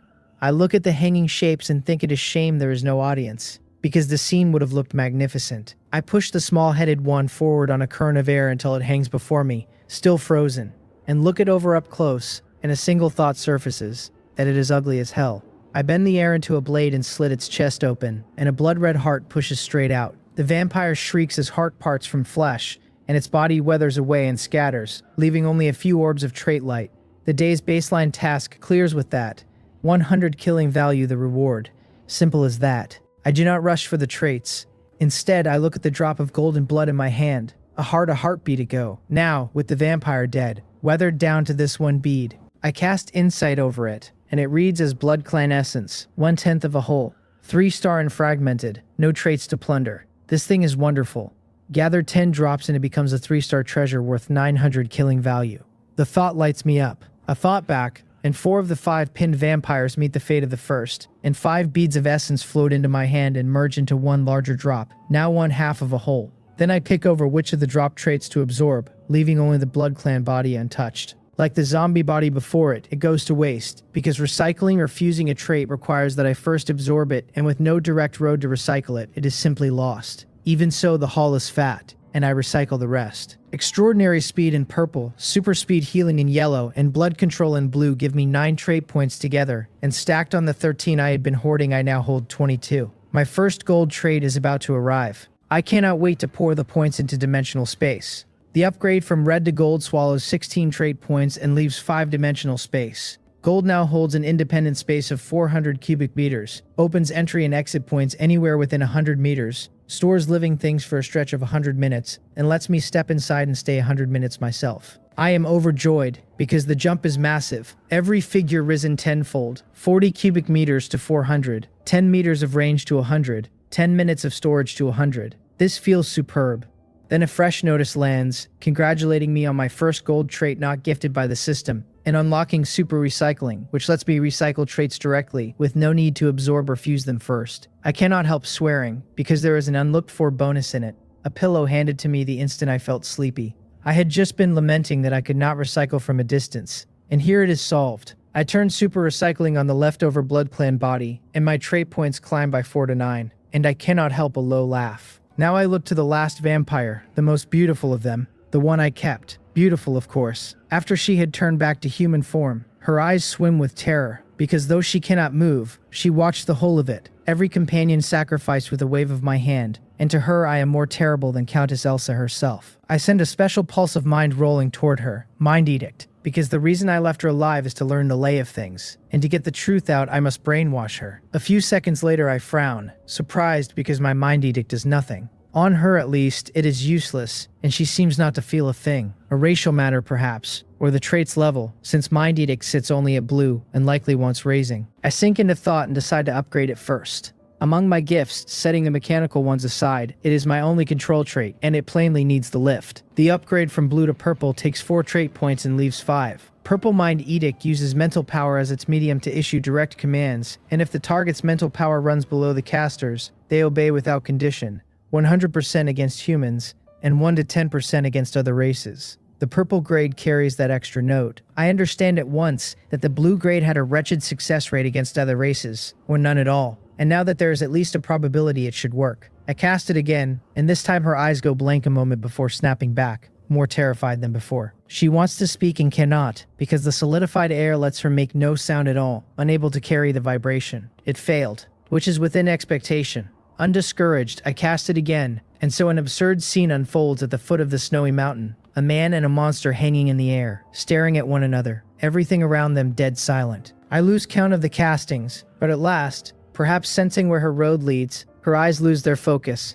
and I begin the brainwashing. 3 minutes on, I release her from the air. She lands and turns back into an exotic beauty and kneels on one knee, announcing that her servant, Alice, greets her master. I nod, satisfied, and tell her to lay out the powers of this place. She answers that we stand at the foot of the wind-chimed snowy mountain, on the edge of the battlefield, and as she describes it, I fold it in with the intelligence I already hold, and finally see the distribution clearly. The era is a medieval European sort, with two great forces, the vampires under Count Dracula on one side, and the humans under the Holy See on the other. The battlefield is Dracula's own territory, where a large war is presently raging, the main front, and the 9 great vampire counts and the main body of the Holy See's Crusader army are all there. Where I stand is the territory of Countess Elsa, a countess only newly raised, ascended a mere 300 years ago, and Alice is one of a patrol under her, out to sweep the ground for escaped humans. 10 kilometers north of the mountain stands Countess Elsa's blood fortress, where only 300 vampires remain, the rest carried off to the front. I tell Alice to take me to the blood fortress, because I already have a plan. I came into this space meaning to do something big, so I will start with Elsa's blood fortress.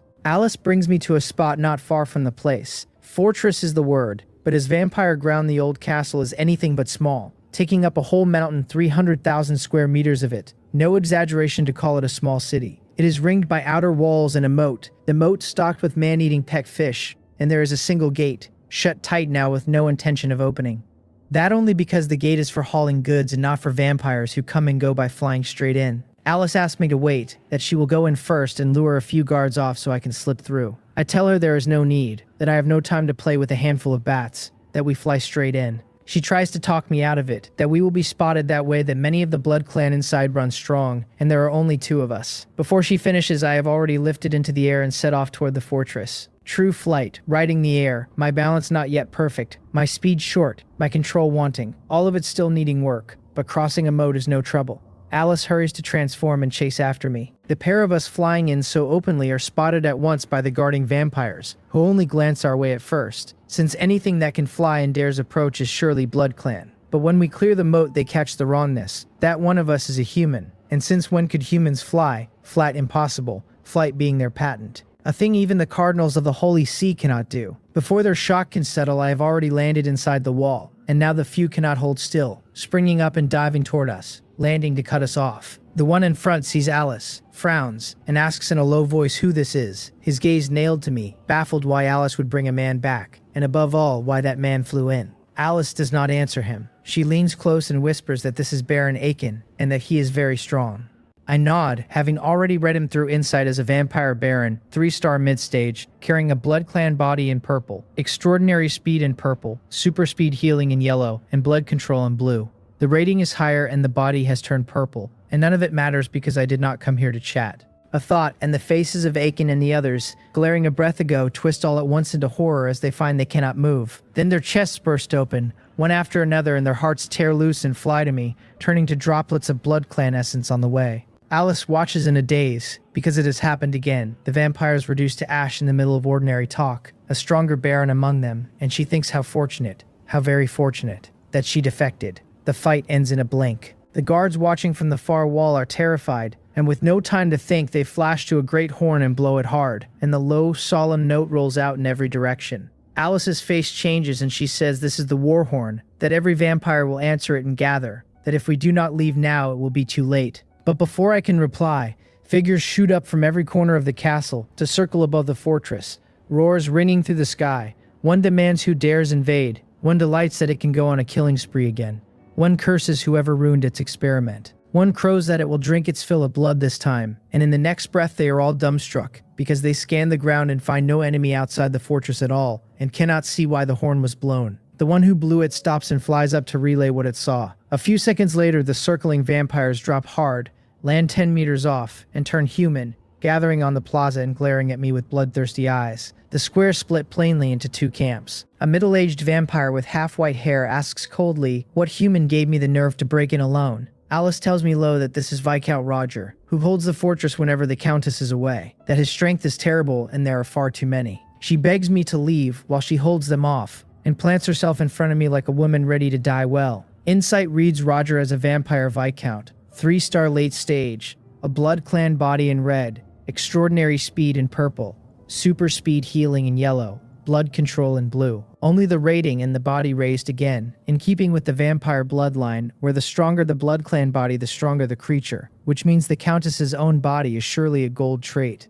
I answer Alice calmly that there is no need, that too many enemies is the last thing I fear, and I take a step forward. Behind me, a dense mechanical army unfolds, every unit armed with a Gatling gun and loaded with silver rounds. The vampires flinch back a step, shaken that so many should appear at once, and then they are dumbstruck all over, because these are not people. Each wears a silver metal body with red electronic eyes blinking on and off, not a patch of skin anywhere, no living aura, no scent of blood. In this world, the weapons are still long swords and crossbows. Firearms run vanishingly rare, and an army of robots is beyond imagining.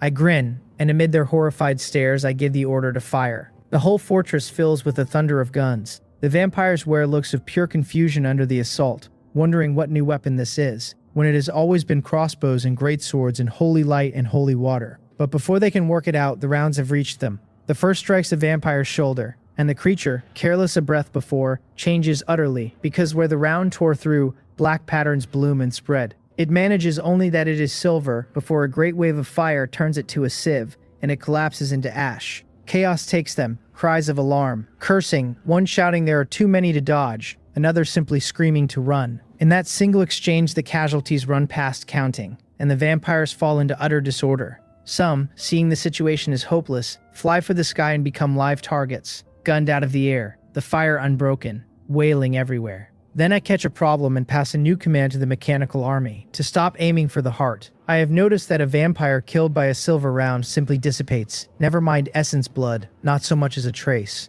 And it wounds me to my core. That is all killing value walking away, every drop of it. At my order, the army adjusts its firing logic to strike only wings and limbs. For a while, the vampires are very busy dodging and fleeing, and I am busier still, busy gathering essence blood, though the work needs no contact at all. Only a thought. A few minutes on, the gunfire quiets, and one survivor is left, Viscount Roger, whom I kept alive on purpose. He is collapsed on the ground, not daring to twitch, and if vampires could sweat, he would be drenched. He thinks the enemy simply too terrible, that silver weapon pouring out an unending stream, dozens of units achieving what 1,000 archers could only dream of, and he wonders whether it is a new human weapon, and if so, there is no point fighting. Better to surrender. Once I have collected the last drop, I am overjoyed, because counting the earlier ones, I now hold a full 20 drops of vampire essence blood, each a 3-star item worth 900 killing value, near 20,000 killing value from this one clash. There is no describing the satisfaction, though it is a pity a good many were shot dead at the start, or the harvest would have run richer. Ignoring Alice, stunned to the side, I step up to Roger, freeze him with air control, and begin working Mind Edict, because his knowledge runs deeper than hers. The treasury of the Blood Fortress, for one. I have my eye on it, because after centuries of hoarding, I do not believe there is nothing good inside. A minute later, I stop Mind Edict with a dark face, because it has failed, and failed again. A dozen tries in a row, a rate that sets my teeth on edge. 1 to 10% is the odds on each attempt, not a guarantee of one win in 100, and worse, the stronger the target, the harder it lands. I draw a long breath and turn to my traits, meaning to recycle 1 and gather the 8 trait points to push Mind Edict to red, since I hold 5 and want 3 more. Scanning down, my gaze lands on the steel body in blue, the one dropped from Jotae's butler. With my godlike body, I am already untouchable by blade and gun, far past what the steel body offers, so the thing is useless to me and I recycle it, and my trait points reach 8. Then the upgrade, Mind Edict from purple to red, consuming 8 and leaving none. Red Mind Edict carries the same principle at a far kinder rate, 100% against humans and 10 to 30% against other races. I cast it on Roger again and it goes down smooth, succeeding in seconds. I brainwash him a little and lift the restraint, and Viscount Roger kneels on one knee and offers his loyalty, greeting his master. I go straight to it and tell him to take me to the treasury, because that was my aim from the start. He answers yes and leads, and I order Alice and the mechanical army to stand watch and follow Roger inside.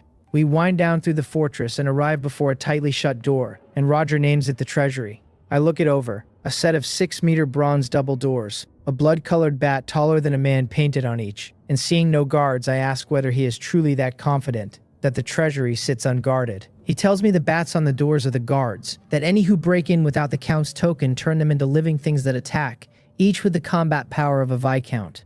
I understand and tell him to open it. He fits a token into the indentation at the door's center, and the door shudders and lifts upward. I look at the double door design and then at the door rising like a shutter, and my cheek twitches, wondering which design genius conceived it, since the two leaves were never meant to swing. Impressive. What follows leaves me more speechless still, because what meets my eyes is no dazzle of treasure but a dim cave. Stepping in, I find a small blood-colored lake of pale red water, and hanging thick above it clusters of black eggs. Insight reads them as unhatched vampire descendants. No rating. Nothing to take. I ask whether the treasury is only this, and Roger says yes, that this is the most vital place in the fortress, the birthing ground where alone pure descendants can hatch because of the blood pool.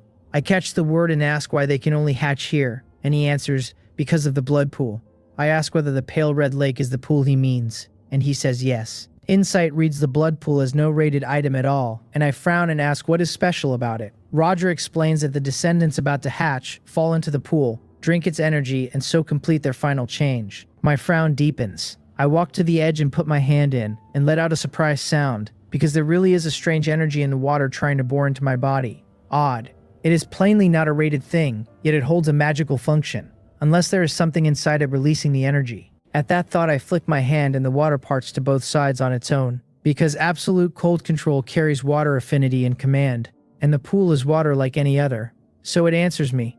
As the water splits, a flash of red light stabs into my eyes and floods the whole cave crimson. A red six-sided crystal half a meter tall sits embedded at the bottom, throwing off a blinding blood-red hue that stains the surrounding water. My pupils tighten. This shape, I cast insight at once and it reads as an evolution crystal. 4-star, no traits to plunder. It truly is an evolution crystal, exactly as I have suspected, and now confirmed. And it is enormous, half a person tall, a thing I have not merely never seen but never even heard of. The blood pool is very likely its doing. I am overjoyed, because with a crystal this large, how far it will lift my stats. I ask Roger, without turning my head, how many pools like this the place holds, since the value of this one crystal alone runs past every expectation. He replies that each blood fortress holds only one. Only one, and I feel a pang of regret, and then the detail in his words snags. I say quickly that he means one in each fortress, so besides this there are 8 more, each with its own pool, and I ask whether every pool holds an evolution crystal. Roger does not see why I am excited, but nods, that yes, every fortress has a pool,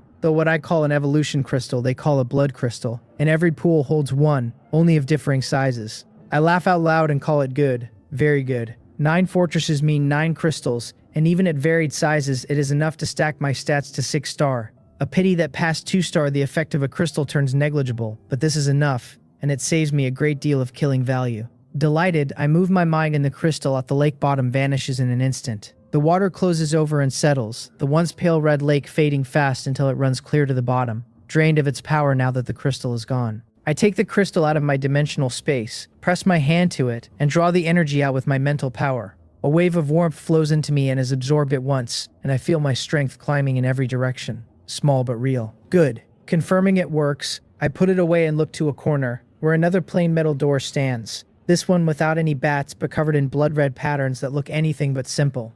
I ask what is behind it, and Roger follows my gaze, his pupils tightening disgust in his eyes, and answers that it is where forbidden items are stored. Forbidden items, I repeat, and he says yes. A special mineral, terribly harmful to vampires. A wound from a weapon made of it is like a potent poison nearly impossible to purge, so they call it forbidden, and whenever any is found, spare no effort to seize it and seal it here. My curiosity climbs. What ore could carry such lethality against vampires? I tell him to open the door, and he smiles bitterly and says the door was sealed by Countess Elsa's secret technique, and only she can open it. I raise an eyebrow and tell him fine, then I will go in myself. I step up to the great door and take one more step, and my figure vanishes from outside it, while Roger's eyes fly wide, unable to fathom how a person can disappear in a blink. On the other side, I have already reached another cave, and there is no blinding light as I pictured. Only a small mountain of stone 3 meters high, dark silver ore heaped inside it. Insight reads it as mithril ore, 3-star, no traits. It truly is mithril, a special metal that dispels evil, conducts energy beyond the ordinary, and defends against energy attacks and superpowers, able to nullify part of a superpower's force, which in the language of games is simply enormous magic resistance. In my last life, the stuff was hyped past 30,001 an ounce, dearer than gold, and here it stands heaped past 3 meters high. More ounces than I can guess. If I can use it to upgrade the mechanical army, what surprises might it bring? I cannot keep the corners of my mouth from lifting, because this trip into the space is destined to make me a fortune.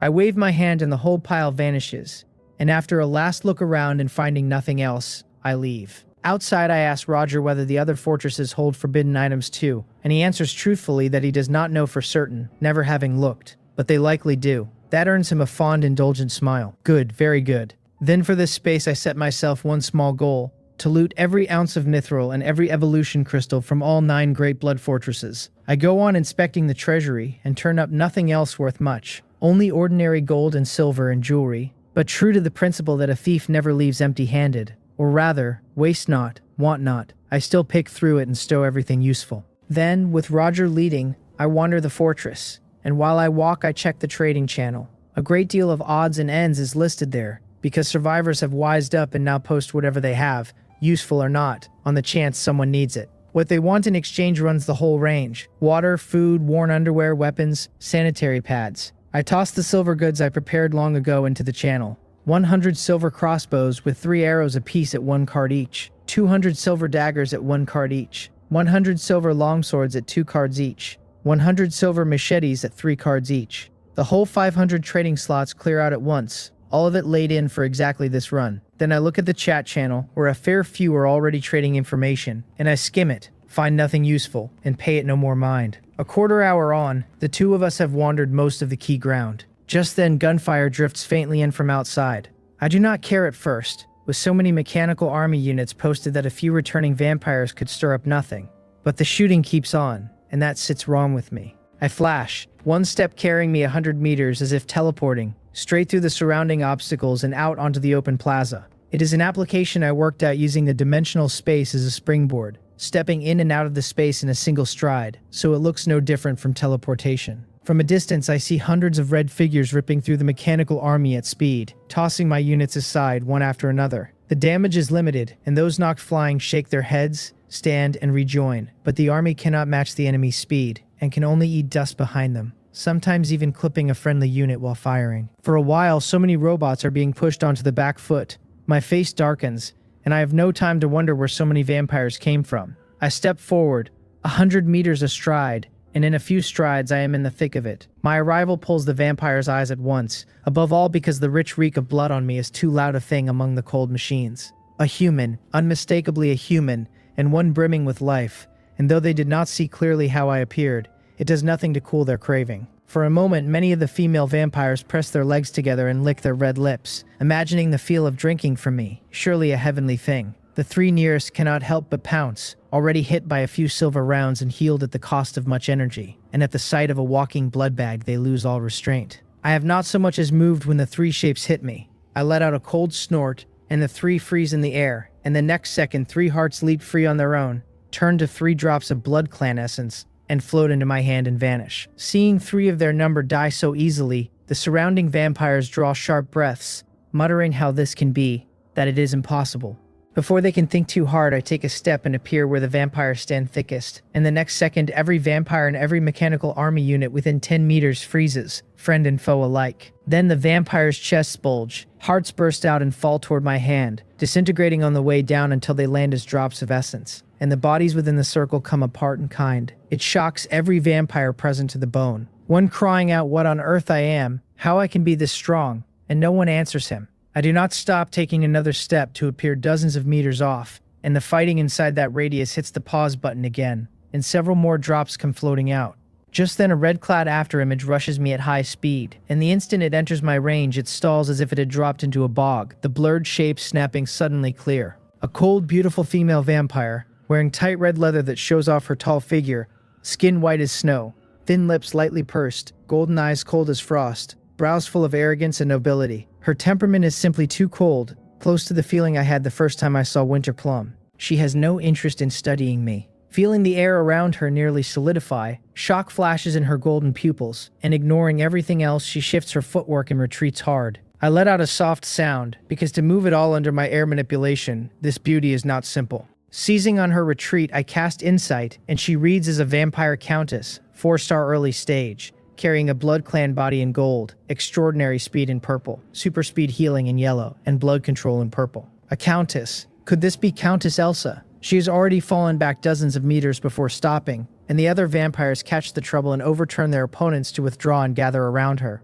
I do not give chase, and I have the mechanical army cease fire. The army can handle these vampires only at the outset, catching them off guard, exactly as when I ordered the killing inside the fortress earlier. Once they are ready, they will likely dodge, and once they charge into the ranks, the army becomes only so many live targets. It worked because the time was short and they had not studied the machine's weaknesses. Had there been thousands of units, all these 100-odd vampires could have been kept here, since past a certain volume quantity becomes quality, and once the density of fire climbs high enough, no amount of dodging saves you. But I brought out only a portion. Golden light shines in my eyes as I scan the vampires one by one and settle the picture in my mind. 1 countess, 3 viscounts, 6 barons, the rest ordinary. Only then does a figure rush over and land a meter behind me, none other than Roger. When he lands and sees the vampires opposite, his pupils tighten and a trace of panic crosses his eyes. Then it is gone, replaced by calm, because with his master here, what is there to fear? He tells me respectfully that it is Countess Elsa and the 3 remaining viscounts. Before I can answer, a roar comes from across the plaza, a viscount vampire standing behind the countess, herself a beautiful woman, snarling that Roger actually dares to betray the blood clan.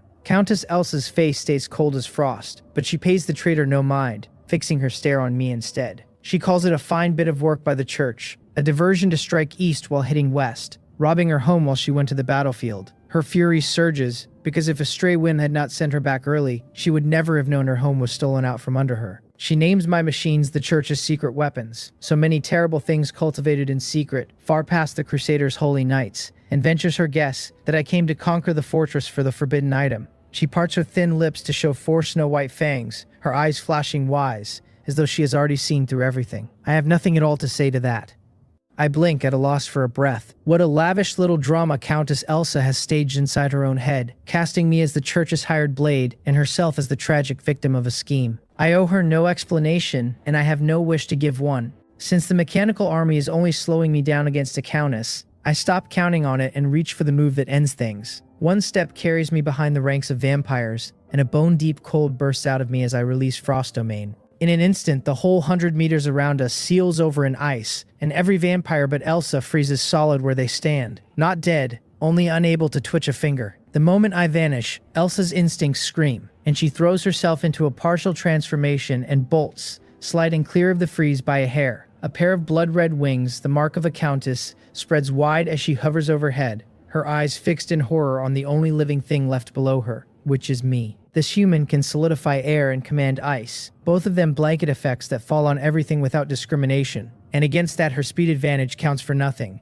She reads the board in a single heartbeat and knows she cannot win, but she has to carry the word home, where the entire vampire race walks blind into a trap. So she wheels around, cries the retreat, and abandons the forbidden items and everything else, because those are outside things and her only rule now is to live. Run, sure. But did she think to ask me first? I tell Roger to dig the hearts out of the frozen vampires and wait for me to return. Then I step off in pursuit. Behind me, the Viscount stares at the streak I leave in the air, then at the field of vampire ice sculptures, his awe of me running past all bounds as he breathes that his master is simply too strong. Elsa flees with rage burning in her chest, because a dignified vampire countess forced to run is a humiliation past bearing, and worse, her elite subordinates are wiped out to the last. The blood fortress gone, the elites gone, a lone countess can already picture the future waiting for her. Centuries of effort ruined in one stroke, a life spent under other counts and mocked by them, bleeding her own essence to raise new servants, while her own strength stalls. She curses the human. The more she turns him over, the more terrifying he becomes in her mind.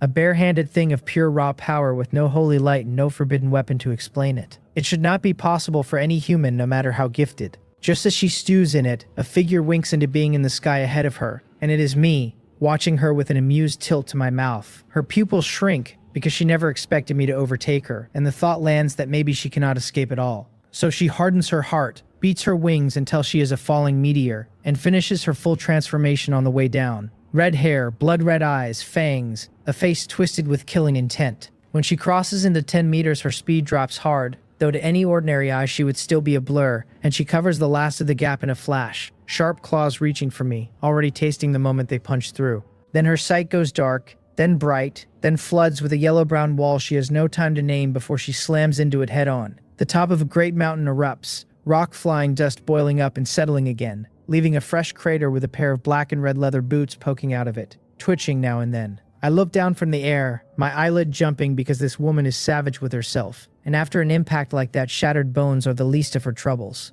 With dimensional space on my side, close combat is the last thing I fear. All I did was slip her through the space and set her down on the ground, and I honestly did not expect it to make such a mess. Had she crashed into me instead, it might even have stung a little. I raise an eyebrow at the motionless crater and drop down to the earth, meaning to fish her out with air control and take a look. But Elsa bursts apart into a swarm of black bats, tears straight through my solidified air, and pours onto me all at once. 100 mouths of sharp teeth biting down. What follows is a chorus of shattering, and a scream.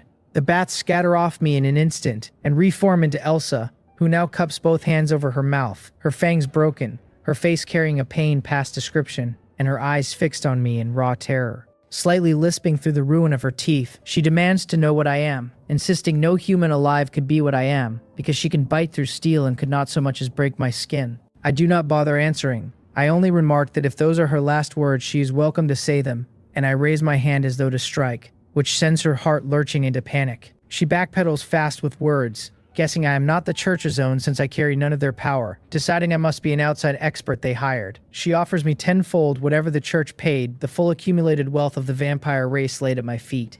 Disaster has made her sharp, and her logic is not bad, but I tell her plainly that whatever she means to bargain with is already mine. The forbidden items, the blood crystal beneath the pool, all of it, and that I will keep sending the other counts down to keep her company soon enough. The words turn her cold, because I am immune to threats and to sweetness alike. And seeing that I truly mean to kill her, she plays her last card. Her eyes go teary and she pleads that she is not even 1,000 years old, still only a child. She surrenders, she says, and will serve me as her master and never betray me, swearing it in the name of Satan. She is beautiful and shapely, and she will do anything I ask. The longer a creature lives, the more it fears death, and that holds for vampires too, at least for this one. She is a few centuries old and in the prime of her beauty, a countess of only 300 years who does not want to die, truly does not want to die. I have nothing to say to that. What a child of not even 1,000 years. She is several generations older than my great-grandmother. Alluring as she is, I feel not a flicker for her, and the notion of a 1,000-year-old monster batting her eyes cannot get past my own skin crawl. Never mind that a creature this old is surely sitting on a hidden trick or two. So I move my mind and a mind edict rolls out of me. Her face stiffens, surprise and anger flaring deep in her gaze as she curses the human for carrying mental powers, because with Roger fawning at my heel, she can guess exactly what I am reaching for. She suppresses the Blood Clan energy in her body and raises a wall of it inside her own mind. At the rank of Count, the Blood Clan body changes in kind, and a special energy appears that serves for attack and defense, but must never be spent lightly. It is a mark of strength that, once burned, takes a great volume of fresh blood to replenish, where the wielder's power sinks, exhausted entirely, and she could fall into a death-like sleep, or even be demoted, and that trace she sped to break my 10-meter air domain earlier is the only reason she did not end frozen like the rest. So she clamps down the restless energy, and only then, on the outside, lets her eyes drift unfocused, playing the puppet while she says nothing she does not have to. I look at the vacant-eyed countess, and though it surprises me, I lay another mind edict over her, and start asking what I want to know. Where the blood crystal came from, how many exist, where they sit, whether any run finer. She rejoices in secret that she built her defense early, keeps her face blank, and answers me like a machine. She does not know its origin, only that the crystals have been passed down for a very, very long time. There are 13 in all, 1 to each of the 9 great counts and 4 held by the church. They run the same quality within the Blood Clan and differ only in size, though the churches are surely finer. It is a neat little trick steering my attention toward the church, and she is not even lying about the 4, only guessing at their quality, because rumor lives entirely on the tongue, and whatever she says is what it is. Whether I swallow it is not hers to control. I raise an eyebrow because I had not counted on the church holding evolution crystals, though it makes sense since without them the vampires would have ground the church to powder long ago.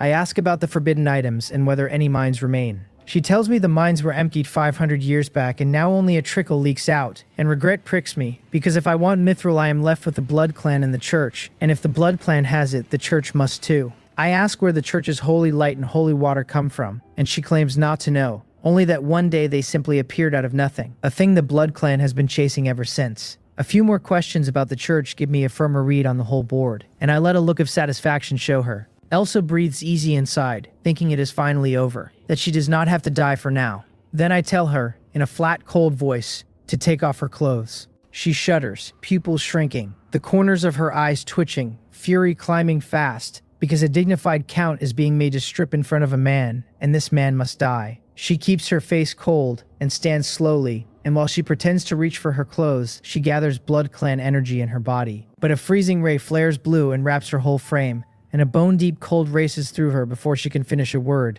and then she is a solid block of ice.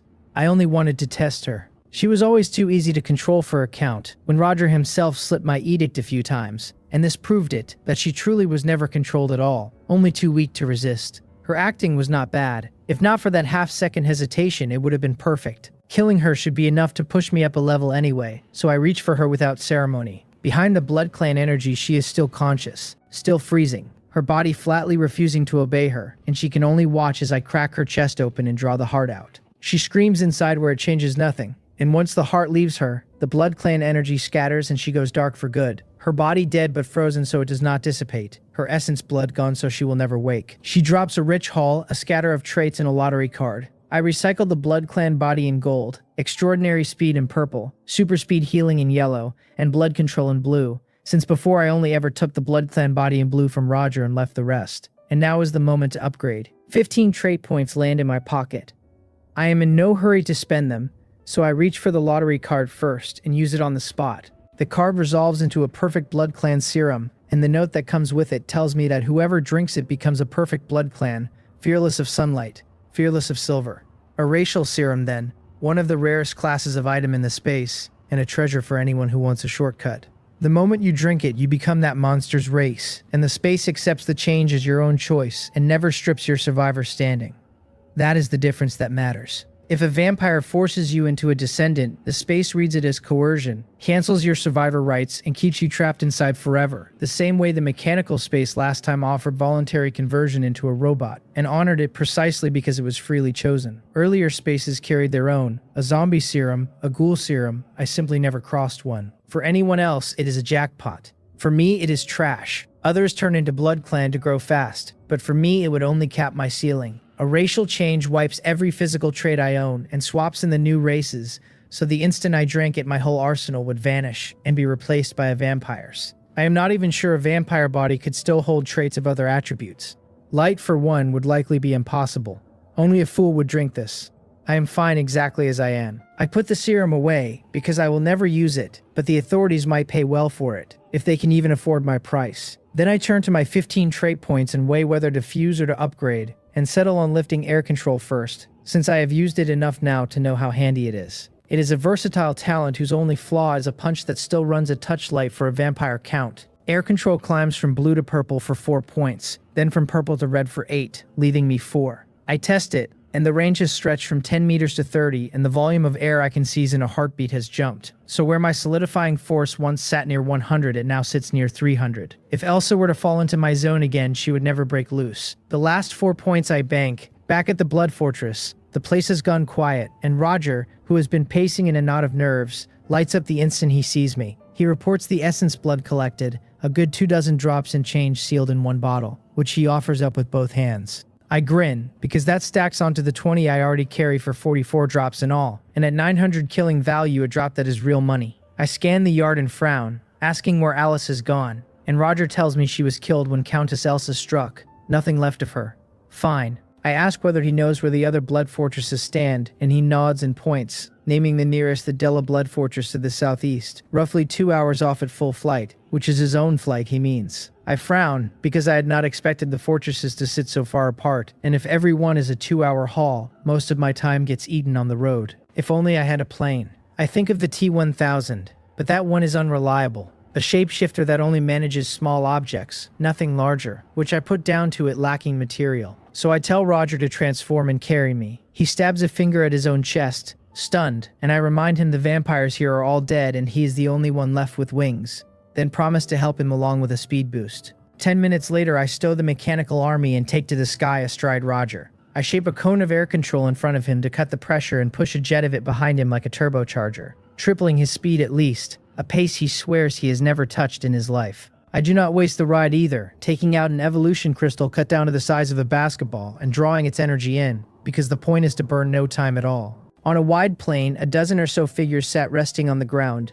most of them in armor and helmets and face masks, so their faces stayed hidden. the red cross on their breastplates naming them for what they were, the church's crusaders. 3 men sat apart in a corner in modern combat uniforms, badly out of place among the knights, and they were survivors. 2 of them, plainly hangers-on, were fawning over a short, round, middle-aged man, praising how many vampires he had killed since they fell in with the Crusaders. They insisted he had a lock on the space ranking list this run, might even take first, and would keep that you fellow under his thumb. The chubby man waved them off with a chuckle, all false modesty about being a bit quick-witted and a bit lucky. The man's name was Joe Woon, a survivor named after a legendary old general, though he looked nothing like one. He was a veteran of 3 spaces, a gold medal salesman in the real world, all silver tongue and no bonus, who had clawed through his first 2 runs on the weaknesses of monsters alone, because you cannot exactly talk a zombie or a robot into surrender. This run, though, the door had opened for him because this space held local factions, and factions were his home turf. His ability was a spatial variant, barrier, letting him raise an enclosure of any size and shape he pleased, with no killing power of its own.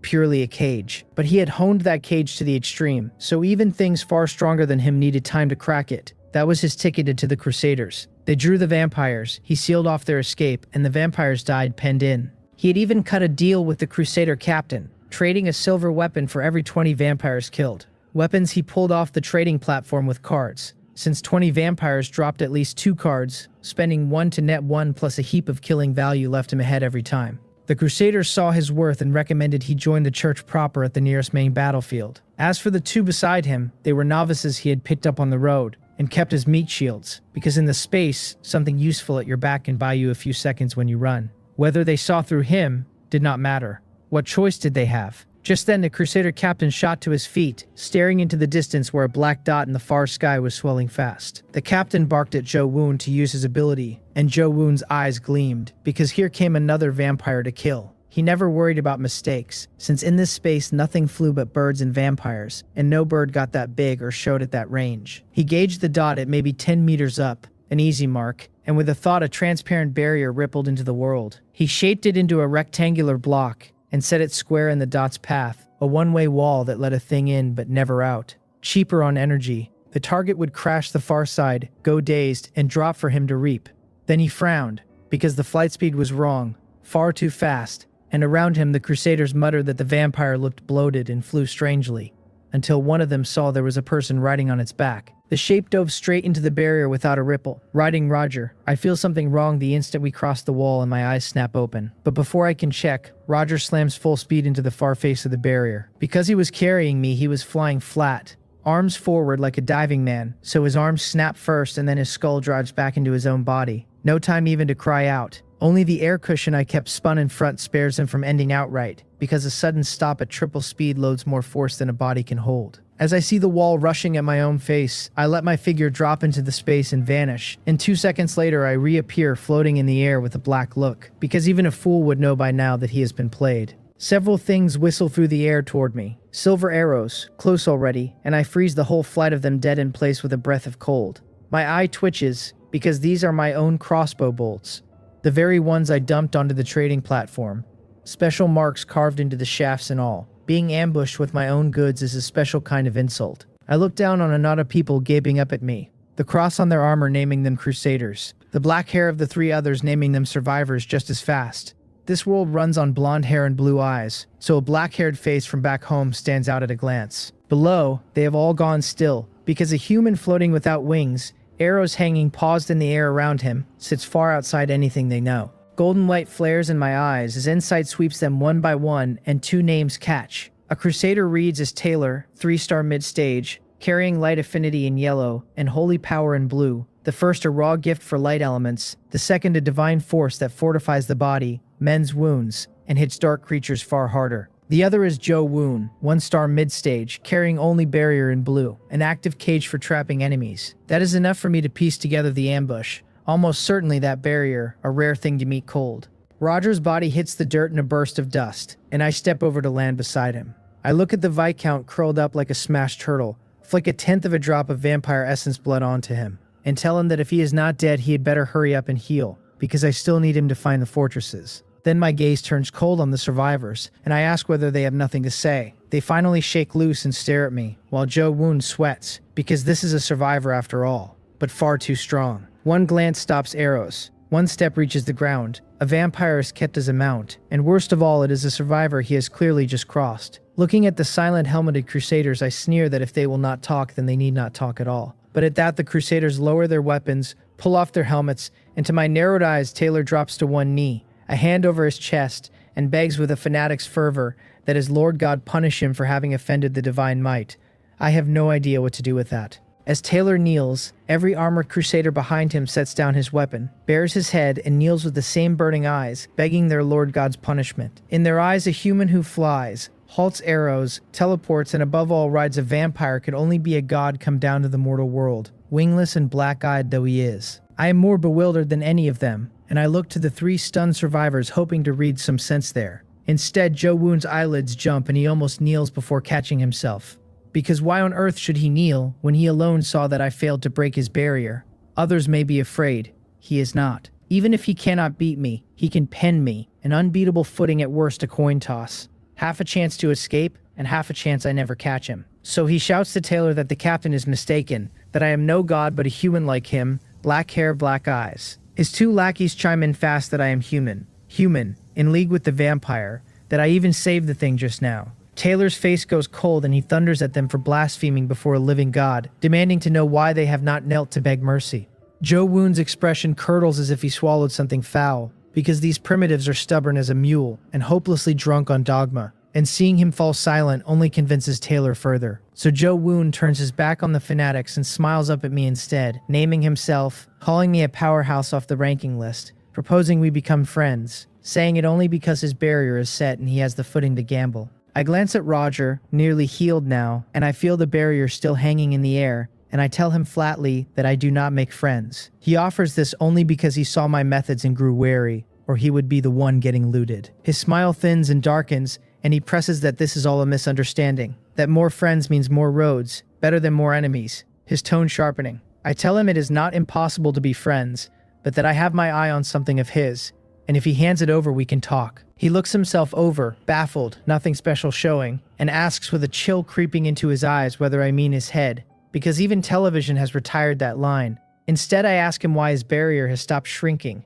whether he has hit his limit, and his face changes, because how could I know his ability? How could I even sense the shrink? The shrinking was deliberate, a way to reinforce the cage, since smaller means tighter means stronger. And stalling for friendship was only covered to buy the time for it, because he always plays both hands at once. I reach out and poke the barrier where it is quietly closed to half a meter in front of me, feel the solid press of it on my fingertip, and murmur that it has reached its ceiling. A cage of 10 cubic meters is it. The words plant real fear in him, the sense of being seen through, and for a heartbeat he wonders if I truly am a god before shoving the thought away and deciding it must be some reconnaissance ability. He pleads with the tired line that the barrier is only for safety in the killing space, and I tell him I do not understand and do not care to, that knowing the limit of his ability is enough, and that I have wasted enough breath on stalling. My look makes him step back, and he warns me that his cage has no attack but can still hold me a good while, that he can even hurt me, hauling a crossbow out of somewhere and leveling it. But the next second his eyes blow wide with terror, because I have already taken one step,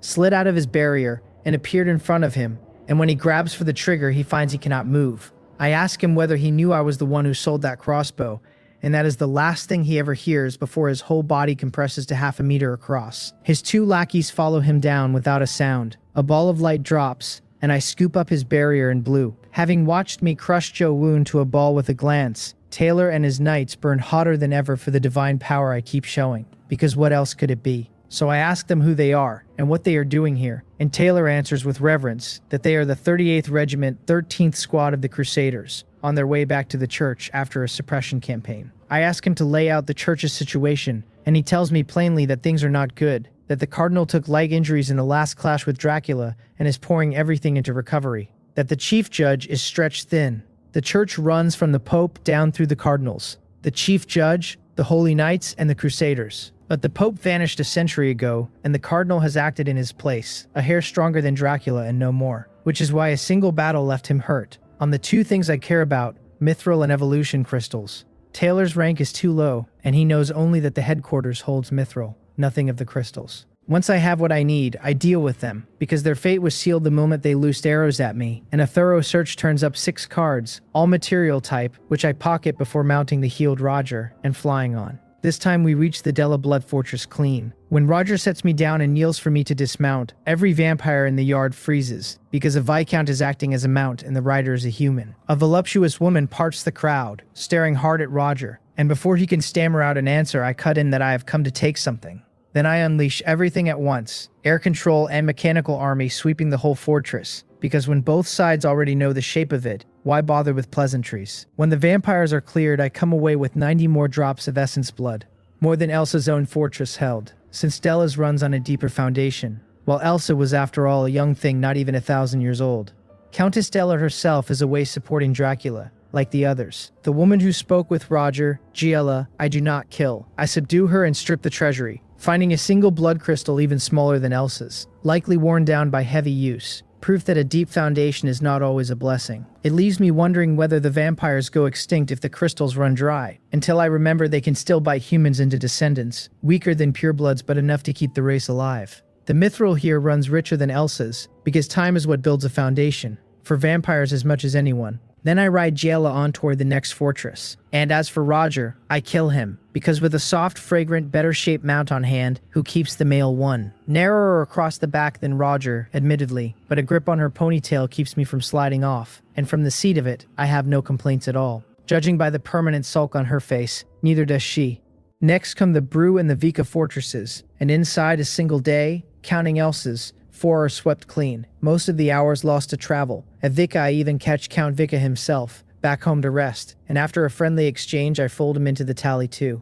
At midnight a new prompt lands in my head, the second day's mission: join a faction, find one, join it, and win its recognition. I am mid-raid on the 5th fortress, the Fess, with 80% of its vampires already down, so I call the mechanical army to a halt and walk over to the fortress manager. He is a trembling male viscount whose name I could not tell you because these foreign names run a dozen syllables long and simply will not stick.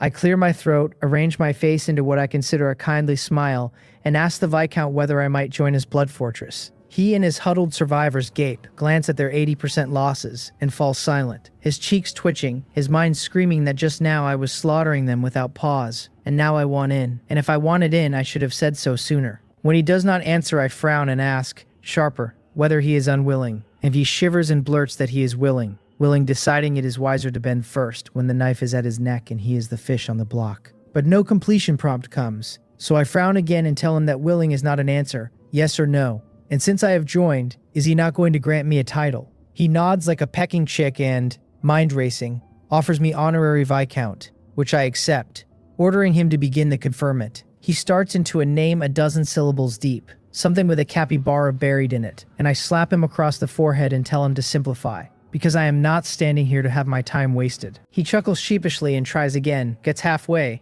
then realizes he does not know my name and asks, and I supply it, Yuan. So he declares that he, Barala, hereby appoints Lord Yuan as honorary viscount of the Fess Blood Fortress, and asks meekly whether that will do. The prompt confirms the mission complete, 200 killing value, and I nod that the young man has a future in him. Beaming, he ventures that now we are allies, I might retract my mechanical army and open the barrier over his head. I tell him I take his meaning, turn back to the army under his delighted gaze, and give one word: continue. The delight drains out of him like he has fallen into an ice cellar, and before he can get out another syllable the guns riddle him through, and the slaughter resumes. The Fess Fortress gets the full one-stop service, cleared, dusted, and looted, and I move on.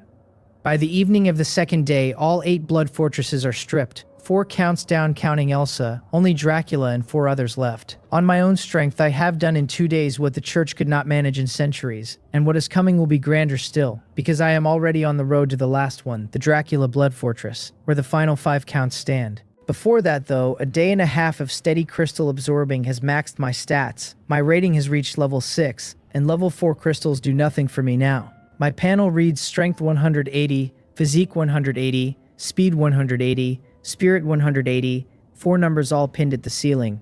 5 trait points sit banked, 6,300 killing value on hand, 10 free attribute points spare, and a combat rating of 6-star early stage. Only the lack of anything above level 4 crystals held me here, and I am hoping Dracula's stash runs deeper. The kills themselves paid little killing value, but the essence blood is a flood, dozens to over 100 full vials per fortress, and I now sit on 873 drops. Fed to the system at 900 a drop, that is better than 780,000 killing value. and the scraps I earn actually killing monsters do not even register beside it. The kind of thing that is a pity to toss but hardly worth keeping. After clearing a high mountain, I finally see the last fortress, smaller than I pictured, set on the edge of a plain with its back to a vast chasm and a flat few-kilometer run of open ground before it. It is a place easy to hold and hard to storm, where any advancing army shows itself a mile off. In the forest at the plain's rim, dense black dots sit stationed, the church's crusaders at rest before the battle. I tell Giella to climb higher and swing wide of the forest, because at this height the knights will spot us, and I have no interest in the church yet, only the vampires, who to my eye are nothing but walking essence blood and worth far more. Giella answers at once that she cannot manage it, that this is already as high as she flies, and when I sigh that 20 meters is a sad ceiling, she admits her true limit is 40. When I ask why she is not flying there, she says without thinking that I am overweight, then feels the cold bloom across her back and understands what she has let slip. Her mind scrambles for a repair, while I tell her, calm, that I think she is lying and I will give her one chance to say it again. She shudders and rushes out a new version, that she is only a 300-year-old child still growing, that she has practiced flying for a mere 300 years and is not yet skilled, which is why she cannot climb. I let the cold fade and agree warmly that of course a child cannot fly high,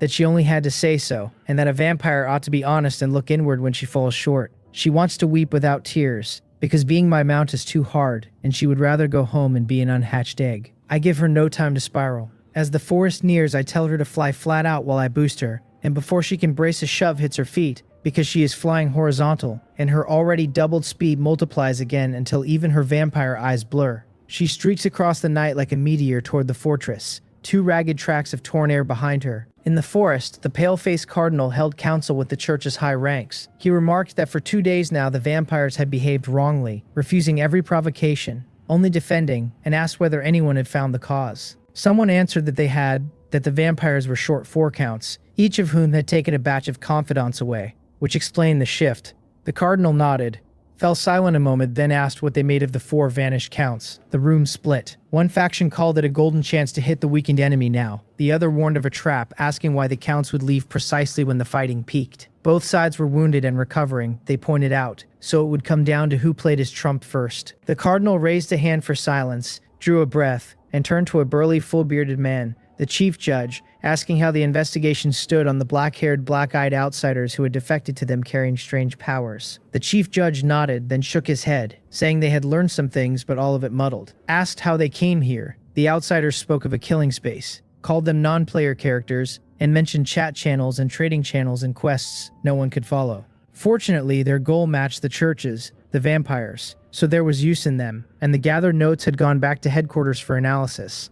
Results expected within 10 days. 10 days, the cardinal echoed and fell quiet. Then he asked the knight commander, a man in silver armor who led the holy knights, whether the pledged outsiders had caused any trouble. None, the commander said, their strength being genuinely strange, wielding mysterious powers without ever passing through holy light or holy water, even conjuring silver crossbows and arrows out of some trading space, and over 2 days killing vampires eagerly, quarreling among themselves over the kills. Worth using for now.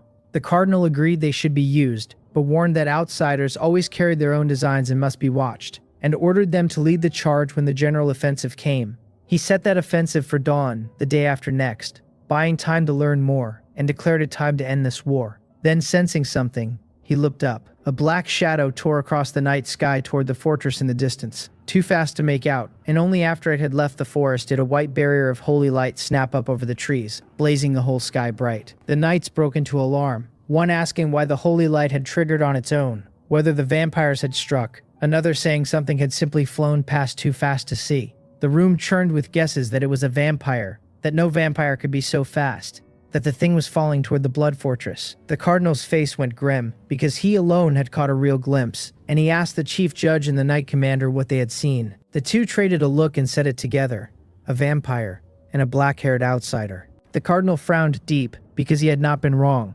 A vampire and an outsider both, and an outsider using a vampire as a mount should not be possible unless some of the outsiders had pledged themselves to the vampires instead. His expression shifted as he floated that very possibility, and the two men startled, then darkened, then moved, the chief judge going to question the outsiders, the knight commander to scout the fortress. The cardinal looked toward the distant walls, his eyes flickering, and murmured that if an anomaly had truly appeared, only one move remained. While the church caught the streak in the sky, the vampires, forever watching the church, caught it just as fast, since the holy light lit half the heavens. Dracula and his 4 remaining counts had gathered in the fortress square to watch the meteor fall, and now a fresh crater sat there with a battered, bloody vampire in it. One count asked whether the wreck was Della's, reading the vampire aura, and Della frowned and named her Giella, wondering aloud what had happened at her fortress. She flickered to the bloody form, poured a bottle of blood over her, and in seconds Giella healed whole and opened her eyes to blank sky. Before Giella could speak, a man's voice rang from a corner of the square,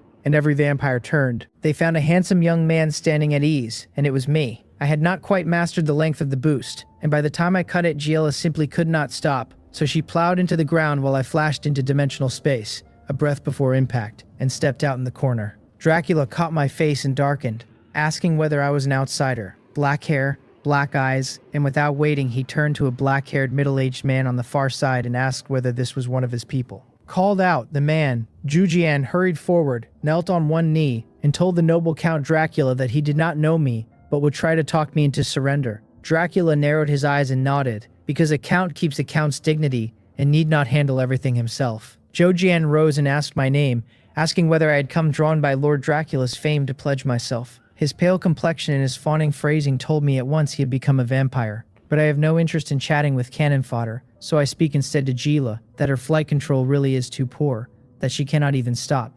Jojian's face darkens at being ignored, and he snaps that a brat ought to answer his elders, asking whether I want to die.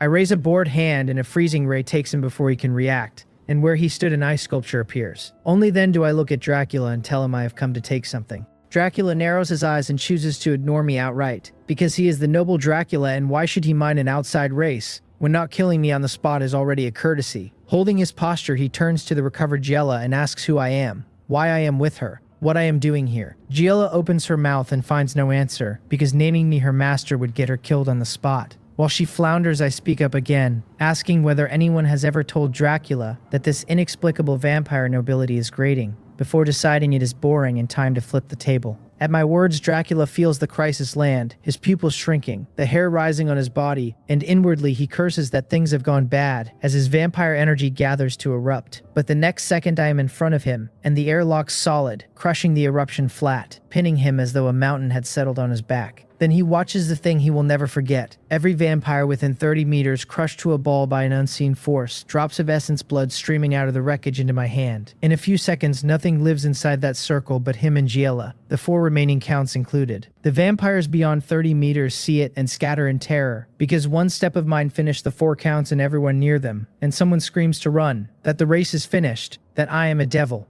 Those not yet frozen transform and rush the sky in pure chaos, but the fastest one slams into a transparent barrier, and the rest, never expecting it, pile into the wall one after another and drop like dumplings, while a dense mechanical army blooms around me. I order it to shoot down everything that flies and to spare the hearts and silver rounds. Pour up like locusts. Giella, standing behind me now, watches it with shock even after seeing it so many times, thinking her master is simply too strong. Somewhere in that awe, she smooths her legs and lets herself imagine bearing offspring for a master this powerful, because the strong preying on the weak runs deep in vampire blood. Dracula watches dumbstruck, cold sweat pouring, cursing Jujian who fed him the lie that outsiders had tricks but little real strength, weaker even than one of his soldiers, because if this is not strength then he has misunderstood the word, and a deep helplessness rises in him. His race is finished. The gunfire runs several minutes, and when it stops no vampire stands but Dracula. I set the mechanical army to gathering essence blood, take out a chair, sit in front of him, and release the restraint. He regains his body and does not run, only swallows hard, wondering whether it is too late to apologize for his earlier manner. I ask whether he is Count Dracula, and he fawns that I can just call him Drac, that titles are a bad habit, while Giella curls her lip at a disgrace to the race. I am satisfied because that is more like it, and I ask who all that arrogance was for anyway. I tell him then, Drac, that I have come to take a few things, and he gushes that take is far too distant a word, that whatever I fancy I should simply take, no objection from him. I tell him that will not do, that I cannot take without the owner's consent or it would be robbery. Inside he complains that if I had a shred of self-awareness I would not say a thing so plainly no different from robbery, while outwardly he insists it is the fortress's honor that I fancy anything in it. I ask whether he wants to know what the things are, and he says no need. Whatever I want is fine. Watching him this obedient feels great. Truly great. So this is what power feels like. I tell him to take me to his treasury, and he agrees at once, as if he had expected it. Everything in the fortress reached the church spies creeping close, who dared not press near but heard the sky-splitting gunfire and shouting, enough to know something major was underway, and the word flew back to the cardinal in the forest. He wasted no time, gathered his high officers, and after a quick judgment, the church leadership agreed the chaos was the outsiders' doing and resolved to strike while the iron was hot, probing first. A special team formed of top experts, led by the cardinal, then the chief judge, the knight commander, the deputy commander, a dozen or so in all. The church's finest, leaving only the deputy chief judge over the crusaders. Under cover of night, they crossed several kilometers in 10 minutes and reached the spies. And the knight commander asked the situation. The report was strange. No vampire visible anywhere in the fortress's guard zone, and none dared move for fear of a trap. The cardinal studied the walls a few hundred meters off, felt a sky-piercing reek of blood inside, and ordered them to probe, because the fortress was too quiet. They stole to the walls without meeting a single sentry. Eyes bright, the cardinal ordered the commander to bring everyone up and storm the castle directly, and to send the signal for a full assault the moment the walls opened, because this was the best chance and must not slip away. In the vault, I turn up another calf-high level 4 evolution crystal and a heap of mithril, but no level 5 crystal, which disappoints me. It seems the vampire side is a dead end for the top-grade stuff, and I will have to pin my hopes on the church. So I ask Dracula what he knows of the church's real strength, and he answers that he knows them inside out after centuries of war, though as a servant he keeps his curiosity behind his teeth and only answers. That pleases me, because a single mind edict turns enemy into family, a divine skill indeed. I ask about their experts, their methods, and he begins with the last pope who broke through and left for heaven, leaving only the cardinals behind. I cut him off, because I have to be sure I heard right. Heaven. Which heaven? My mind rocks, because reaching that level should not be possible in only the 4th space, and I never once heard of it in my past life, which makes me wonder whether the survivors back then simply never climbed high enough to touch it. A scene rises unbidden, winged bird people pouring down from the sky, holy light raining over the earth, a vast dark gate standing on the ground with hell demons flooding out of it, light and darkness locked in a soul-shaking duel. But in my memory, that scene came after the national war began, and if it comes now, the survivors are finished. Dracula explains that heaven is the church's base camp, a separate space like the hell where his vampire kin dwell, though he does not know its exact place. My cheek twitches, because of course where there is a heaven there is a hell, and the church's home sitting in heaven means walking in there would be serving myself up on a platter at my current strength. I ask how one enters heaven or hell, and whether they can descend at will, because if they can, I have to reweigh my own safety, though I judge the odds low. Dracula says entering hell is simple, that once a vampire's strength reaches the rank of Duke, the world itself repels him, and hell guides him away, the way it took his own father, Duke Victor, and that once in heaven or hell there is no coming down. There are secret techniques, though, that can summon a reduced avatar of an angel or demon, the church's divine descent, or his clan's blood sacrifice. Both last resorts that kill the user, and even then the avatar's strength is greatly cut, never above a duke's. I let out a breath because that is fine, and an avatar means little, since by Dracula's measure a marquis runs about 5-star and a duke at most 6-star, and I am already 6-star, so I fear nothing. A blast rings through the whole night sky, and the ground outside the castle blazes bright as a figure rushes in, shouting that the church has attacked. Dracula exclaims, wondering if the church has gone mad, then calms and glances at me, thinking that with his master here whoever comes will die, and steadies himself. I tell them to come take a look, take one step, and vanish, reappearing at the fortress gate within a few breaths, where the shattered doors frame a dozen or so people holding off my mechanical army. The church experts trade insights as they fight, one cursing the metal lumps, one calling to strike the head and chest, one warning of the terrible weapons. Among them the knight commander in silver armor stands out most, his armor of some unknown metal that bullets cannot pierce, tearing the head clean off a T-800 with ease. My face darkens and golden light swirls in my eyes. Insight reads the cardinal at 4-star late stage with light affinity in red and holy power in red. The chief judge at 4-star mid stage with the same pair in red. The knight commander at 4-star mid stage the same. The church's elite then. Seeing the mechanical army hobble by its own weapons, unable to land a real blow, I give the order for all of them to fall back, and the army stops and retreats, clearing a path, while the dozen church members bunch together and stare at me. Dracula flies over and lands behind me, and at the sight of the leading cardinal a fierce light flares in his eyes as he names him, Alan, demanding whether Alan dares to attack his fortress, whether those injuries have even healed. Alan answers that his injuries are no concern of Dracula's, that whatever has happened here his army has come and today is Dracula's day to die, that light will triumph over evil in the end. As he speaks, light truly radiates from his body, leaving him exceptionally holy. Dracula's face turns black as a scorched pot, and he is about to lash out in a rage when he remembers his new station, drops to one knee before me, and requests, for the glory of the vampire clan, permission to fight. The words leave Alan and the others frozen, because Dracula has knelt to an outside race and called it master, and they cannot fathom what virtue or power the alien holds. I give a soft grunt and nod. Dracula thanks me, stands, transforms, and shoots into the air, calling down to the old man whether he dares to fight. Alan looks at Dracula with a solemn face, then at me, calm-faced below, and only then murmurs to the men beside him that this outsider is not simple, and they should be careful. As he speaks, a pair of wings unfolds from behind him, formed of pure energy, wholly transparent, halos flowing around them, and a holy aura spreading out, magnificent past describing, and he declares that today he will represent the light to destroy Dracula. I look at the magnificent light wings behind Alan, my eyes shining. This thing is good. A fine tool for showing off.